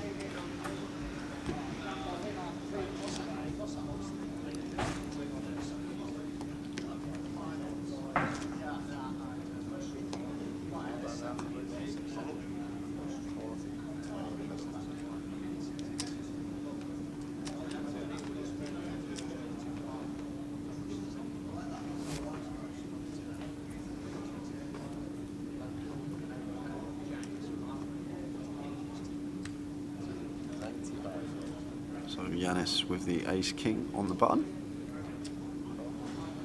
Legitimate hand. Oh, Trig's just going to call with the nines.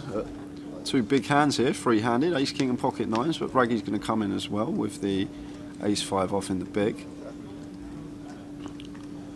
10-7 deuce, 2 spades.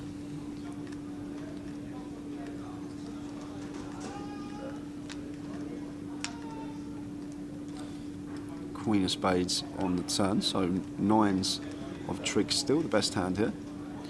And Yanis with the ace king.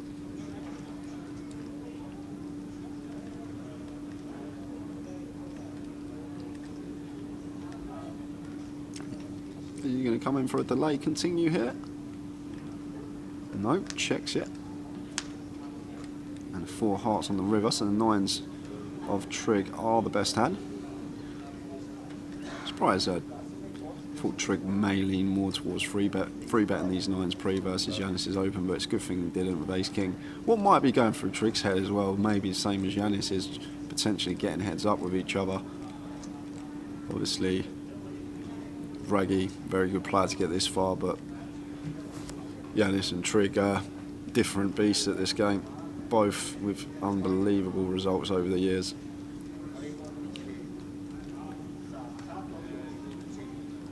Yanis thinking about heroing it off here with ace high. It's good from Trig, good fin value on the river, and a good fold from Yanis. Didn't get tricky.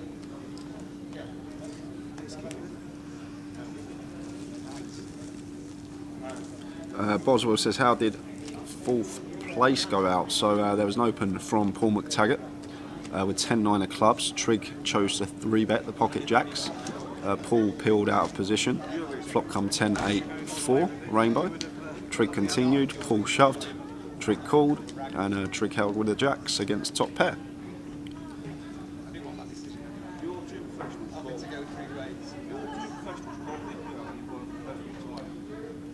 with Trig on the button with the 7-6 off. All smiles from the players, which is good to see. So that, I think anyone would be smiling that much when you got 50k, you know, you got locked up in your back pocket.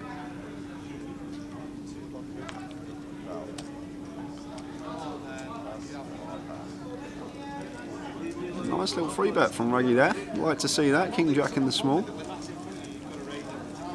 Amping up the aggression, taking charge. Raggie's wrist is getting a little looser. You had 30 in your mind, didn't you? That was your... Even though we are free-handed, doesn't mean that we will be finished anytime soon. It all comes down with how many big blinds are still left in play, and there's still plenty. All players still very deep. Raggy, our short stack, 37 big blinds on this clock. It's just lots and lots of chips.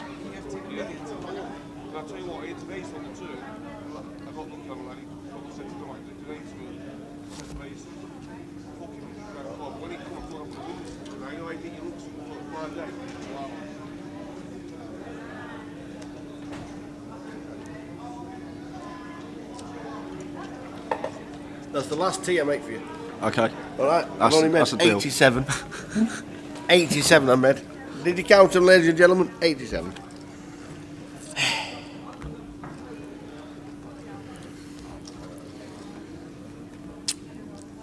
Slink says half the chips in play from 3 big blinds. More than half the chips. Wow. It's probably got about 60, between 60 and 65% Trig. Absolutely amazing. This is a nice double barrel candidate here for us as Yanis. We've got Jack high, unlikely to be good at showdown once Trig calls on King 8-3. He may call once with like his ace deuce, ace 4, ace 5 off that he checks his option with, and as well as 3x. He will have some floats in there as well, maybe something wrapped around the 8 or the 3. Can have a whole host of hands, obviously checking his option in the big blind, but I'm happy to see Yanis coming in for this second barrel here with a Jack 10 suited.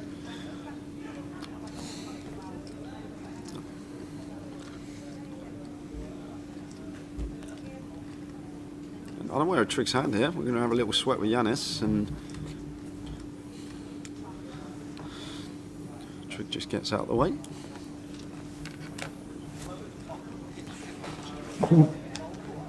Afternoon, Richard Whitmore. Well, mad as a wasp. How you doing, pal? He said Rick Trig for the win. Hope you're well, pal. We're down to 3.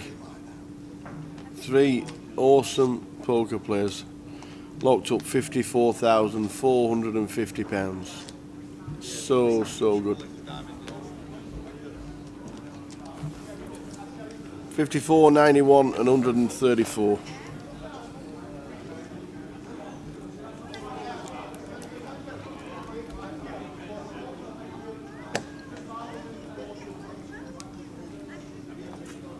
$20,000, $40,000 with the 20 ante. 300. How many played the side event? Let's have a look at the old app. The Poker Live app, ladies and gentlemen.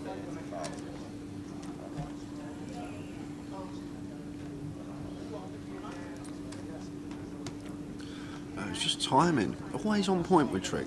Very, very on point. Just come in with a free bet there with a 4-3 out of the blinds. Gets it through.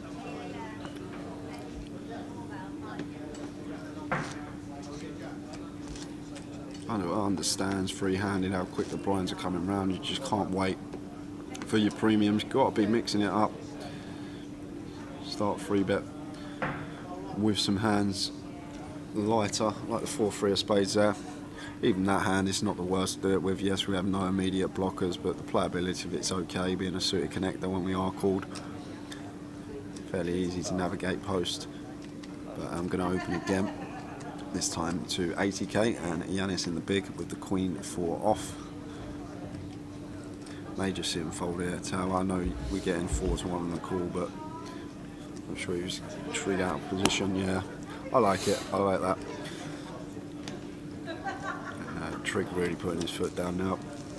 Going to be near 6 million. There it is, 6 million chips. Nearly 2/3 of the chips in play.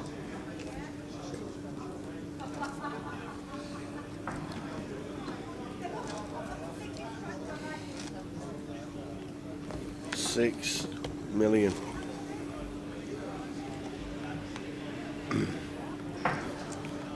He's won the Summer Series in Sheffield in years gone by as Trigg. He's won Blackpool on the GUKPT circuit in years gone by as Trigg. He won the WPT,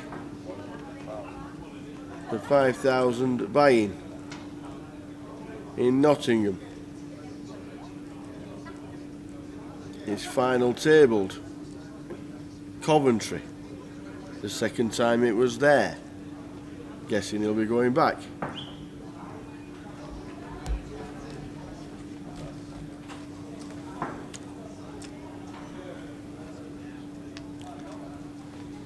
Final table GUKPT Newcastle.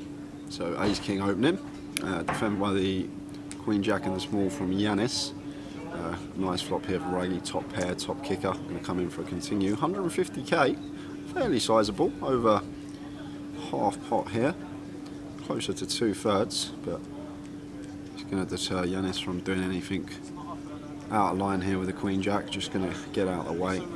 Raggy going to take that one, but shows him the Ace King.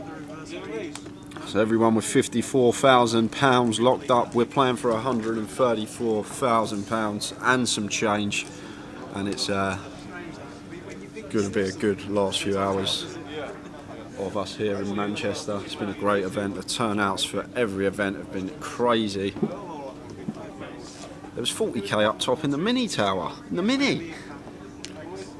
Unbelievable.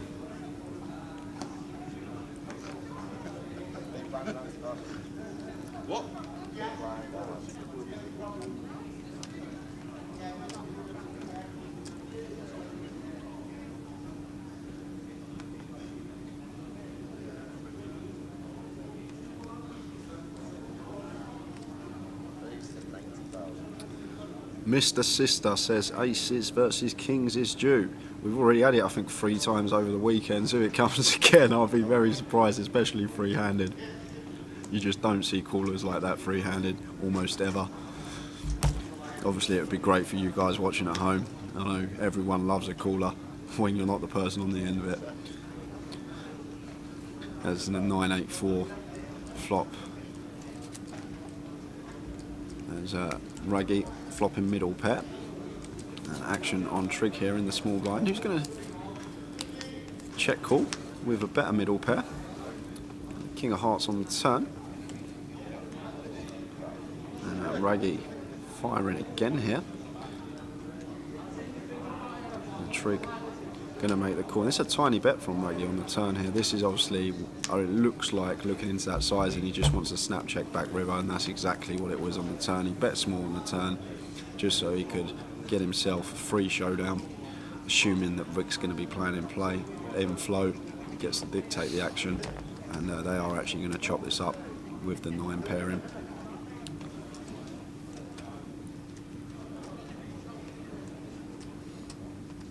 Yeah, James Clark, Raggy, to most poker players in the country. See, I know him as Raggy. I don't even know if he's called James or Jimmy or Jim or any of them. Just Raggy to everybody. If you play in Nottingham, plays all the time in Nottingham. Good to see him turn out in Manchester and have such a fantastic run.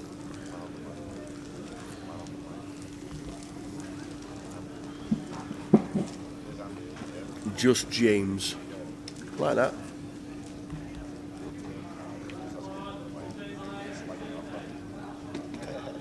Sylvia will tell you that. Why is he nicknamed Raggy? I know what the word Raggy means. Slang for lucky, isn't it? Is it? Yeah. I never knew that, Tower.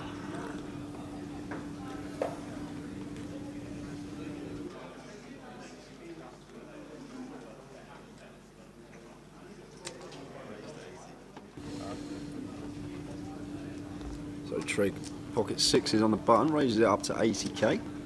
Action. Yanis in the big blind. The Boz. Ian Bosley. Oh, Boz. How's the golf going, Boz? So you didn't make your quarterfinals, unfortunately. Unlucky.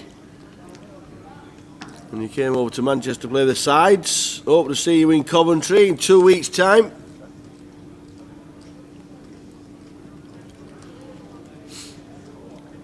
So Trig, no 6 of diamonds, but going to continue this. And snap fold from Yanis.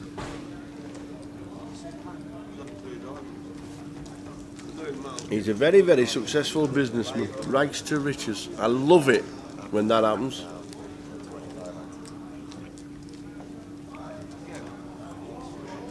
And Alan Brown said he used to be a rag and bowman. I don't know. I don't know all these stories. But James Clark, nicknamed Raggy, he's in the last 3.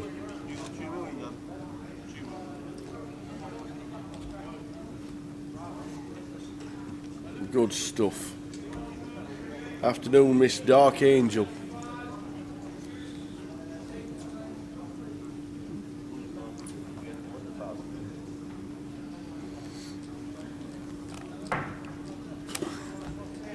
Face felt. So Raggy, ace queen here on the button, makes it 100k, and that one gets through. Blinds are now at 25k, 50k. 6 mil to 1.8 to 1.7. Yeah, so we've actually still pretty deep. Yeah, still 190 big blinds in play still, Tower, between these 3 stacks, which means average stacks around 63 bigs. Mr. Walty says, are there any deals? Nope, no deals at all. No talkings of anything.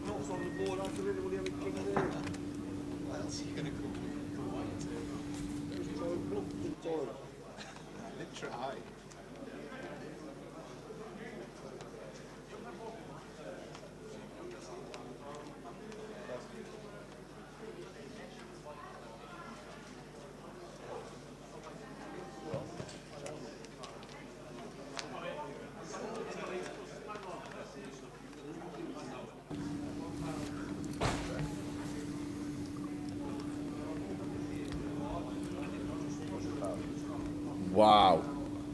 Daniel Leather says the sister-in-law put a £5 acca on and just won 6,500 as it was all going on Tottenham. Wow, wow, wow. Well done to her. I'd have been cashing out. And well done to the old sister-in-law, Daniel. That's good to hear. £5 won 6.5k. Wowzers. What's the most they pay you in cash if you win it? 1,300 to 1. Yeah. 13 to 1. Is that what they were? 3 to 1? No, but 1,300 to 1 acca that must have been to return that. That's 1,300 to 1 acca. What's that? 16 teams? What was it? Yeah, 16-fold. Amazing. To be honest, if you got Spurs in there, you probably only need 6 teams. I actually don't even know what price we were. Didn't even check today. As Trig opens the button, King 5 makes it 100k, and Raggy here with the ace queen comes in with the snap 3-bet.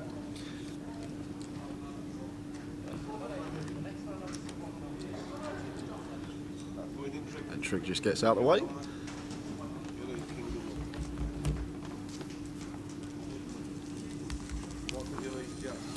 Yeah, what's the most they pay you in cash if you win it?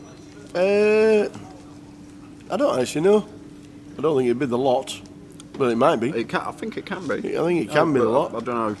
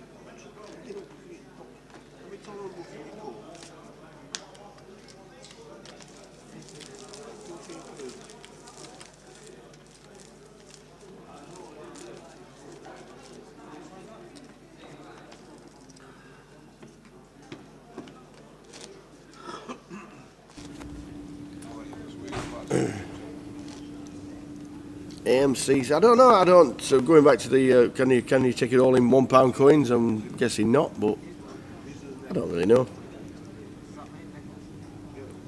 Everybody has their own different rules, but it was all collected in cash. Yeah. It's definitely more than 10k you can get paid. Pretty sure. Well, Yeah. I'm 100% sure actually. Put it all in your bank by bank transfer and leave 20 quid for a pint at the bar. Ashley, good to see you tuned in. Ashley, how are you on Facebook? Prize pool, 3 places left to pay, 54k for third, 91k for second, 134k for first.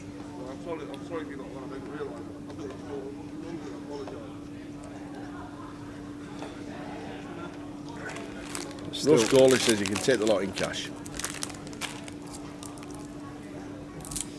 I'm sure you can. Not many people do these days, but So Raggy opening 9-7 suited on the button into Trigg's big blind. 6-4 here for Trigg. Gonna come in with a defend. Getting 4-1 in his money. Heads up to the flop. King, Queen, 5. Check, check. King on the turn. And Trigg with just 6 high here.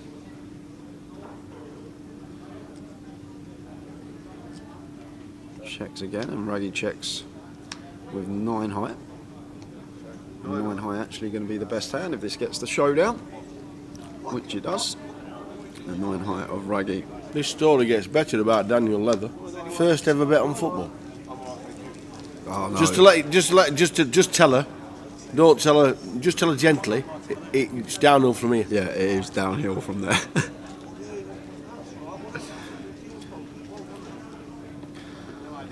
Oh, Mad Madge is out the free roll, 58th place. Well done, Madge. Unlucky. How many places paid? Loads. 16. Well done, Madge. Unlucky. What sweets we got? I've got a throat and chest little coffee thing.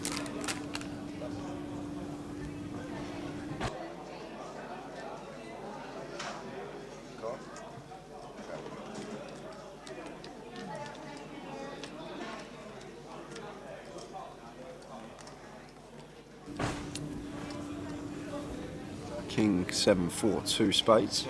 Blind on blind here.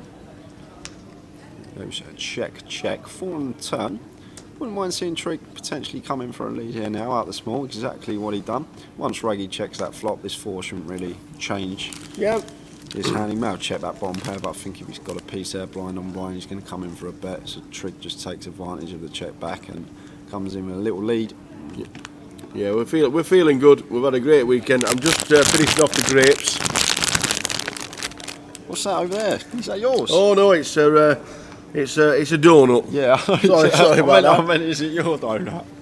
Oh, you weren't here, was you? No, I was here. Oh, was you? Yeah, you stuffed your own down, have you? Yeah, mine's gone. Mine went. When you get fed Tim Horton's donuts by Asifo, who was just on his way to a wedding, you have to oblige. What sort of deal would you guys be looking for if you were asked in that position, and if you wanted a deal? Good question, Ashley. I'll come back to that in a minute because we're going to have a hand brew here between Yanis and Trigg because Trigg's opened the button with a 10-7 suited and Yanis here, ace jack of spades in the big blind. He's playing 34 bigs. Go either way here, we can flat, but against Trigg I think we're more inclined to come in with a free bet in this spot just because how wide he's going to be opening free-handed as well. He's got all the chips, he's going to be having so many hands here on the button, and Yanis makes it 3-3-5. And action on Trigg, who looks like he's grabbing some chips, going to peel in position and take a flop. We make the call here, 2-3-5. It's going to be 7-10 in the middle, so 2 SPR just under for Yanis. So definitely got enough room for play.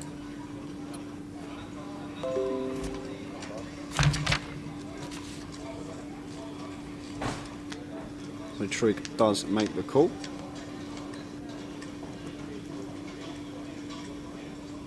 and it's a king 4-3 all diamond flop. So both players whiff here. Yanis with the ace jack, obviously bad flop for him, no connection, no diamond in our hand, but can come in for a c-bet here on a king high board, around $250,000 would be a nice size, around 250k, can even go smaller than that, but don't need to go too large here. It's one of them boards where 175 is fine. It's just one of the flops you want to size down on. Obviously Trig, it's hard for him to continue. Oh, Trig's getting floaty. He's pulled out the float here with a 10-7 of clubs. It's just spidey senses on point here. Wow, I thought we were just going to see a snap fold, and if Yanis checks here, Trig must pull the trigger. He's not going to go all in, he'll probably come in for like a quarter or third pot size, because he will be aware that Yanis will check over. Some king X here on the turn, especially if there's a diamond in his hand, like a king queen or a king jack with a diamond, which would be in his 3-bet range some of the time. And there it is, Trig floats and now comes in with a bet. Had the plan in mind, if Yanis checks, we're going to take this away from you, and Trig just been bossing this final table. It's great to see someone with a chip lead just doing what you should be doing, and just the aggression, wanting to win every pot. We've seen him 3-bet so many trash hands, and get them through, and his timing's just been impeccable. Honestly, it's been great. It's been a really, really good watch.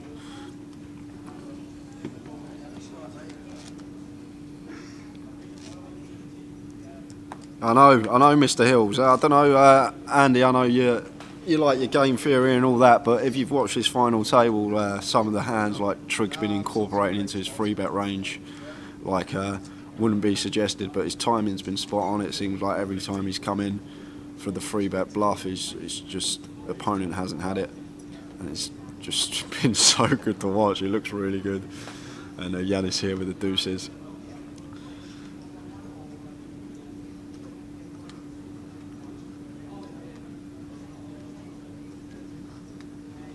Has a quick look how many bigs he's got. Playing 24. Yeah, so do I, Andy. I'm not bothered about the GTO stuff either. I want to see all this non-standard stuff. It's such a better watch.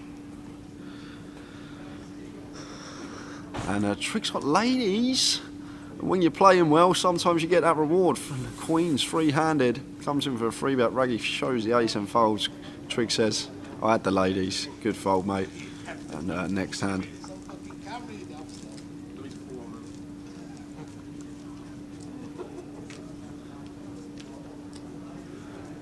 Yeah, there's so much going on between Trig and Yanis. They both obviously have a lot of respect for each other's games, so you've got to start sort of mixing it up, taking out of line moves. Can't just be predictable, doing the same thing all the time. Always got to be making it hard for your opponent to guess where they're at in the hand against you. Make it really hard for them to put you on a specific range of hands. Keep it very wide, and those are the most difficult players to play against. Like if you know someone's got a float with air balls on a 3 to a flush board without that suit in their hand, when you continue flop out of position, it's just going to be so much harder for you to proceed in a hand against them, because you've just got a whole host more than what, say, someone that plays, say, more standard would have. But back to the action, as it's just snap checked all the way through, and the 9 on the river means that Trig's going to take this one with the queen high. Another pot goes this way.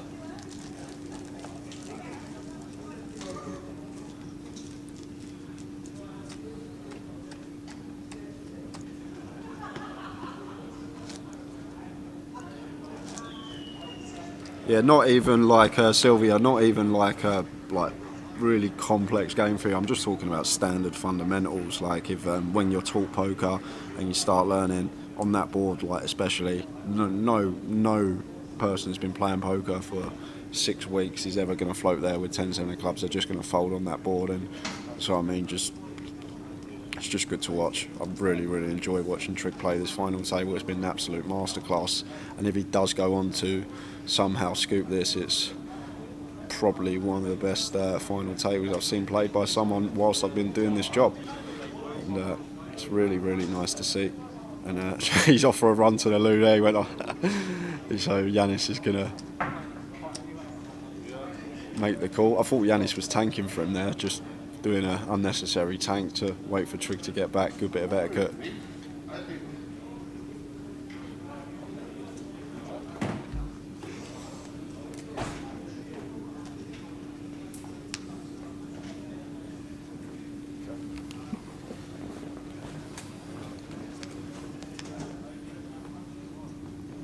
So Jack on the river.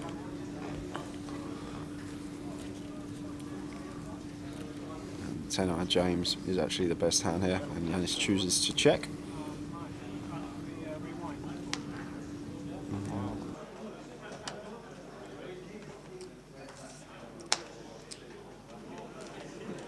Let's take a couple $100,000 each of Trig stack on his one yarn. 6.4 to 1.1. Trig's wandering about.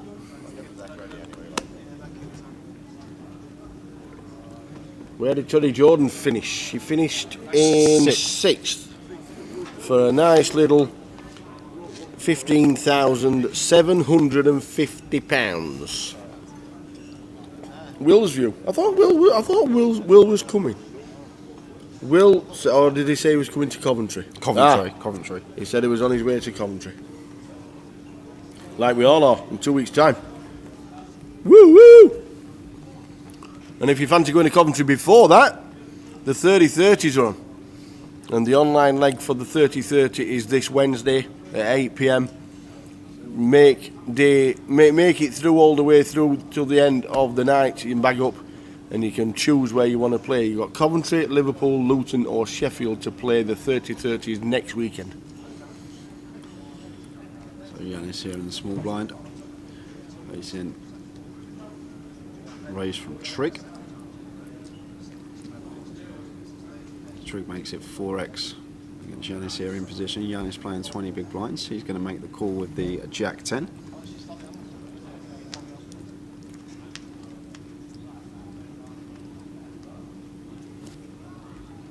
Ace King 6.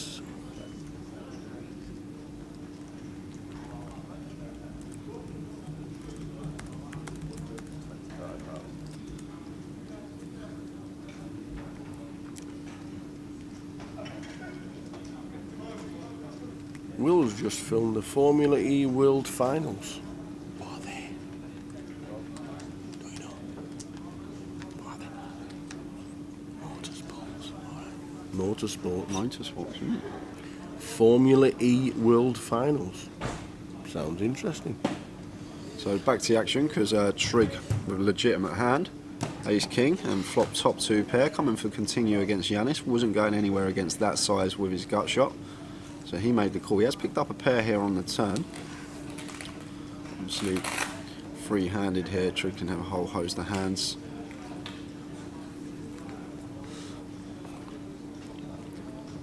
You don't expect Trig to bet much King X here on the flop, so it's a pretty nice check spot for us with a king. So from Yanis's perspective here, it's basically some Ace X or not much, to be fair. Obviously having some 2 pair set of 6s. There are other value hands in this spot, but that's what's probably going through Yanis's head here. And Trig now going to have to set Yanis all in, and Yanis going to be in a little bit of a spot.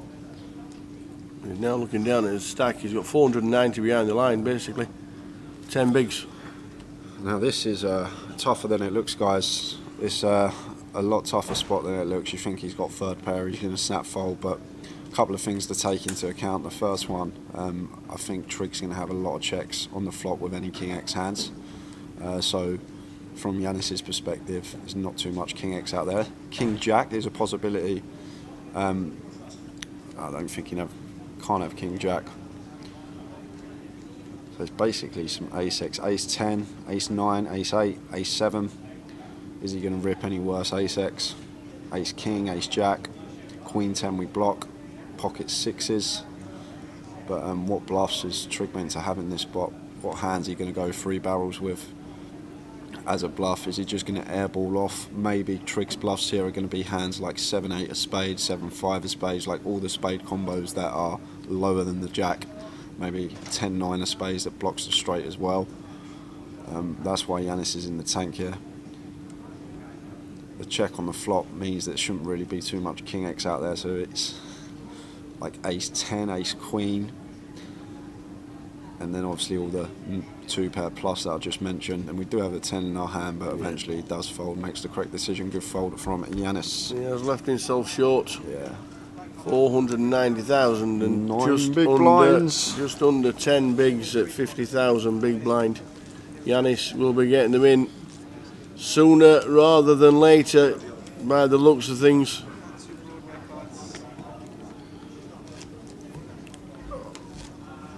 Raggy sat there.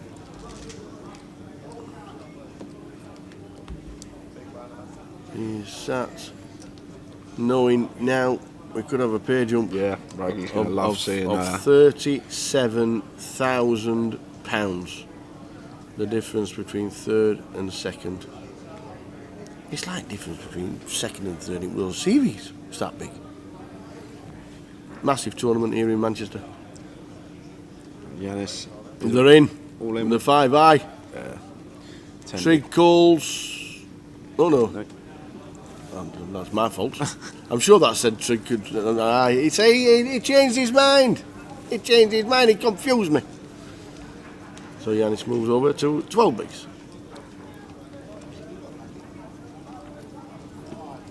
But as we've seen in this game of poker, you can come back from 3 bigs and 4 bigs. And Yanis has got 11 of them.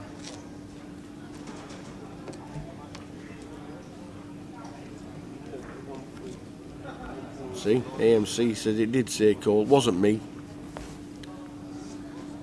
Damn them sausage fingers action trackers.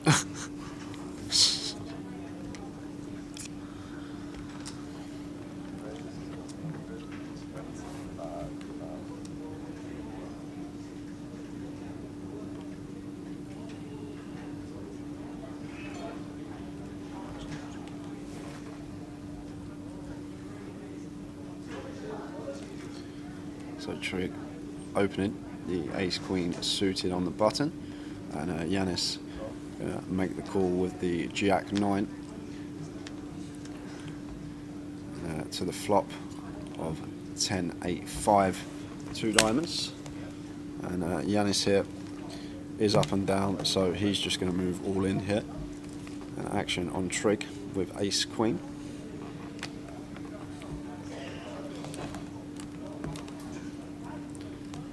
Trig's asked for a count here because he'll be aware that Yanis is getting that price in the big blind. He's going to defend wide, and he's going to shove all hands here, like 7-6, which is up and down, 7-9, which is a double gutter, Jack 9, Queen Jack. He's probably just going to rip over in pre, so maybe we can exclude that hand. But then all diamond combos as well, and that's why you see Trig making this call with just ace high, and really good call from him. He's literally just not made a bad decision, this FT Trig. I know we can see equities are actually fairly close here. It's nearly a flip, but he's still got 56%. That's a great card for Trig on the turn. It takes away the Queen, 7, 9 and Jack of diamonds, and the Deuce of diamonds on the river gives Trig a flush, and we're going to lose Yanis Liparis in 3rd place, £54,450. Trig making the hero of ace high on the flop, and we're heads up between Trig and Raggy. Unbelievable. Well done to Yanis. One of the best. We could have a highlight reel made of Yanis Liparis today.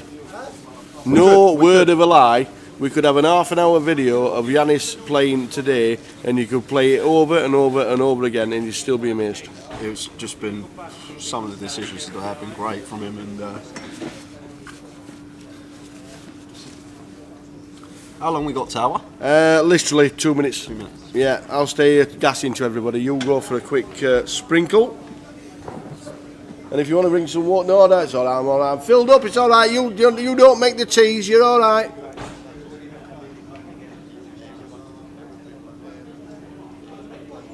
So, an empty table, as you can see, but we're down to 2. Well done, Yanis. Absolutely amazing. Raggy has just locked 91.6. He has a chance of winning 134,250. We're heads up.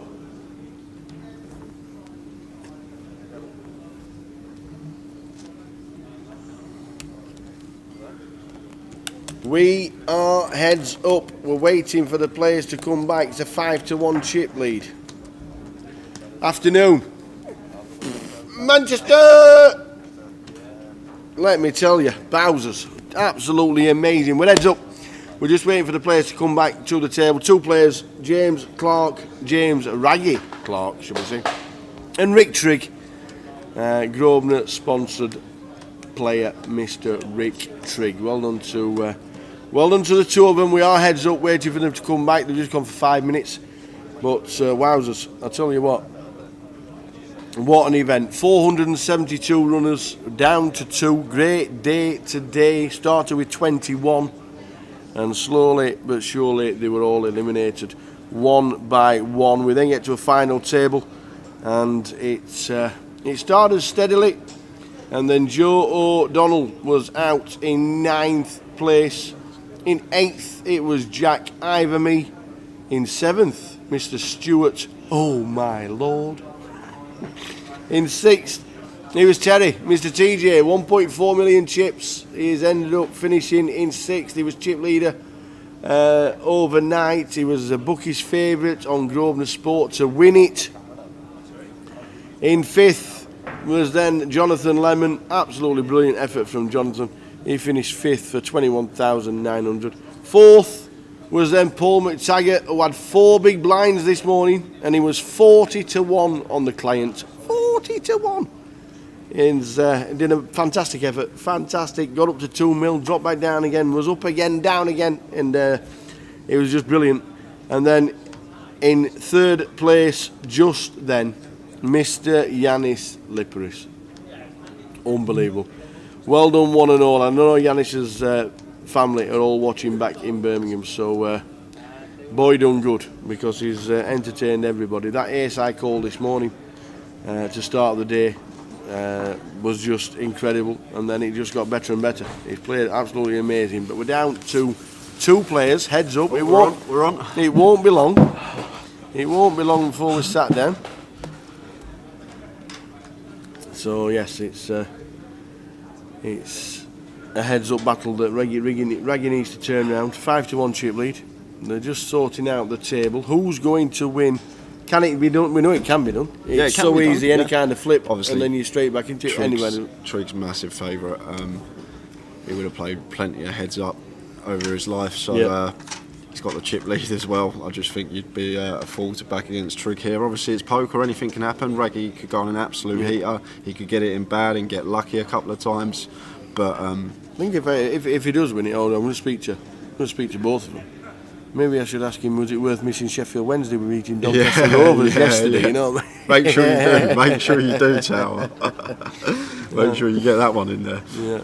But, we are waiting the table. As soon as the guys come back, we'll go full screen. He could probably sign him a new player if he that's true. That is definitely true. It's a great score. Not the biggest score, but it's Jay. Who said that? High stakes. Jay's looking really well. He is. He's when he was the hat.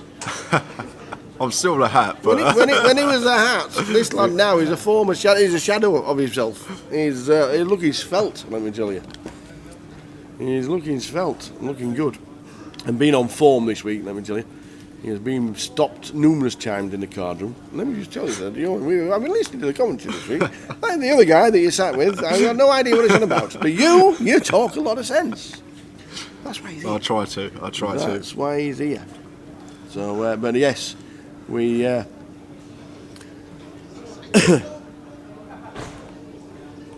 is what it is, and it has been a fantastic week. The numbers since the 30-30 were just amazing. Stop it, guys. Too nice, Julia. Too Paul nice. Fletcher from the white from the White Lion, Paul Fletcher. He says a beer's waiting on the bar whenever we get up to the White Lion. We need to go there. Where is it? Wrightington near Wigan, and they have a £20 game on a Thursday night as well. So a little bit of fun. You never know. We might just rock up one day. We might go on tour to play the £20 who've been watching. But no, it's good to have you guys on board. You've been watching Chris Maguire all weekend. It has been pretty good. just because your messages are coming on to telly, stop being silly. Cook Brad's piping up again. Oh, Cook Brad. Yes. But we are just about to get underway. They are doing a little picture for the heads up. Yeah. And then Big we smile. will be off. We will go back to the table now. Here they go. Let's back to the table, please, guys, because we're just about to start. Heads up. You don't want to see this side of the Anton deck, that is for sure. You don't. Get them off of there. There we go. That's better. Here we go. So James Clark on the right-hand side, sat down there, a.k.a. Tyson Fury. Raggy is sat in seat number 8. And Chip Leader and Sheffield Wednesday's biggest fan, Mr. James Trigg, Grosvenor sponsored pro. His heads up for the title. It's nice that he's representing the team. It's nice that he's representing the company. He's even smartly dressed. You know what it's like. So Trigg, he loves it. Well done, Trigg. Well done, Raggy. We're heads up. It's time to see who wins. So we'll get off back to the feature table because we are down to 2 from 472.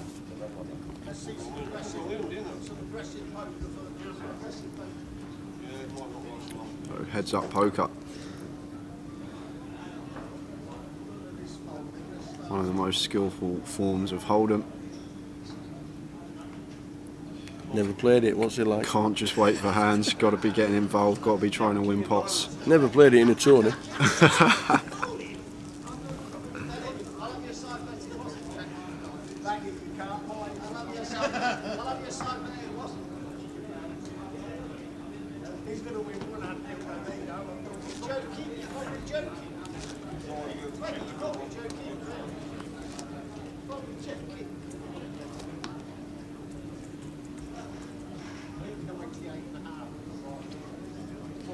So Trigg on the button here. Jack Deuce. Position. So just going to come in for a limp. Take a flop in position versus Raggy. He's checked his option. 7-7-8.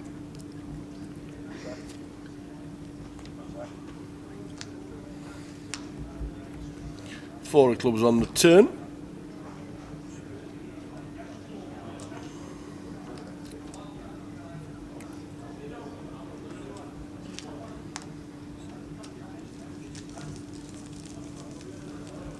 So 7.6 to 1.9. It only takes a couple of big hands for James to get back into it.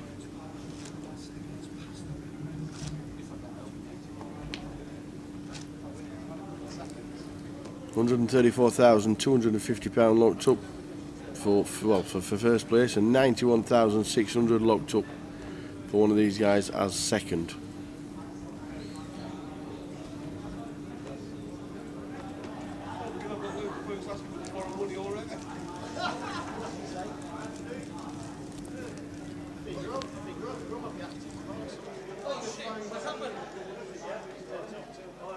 Good luck, lads. Well done. He shouldn't be allowed to use his phone. His mates up and everything. Don't get him a tree, I'll say. People tell me every hand that Trigger's got. Ignore him.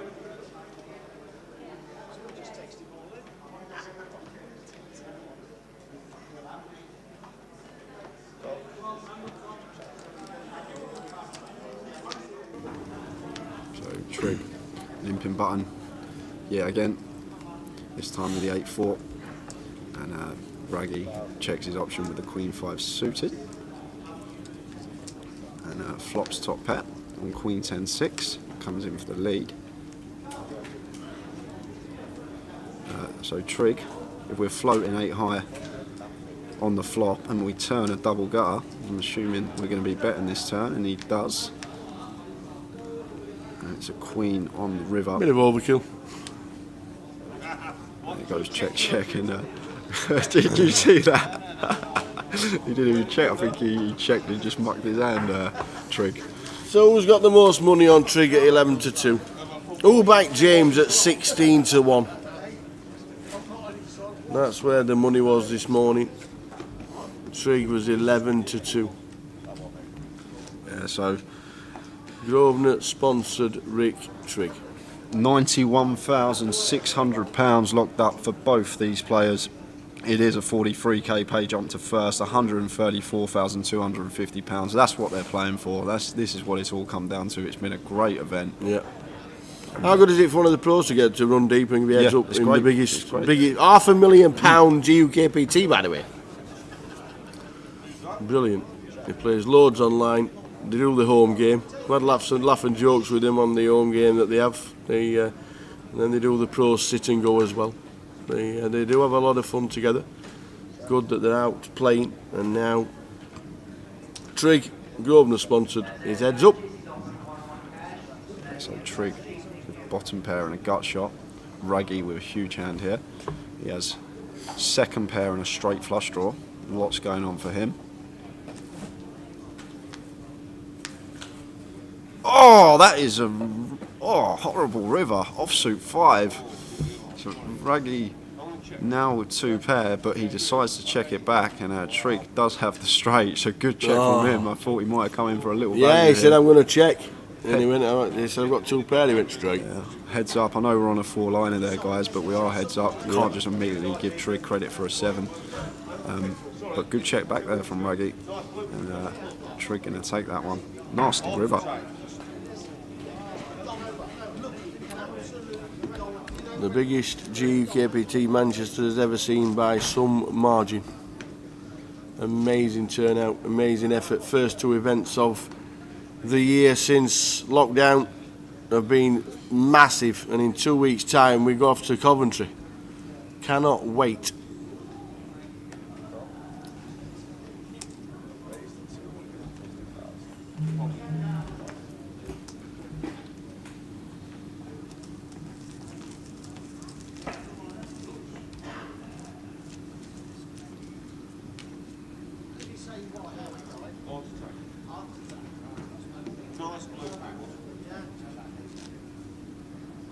It's the 3 big blind spin. That's the thing as well, Tower. You forget about that. Trig was down to 3 big blinds at the start of day 2. The Bronx Bomber. Did someone mention Coventry? See you there, Scott. He's playing Coventry. Woo woo! We're going to talk all kinds of drivel to each other. Be great to see you, Scott.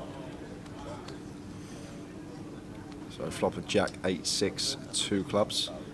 Up and down for James here, and Trig has a flush draw here, Tower. So we've got a bit of action.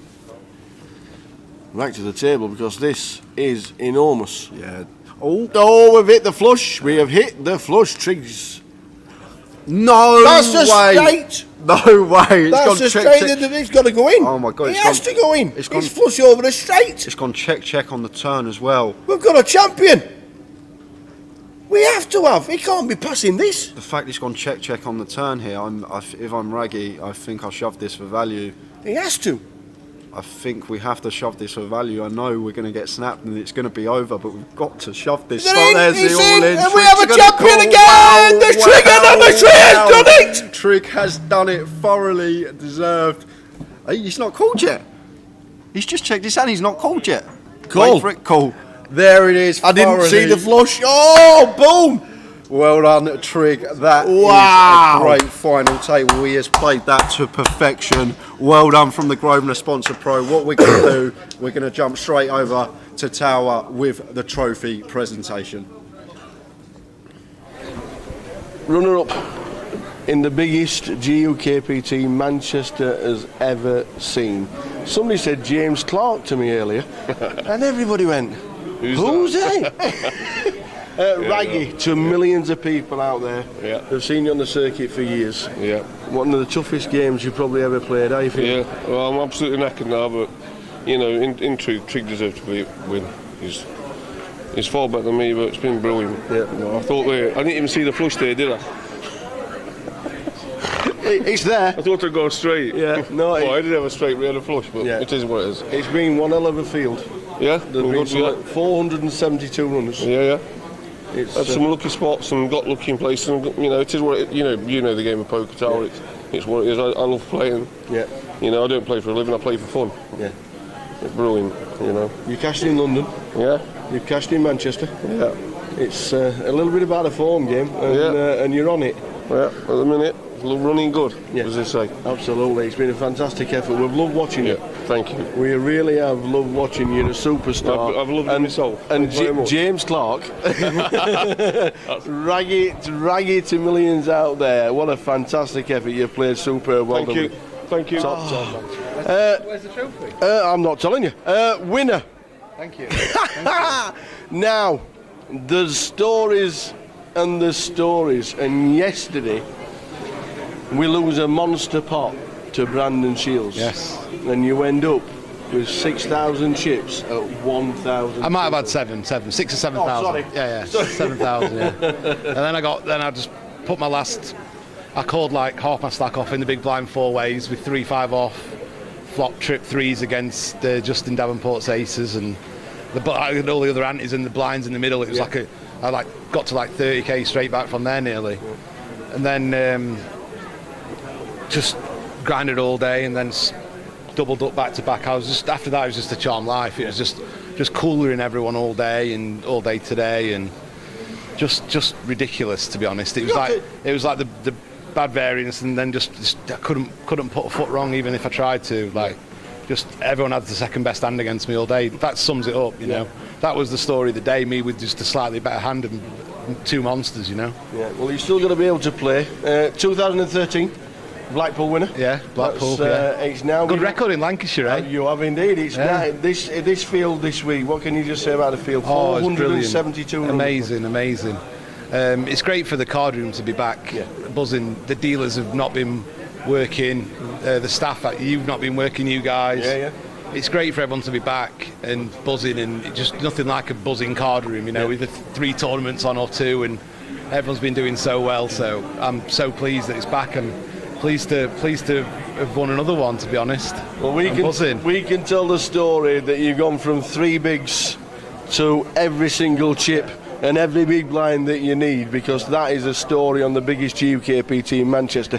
Mike's going to hand you the trophy. Ladies and gentlemen, can we please have a big round of applause for the winner of GUKPT Manchester, Rick Trigg!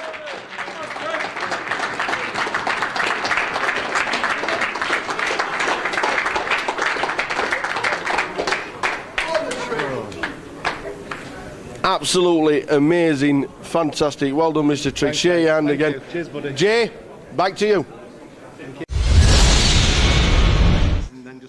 Thanks, Tower, and that's it, guys. That's a wrap up. Rick Trigg is our champion here in Manchester. Great little interview with him there from the Tower. Where is he? Here he comes. Here he comes.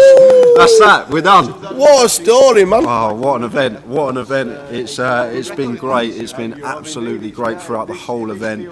472 entries here in Manchester. Grosvenor sponsored Rick Trigg has just won the biggest GUKPT in Manchester. 2 back-to-back £500,000 legs.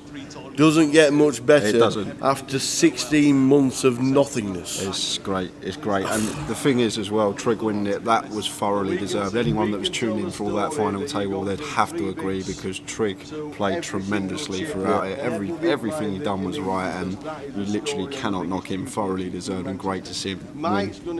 Just brilliant. And like we said, Yanis could have his own highlight reel. Yeah, he could. He played superbly as well. We had a great field coming back today, Tyler. It's what's expected. When you get this deep in a poker tournament, there's going to be really good players left in. Yeah, day 1 here, started with aces 14 times in the first 2 levels. He just went on and on and on, and it's been one of them tournaments that a lot of people are going to be talking about forever. The side events, like you said, the card room's been smashed. It's the 30-30s, the minis, the old Gits comp. You know, they've just been absolutely brilliant. Just so much fun, and it's great to see a card room in there with no space whatsoever. Yeah, it's just always been packed out. And throughout the obviously culminating in what's just happened with Trigg being obviously part of the Grosvenor team. He does it so well. He loves his online. He now loves coming live. He said he loves it in Lancashire because he won Blackpool, he's won Manchester. So no, it has been one hell of a. You've come back with a bang. Yeah, I've enjoyed it. I've loved it. There's people stopping you, telling you all sorts. I had to open the door twice to get your head through. That was that. But that's the thing. There's a lot of things that go on behind the scenes here. Dave, the action tracker, PK and Andy, new transitions. It's all looked great. Yeah. Big thank you to them guys. We wouldn't be able to do it without them. And most importantly, you guys watching at home. The viewing's been great, and the interactions with all of you. We always say it whenever we do a competition. It makes it so much easier for us. We've got all the chat box open at all times. You ask the questions, we answer them, we have a laugh. Yes, we do the Towers treble. Unfortunately, it didn't come up this week. It's just one of those things. But we have it's a family that's grown and grown and grown. And yes, people just want us to talk about poker 24/7. It's impossible to do. We've got things to go on. We can still mention the closer that you can now join in while you're playing, because there's a 50,000 closer on Grosvenor Poker. There's plenty of satellites going on. And in 2 weeks' time, where are we going? We might end up in Coventry. Yeah, we might. In 2 weeks' time, we might just end up in Coventry. But we are just about to end what a fantastic tournament. And this guy has been a ledge this week. He has been this. Here he is. Why? He's the first time anybody's ever seen an action tracker live on telly. Good man, old Dave. He's the man that inputs all the action you see on TV. And we always say it's a thankless job, and we only bark at him when he gets it wrong, but it is what it is. Yeah. We are going to see you in 2.5 weeks' time for the main event in Coventry, but please be there in 2 weeks' time, because the festival does start then. It's been a cracker. It has. It's been an absolute pleasure to do Manchester, and we will see you in 2.5 weeks' time in Coventry. From this lad, from the rest of the team, from this lad, we will see you in Coventry in 2 weeks. See you there, guys. From the Tower and the team. Ta-ta!